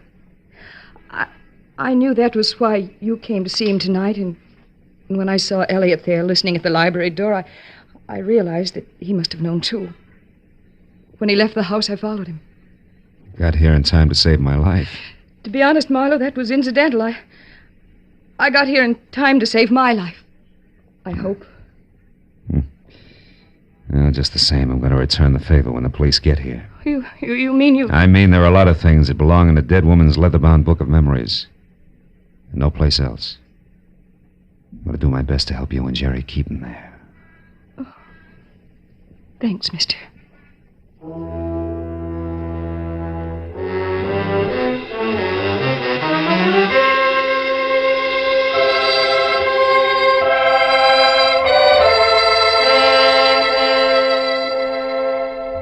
Well, that's the way it worked out. One policeman named Matthews got the whole story, but only half of what he found out was entered in the police records. And only as much of that as was necessary ever got into the papers. 2 days later, when Jane Temple's funeral was held, it didn't even make the back page. After all, what's news about one Italian cobbler, one private detective, and one hard-boiled agent standing bareheaded before a fresh grave? Even though the cobbler had worked all night, binding a big book in the finest of Morocco leather. Even though the agent with blinking, moist eyes closed that book for the last time. And the private detective laid it in the coffin to be buried with her. Yeah. What's news about that?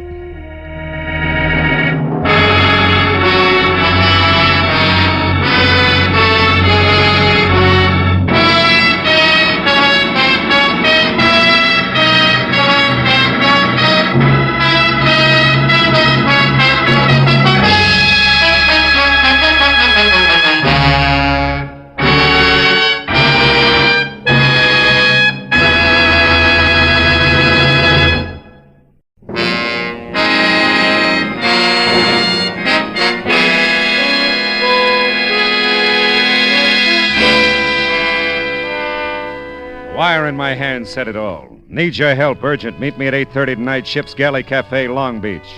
Signed, Dale Higgins. The time and the place were known factors, the need for help, the urgency, and most of all, Dale Higgins were unknown. And my hazy recollection of algebra told me that 3 unknowns are mathematically impossible to find. Call it a challenge, call it money, call it a chance for a shore dinner, call it anything you like. But 8:15 found me pulling into a parking lot on Ocean Boulevard, not far from the amusement pier. Just leave it there. I'll be right with you.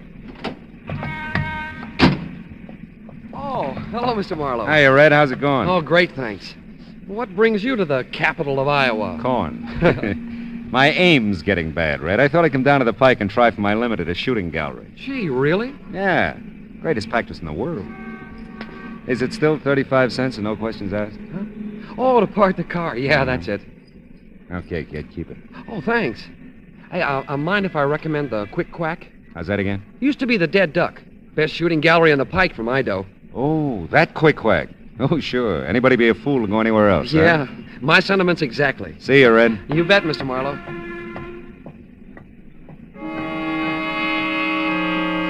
Red's a nice kid. His name was a natural. He was blonde.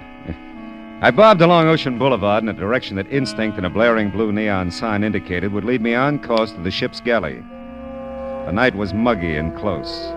You wore it like an extra coat, and the ocean breeze I'd anticipated had retired in favor of alternate waves of fog that rolled in, engulfed you for a moment and as suddenly rolled out again.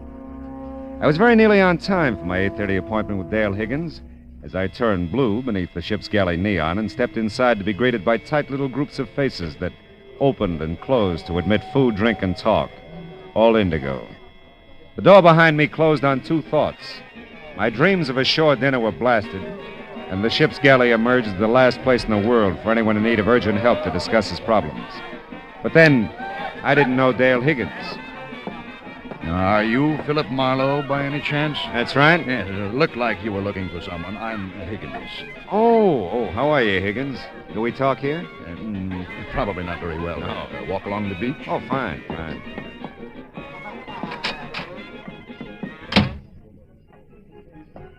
Now, say, Higgins, did you ever wonder why people pack into hot little rooms on a night like this? Oh, you mean the ship's galley? Yeah. Well, philosophy is not my business, Marlowe. What is? Well, I don't quite know how to tell you, I guess. Well, your wire said urgent. That's good enough for openers. Yes, well, the truth is, I was a little quick sending that wire. Oh? I was pretty upset about a situation at the time, but things have resolved themselves now. I won't require any help. Oh. Well, you ought to know. I expect to pay you, of course, the trip down and your customary fee. That'll be $25 a day in expenses. 7 cents a mile for 23 miles, and, 35 cents for parking my car. 7 times 23, $1.60, 61, $35. $1.96. $26.96 altogether. Is cash all right, I suppose? It always has been. Marlowe, I am sorry about this. I didn't set out to bring you on a wild goose chase. But yes, looks like I have got the right amount. Thanks. Don't worry about it, Higgins. Anybody can change his mind. Yes, I guess that's right. Well, thanks for your trouble. Not at all. Yeah, well. Mm-hmm. Mr. Marlowe! Mr. Marlowe, wait! I turned in the direction of a voice, but the fog has a cute way of diffusing sound as well as sight. And I realized I wasn't closing in on anything, that the fog was circling me and I was circling it. So I stopped and waited. I listened and heard nothing but the sound of the sea and the faint wheezing of the pike calliope. Then suddenly it hit me. Somewhere along the fog-swept beach, a girl had called my name. And nobody knew I was in Long Beach except Red at the parking lot and Dale Higgins. Yeah, the choice was obvious. Did she find you okay, Mr. Marlowe? Yeah, Red, she did. You tell her where I was? Oh, I sure. I told her you and me always did our shooting at the Quick Quack. Good boy. Now tell me who she is. Who she is? Yeah. You mean you don't know her, Mr. Marlowe? That's the general idea, Red. Well, I guess she's my age. This I know. Who is she? She's... Yeah. She's... You want your car, Mr. Marlowe? No, Red, not now. I think I left something back at the Quick Quack.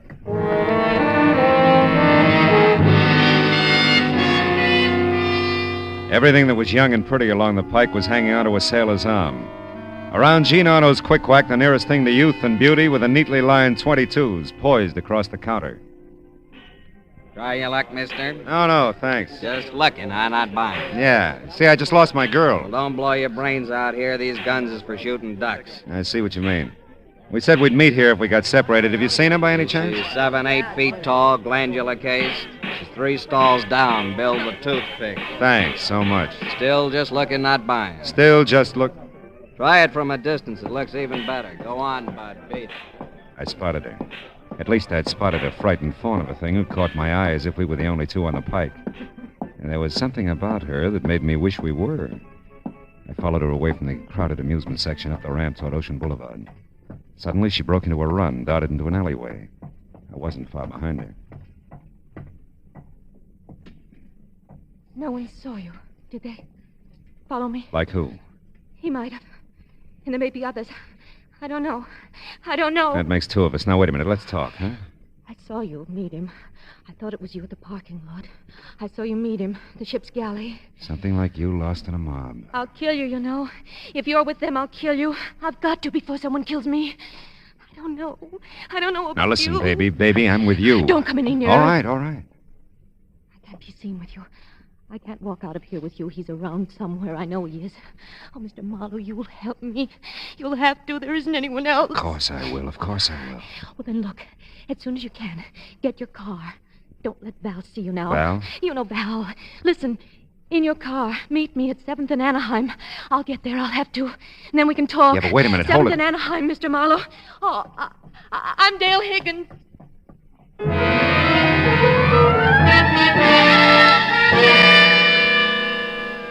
It was a study in contrast all the way. The din and kaleidoscope of Rainbow Pier against the lonely sound of a foghorn. The gray feel of fog and the dank gray black of the warehouse district at 7th and Anaheim. An urgent wire signed Dale Higgins. Dale Higgins. And a guy who called himself Higgins. Husband? Lover? What? Well, here we go again, Marlowe. I parked the car and waited. The fog hugged the streetlight, but the sign was intermittently visible. I had the right place. I don't know how long it was before I heard the footsteps, but it was long enough for me to stretch my legs out along the car seat, lean my head back against the door, and feel the damp touch of fog sweep against my face from an open window. I remember starting to turn my head toward the direction of the steps and thinking that Dale had made it in good time. Oh!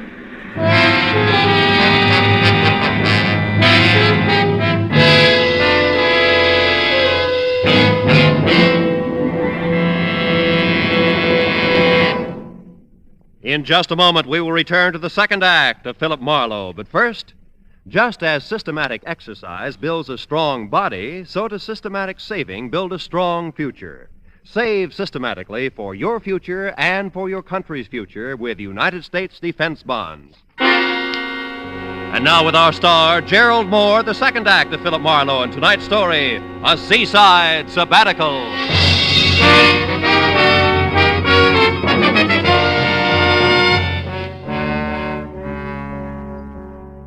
I could almost hear the chain pulleys clanking the first time I opened my eyes. And it took another game try before the fuzz faded away and the room slowed down to a Lambeth walk. Off somewhere, the faint sound of breakers. And I did the ceiling, the walls, and one corner of an expensively furnished room before I centered on the fuzzy, indeterminate face at my bedside. A kind face, motherly and pleasant. It talked. I'm Mrs. Higgins. Oh no. Yes, I am. Is everybody in Long Beach named Higgins? You don't really feel a bit well, do you? No, not really. Oh, we're awfully sorry, Mr. Marlowe. I know when Dale realizes what she's done, she'll be sorry, too. Yeah, I suppose. Dale beaned me? What, with a pier? Oh, she's often violent, I'm afraid.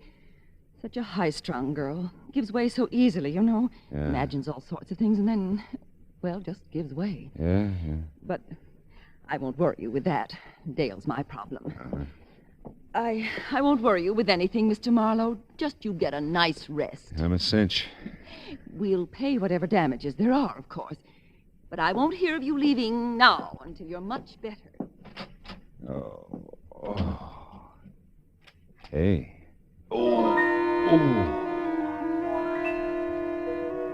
The mother of the Higgins clan had locked the door and walked away. My head felt big and woozy and rammed down into my neck. I was not in the pink.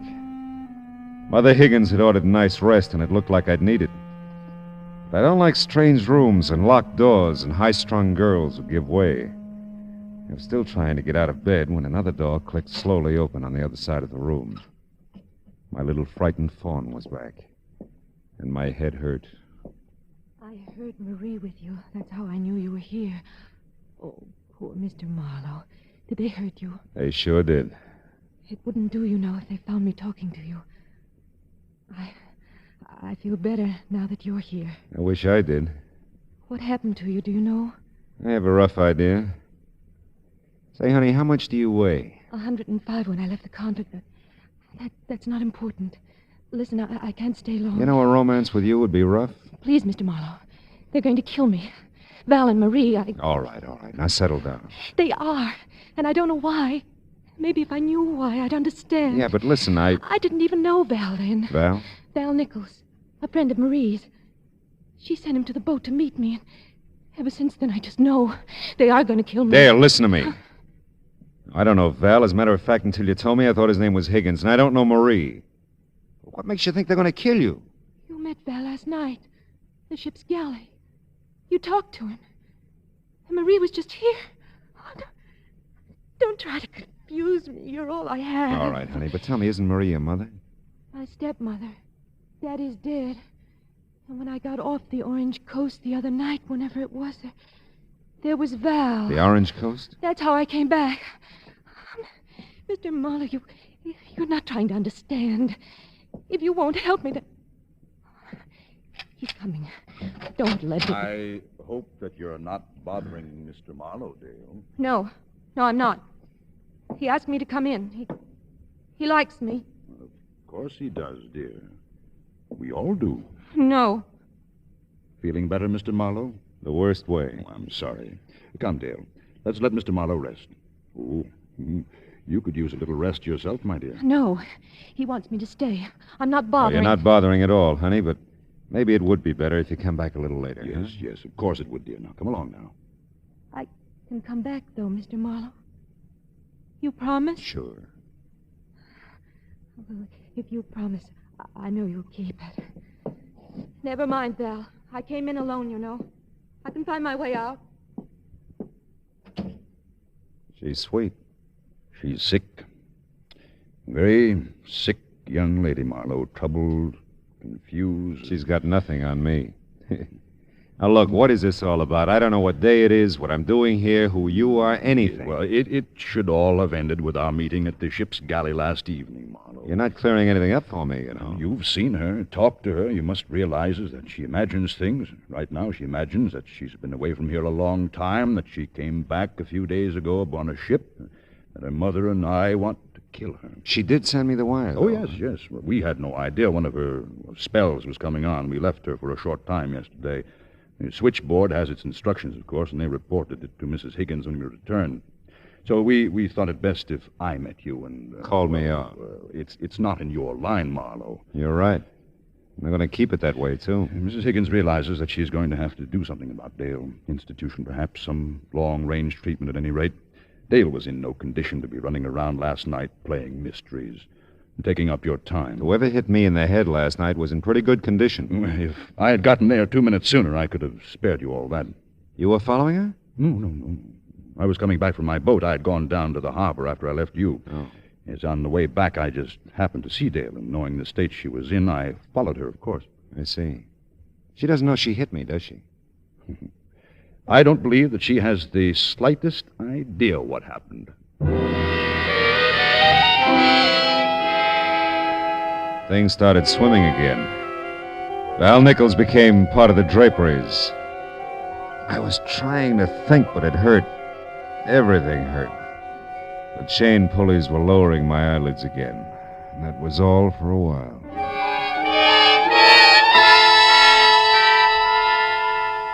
The next time I tried, I was more successful. The sunlight was streaming in the room. The clock on the night table, visible for the first time, said it was almost noon.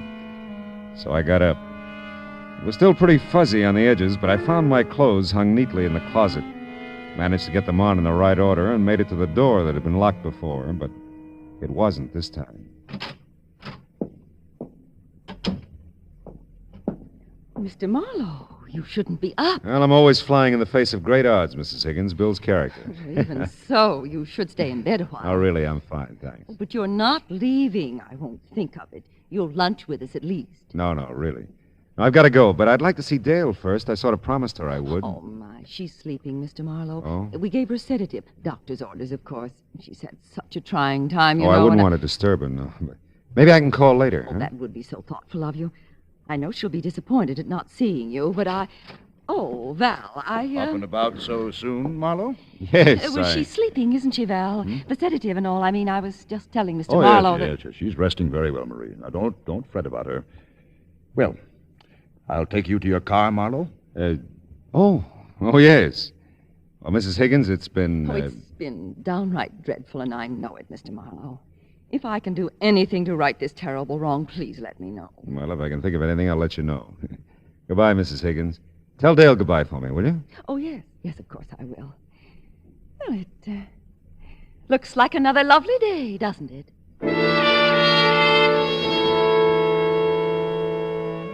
I followed Val Nichols' lead to an elevator, and for the first time discovered that I was in an apartment hotel on a different stretch of Ocean Boulevard than the one I'd grown to loathe the night before. Val filled in a few last details as he walked me to my car in the underground garage. Seems he'd driven Dale and me to the apartment from 7th and Anaheim in my car and sent a lackey back for his. It fit. We shook hands, and that hurt my head, too. I drove off. Somewhere in the harbor district, the need for coffee and a few lungful of ocean air forced my hand. I parked the car and found both in a ship-shaped spot with a clear view of the docks. The first cup cleared my head, and the second one down near cleared the counter. Hey, watch it. I am. Oh, I'm sorry. That's okay. It'll wipe up. How about you? Get any on you? No, I don't think so. You know anything about ship schedules? Like what? Like that first one out there at anchor. The Orange Coast? Yeah. Well, seems to me she landed 3 or 4 nights ago. Don't know how long she'll be tied up. She's a fruit boat, though. Their office is just a block from here. Oh? More than likely, they're booked solid, but if you want to check...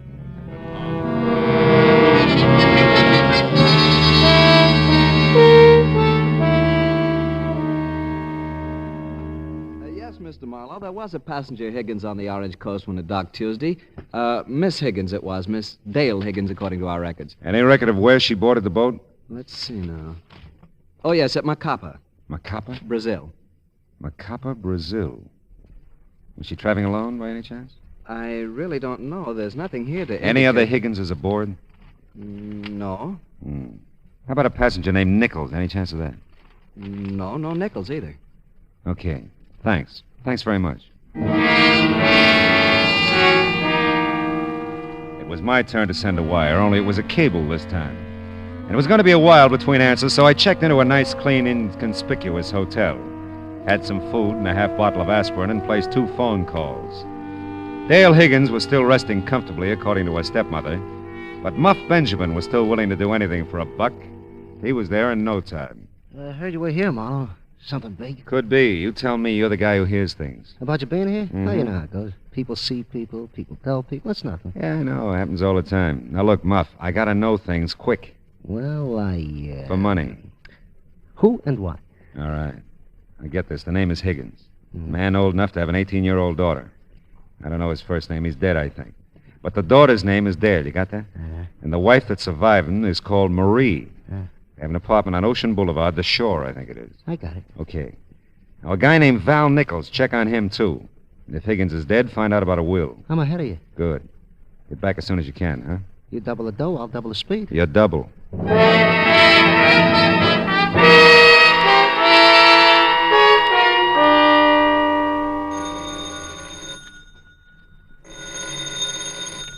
Hello. Mr. Philip Marlowe, please. Speaking. I have a reply to your cable to Macapa, Brazil. Oh, good. Give it to me slow, huh? Dale Higgins, accompanied to boat by none. None? Order of the Holy Cross has convent near here. Suggest you check there. Signed Emerson Ward, Macapa Fruit Exporting Company. Did you say Order of the Holy Cross? That's right. Do you wish to send a reply? No. Well, not yet, anyway. Thanks.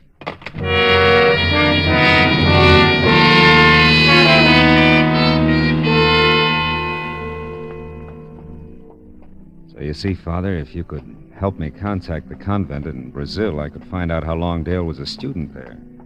That might shed some light on the situation, huh? I see. I'm not schooled in your ways, Mr. Marlowe. Still, we're both seekers after truth, aren't we? In this case, a very specific truth. That's right, Father. I want to help, of course. Your cable said this was a Sisters of the Holy Cross convent? Yes. If there were any way we could call down there, you see, Father, time's pretty important.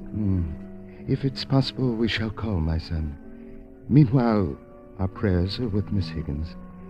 Come, Mr. Marlowe.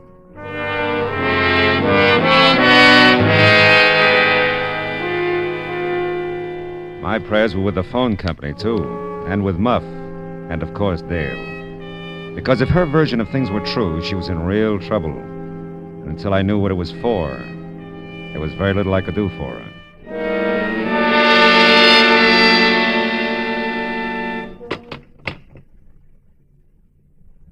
Was the information from the sisters helpful, Mr. Marlowe? Well, they were very cooperative, Father. Dale's been a student there for almost 7 years, winter and summer. Her stepmother visited her every day, but Dale never left the convent until 2 weeks ago. Maybe it all fits, huh? I'll bless her, my son. Thank you, Father. And thank the Sisters of the Holy Cross.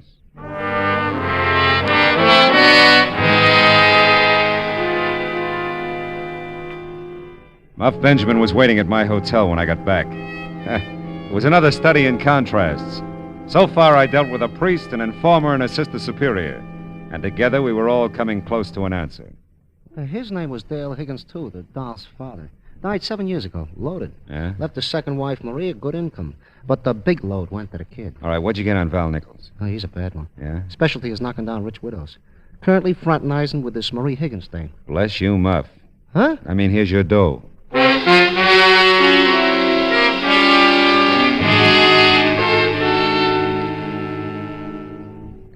You do look so much better than when you left, Mr. Marlowe. Really? Is Dale still sleeping? Why, yes. I think I'll look in on her, huh? No, I mean, I'd rather you didn't. Where is she, Mrs. Higgins? Mr. Marlowe, you have no... I wonder if she liked it at the convent. What? 7 years, a long time to be away from home. A lot of things can happen in 7 years, you know, Mrs. Higgins. You can even end up legally dead. Why, I'm sure I don't have any idea. Dale's dad must have thought a lot of her. I'll bet she was pretty close to him, too. She was.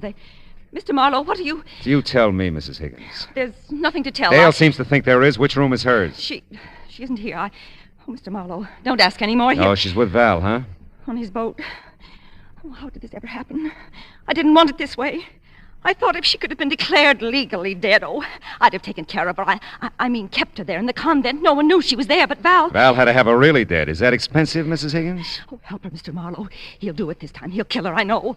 Believe me, I don't want that. How long have they been gone? Not long. Half an hour, maybe, but no longer. I'll go with you.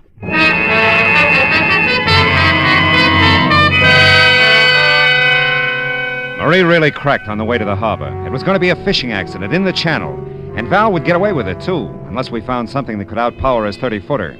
It was called the Queen Marie, one guess who had given it to him. I found the boat I needed, all right, but the skipper seemed reluctant to go for it. Wildest thing I ever heard of. I tell you, it's a matter of life and death. The Coast Guard can't go on every ship. Look, a month ago we needed you off Balboa when our motor conked out and you came. But we've received no distress call from the Queen Marie. What do you think this is I'm giving you? Please don't waste time talking. All right, come on, how about it? Okay, but if this isn't on the level, you're in some trouble, Marlowe.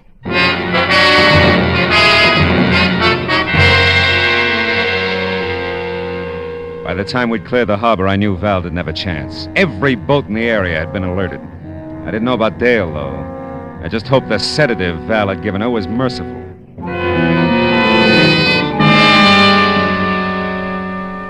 The Coast Guard took care of Val once we came alongside the Queen Marie, and I took care of Dale.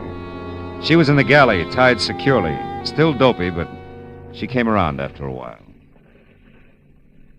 Oh, Mr. Marlowe, you... Take it easy, baby. You're okay. I was afraid you'd forgotten your promise. No. But you didn't, did you?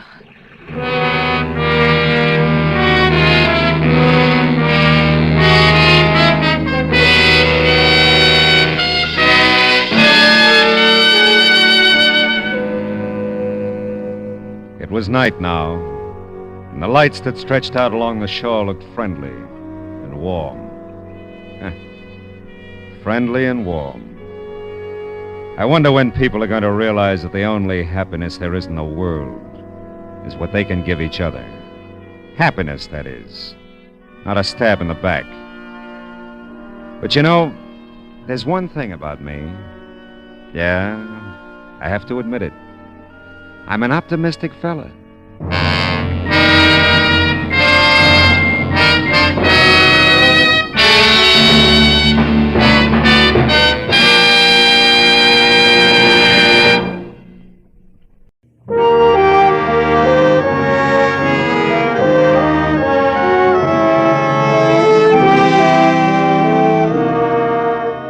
I stood at the window and looked down at the Saturday morning traffic. 1,000 inchworms playing follow the leader to the beach, to the mountains, to Aunt Millie's, to any place. I had time, a book.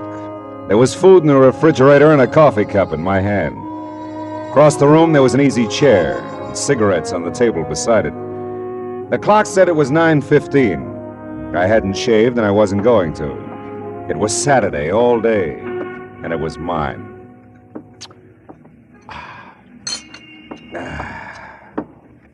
Now let's see, where was I?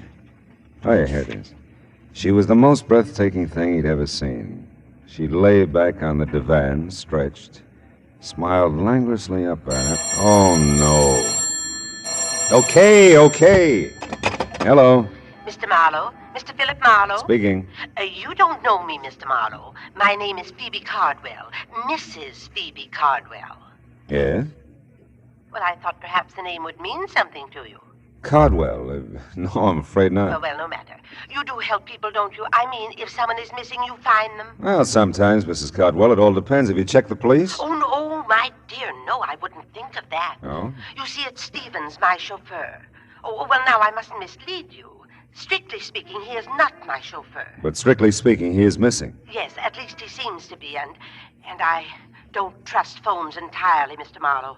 I couldn't even have called you except Matilda went to her friends, and I do need your help. Yeah, I see. If Well, you could come out right away. It's most important to me. I live in Venice, Mr. Marlowe. If you drive down Sepulveda to Washington Boulevard...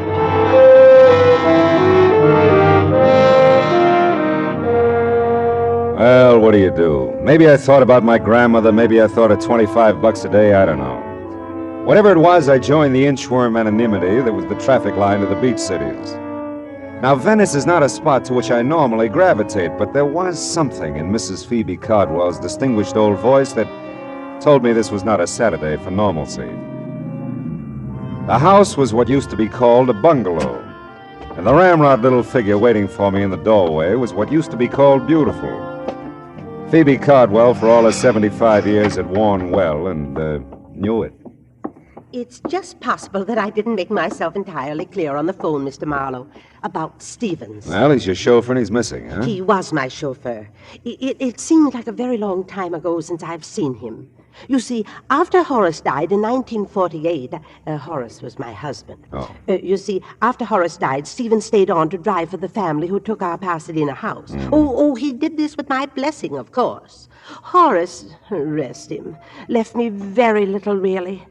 I say this with no malice, Mr. Marlowe, merely to point out that for me to retain Stevens was quite out of the question. Yeah, I suppose so. So I moved in with my younger sister, Matilda.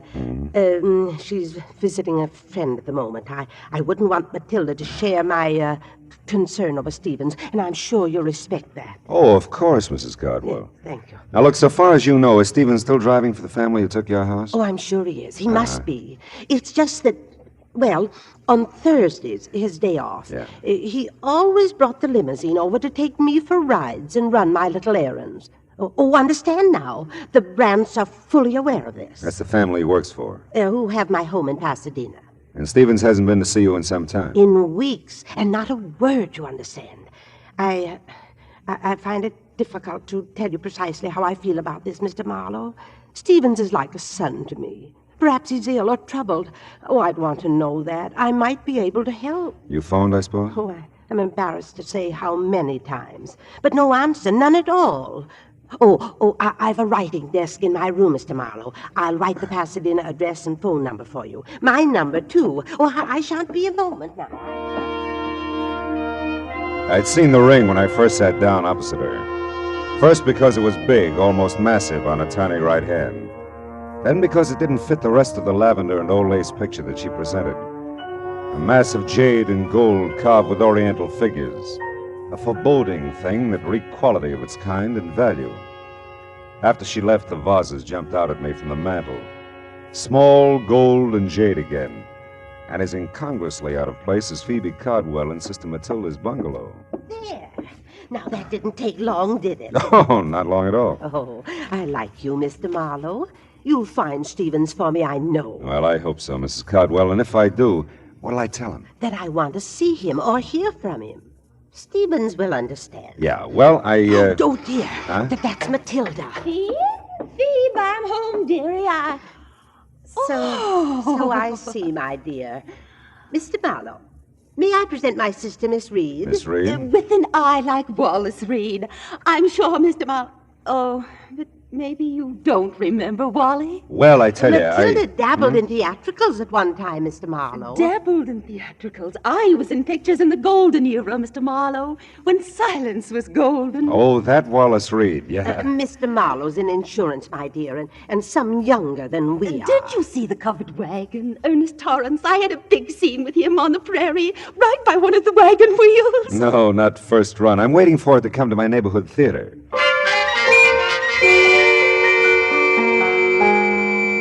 Matilda was a doll, real live Cupid doll, but her role in this thing was strictly comedy relief. The drama, if there was any, was Phoebe Caldwell, a missing chauffeur that wasn't hers anymore, and the glaring memory of jade and gold that didn't seem to fit anywhere. Well, I missed a house on Orange Grove Avenue by 2 numbers, parked the car, and walked back.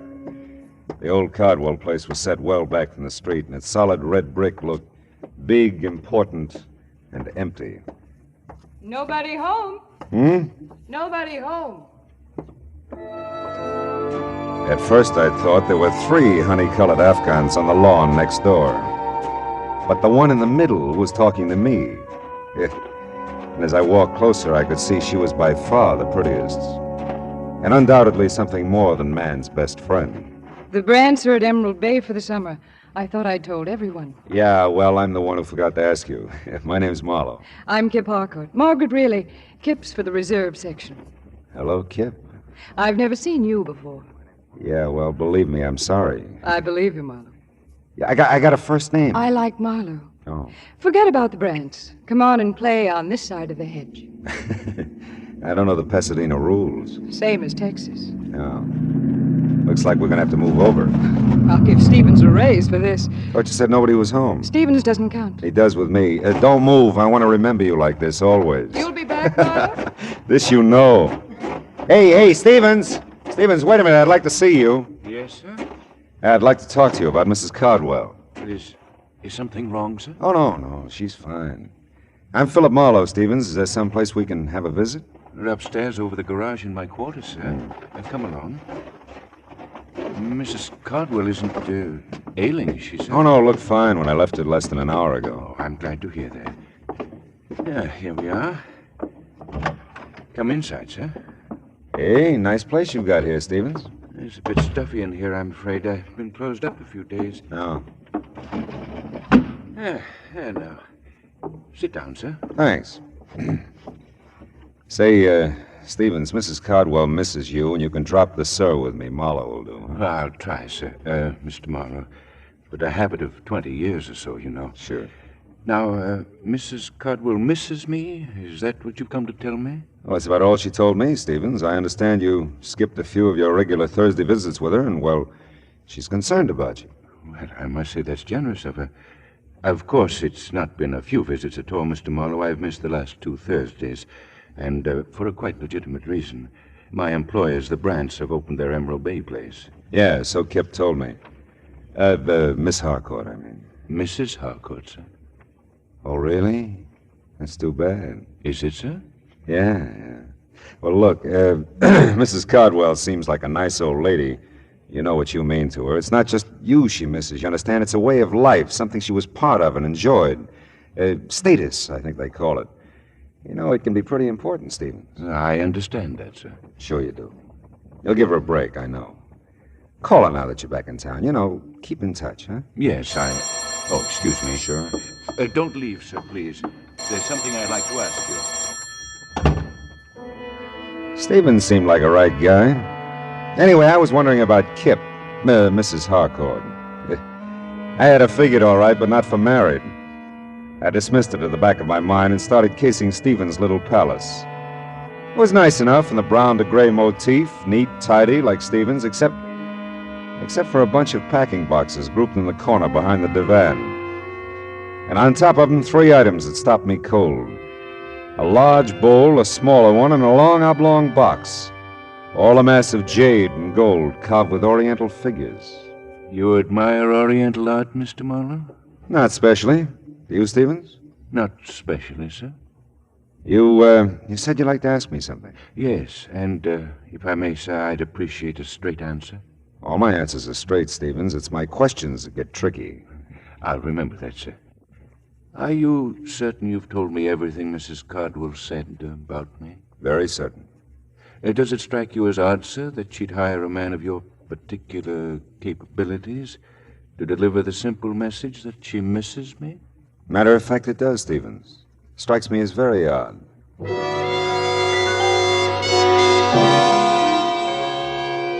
I couldn't tell Stevens anymore because I didn't know anymore.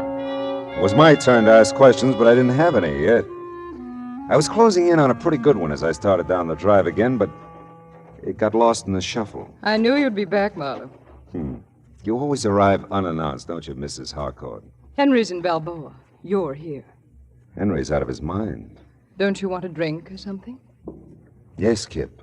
There is something I want. Well, come on. At the moment, a telephone. Come on anyway. You know, Marlowe, you're an odd one. Yeah, everybody says so. Yeah. You're really coming into the house to use the phone, aren't you? Well, like I said, I'm an odd one. Yeah. Where is it? To the right in the library. Thanks. Are you a friend of Stevens? Why? Because you're not a friend of the Brants. Yeah, well, I'm really a friend of Mrs. Cardwell's. Phoebe's? Why didn't you say so? Would it have mattered? Well, little. I lived next door to Phoebe and Horace for years. Here? Here. It's my house. Henry married my money. Poor Phoebe. Horace didn't leave her a thing. No one understood it. Liens against the estate as big as a house. Big as the Cardwell house? That's how the Brants got it. Mm-hmm. Is she still interested in art, or do you know? Oh, I think so, only on maybe not such big scale. Beautiful wings she donated to the museum. I guess she never gets over here anymore. No, not much. Say, I forgot the name of that museum. She mentioned it. Live Oak Museum on California Street. Oh, yeah. I liked Phoebe. Tell her Kip says hi when you see her. Yeah, I will. You still want to use the phone, Marlowe?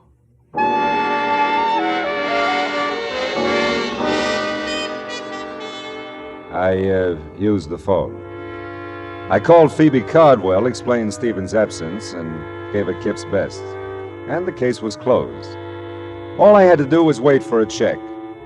But all of a sudden, I didn't feel very good about any of it. It was like a hangover. I felt something should make sense, but nothing did. The jade and gold at Phoebe's, the stuff in Stephen's quarters that looked just like it. Was it hers? Did she give it to him? Did he take it? Questions I had, but no answers. I stood there at the window in Kip's library and watched a car pull to a stop in front of the old Cardwell place. Watched the thick little man get out and start to walk up the gravel driveway. I wasn't sure until he walked right past the library window. Then I knew I had the beginnings of all the answers. The thick little man was Fritzy Ott, one of the better fencers around town. And he was on his way to see Stevens. A minute later, Kip told me of empty servants' quarters over her garage. Another minute later, and I was there. The two garages weren't 6 feet apart. And there was lots to hear if you listened. I listened. But look, Stevie boy, you don't have it all. That's not quite the point now. Can you dispose of it? I don't know. Two things, Stevie boy. One, collection's a tough defense. Real tough. Two, this isn't the whole deal. I don't understand. This isn't the whole deal. Some pieces missing. I've seen pictures of the Cinco collection. Some pieces are missing here. 2 vases and a ring, to be exact. Yeah, you're right. You got them? Well, not exactly. I might be able to get them. Look, I'm trying to tell you, Stevie boy. One, I'm not even sure I can fence the whole collection. But two, I ain't got a prayer of doing it if it's incomplete. Are you with me there? Do you understand that? Yes, I understand it. It might take time to obtain the other pieces. Then you better spend some time, Stevie boy, or we got no arrangement whatsoever. I tell you, I'll nose around, see what's the best deal I can get, providing you deliver the full treatment. You see what you can do about getting it, and we'll meet here tomorrow at noon. But I really don't think it. Oh, never mind. I've got to have the money.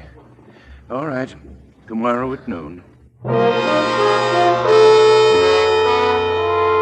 You didn't have to hang any signs on it. It was all there, or most of it was. The Cinco collection meant very little to me, but it meant money to Stevens and Fritzy Ott. I had an idea it meant something else again to Phoebe Cardwell. And I had another idea.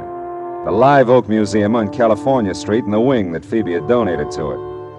I couldn't risk the delay of a Texas rules bout with Kip, so I skirted the house and ran through the dusk to my car. 5 minutes later, I stood in front of the words Live Oak Museum, Percival Wallace, director, open to visitors 9 to 5 weekdays, 9 to 12 Saturdays, 12 to 5 Sunday afternoon. Oh, nuts.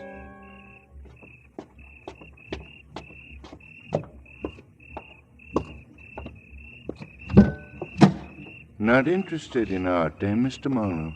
We've done that bit, Stevens. My answer was not specially. I dislike dissuading you in this manner, sir, but I'm a quite accurate shot. You know, I believe that, Stevens. If I can't persuade you with this warning, I'll not hesitate to use this gun. I'll not hesitate at all, sir.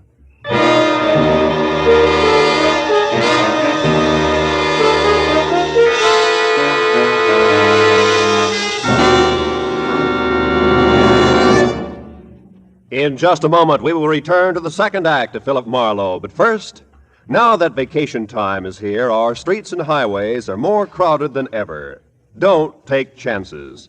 Obey the traffic rules and drive carefully. The life you save may be your own. And now with our star, Gerald Moore, the second act of Philip Marlowe, and tonight's story, The Dear Dead Days.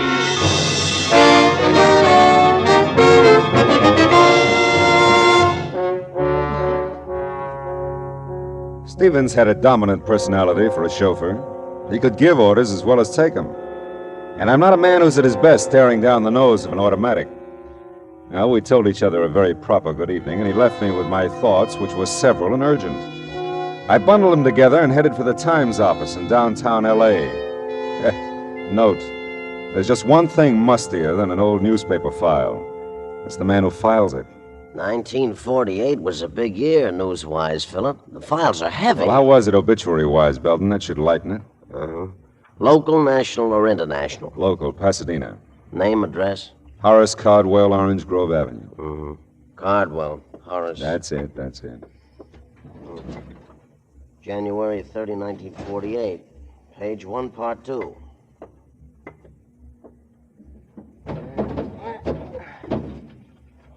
That's a good spot, page 1, part 2. Best local obit spot in the paper. Oh, I'll bet Horace was proud like anything. Let's see here. Candy. Oh, here it is.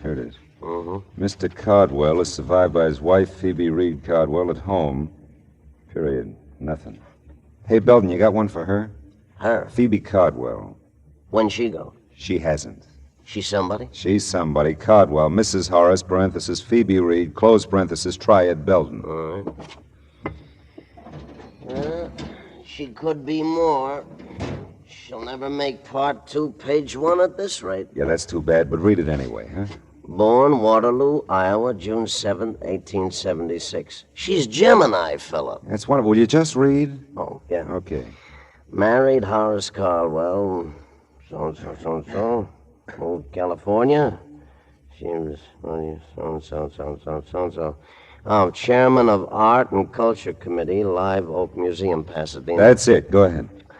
Traveled extensively all over the world. Brought back many valuable paintings and objects d'art. Yeah, it's reasonable.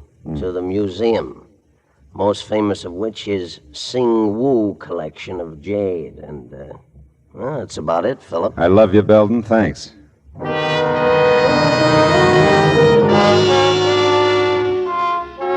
So Phoebe had brought the Singwoo Jade collection to Live Oak Museum in the first place. Now she had some of it, Stevens had more. And Fritzy Ott was even now nosing around for a taker.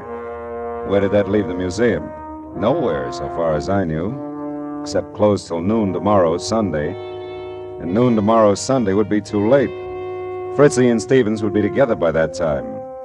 Note, Percival Wallace is a quiet little man who doesn't like to talk to private eyes about museum business at home or anywhere. The museum has operated for 30 years, Mr. Marlowe, and not one shred of notoriety. Not one shred. Well, I think we can keep the record clean, Mr. Wallace. All I want to know is when the Sing-Woo collection was stolen from the museum. I didn't say it was stolen. I said we no longer had it. Okay, you no longer have it. How long have you no longer had it? Well, it was since Christmas week, 1947. Would you notify the police? Certainly not. Why? Mr. Marlowe, I tried to tell you, not one shred of notoriety in 30 years. Yeah, but it's a valuable collection and it's missing. The board of directors did subscribe to a reward, Mr. Marlowe. Only a fraction of the Sing-Woo's real worth, of course. A mere $20,000. But, of course, this was done very quietly. very quietly. So quietly, nobody knows about it. All right, tell me, did Mrs. Cardwell contribute to the reward? I don't recall. And you wouldn't say if she did. Thanks, Mr. Wallace. You're just downright bully.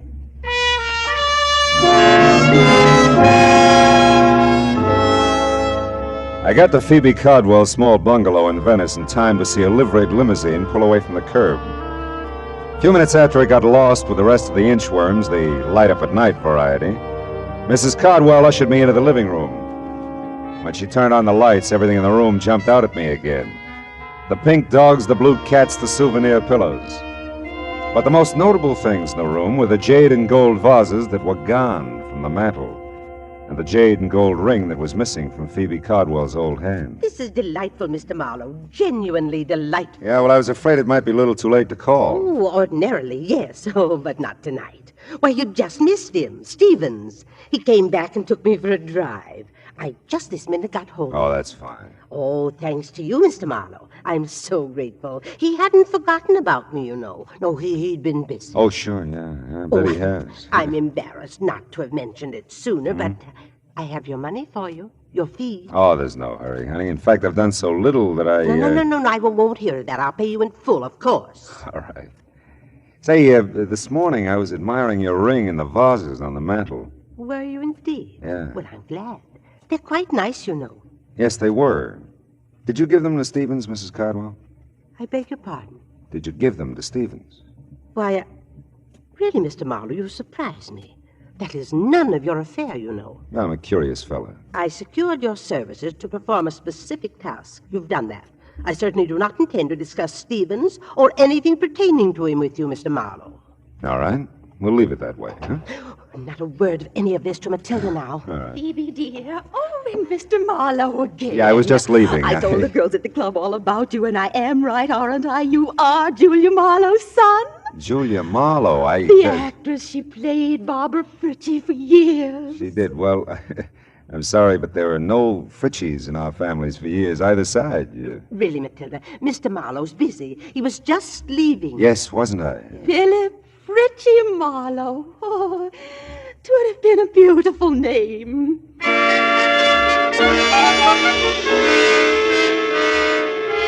The lights in Kip Harcourt's house were off when I got back to Pasadena. Those in Stevens' quarters above the garage were still on. It was better that way. I wasn't worried about Stevens' automatic anymore. There was a very good chance he wouldn't use it. Hey, Stevens! It's Marlowe. Open up. Apparently, I didn't make myself clear, Mr. Marlowe, sir. If you still want to try your aim when I finish talking, I'll be a willing target. Come in, sir. It's almost midnight. You're meeting Fritzy at noon tomorrow. We're going to have to work fast. I warned you to stay out of it, Mr. Marlowe. Now, listen, Stevens, hear this. I know about a lot of it, and I got some good guesses on the rest. Let's make a deal. I'll tell you what I know and what I guess. If I'm right, you can get in touch with Fritzy tonight. And if you're wrong? Well, if I'm wrong, one of us deserves to be killed. Go ahead, sir. Okay. Horace Cardwell was a wealthy man, a very wealthy man. He was a good businessman, and he loved his wife very much. That's right, sir. When he died, there was almost no money. A small amount maybe for Phoebe, but the house, everything in it, the cars, everything went to pay off debts, liens against the estate. What else do you know? That Phoebe Cardwell contributed a wing to the Live Oak Museum. That she brought art treasures from all over the world to put in it, including the Singwu Jade collection. That the collection's been missing from the Cardwell wing since Christmas 1947. Horace died of a cerebral hemorrhage in January 1948. And nobody wants to talk about who took the collection. Least of all the people at the Live Oak Museum. And, what do you guess from all this, sir? That a man, even a very wealthy man, can run out of money. Especially if he has a wife who's a wonderful woman, but with an eye and a hand for expensive art treasures. Phoebe's sick, Stevens. Kleptomania is an illness. I know, sir. It's been such a well-guarded secret. It took all Mr. Horace had to pay for the things she took. People to watch her, keep track of her. You know her, sir. He couldn't bear to get help for her, psychiatric help. Now, she needs money, just to live on. She has so little, and... You love her very much, don't you? Yes. Yes, I do. Well, she can't have too many more years, Stevens, and $20,000 is a lot of money. $20,000, Mr. Marlowe? Now, look, Stevens. You call it a well-guarded secret. Believe me, it was, and it is. Even those of you who've been protecting Phoebe all these years haven't leveled with each other. How she moved the collection out of there, I'll never know, but the museum's had a $20,000 reward for its return for several years. Well, I didn't know that, sir. I know you didn't. And it suddenly dawns on me that Phoebe's been handing you the Singwoo collection bit by bit ever since she, came by it. Maybe an appreciation for your years of faithful service, huh? Well, she said it might come in handy, sir, if I ever needed money. If I needed money, Mr. Marlowe. Yeah, I know, Stevens. Hey, you got a conflict tomorrow. You can't be here meeting Fritzy and be at the Live Oak Museum when it opens at noon, too. Well, I'll call Fritzy. I'll tell him our arrangement is off. And Stevens, can't you just see Percival Wallace's face tomorrow when he eyes the Singwoo collection again?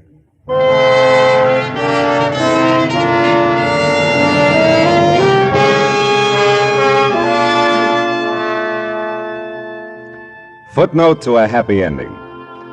By 12:30 Sunday afternoon, the museum had the collection, Stevens had a certified check for $20,000, and we had an understanding that Phoebe Cardwell would suddenly discover that Horace had left her some money after all.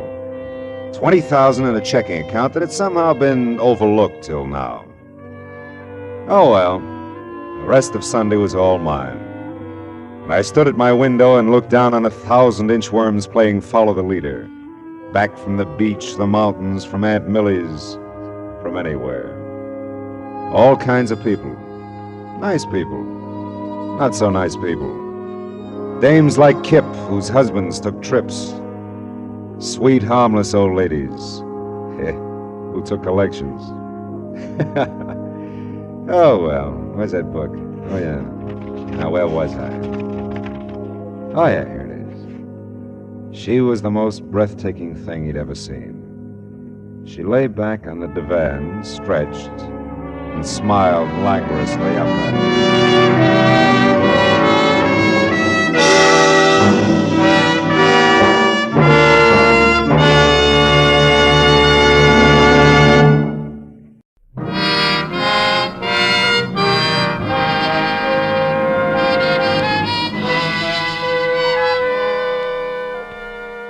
The sign in the half-light above the entrance reads, Bells Trifle Inn. If you say it fast enough, you may be right. It's authentic English script, and it hangs over the door of an authentic English restaurant just south of the authentic Sunset Strip, owned and bartended by Belle Smithers. Inside, from the paneling to the prime rib, from the Welsh rabbit to the dartboard at one end of the bar, it's the Union Jack all the way. And it figures. Belle's authentic, too. 100% pure. Nebraska. I always sit at the bar. Marlowe, you old dog, you've been neglecting me. Yeah, well, I've tried to stay away from you, honey, but I can't. You're bigger than both of us. Oh, you and your palaver. Yeah, me and what you said. You want a drink, honey? Yeah, but make it with your own light hand for a change, will you? I'm tired of walking out of here on my knees. Just an ounce? The water will float it. Okay, honey, it's your poison. And my stomach lining. Hey, looks like most of the regulars are here, huh? Don't you ever get tired of looking at the same old faces? I can stand it as long as they can. No, Marlowe, I kind of like it. Clubby this way. You get a few people who just come in to see what a lady barkeep's like, but most of them are just regular folks, you know, real people who like the food. And drink, huh, Belle? Oh, yeah, sure. Sometimes I forget. I get all carried away working my jaw. Cheers, baby. Yeah, thanks, honey. Oh. You know, sometimes you forget a lot of things, I think, like teaching school in, where was it, Nebraska? Ogallala. That name don't stick with you worth a darn, does it? Ogallala. Yeah. Does that mean anything? Oh, it does to the folks back there. County, see the Keys County. It's right there on the South Platte River. That's just south of the North Platte River. Yeah, well, that's a nice arrangement. No, Yeah. Marlowe, that's one thing I'll never forget, teaching school back there in Ogallala. I declare if I hadn't done that, I wouldn't be doing this now. You see these reached cattle folks, they come through from Cheyenne, and what have they got but a 13-year-old shaver? And where are they going with the shaver but England, and what do they need but a tutor? And who do they draw but me? Right out of 10th grade social studies at Ogallala High School. No, I got a feeling you've heard this song before. Yeah, just a few thousand times, Belle, but don't worry, I like it. Matter of fact... Excuse me, Mrs. Smithers. Oh, call me Belle, honey. What can I do for you? Oh, well, the young lady said you kept the darts at the bar. For the dart board. Uh-huh. Yeah, sure, I do. Well, it is all right throwing darts, isn't it? I'm waiting for someone, and I thought it's perfectly all right, honey. Just make yourself at home. There you are. Thank you. Oh, I hope I didn't bother you. Oh, I'm so glad you did. In fact, if you want to build a house, I'd like that, too. Well, thank you. For the darts. Hey, Belle, that red hair, the green eyes. Did you get that? Marlowe, you and your... Don't say it. Just pour me another palaver and water. If you don't beat all, I declare... Look out, Marlowe! Bullseye! Smoke. She made it, Marlowe. Why, your head was right in front of the target, and she still made it. Yeah, well, I'm very happy for her. I hope I didn't frighten you. I had no idea your head was in the way. Neither did my head. As long as it's you. Oh, look, I'm really sorry. Sorry? Why, we haven't had a bullseye all week. That rates a drink and dinner on the house. Belle. For two, of course. Belle girl. Right now. Tonight. Come again. With Marlowe here, naturally. That's my girl. The red hair and green eyes smiled. A nice smile. Went along with the gag. We toasted her throwing arm, my head, and Belle's solid sense of judgment in putting the dartboard at head level at one end of the bar. By the time we moved to a table for two, I knew her name was Marnie Carr. And before dinner was over, I had a pretty good idea that everything about her was all right with me. Hey, Marnie. Hmm? You got that look again. Oh, really? Which one? The dark one. Happens every time you look toward the door. Oh, yes, I expect it does. You see, I'm not exactly a free agent. Oh? Someone brought me here. Said he'd be back. Ah. Think he'll object to our little party, is that it? No. Not really. I guess I hope he doesn't come back. I hope so, too. Tell me, can I play 20 questions? I'd rather you didn't. Okay. You know, I really feel pretty silly. It's so easy being with you. Oh. Like I've known you a long time, and I practically picked you up. You know, I've never done a thing like that in my life. Yeah, well, Belle picked us both up. I wouldn't worry about it. I don't think you even heard me. It's very important to me that you know I've never picked anyone up. Sure. I believe you. You know what I mean, then? Mm-hmm. It's like I'm doing something wrong and I should feel guilty about it. But I don't. Oh, dear. I'm not making any sense at all, am I? Look, why don't you just forget about it, huh? You said you felt easy with me. That's enough, isn't it? Yes, that's enough. Well, I guess... I really think I should go now. Oh, Belle will never forgive you for not finishing the trifle. House specialty, you know. Well, maybe I'll come back sometime. I'll eat a double order. Ah. Will you, let me take you home? Oh, I don't know. It'll be all right, Marnie. Very all right. Well... Can I take you home? Yes. Yes, you can. Good girl. We'll stop by the bar and slip Belle the grip, and then we'll be on our way. Huh? Yes, I do want to thank you. Who do they draw but me? Right out of 10th grade social studies at Ogallala High School. Yeah, you told me, Belle. Great story. You ought to change it a little, Belle, just for listener interest. Hiya, Matthews. Oh, hello, Phil. What brings you out? Miss Carr, Lieutenant Matthews. How do you do? Miss Carr. Great dinner, Belle. Dinner, Belle. Oh, I lost my head. Honestly, Marlowe, I declare you say the darndest thing. Yeah, I'm a regular yell, yeah. It was a very nice dinner, Belle. Thank you. My pleasure, honey. You come again. She will. Night off, Matthews? Yeah, so far. Hey, you two have a drink with me? I think the young lady's anxious to go home. Oh, well, I'm afraid I'm taking Phil out of his way, Lieutenant, but Bedford Drive isn't too far. Maybe he could Now, come wait back a minute. I'll make my own arrangements. I huh? know some lovely folks on Bedford. The Dickinson, 600 block. Do you know them? No, I don't. I'm north of there at 2470. Oh. Yeah, well, we'll see you, huh? Night, Belle, Matthews. Good night. It was nice to meet you both. Yeah, good night.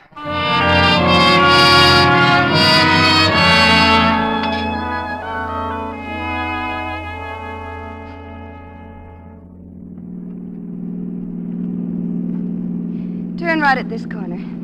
It's the last house on the right. Oh. Say, Marnie, can we do this again? I don't know, Phil. Are you usually at Bell's in case I get the urge to throw darts again? Yeah, well, I also have a home, and I'll get a dartboard. Let's keep it at Bell's. Maybe later sometime I'll... Oh, wait a minute. This What? is the house. Oh. Hey, looks like you got company. Car in the driveway. Yes, I see it. I wonder... The guy who was supposed to come back and didn't? I'll say goodnight here, Phil. Don't bother coming to the door. Oh, now, look, I think I... I mean it. Well, maybe I'll see you at Bell's again. Don't call us, we'll call you. Is that it? That's it, Phil. Thanks. I liked it. Great work, Marlowe. So crazy about you, she's running the other way. Paul, what on earth are you doing? there that I'd be back. Never mind, Paul. Let's go inside. Good night, Phil. Thanks again.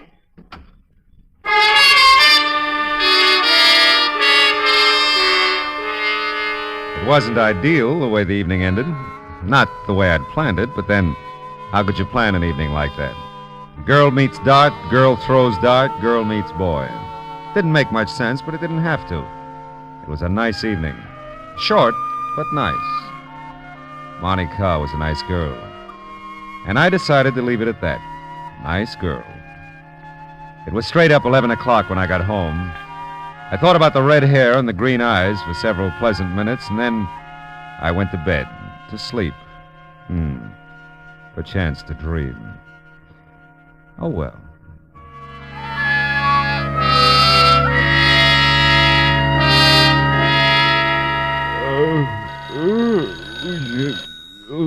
Oh.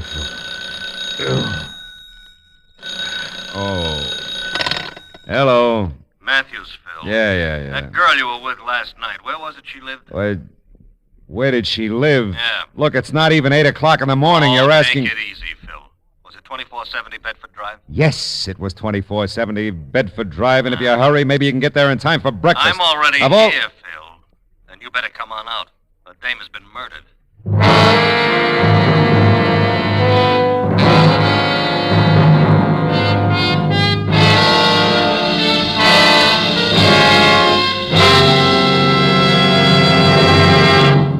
In just a moment, we will return to the second act of Philip Marlowe. But first, so you think this old world of ours is fresh out of miracles? Maybe you sort of long for the days of the Arabian Nights or folks of fable who possessed those magic wands, lamps, rings, talismans that all produced wonders?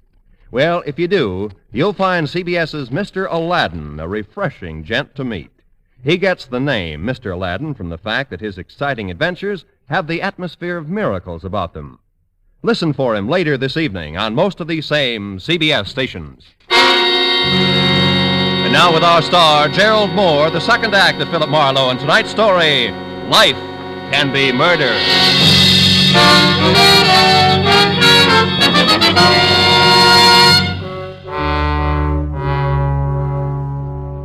All the way to Beverly Hills, I tried hard to see the face of the guy in the doorway the night before. Paul, Monty had called him, but it was no use. You can't remember a face you never saw. And the car in the driveway when I took her home, a Chevy Coupe, gray, two-door, 49 or 50. There are millions of them. It had been blue and bright with stars the night before. The morning was hazy, overcast, and so was I. Matthews met me at the door. Come on in, Phil. Sure. Hold that light up. Tell me, how long you known her? Last night. You sure? I'm sure. Any idea what happened? Oh, yeah. Someone was looting the place. The back door was jimmied and some stuff missing. This dame must have interrupted it and got herself killed. Where is she? What, the corpse? Yes, the corpse. In here.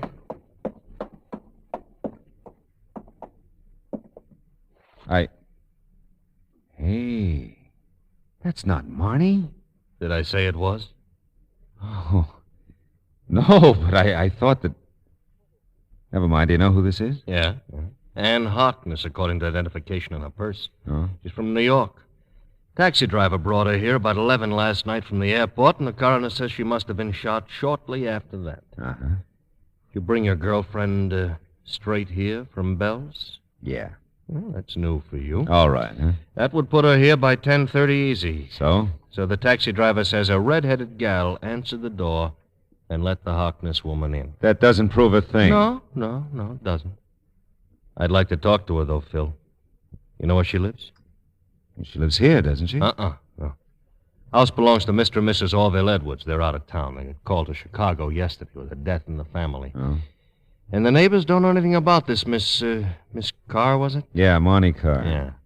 Well, I got a call into Chicago for the Edwardses. They ought to clear it up. Mm-hmm. Got something here, Lieutenant. Oh, hello, Mr. Marlowe. Hiya, Mooney. Yeah, what do you got, Sergeant? Well, this address book. Phone numbers from the phone desk in the hall. Nobody named Carr listed, though. Okay. This note might be something from the big bedroom upstairs, front of the house. Oh, let's see.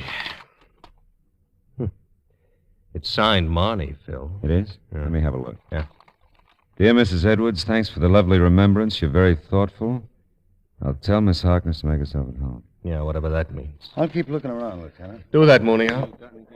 Well, as soon as the Chicago call comes through, we'll get our hooks into something. Look, Matthews, you mind if I look around? No, help yourself. You got any ideas? Yeah. I don't think Monty had anything to do with it, and I don't know where she lives. Okay, Phil. Only leave the note with me, huh? I looked around and tried to figure things that didn't figure. Marnie didn't live here, but she knew the Edwards. That is, she knew Mrs. Edwards, and she addressed her as Mrs. Edwards and signed herself Marnie. Maid, maybe, huh? Paul could have been anybody. And I wanted to find Marnie before I took up the matter of Paul with Matthews. Upstairs, by the phone in the master bedroom, I found something Sergeant Mooney had overlooked. Another address book, smaller, with phone numbers. I flipped through it. There was nothing under C for car, but under M for Marnie, there was a Crestview number, but no address. I decided to take the book with me. Oh, you still here, Phil? Yeah, just leaving. Oh, look, hey. What? About that Carr girl. Yeah? She may be the sweetest kid in town, and she may be a killer. You never know. Thanks for the tip. And, I didn't call you to get in my way, Phil.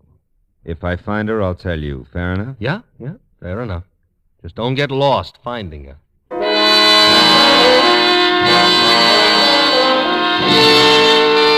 It was kind of a break.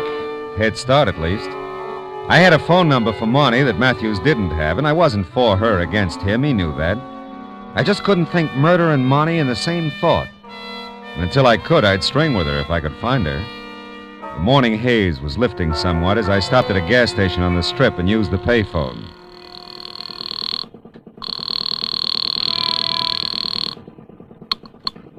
Mr. Felix's, good morning. What'd you say this was? This is Mr. Felix's beauty salon. Oh. Oh, is Marnie there, please? I'm sorry. Miss Marnie's not in today. Can someone else help you? Oh, no, Look, would you be kind enough to give me a home phone? I'm sorry, sir. We're not allowed to give out phone numbers. Oh, but I'm an old... It doesn't matter who you are. I can't give you her number. Okay, thanks.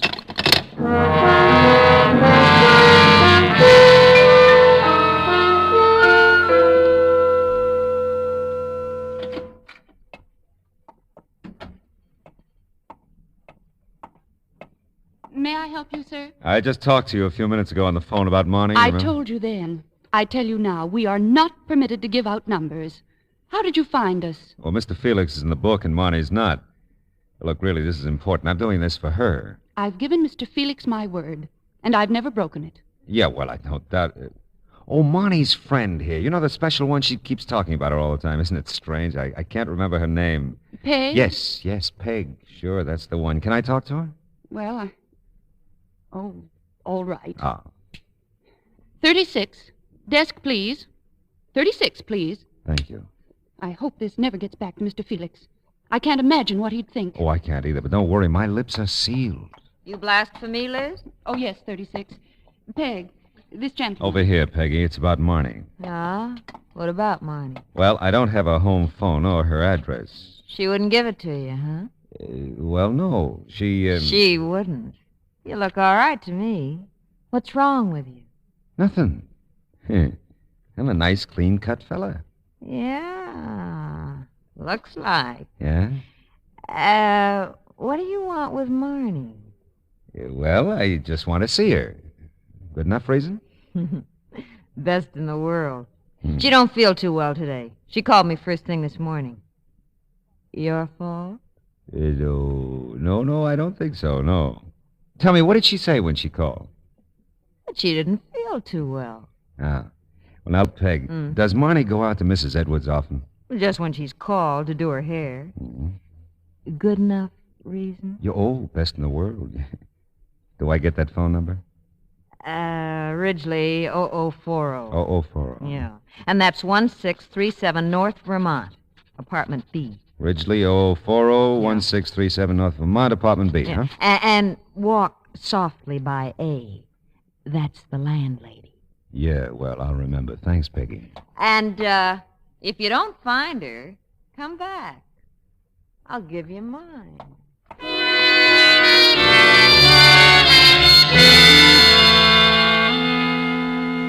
Peg was something of a prophet, among other things. Well, there was no answer to my knock at 1637 North Vermont, apartment B, and no answer to the phone call I placed in the lobby. So I quit walking softly by apartment A, knocked there, and the doorway was suddenly filled with a solid block of granite. Yes, I'm a landlady, but if she don't answer the door, it makes sense to me. She ain't in. Well, have you seen her this morning? Ain't seen her since she went to work yesterday morning. Ain't seen him either. Her husband? Husband? Young man. Even if I knew, I wouldn't tell you.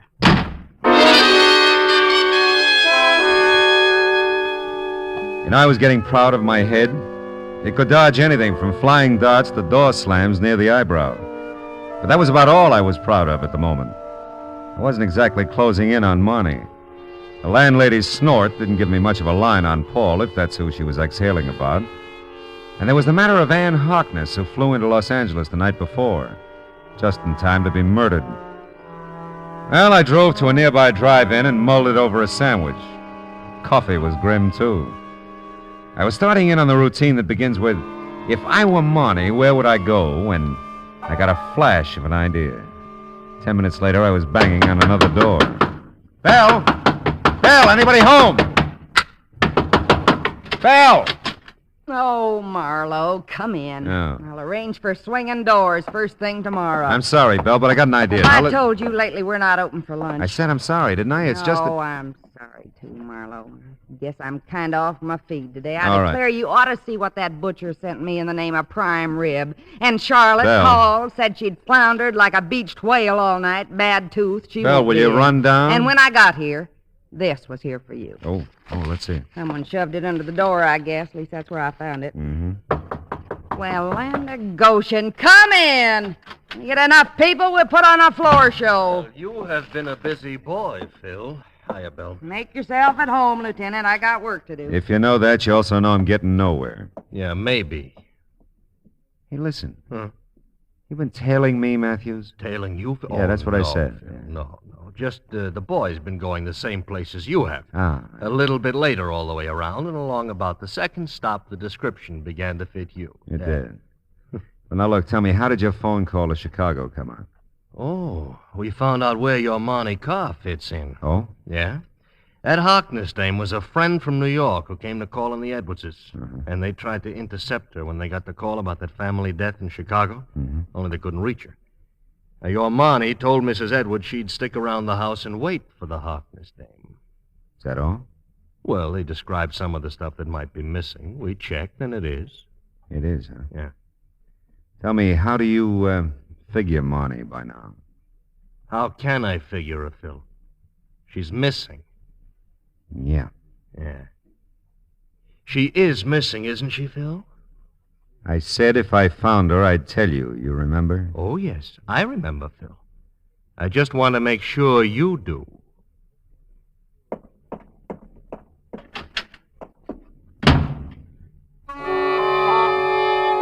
I had a reason for not telling Matthews about the note Bell gave me.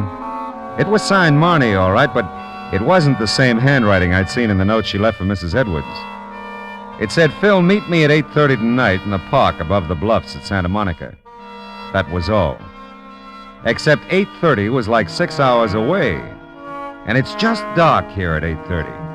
And a fella can get killed keeping that kind of an appointment.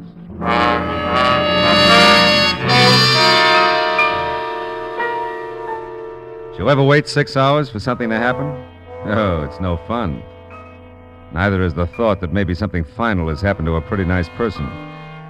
I was almost sure now that Paul was my boy, but almost wasn't close enough. And I had to find Marnie, if she could be found. And I got to the park above the Santa Monica Bluffs about 15 minutes early. Left my car a block or so away, and all the way to the park I watched for a gray Chevy Coupe, 49 or 50. When you look for them, they're hard to see. And then I saw it. Parking half a block down, a guy got out and headed into the park. I let him go, got to his car about the time he reached the bluffs. I don't know what I thought I'd find, but not in my wildest dreams did I expect what I found. 3 minutes later, I was foot to floor boarding it up the coast highway toward Malibu. The Seaway Motel, 21245 Malibu Road. That's the way the parking ticket I lifted from under the windshield wiper on the Chevy read. And that was good enough for me. I hit 2 wrong doors before I found the one I wanted, and I had to spring the lock. Marnie. Plays rough, doesn't he? Here, I'll untie your wrists. He knows he can get away with it. Phil, I've been such an idiot. You love him a lot, huh? Who doesn't love their own kid brother? Paul is your kid brother? Yeah, all mine. Write it down somewhere, Phil. Big sisters don't make good mothers. Take it easy, honey. You're okay now. Sure, I'm fine. First I catch Paul stealing from the Edwards. Then I stand there like a zombie and watch him shoot down a woman he'd never seen before. Take it easy, honey. Oh, Phil, I'm sorry I didn't want to drag you into this. He asked me who you were when you brought me to the Edwards last night. I'd never heard of you, but Paul had. And... Wait a minute. That's probably him now. Be careful, Phil. He's crazy. I'll be ready for him. Right behind the door. Your bright boyfriend stood me up. We gotta get out of here. Paul, Hey, what is this? You bitch!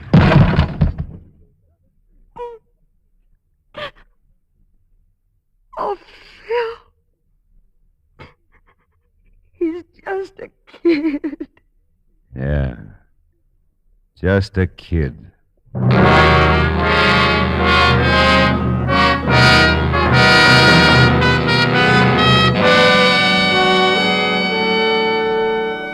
I called Matthews and wound it up. Everything checked, everything balanced. Paul cried like the baby he was and blabbed his head off when he came to. Monty just cried. Funny how many people dispose of anything from mayhem to murder with the phrase, he's just a kid. I'll bet someone said that about Capone, Dillinger, and Pretty Boy Floyd. Now take Marnie. She's... what a kid.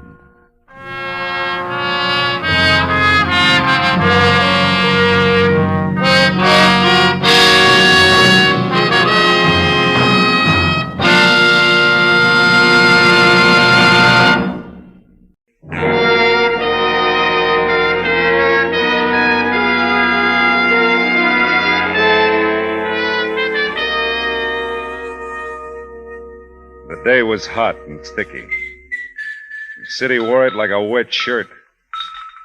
And to make things worse, there was a xylophone playing somewhere in the building, and that started me thinking about my neighbors. Mostly I was thinking 2 things about them. 1, I didn't know any of them. And 2, I'd like to shake the hand of the fella that banged that xylophone day and night and break it. Not a very neighborly thought, but then it had been one of those days. You know the kind that prompts the neighbors to set the dogs on each other. Yeah, but now the sun had called it a day. The wind had switched from the desert to the ocean, and I was figuring I'd be a better friend to man and woman if I took a long, cool shower. Well, there's got to be some legal way to kill xylophone players.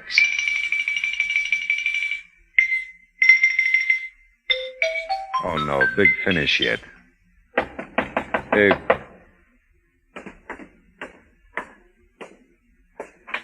Yes? Your name Marlowe? Phil Marlowe? Yeah, that's right. I live 2 apartments down the hall. You got a call on my phone. I got a call on your phone? Look, the call's there. I'm a busy guy. You wanted it, don't you? Well, sure I want it. Okay, come on. All right. I didn't catch your name. No, you didn't. In here. Oh. Phone's over there on the desk. Snap it up, will you? Yeah, sure. Regular charmer, this fella.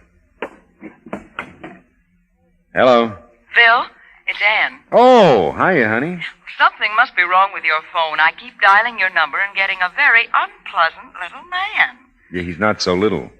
What's on your mind? Oh, it's out tonight, Phil. Oh, no. Beanie sprained her ankle a little while ago, and I'll have to fill in for her at the hospital tonight. That does it. What? Nothing. We'll do it again, huh? Soon, I hope, Phil. Call me tomorrow? Yeah, sure. Goodbye, honey. Bye, Phil. The lady says she keeps dialing my number and getting you. I'll report it. Yeah, why don't you? That's what I said. Oh, packing for a trip? In between phone calls for you, yeah. Look, it's only been one, and I said I'm sorry. What do you want, blood? Leave. Thanks, neighbor.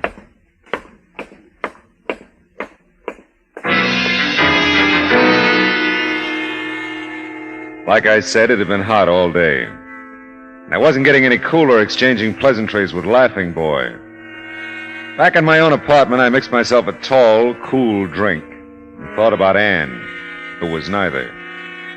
I just about decided on that shower again when I remembered about calling the phone company. I reached for the phone, and just as I did... Hello? Art, this is Rena. Listen, Ernie's crossed us. I can't talk now. I'll pick you up in 10 minutes. We'll clear out alone. Hey, look, 10 minutes, Art. Be ready. Sure. Yeah, I'll be ready, baby. Oh, my name isn't Art. And it isn't. Oh, well, one good turn and all that.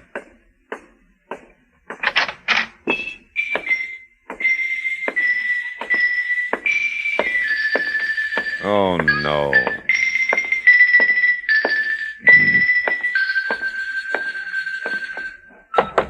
Hey, Laughing Boy. Come on, open up, will you? I got a message for you. Come on, answer the door. Anybody home? My, we're being rather boisterous out here, aren't we? Yeah, oh, I'm sorry. I guess he's not home. Huh? It would almost appear that way, wouldn't it? Yes, I guess it would, yeah. You're apartment 6, aren't you? Philip Marlowe, is it? Well, yeah, I am. Mrs. Miss Garrity. Oh. Miss Adelaide Garrity. Rather a nice name, don't you think? Well, yeah, I do, Miss Garrity. I'm apartment 2. Are you really? Well, apartment 2. I've passed you ever so many times in the hall or coming in and out of the door, you know. But I just never felt that I'd known you somehow. No, I suppose not. But then, you see... I often say to Mrs. Evans, she's apartment 1. Isn't it shameful, I say, that we don't know our own neighbors anymore? Here we are, under the same roof, as it were, and yet, what do we share with each other, really? The utilities? Oh, but that seems so little. Why, except for Mrs. Evans, the Randalls, the McCombs, the Nelson girls, and, oh, let me see now. Oh, yes, that young girl who plays with that softball team. Oh, what's her name? Well, I really don't know. Hattie. Hattie, that's it. Yeah. Hattie Netherton. Well, as I say, except for those 2 or 3 people, I don't know a soul in the building. Well, that's the way it goes, isn't it? Some days you don't know a soul. Tell me, Miss Garrity, among the people in the building you don't know, do you also not know the fellow who lives here? Apartment 3. Yeah, this door I've been beating on. Who's that? You don't know. And you're making all that fuss. Yeah, well, it does seem silly, doesn't it? Well, I should say so. But I'm afraid I won't be much help to you there, Mr. Marlowe. He's our newest tenant, you know. Moved in less than a month ago. Oh, well, I just thought... No, I don't feel that I really know him at all. He's rather a tall young man, brown hair, quite nice eyes, I've always thought. Oh, that sounds like my I phone. never see anyone Excuse- with him, though. Something the lone wolf type, I guess. well, look, thanks, Miss Garrity, but my Oh, phone and now is... that I is- think of it, I have seen someone come in with him. Can I catch up to you again, Miss But Garrity? whether That it was call- man, woman, or child, I really couldn't honestly say. Mostly Mr. Minter keeps to Mr. himself. Minter, huh? Well, thank you, and good night, Miss Garrity. Well, find out.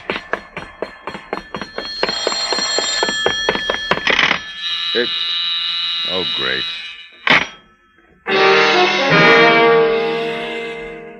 Whoever it was, it hung up while Adelaide Garrity was telling me all she didn't know about the man named Minter. On the call before, someone named Rena had called him Art. Could be my unfriendly neighbor in apartment 3 was Art Minter. Yeah, well, that's pretty simple. Left me nowhere. Then there was Rena's message. Ernie's crossed us. I'll pick you up in 10 minutes. We'll clear out alone. Not exactly social conversation. I had a hunch about the phone call mix-up, but before I began to build a case about it, I called the chief operator at the phone company. Chief operator. Yeah, well, we've got a friendly little wager going here, operator. Will you settle an argument for us? I'll try, sir. Good. Is it possible for 2 telephone wires to get crossed in some way so that I could dial one number correctly and actually get the other number? Yes, sir. That is possible. Uh-huh. It could happen only in the case of a slight equipment disorder, and only if the 2 numbers in question were on the party line. Well, in other words, by dialing my number correctly, you get the person on my party line, and by dialing his number correctly, you get me. Is that it? That's right, sir. Would you like to report such a difficulty? No, thanks. Like I said, I just wanted you to settle a little argument for us. Thanks very much. Not at all, sir. Well, now I knew that much. Neighbor Minter and I were on a party line, and the strange switch in calls was legitimate. Now, I'd gone this far with the thing, I decided to leave the wires crossed for a while, just for laughs. And I looked at my watch. It was time to get a look at Rena. If she was coming from Minter in 10 minutes, she was due. I left my apartment, started down the hall toward his, and sure enough. Art, it's Rena. Oh, please, Art, hurry. Hurry. Nobody home, lady? Oh, I'm sure he must be. I just talked with him on the phone a few minutes ago. Oh, well, maybe he's in the shower. Yes, maybe that's it. Yeah, Now, please, would you mind? that sounds like his phone. Yes, it does. I wonder... Yeah, so do I. What's that? Nothing. I mean, if he answers it, he'll probably answer your knock, too. Yes, I suppose he will. Now, will you please leave me alone? Oh. Got to be there. Got to be there.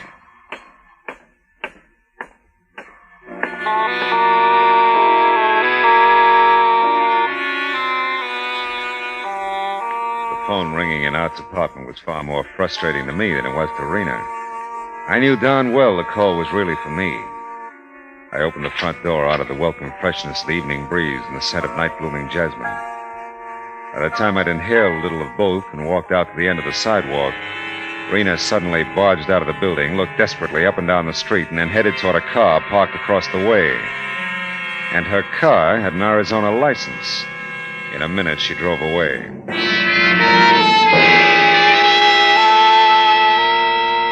Back in my own apartment, I called the chief operator again. Only this time I leveled with her about the crossed wires on my party line. After that, I took a shower and decided to end a dull day by putting in some sack time. The last conscious thought I had was Rena's urgent voice on the phone. Ernie's crossed us. I can't talk now. I'll pick you up in 10 minutes.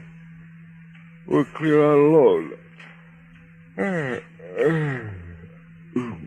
I still didn't get it.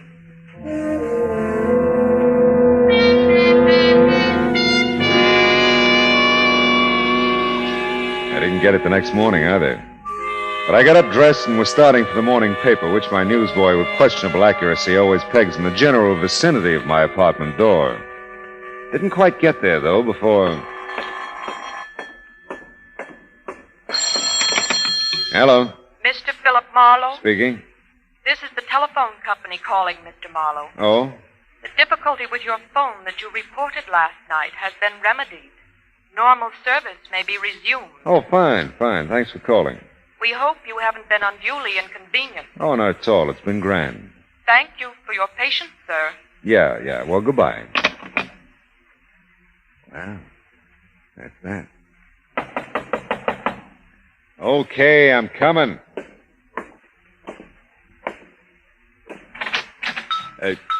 Oh.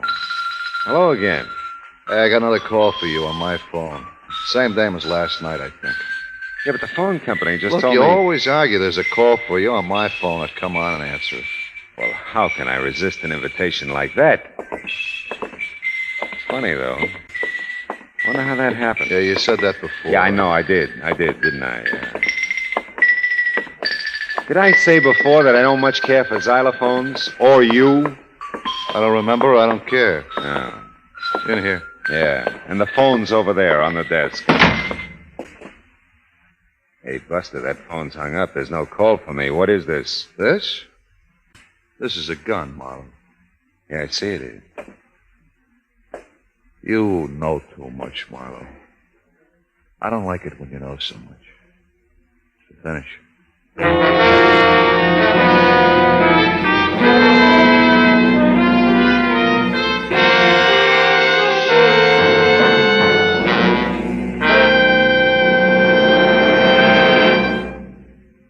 In just a moment, we will return to the second act of Philip Marlowe. But first, a blind auction racket in which employees in a customs house have a confederate purchase a battered suitcase containing a fortune in jewels. That's what CBS Radio's gangbusters have to contend with in The Case of the Nazi Diamonds, tonight on most of these same CBS stations. Don't miss Gangbusters tonight for a suitcase full of jewels and thrills. Say, friends, the flood victims of Kansas, Missouri, Oklahoma, and Illinois need your help. Many are injured and homeless, and you can help to give them food, clothing, shelter, medical care. You can do your part by giving through your local chapter of the American Red Cross. Now, with our star, Gerald Moore, the second act of Philip Marlowe, and tonight's story, The Good Neighbor Policy.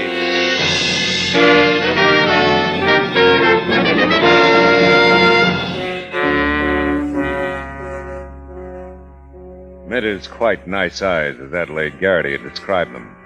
Were as cold and deadly as the automatic he rammed into my stomach. It was the first time I'd gotten a really close look at him. This one was too close for comfort.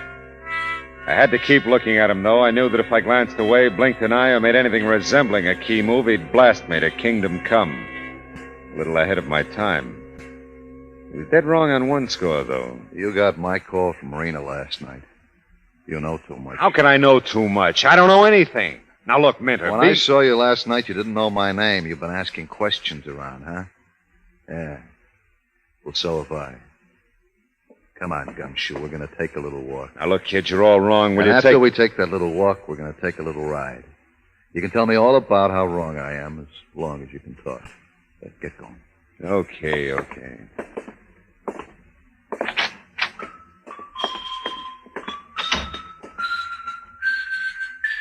Remember, Marlowe, you're just going to walk down the hall and out of the building with me. No funny stuff. This gun's staying right in your back.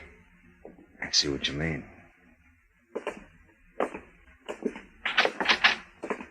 And the dawn comes out like sun. Why, it's Mr. Marlowe. Oh, Miss Garrity. And Mr. Minter, I believe. Well, we're up early, aren't we? Yes, we are. A little too early, if you ask me. Oh, have you the hiccups, Mr. Marlowe? If you do, I know the best cure.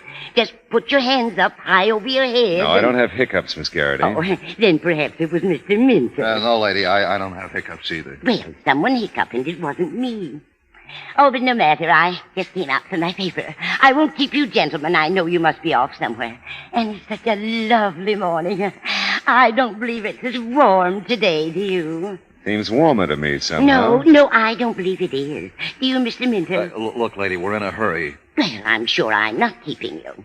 I must say I was just trying to do the neighborly thing, that's all. Yeah, I was saying to Mrs. Evans just the other day, what happened to the old-fashioned good neighbor policy? Look, lady. And this little incident this morning is certainly Answer enough for me.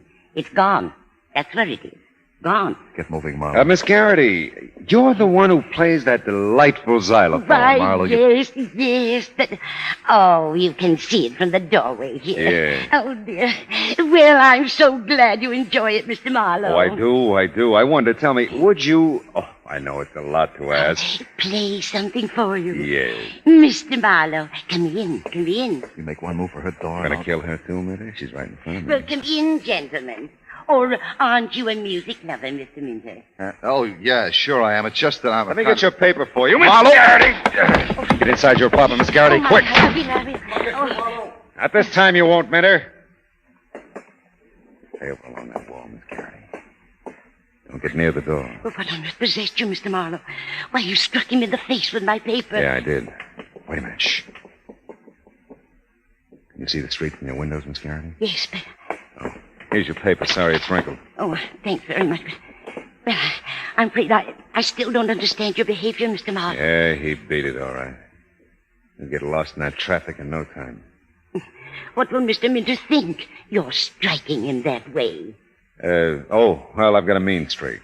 Hey, wait a minute. Let me see that headline. Well, I'm sure I don't know what's in it. If you remember, I haven't had Will a you let me chance to see it a read minute, the- please? Well, Oh, yeah. Man murdered in investment holdup. Ernest Toland, 38, employee at Hinshaw Investment Company, was found shot to death when the company opened its doors this morning. Upwards of $50,000 in cash and securities were missing from the safe. Police believe Toland worked late last night and drove the thief of thieves to lose the company safe. Officials say police were attempting to locate Toland's widow, Mrs. Rena Toland, whom neighbors saw leaving the house with a suitcase. Wow!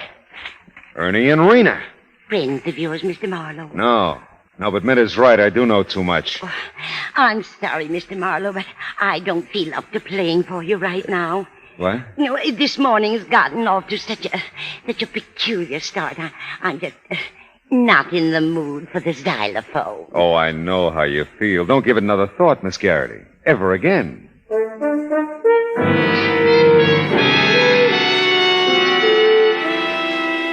I called the landlady when I got back to my own apartment to see if she knew anything about Minter, like where he worked. She was good enough to be out of town. I even went back to Miss Garrity's, but she'd already hit the trail to share the morning's excitement with any of a dozen people, including probably that girl who played with the softball team. But old Mr. McWilliams, the janitor, was bringing up the morning mail.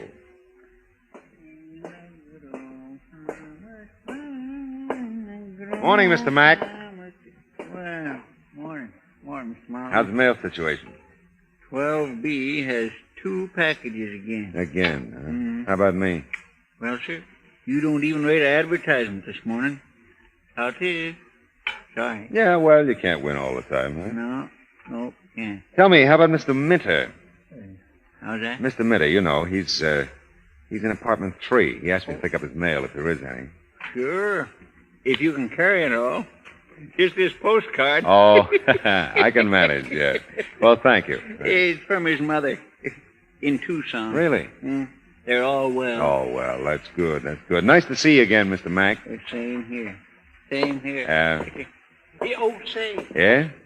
is it hot enough for you? It was. And Mr. Mack was right. Minter's family were all well, except for the return address in Tucson. There wasn't a lead on the whole postcard. But who puts leads on postcards?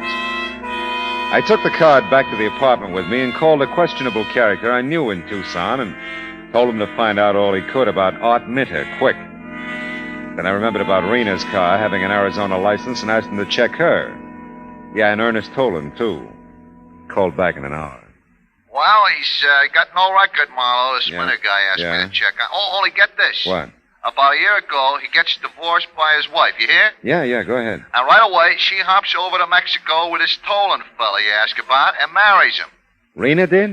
Wait a minute. I got it written down here, so. Yeah, Rena, that's her name. Good. Now, Toland was with an investment outfit here in Arizona. Yeah. Yeah, but he transferred to L.A. a month ago. Yeah, that checks.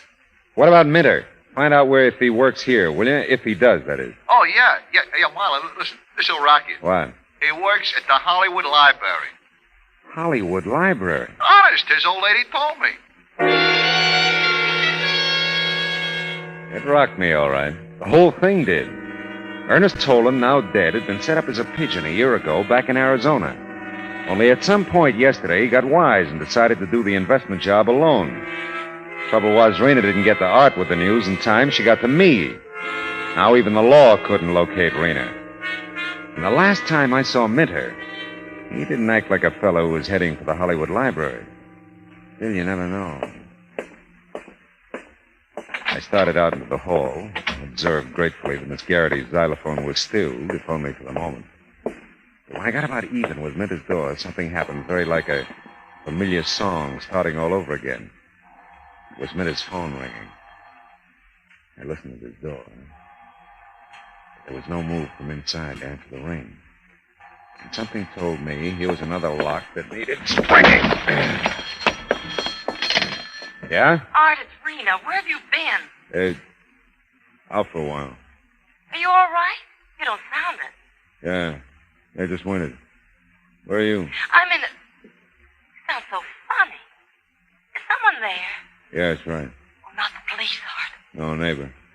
You talk, huh? Oh, because you can. All right, I will. I'm at the Bellflower in Ventura. If you call here, ask for Mrs. Guthrie. That's me. Got it. You got everything, didn't you? When you... Well, I mean, about Ernie. You're still going to split with me, aren't you? Yeah, sure. I was afraid after I ran out. But you understand, don't you? You weren't home. Skip it, huh? All right. Art, you get off work at 4, don't you? Nothing's happened about that. 4, yeah. Well, come up here as soon as you can after that. Well, just hurry, Art, please. I will. Bye.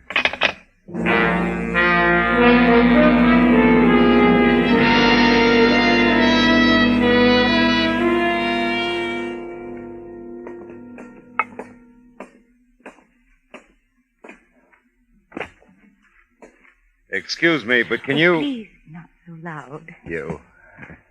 Lost my head, I'm sorry. Can you tell me where I can find Mr. Minter, please? Mr. Arthur Minter? Yeah. Oh, he's in the stacks on the mezzanine. That stair ahead. Thank you very much. Not at all. And walk as quietly as you can, please. People are reading. Wouldn't disturb me for the world.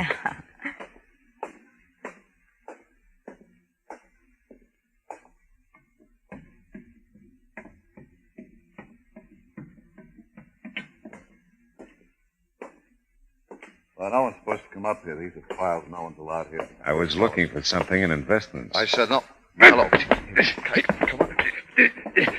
Take it easy, Minter. I got a message from Rena. Yeah? She says you killed Ernie. Look. Oh. Yeah, and I got a message for Rena, too. Ventura cops probably have her by now. Might call Lieutenant Matthews did any good, and it always does. I'll kill you, Marlowe. You're a rut, aren't you, Minter? Come on. Where's the dough you took from Ernie and the securities? Are they in these permanent files, too? Is that why you had to show for work today? Yeah, gumshoe. But you never get them or me. Throwing books is a good idea. Oh!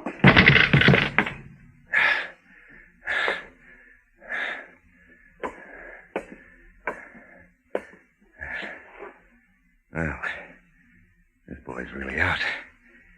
Yeah. Not to be said for heavy reading.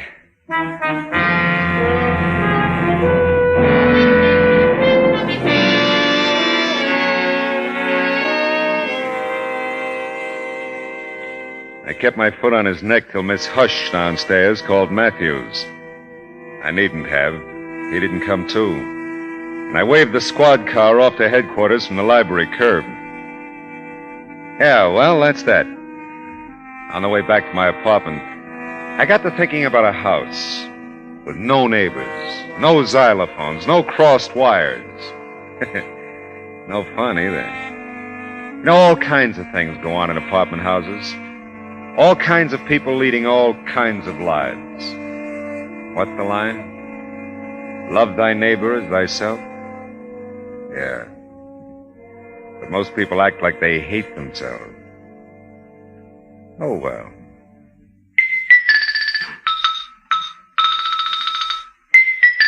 There's got to be some legal way to kill xylophone players.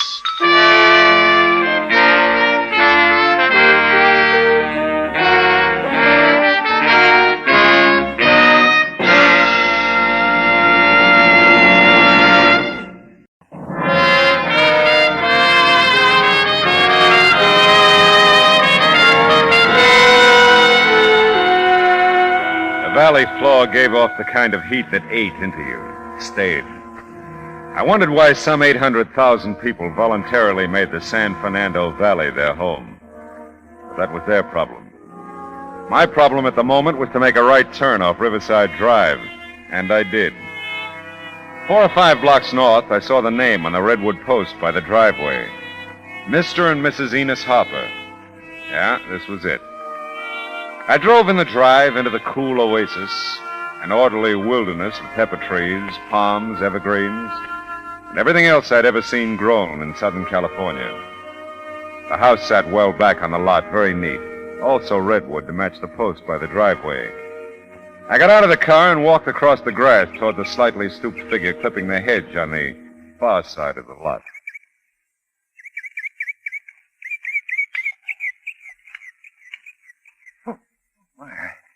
I didn't hear you coming. I'm sorry. Hope I didn't frighten you. I'm Philip Marlowe. You Mr. Harper? Oh, yes, indeed, Mr. Marlowe. I'm glad you're here. Here, I'll pull up this chair. Oh, that's all right. I'll get it. It's all right. I've got it now. Oh. There. Sit down, Mr. Marlowe. Oh, well, how about you? Well, if you don't mind, I'll keep on clipping the hedge here while we talk. I feel better doing something, you know. Oh, sure. We could go into the house, I guess, if you'd rather. Well, it bothers me to be in there now. Yeah, I expect it does. How long's she been gone, Mr. Harper? Since Monday morning. Oh? About 9 o'clock, I guess it was. She got the laundry together, said she was going to the laundromat, and that's the last time I saw her. Monday, that's 2 days ago. Did she take the car? No, Amy doesn't drive. I offered to drive her. The laundromat's about 5 blocks from here, in that little community center on Riverside. You probably passed it. Oh, yeah. She said no. She thought the walk would do her good. And she hasn't called or anything since, huh? No, nothing. Oh. Well, how about friends, relatives? Well, I've inquired around the neighborhood. You see, we haven't lived here long, Mr. Marlowe. We're not really what you'd call well acquainted with anyone here. You mean the valley? Well, in California, really. We're from New Jersey, came out here right after the first of the year. Amy always wanted to live in California, and, we moved out. Yeah, but about those relatives, you didn't say whether I have none living. Oh. Amy does have a cousin out here, Cousin Beatrice.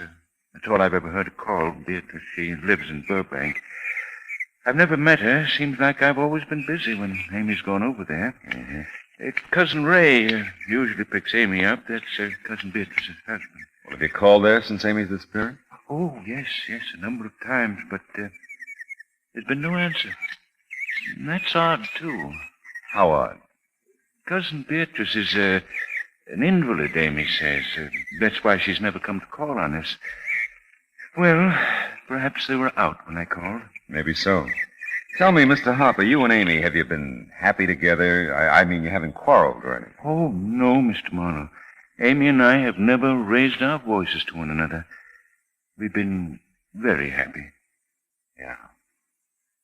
Well, there isn't much to go on. Oh, by the way, if you checked the hospital, there could have been an accident. I thought of that first. Yes, I've called them.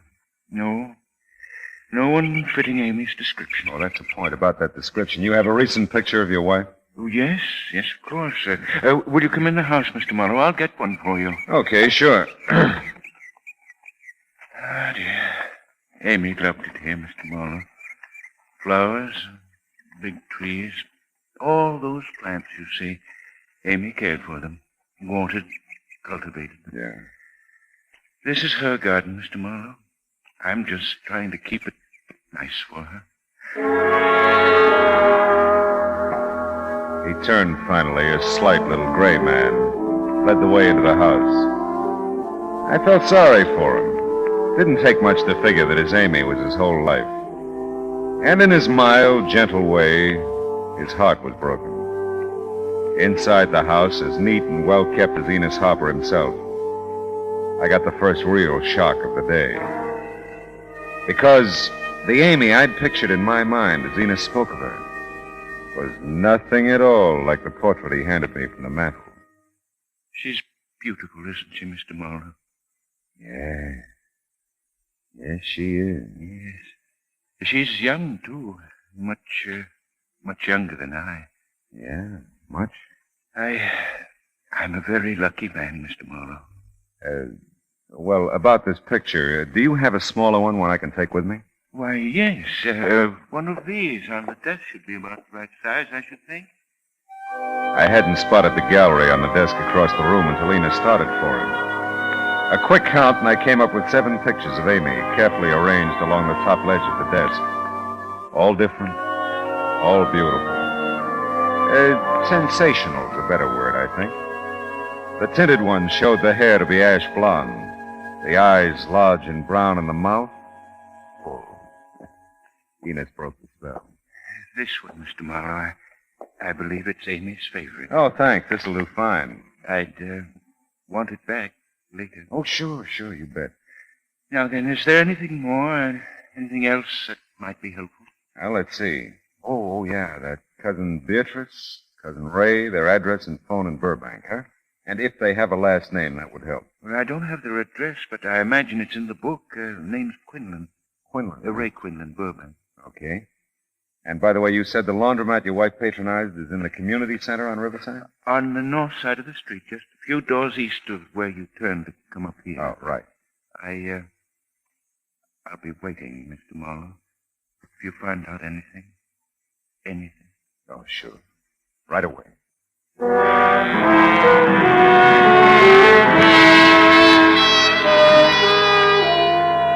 The little community had no name, but it had everything else. A series of one of each shops and services, all the way from health foods to a branch bank. Well, I parked on the street in front of the laundromat and studied the picture of Amy Harper again. Tried to figure her with a laundry bundle and couldn't. Tried to figure her with Enos and decided to go back to the laundry bundle. Made more sense. I went inside. Never smelled anything so clean. Morning. Can I help you? Yeah, I'm trying to get a line on someone, a Mrs. Harper. Do you know her? Mrs. Harper. Mrs. Enos Harper. Oh, here. Look at this. She looks like this. Oh, Amy, sure. Yeah, well, when's the last time you saw her? Well, let's see. A day or so ago, I guess. Let me check the bundles here. That'd tell us. All right. Let's see. Oh, yeah, here we are. Monday it was. Monday morning, I think. Yeah, well, what I'd like... Excuse me, but my daughter's double parked out in front. Can I pick up my laundry? You can if you got the right ticket. Oh, yes, here it is. Banning. Just washed, was it, Mrs. Banning? No ironing? Just washed. Here we go. Now, that's 62 cents. Well, for once I had the right change. Thank you. Can I take it out for you, Mrs. Banning? Oh, thank you. No. I can manage. Oh, and thank you for letting me barge in. Oh, think nothing of it.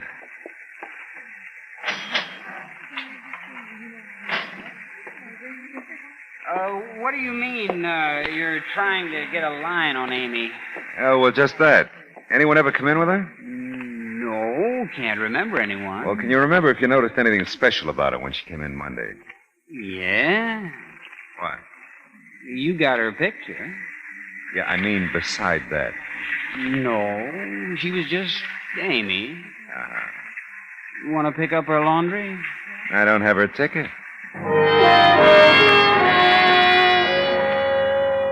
I was doing great, huh? Enos had told me Amy went to the laundromat on Monday morning, and now I knew as much as he did. Well, I took a picture with me into all the transportation offices around, bus, train, plane, car rental. Everyone liked the picture, but no one had sold her a ticket on anything. The supermarket and the drugstore were every bit as helpful, and then I remembered her green thumb. Well, I must say I've seen her many times. Many times. With Mr. Harper, of course. Well, do you think you might have seen her Monday? No. no, not Mrs. Harper. I do believe Mr. Harper was in Monday, though. Seems to me it was about his zinnias. Yeah, well, Or was it his asters? I really couldn't say. I believe it was his asters. Of course, it really doesn't matter too much. They're the same family, you know. Who? Zinnias and asters, same family. Compositae, you know, that's the family name. I'm impressed. But look, I want to tell you... Can you imagine they used to be called starwort? Huh? Starwort, what a nasty little name for an aster. Have you got a Burbank phone directory? No, I beg pardon. A Burbank phone directory. Oh, I thought we were talking about the Harpers. I thought we were, too. Star Wars.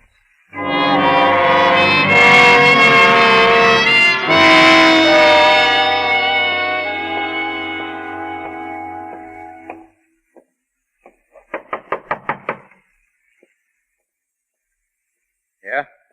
Ray Quinlan? That's right. Oh, well, I'm Philip Marlowe, investigating the possible disappearance of Amy Harper. Amy. Oh, come in. Thanks. Come in. I understand that she's your wife's cousin? What? Oh, Beatrice, yeah. Sit down, Marlowe. Oh, thanks. Enos hired you, huh? Yeah, that's right. He says he's tried to call here several times and no answer. How long has Amy been missing? Since Monday morning. Took some laundry to the laundromat, and that's all anybody knows. Have you seen her since then? Heard from her? No. No, I sure haven't. We halfway expected to hear from Amy Monday, too. Usually do, but we didn't. Well, how about your wife? Can I talk to her? Beatrice isn't here. I took her to the hospital this morning. They're going to operate later today. Oh. I hope it does the trick. Yeah, so do we. Well, that's right. Enos says she's an invalid. Yeah, that's right. About Amy, that's all you know? Just that she left for the laundromat?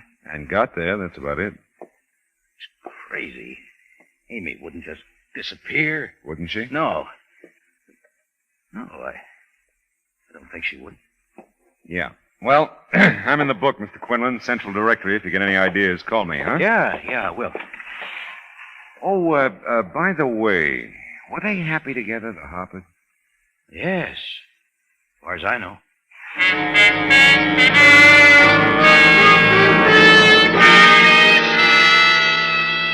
The late afternoon sun was just at eye level as I headed west again on Riverside Drive.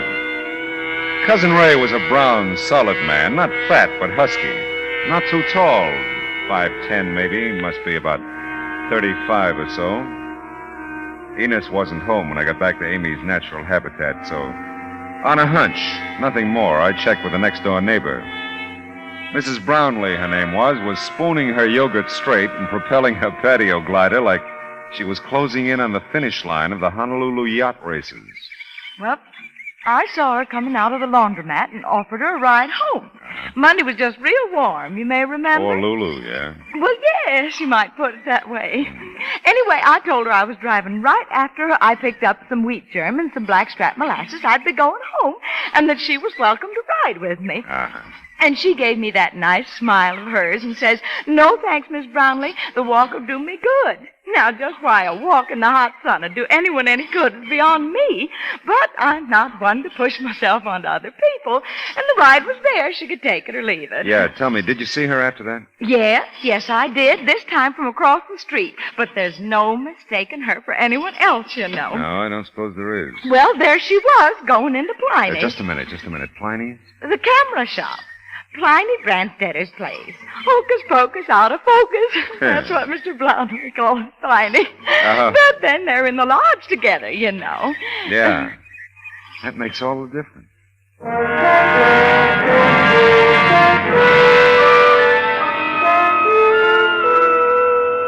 I really wouldn't know if she was or not. You see, Pliny's not here. He had to go into Hollywood for supplies. I don't work here. I'm his wife. Yeah, but if Mrs. Harper left some pictures here or picked some up, there'd be a record of it, wouldn't there? Yes, I suppose there would. I just left the door open to keep cool. We're really supposed to be closed. Yeah, I realize that.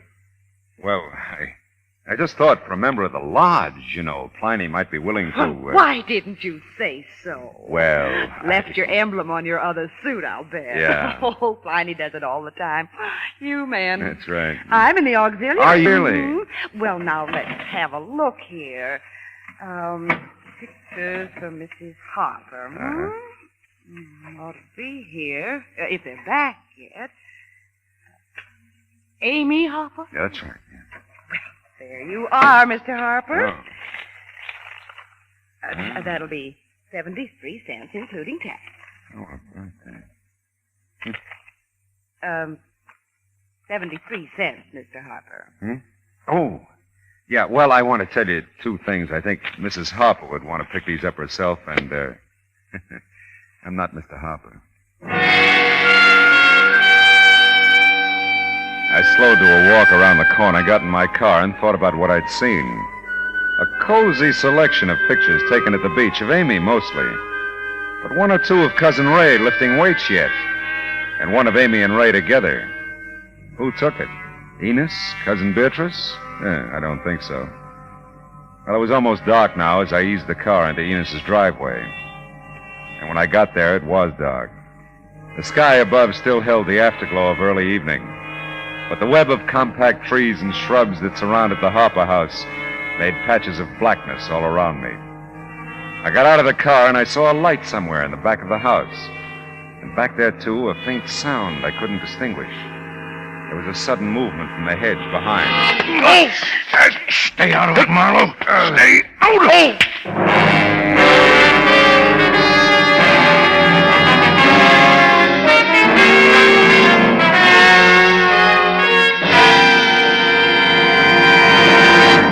In just a moment, we will return to the second act of Philip Marlowe. But first, a crossword puzzle traps a criminal tonight on most of these same stations when CBS Radio brings you Gangbusters.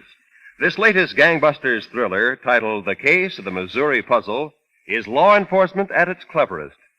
Tonight on CBS Radio, you're cordially invited to sit in as an armchair sleuth and enjoy the case confronting Gangbusters. And now with our star, Gerald Moore, the second act of Philip Marlowe, and tonight's story, The Long Way Home.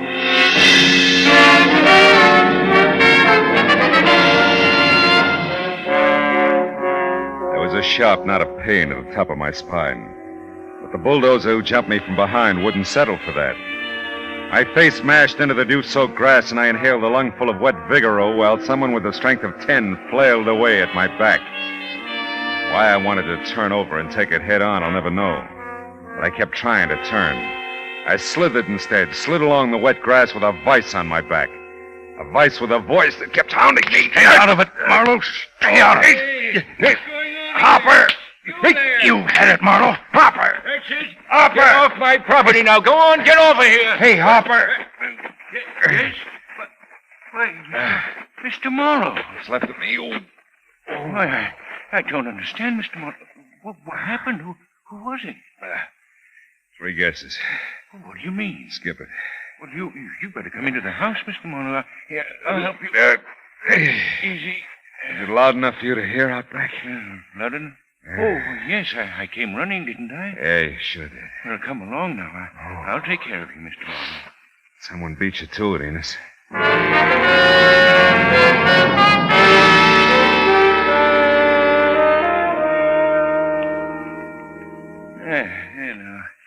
You should feel better. Should I?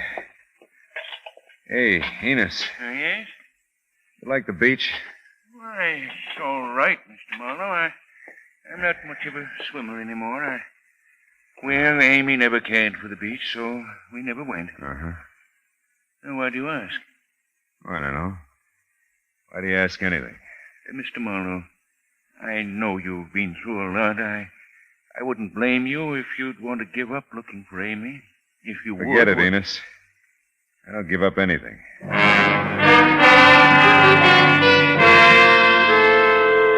Well, so far the case added up to a stiff back and a head wrapped in a tight band of steel with built-in hammer. A few quick blasts at the pint in the glove department helped not at all. But something drove the car. The stop at the hospital in Burbank could have been for personal reasons. The attendant at the main floor desk looked real surprised when I asked what floor Cousin Beatrice was on. It's nearly 9:30. Visiting hours are over at 8:30. Oh, well, I lost track of time, I guess. Can you tell me where she is anyway? I'll come back tomorrow. What did you say the name was? Quinlan, Mrs. Ray, or Mrs. Beatrice. Could be either one. Mm-hmm. Quackenbush. Quinby. That's it. No Quinlan list. You sure? I just looked. Are you sure? Well, no, as a matter of fact, I'm not. Thanks for asking me.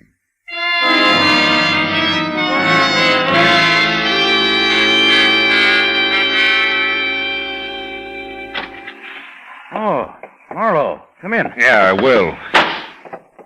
Hey, you look all in. I'm fine. What hospital's your wife in, Quinlan? Why? The one about 3 blocks from here, just up on Riverside? Yeah, Who yeah. made her up, Quinlan? You or Amy? What do you mean made her up? Amy never had a cousin Beatrice like you never had a wife with the same name. Well, you know that much. You know where Amy is? No. I may get another psychic flash any minute now, like the one I got when you were unlacing my spine a while back. You shouldn't have found out about those pictures. More than that, you shouldn't have gone to tell Enos about them. There's a lot he don't know. Amy doesn't want to hurt the old guy. We've been trying to figure out how to tell him. Have you got any leads on her? Not any real ones. Hey, wait a minute. You really don't know where she is. If I knew, I'd be with her. Oh. Hey, tell me, how'd you meet her? At a bar over in Riverside, near where she lives. Yeah? She'd already invented Cousin Beatrice all by herself to give her someplace to go. We liked it being together. Got kind of brave about it after a while. Sometimes I go right up to her door for her. The rest of the time, we have a regular corner where I pick her up. This corner, is it near her house? Not far. I was supposed to pick her up Monday, but she didn't show up. Yeah. Hey, you know what's funny? I was all set to beat your head flat when I came in.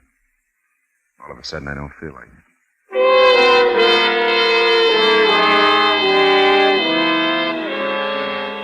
When I got back to the car, I thought my head would cave in. Every inch of me screamed with pain, and sometimes you got to give in to these things. I tried for home, but I only made it to a motel on Riverside. I was out before the light was.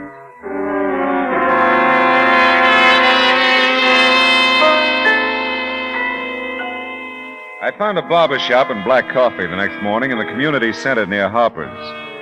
It was a thick, fuzzy 10 o'clock when I reeled out onto the street and headed toward my car. That's the one, Tiny. The tall man. Hey, you there. Wait a minute. Me? Yeah, hey, you. You sure, honey? I'm sure, all right. Oh, what's the trouble? I do something wrong, Mrs. Pliny? Tiny thinks so. Tell him. Well, posing as a lodge brother when you're not is pretty serious, mister. I don't like that. Well, I don't think much of it myself, now that I think of it. But we'll skip that. What I want to know is what's the deal with those pictures of Mrs. Harper's? No deal? Why? Everybody's looking at them. Nobody's picking them up or paying for them. Wait a minute. Do that slow. All right. First, Mrs. Harper comes in. Monday it was, Monday. And they're not ready yet. She says she'll pick them up later that day. She don't come back. A guy does, though. He just looks at them, smiles, and says she'll get them.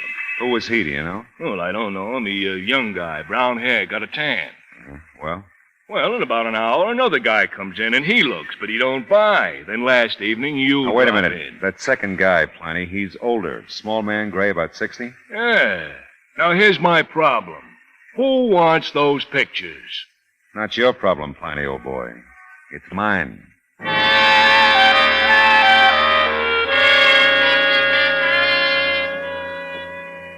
The house was open, so I walked in. Enos was out in the back, pouring something out of a sack onto a flower bed along the back fence, then working it into the soil around the flowers. I looked around and found a bedroom that had to be Amy's. Everything was neat, in order. I turned and started out of the room, and then I saw it sticking out from under a cologne bottle on her dressing table. I picked it up, and as I turned to go out, 3 matched pieces of luggage pointed an accusing finger. Then I found my way back into the garden. Hi. Good morning, Mr. Marlowe. Have you, found out anything? Yeah, I think I have. This laundry ticket, Enos, I found it in Amy's room. Oh? Why didn't you tell me the truth in the first place? I don't know what you mean. Amy was here after she left for the laundromat. The ticket proves it. Well, You found out about Cousin Ray, didn't you, Enos? You looked at the pictures in the camera shop. Maybe you'd suspected for a long time, and this cinched it. So you picked her up on the corner instead of Ray, and you came home. Mr. And you had a Marlowe. big, fat fight about Ray, didn't you? Yes. Yes, we did. I said some horrible things, Mr. Marlowe. Horrible things. Are you sorry? You want her back, don't you? I'd give anything to have her back, Mr. Marlowe. I love her, you know. Yeah, I know. Enos, I looked through Amy's closet. It's pretty full of clothes. Her luggage is still there. Yes. Amy has a lot of clothes. She wears them well, too. Amy didn't go very far, Enos. No. The man in the garden shop says you're the gardener around here. Not Amy. Did he? That sack of lime is almost empty, Enos. 50 pounds is a lot for a garden, isn't it? Depends on what use you put it to, Mr. Marlowe. Did you have to kill her, Enos? To keep her, I did. She wanted to leave me. Go away with him. I couldn't stand that. Did you think I wouldn't figure it out? I didn't know. But I had to find out. Didn't I, Mr. Marlowe?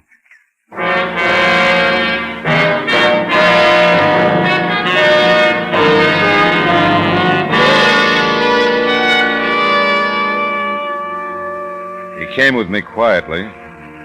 Everything about him was quiet and neat and gray. He was the mildest, gentlest man I ever met, and yet he had killed the thing he loved most, his Amy. For the oldest reason in the world. She wasn't his anymore. What was it the old man said? I had to find out, didn't I, Mr. Marlowe? Yeah. Curiosity killed the cat.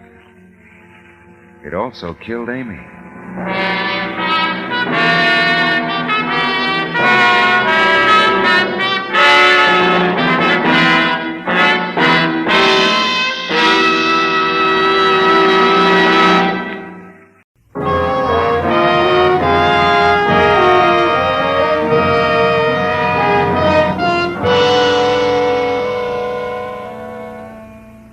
Another scorcher with smog yet. The angels that flapped their wings over the sleepy little pueblo of Los Angeles were taking a summer hiatus. I thought about the blue Pacific some 15 miles to the west, where the friendly waves will snap your back if you happen to hit the undertow just right. So I decided on some 3-part harmony instead. Part 1, vodka. I had that. But no parts 2 and 3, the limes and ginger beer. So before you could say Moscow Mule, I was heading for the shopping district that's about a 5-minute walk from the apartment. I made it quicker. I drove. Alex's fruit stall gets all my lime business. Partly because the limes are good, but mostly because of Alex. All that's kind and gentle is housed in the square frame of Alex Lesnovich. His tanned old face is creased around the mouth and eyes from smiling. Deep-set, dark eyes that look out at you from under bushy gray brows and laugh. Yeah, that's Alex all the time. Except this particular morning. Oh, is Mr. Marlowe? Well, hello. Hot day is. Hot day is. Heat got you, Alex? Oh, no, not the heat. I think I go to my chair, rock a bit. You find what you want. Hey, wait a minute. You're not sick, are you? Sick some. Yes, Alex is sick fellow, all right. Have you seen a doctor? No, doctor. Alex is sick in the heart here. Oh. No doctor can fix Mr. Marlowe. Someone else could fix, but no doctor. You want to tell me about it, Alex? I will go to my chair and rock and sing. You find what you want. Yeah. Hey, the limes look good. Yeah, is. How much? Sign says no. Yeah, I guess it does. Hey, does it get this hot in Yugoslavia? Oh, maybe. It's a long time since I was there. Yeah? 30 years, more maybe. Is lots changed there now?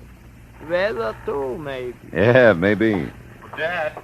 Oh, Dominic, where have you been? Hello, Dad. Oh, hi, Mr. Marlowe. Hi, Dom. All night, I wonder where you Oh, were. look, Dad, let's not start that all over again, will you? I'm of age. Oh, it's baby, only big fellow with small years. Don't give me that stuff. I'm sick of it. Just came back to get some things and some money, so you might as well get the cash drawer Here open. now, that's enough.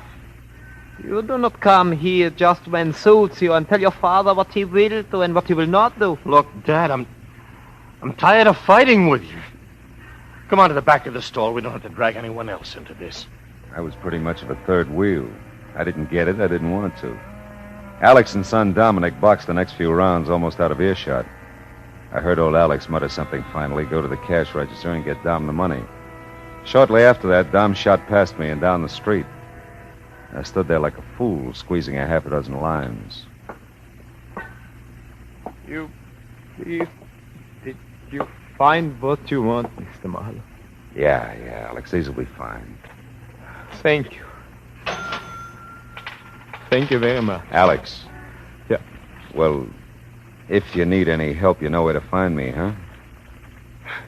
Thank you very much, Mr. Marlowe, but if Alex has troubles, Alex works them out. Sure you will. I'll see you.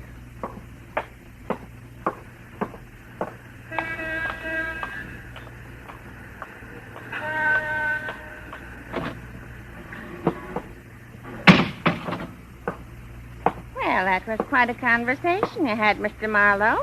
How are you? Yeah, fine. How are you, Miss Gabrielle? I'm boiling over, that's how I am. Yeah, well, it's hot.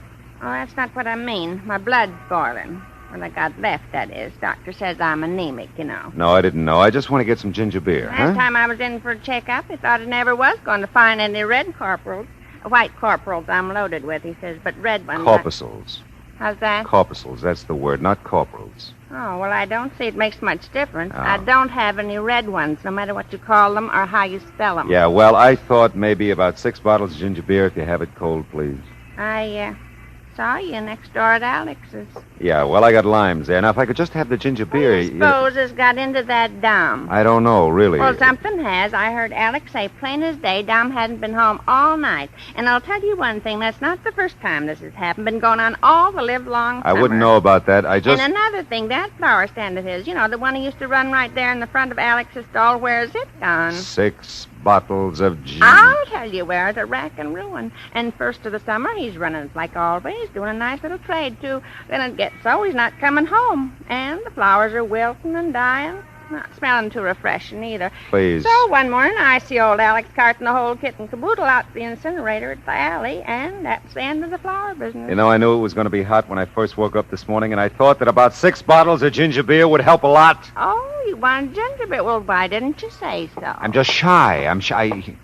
Oh, Well, I bet you're going to make up a batch of those, what are they? Moscow mules.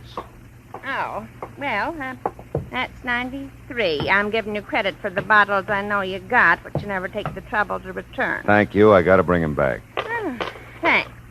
You know what I think, don't you? I have a pretty good idea. I think Alex has had his share of trouble. And now Dom acting for all the world like one of them delinquents you read about. Well, appears to me the nearest thing to a blessing that Alex can count is Helena.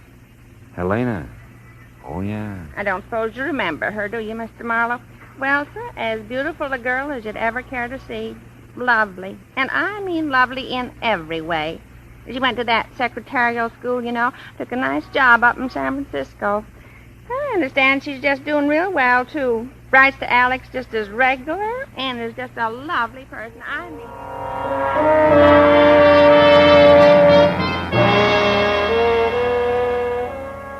Yeah, I remembered Helena.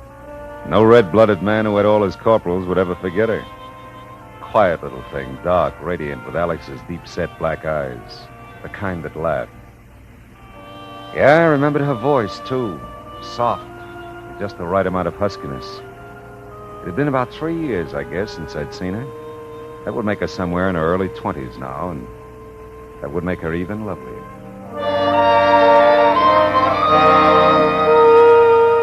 By the time I got to my car, I'd half forgotten about old Alex and Dom. I pulled out of the parallel parking spot, and before I reached the corner, I was in the proper lane, minding my own business. Hey, oh, nice work. Hit and run, huh?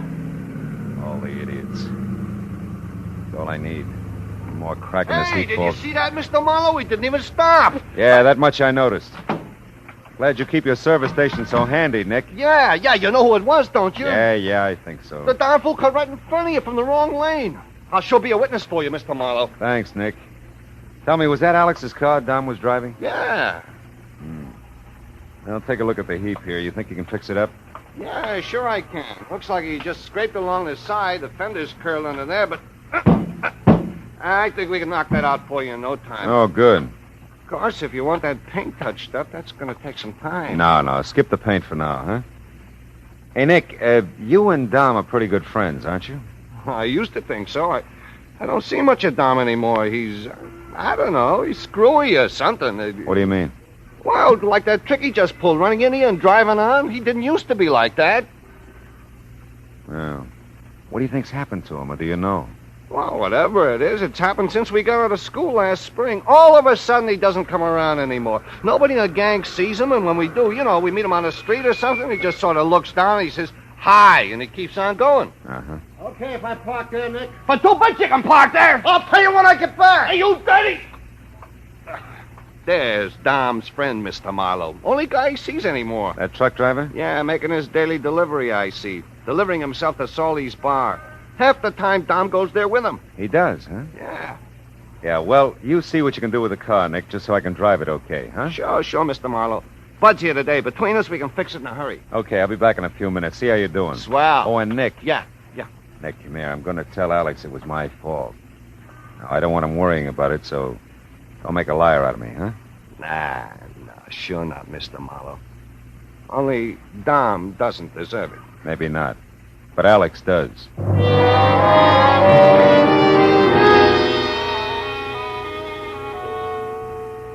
But I don't care about the car. The car, Dom is all right. He's not hurt. No, Dom's fine, Alex. He was in a hurry. Drove on to wherever he was going. Oh, that's good that Dom is not hurt. Yeah, I just thought I'd tell you. It was my fault, and whatever damages there are, you let me know, huh? Oh, if anything, I let you know. You don't worry, Mr. Marlowe. You just drive more carefully next time, no? Yeah, I will, Alex. Oh, look, please, look. What is just coming? What? In all the excitement, I almost forgot. Look, it's letter from Helene. Oh, swell. How is she? Oh, it's fine, just real fine. He's worked very hard, she said. Feel very good, and he's someday, maybe soon, come down to see Alice. Oh, that's fine. Is she still in San Francisco? Oh, yeah.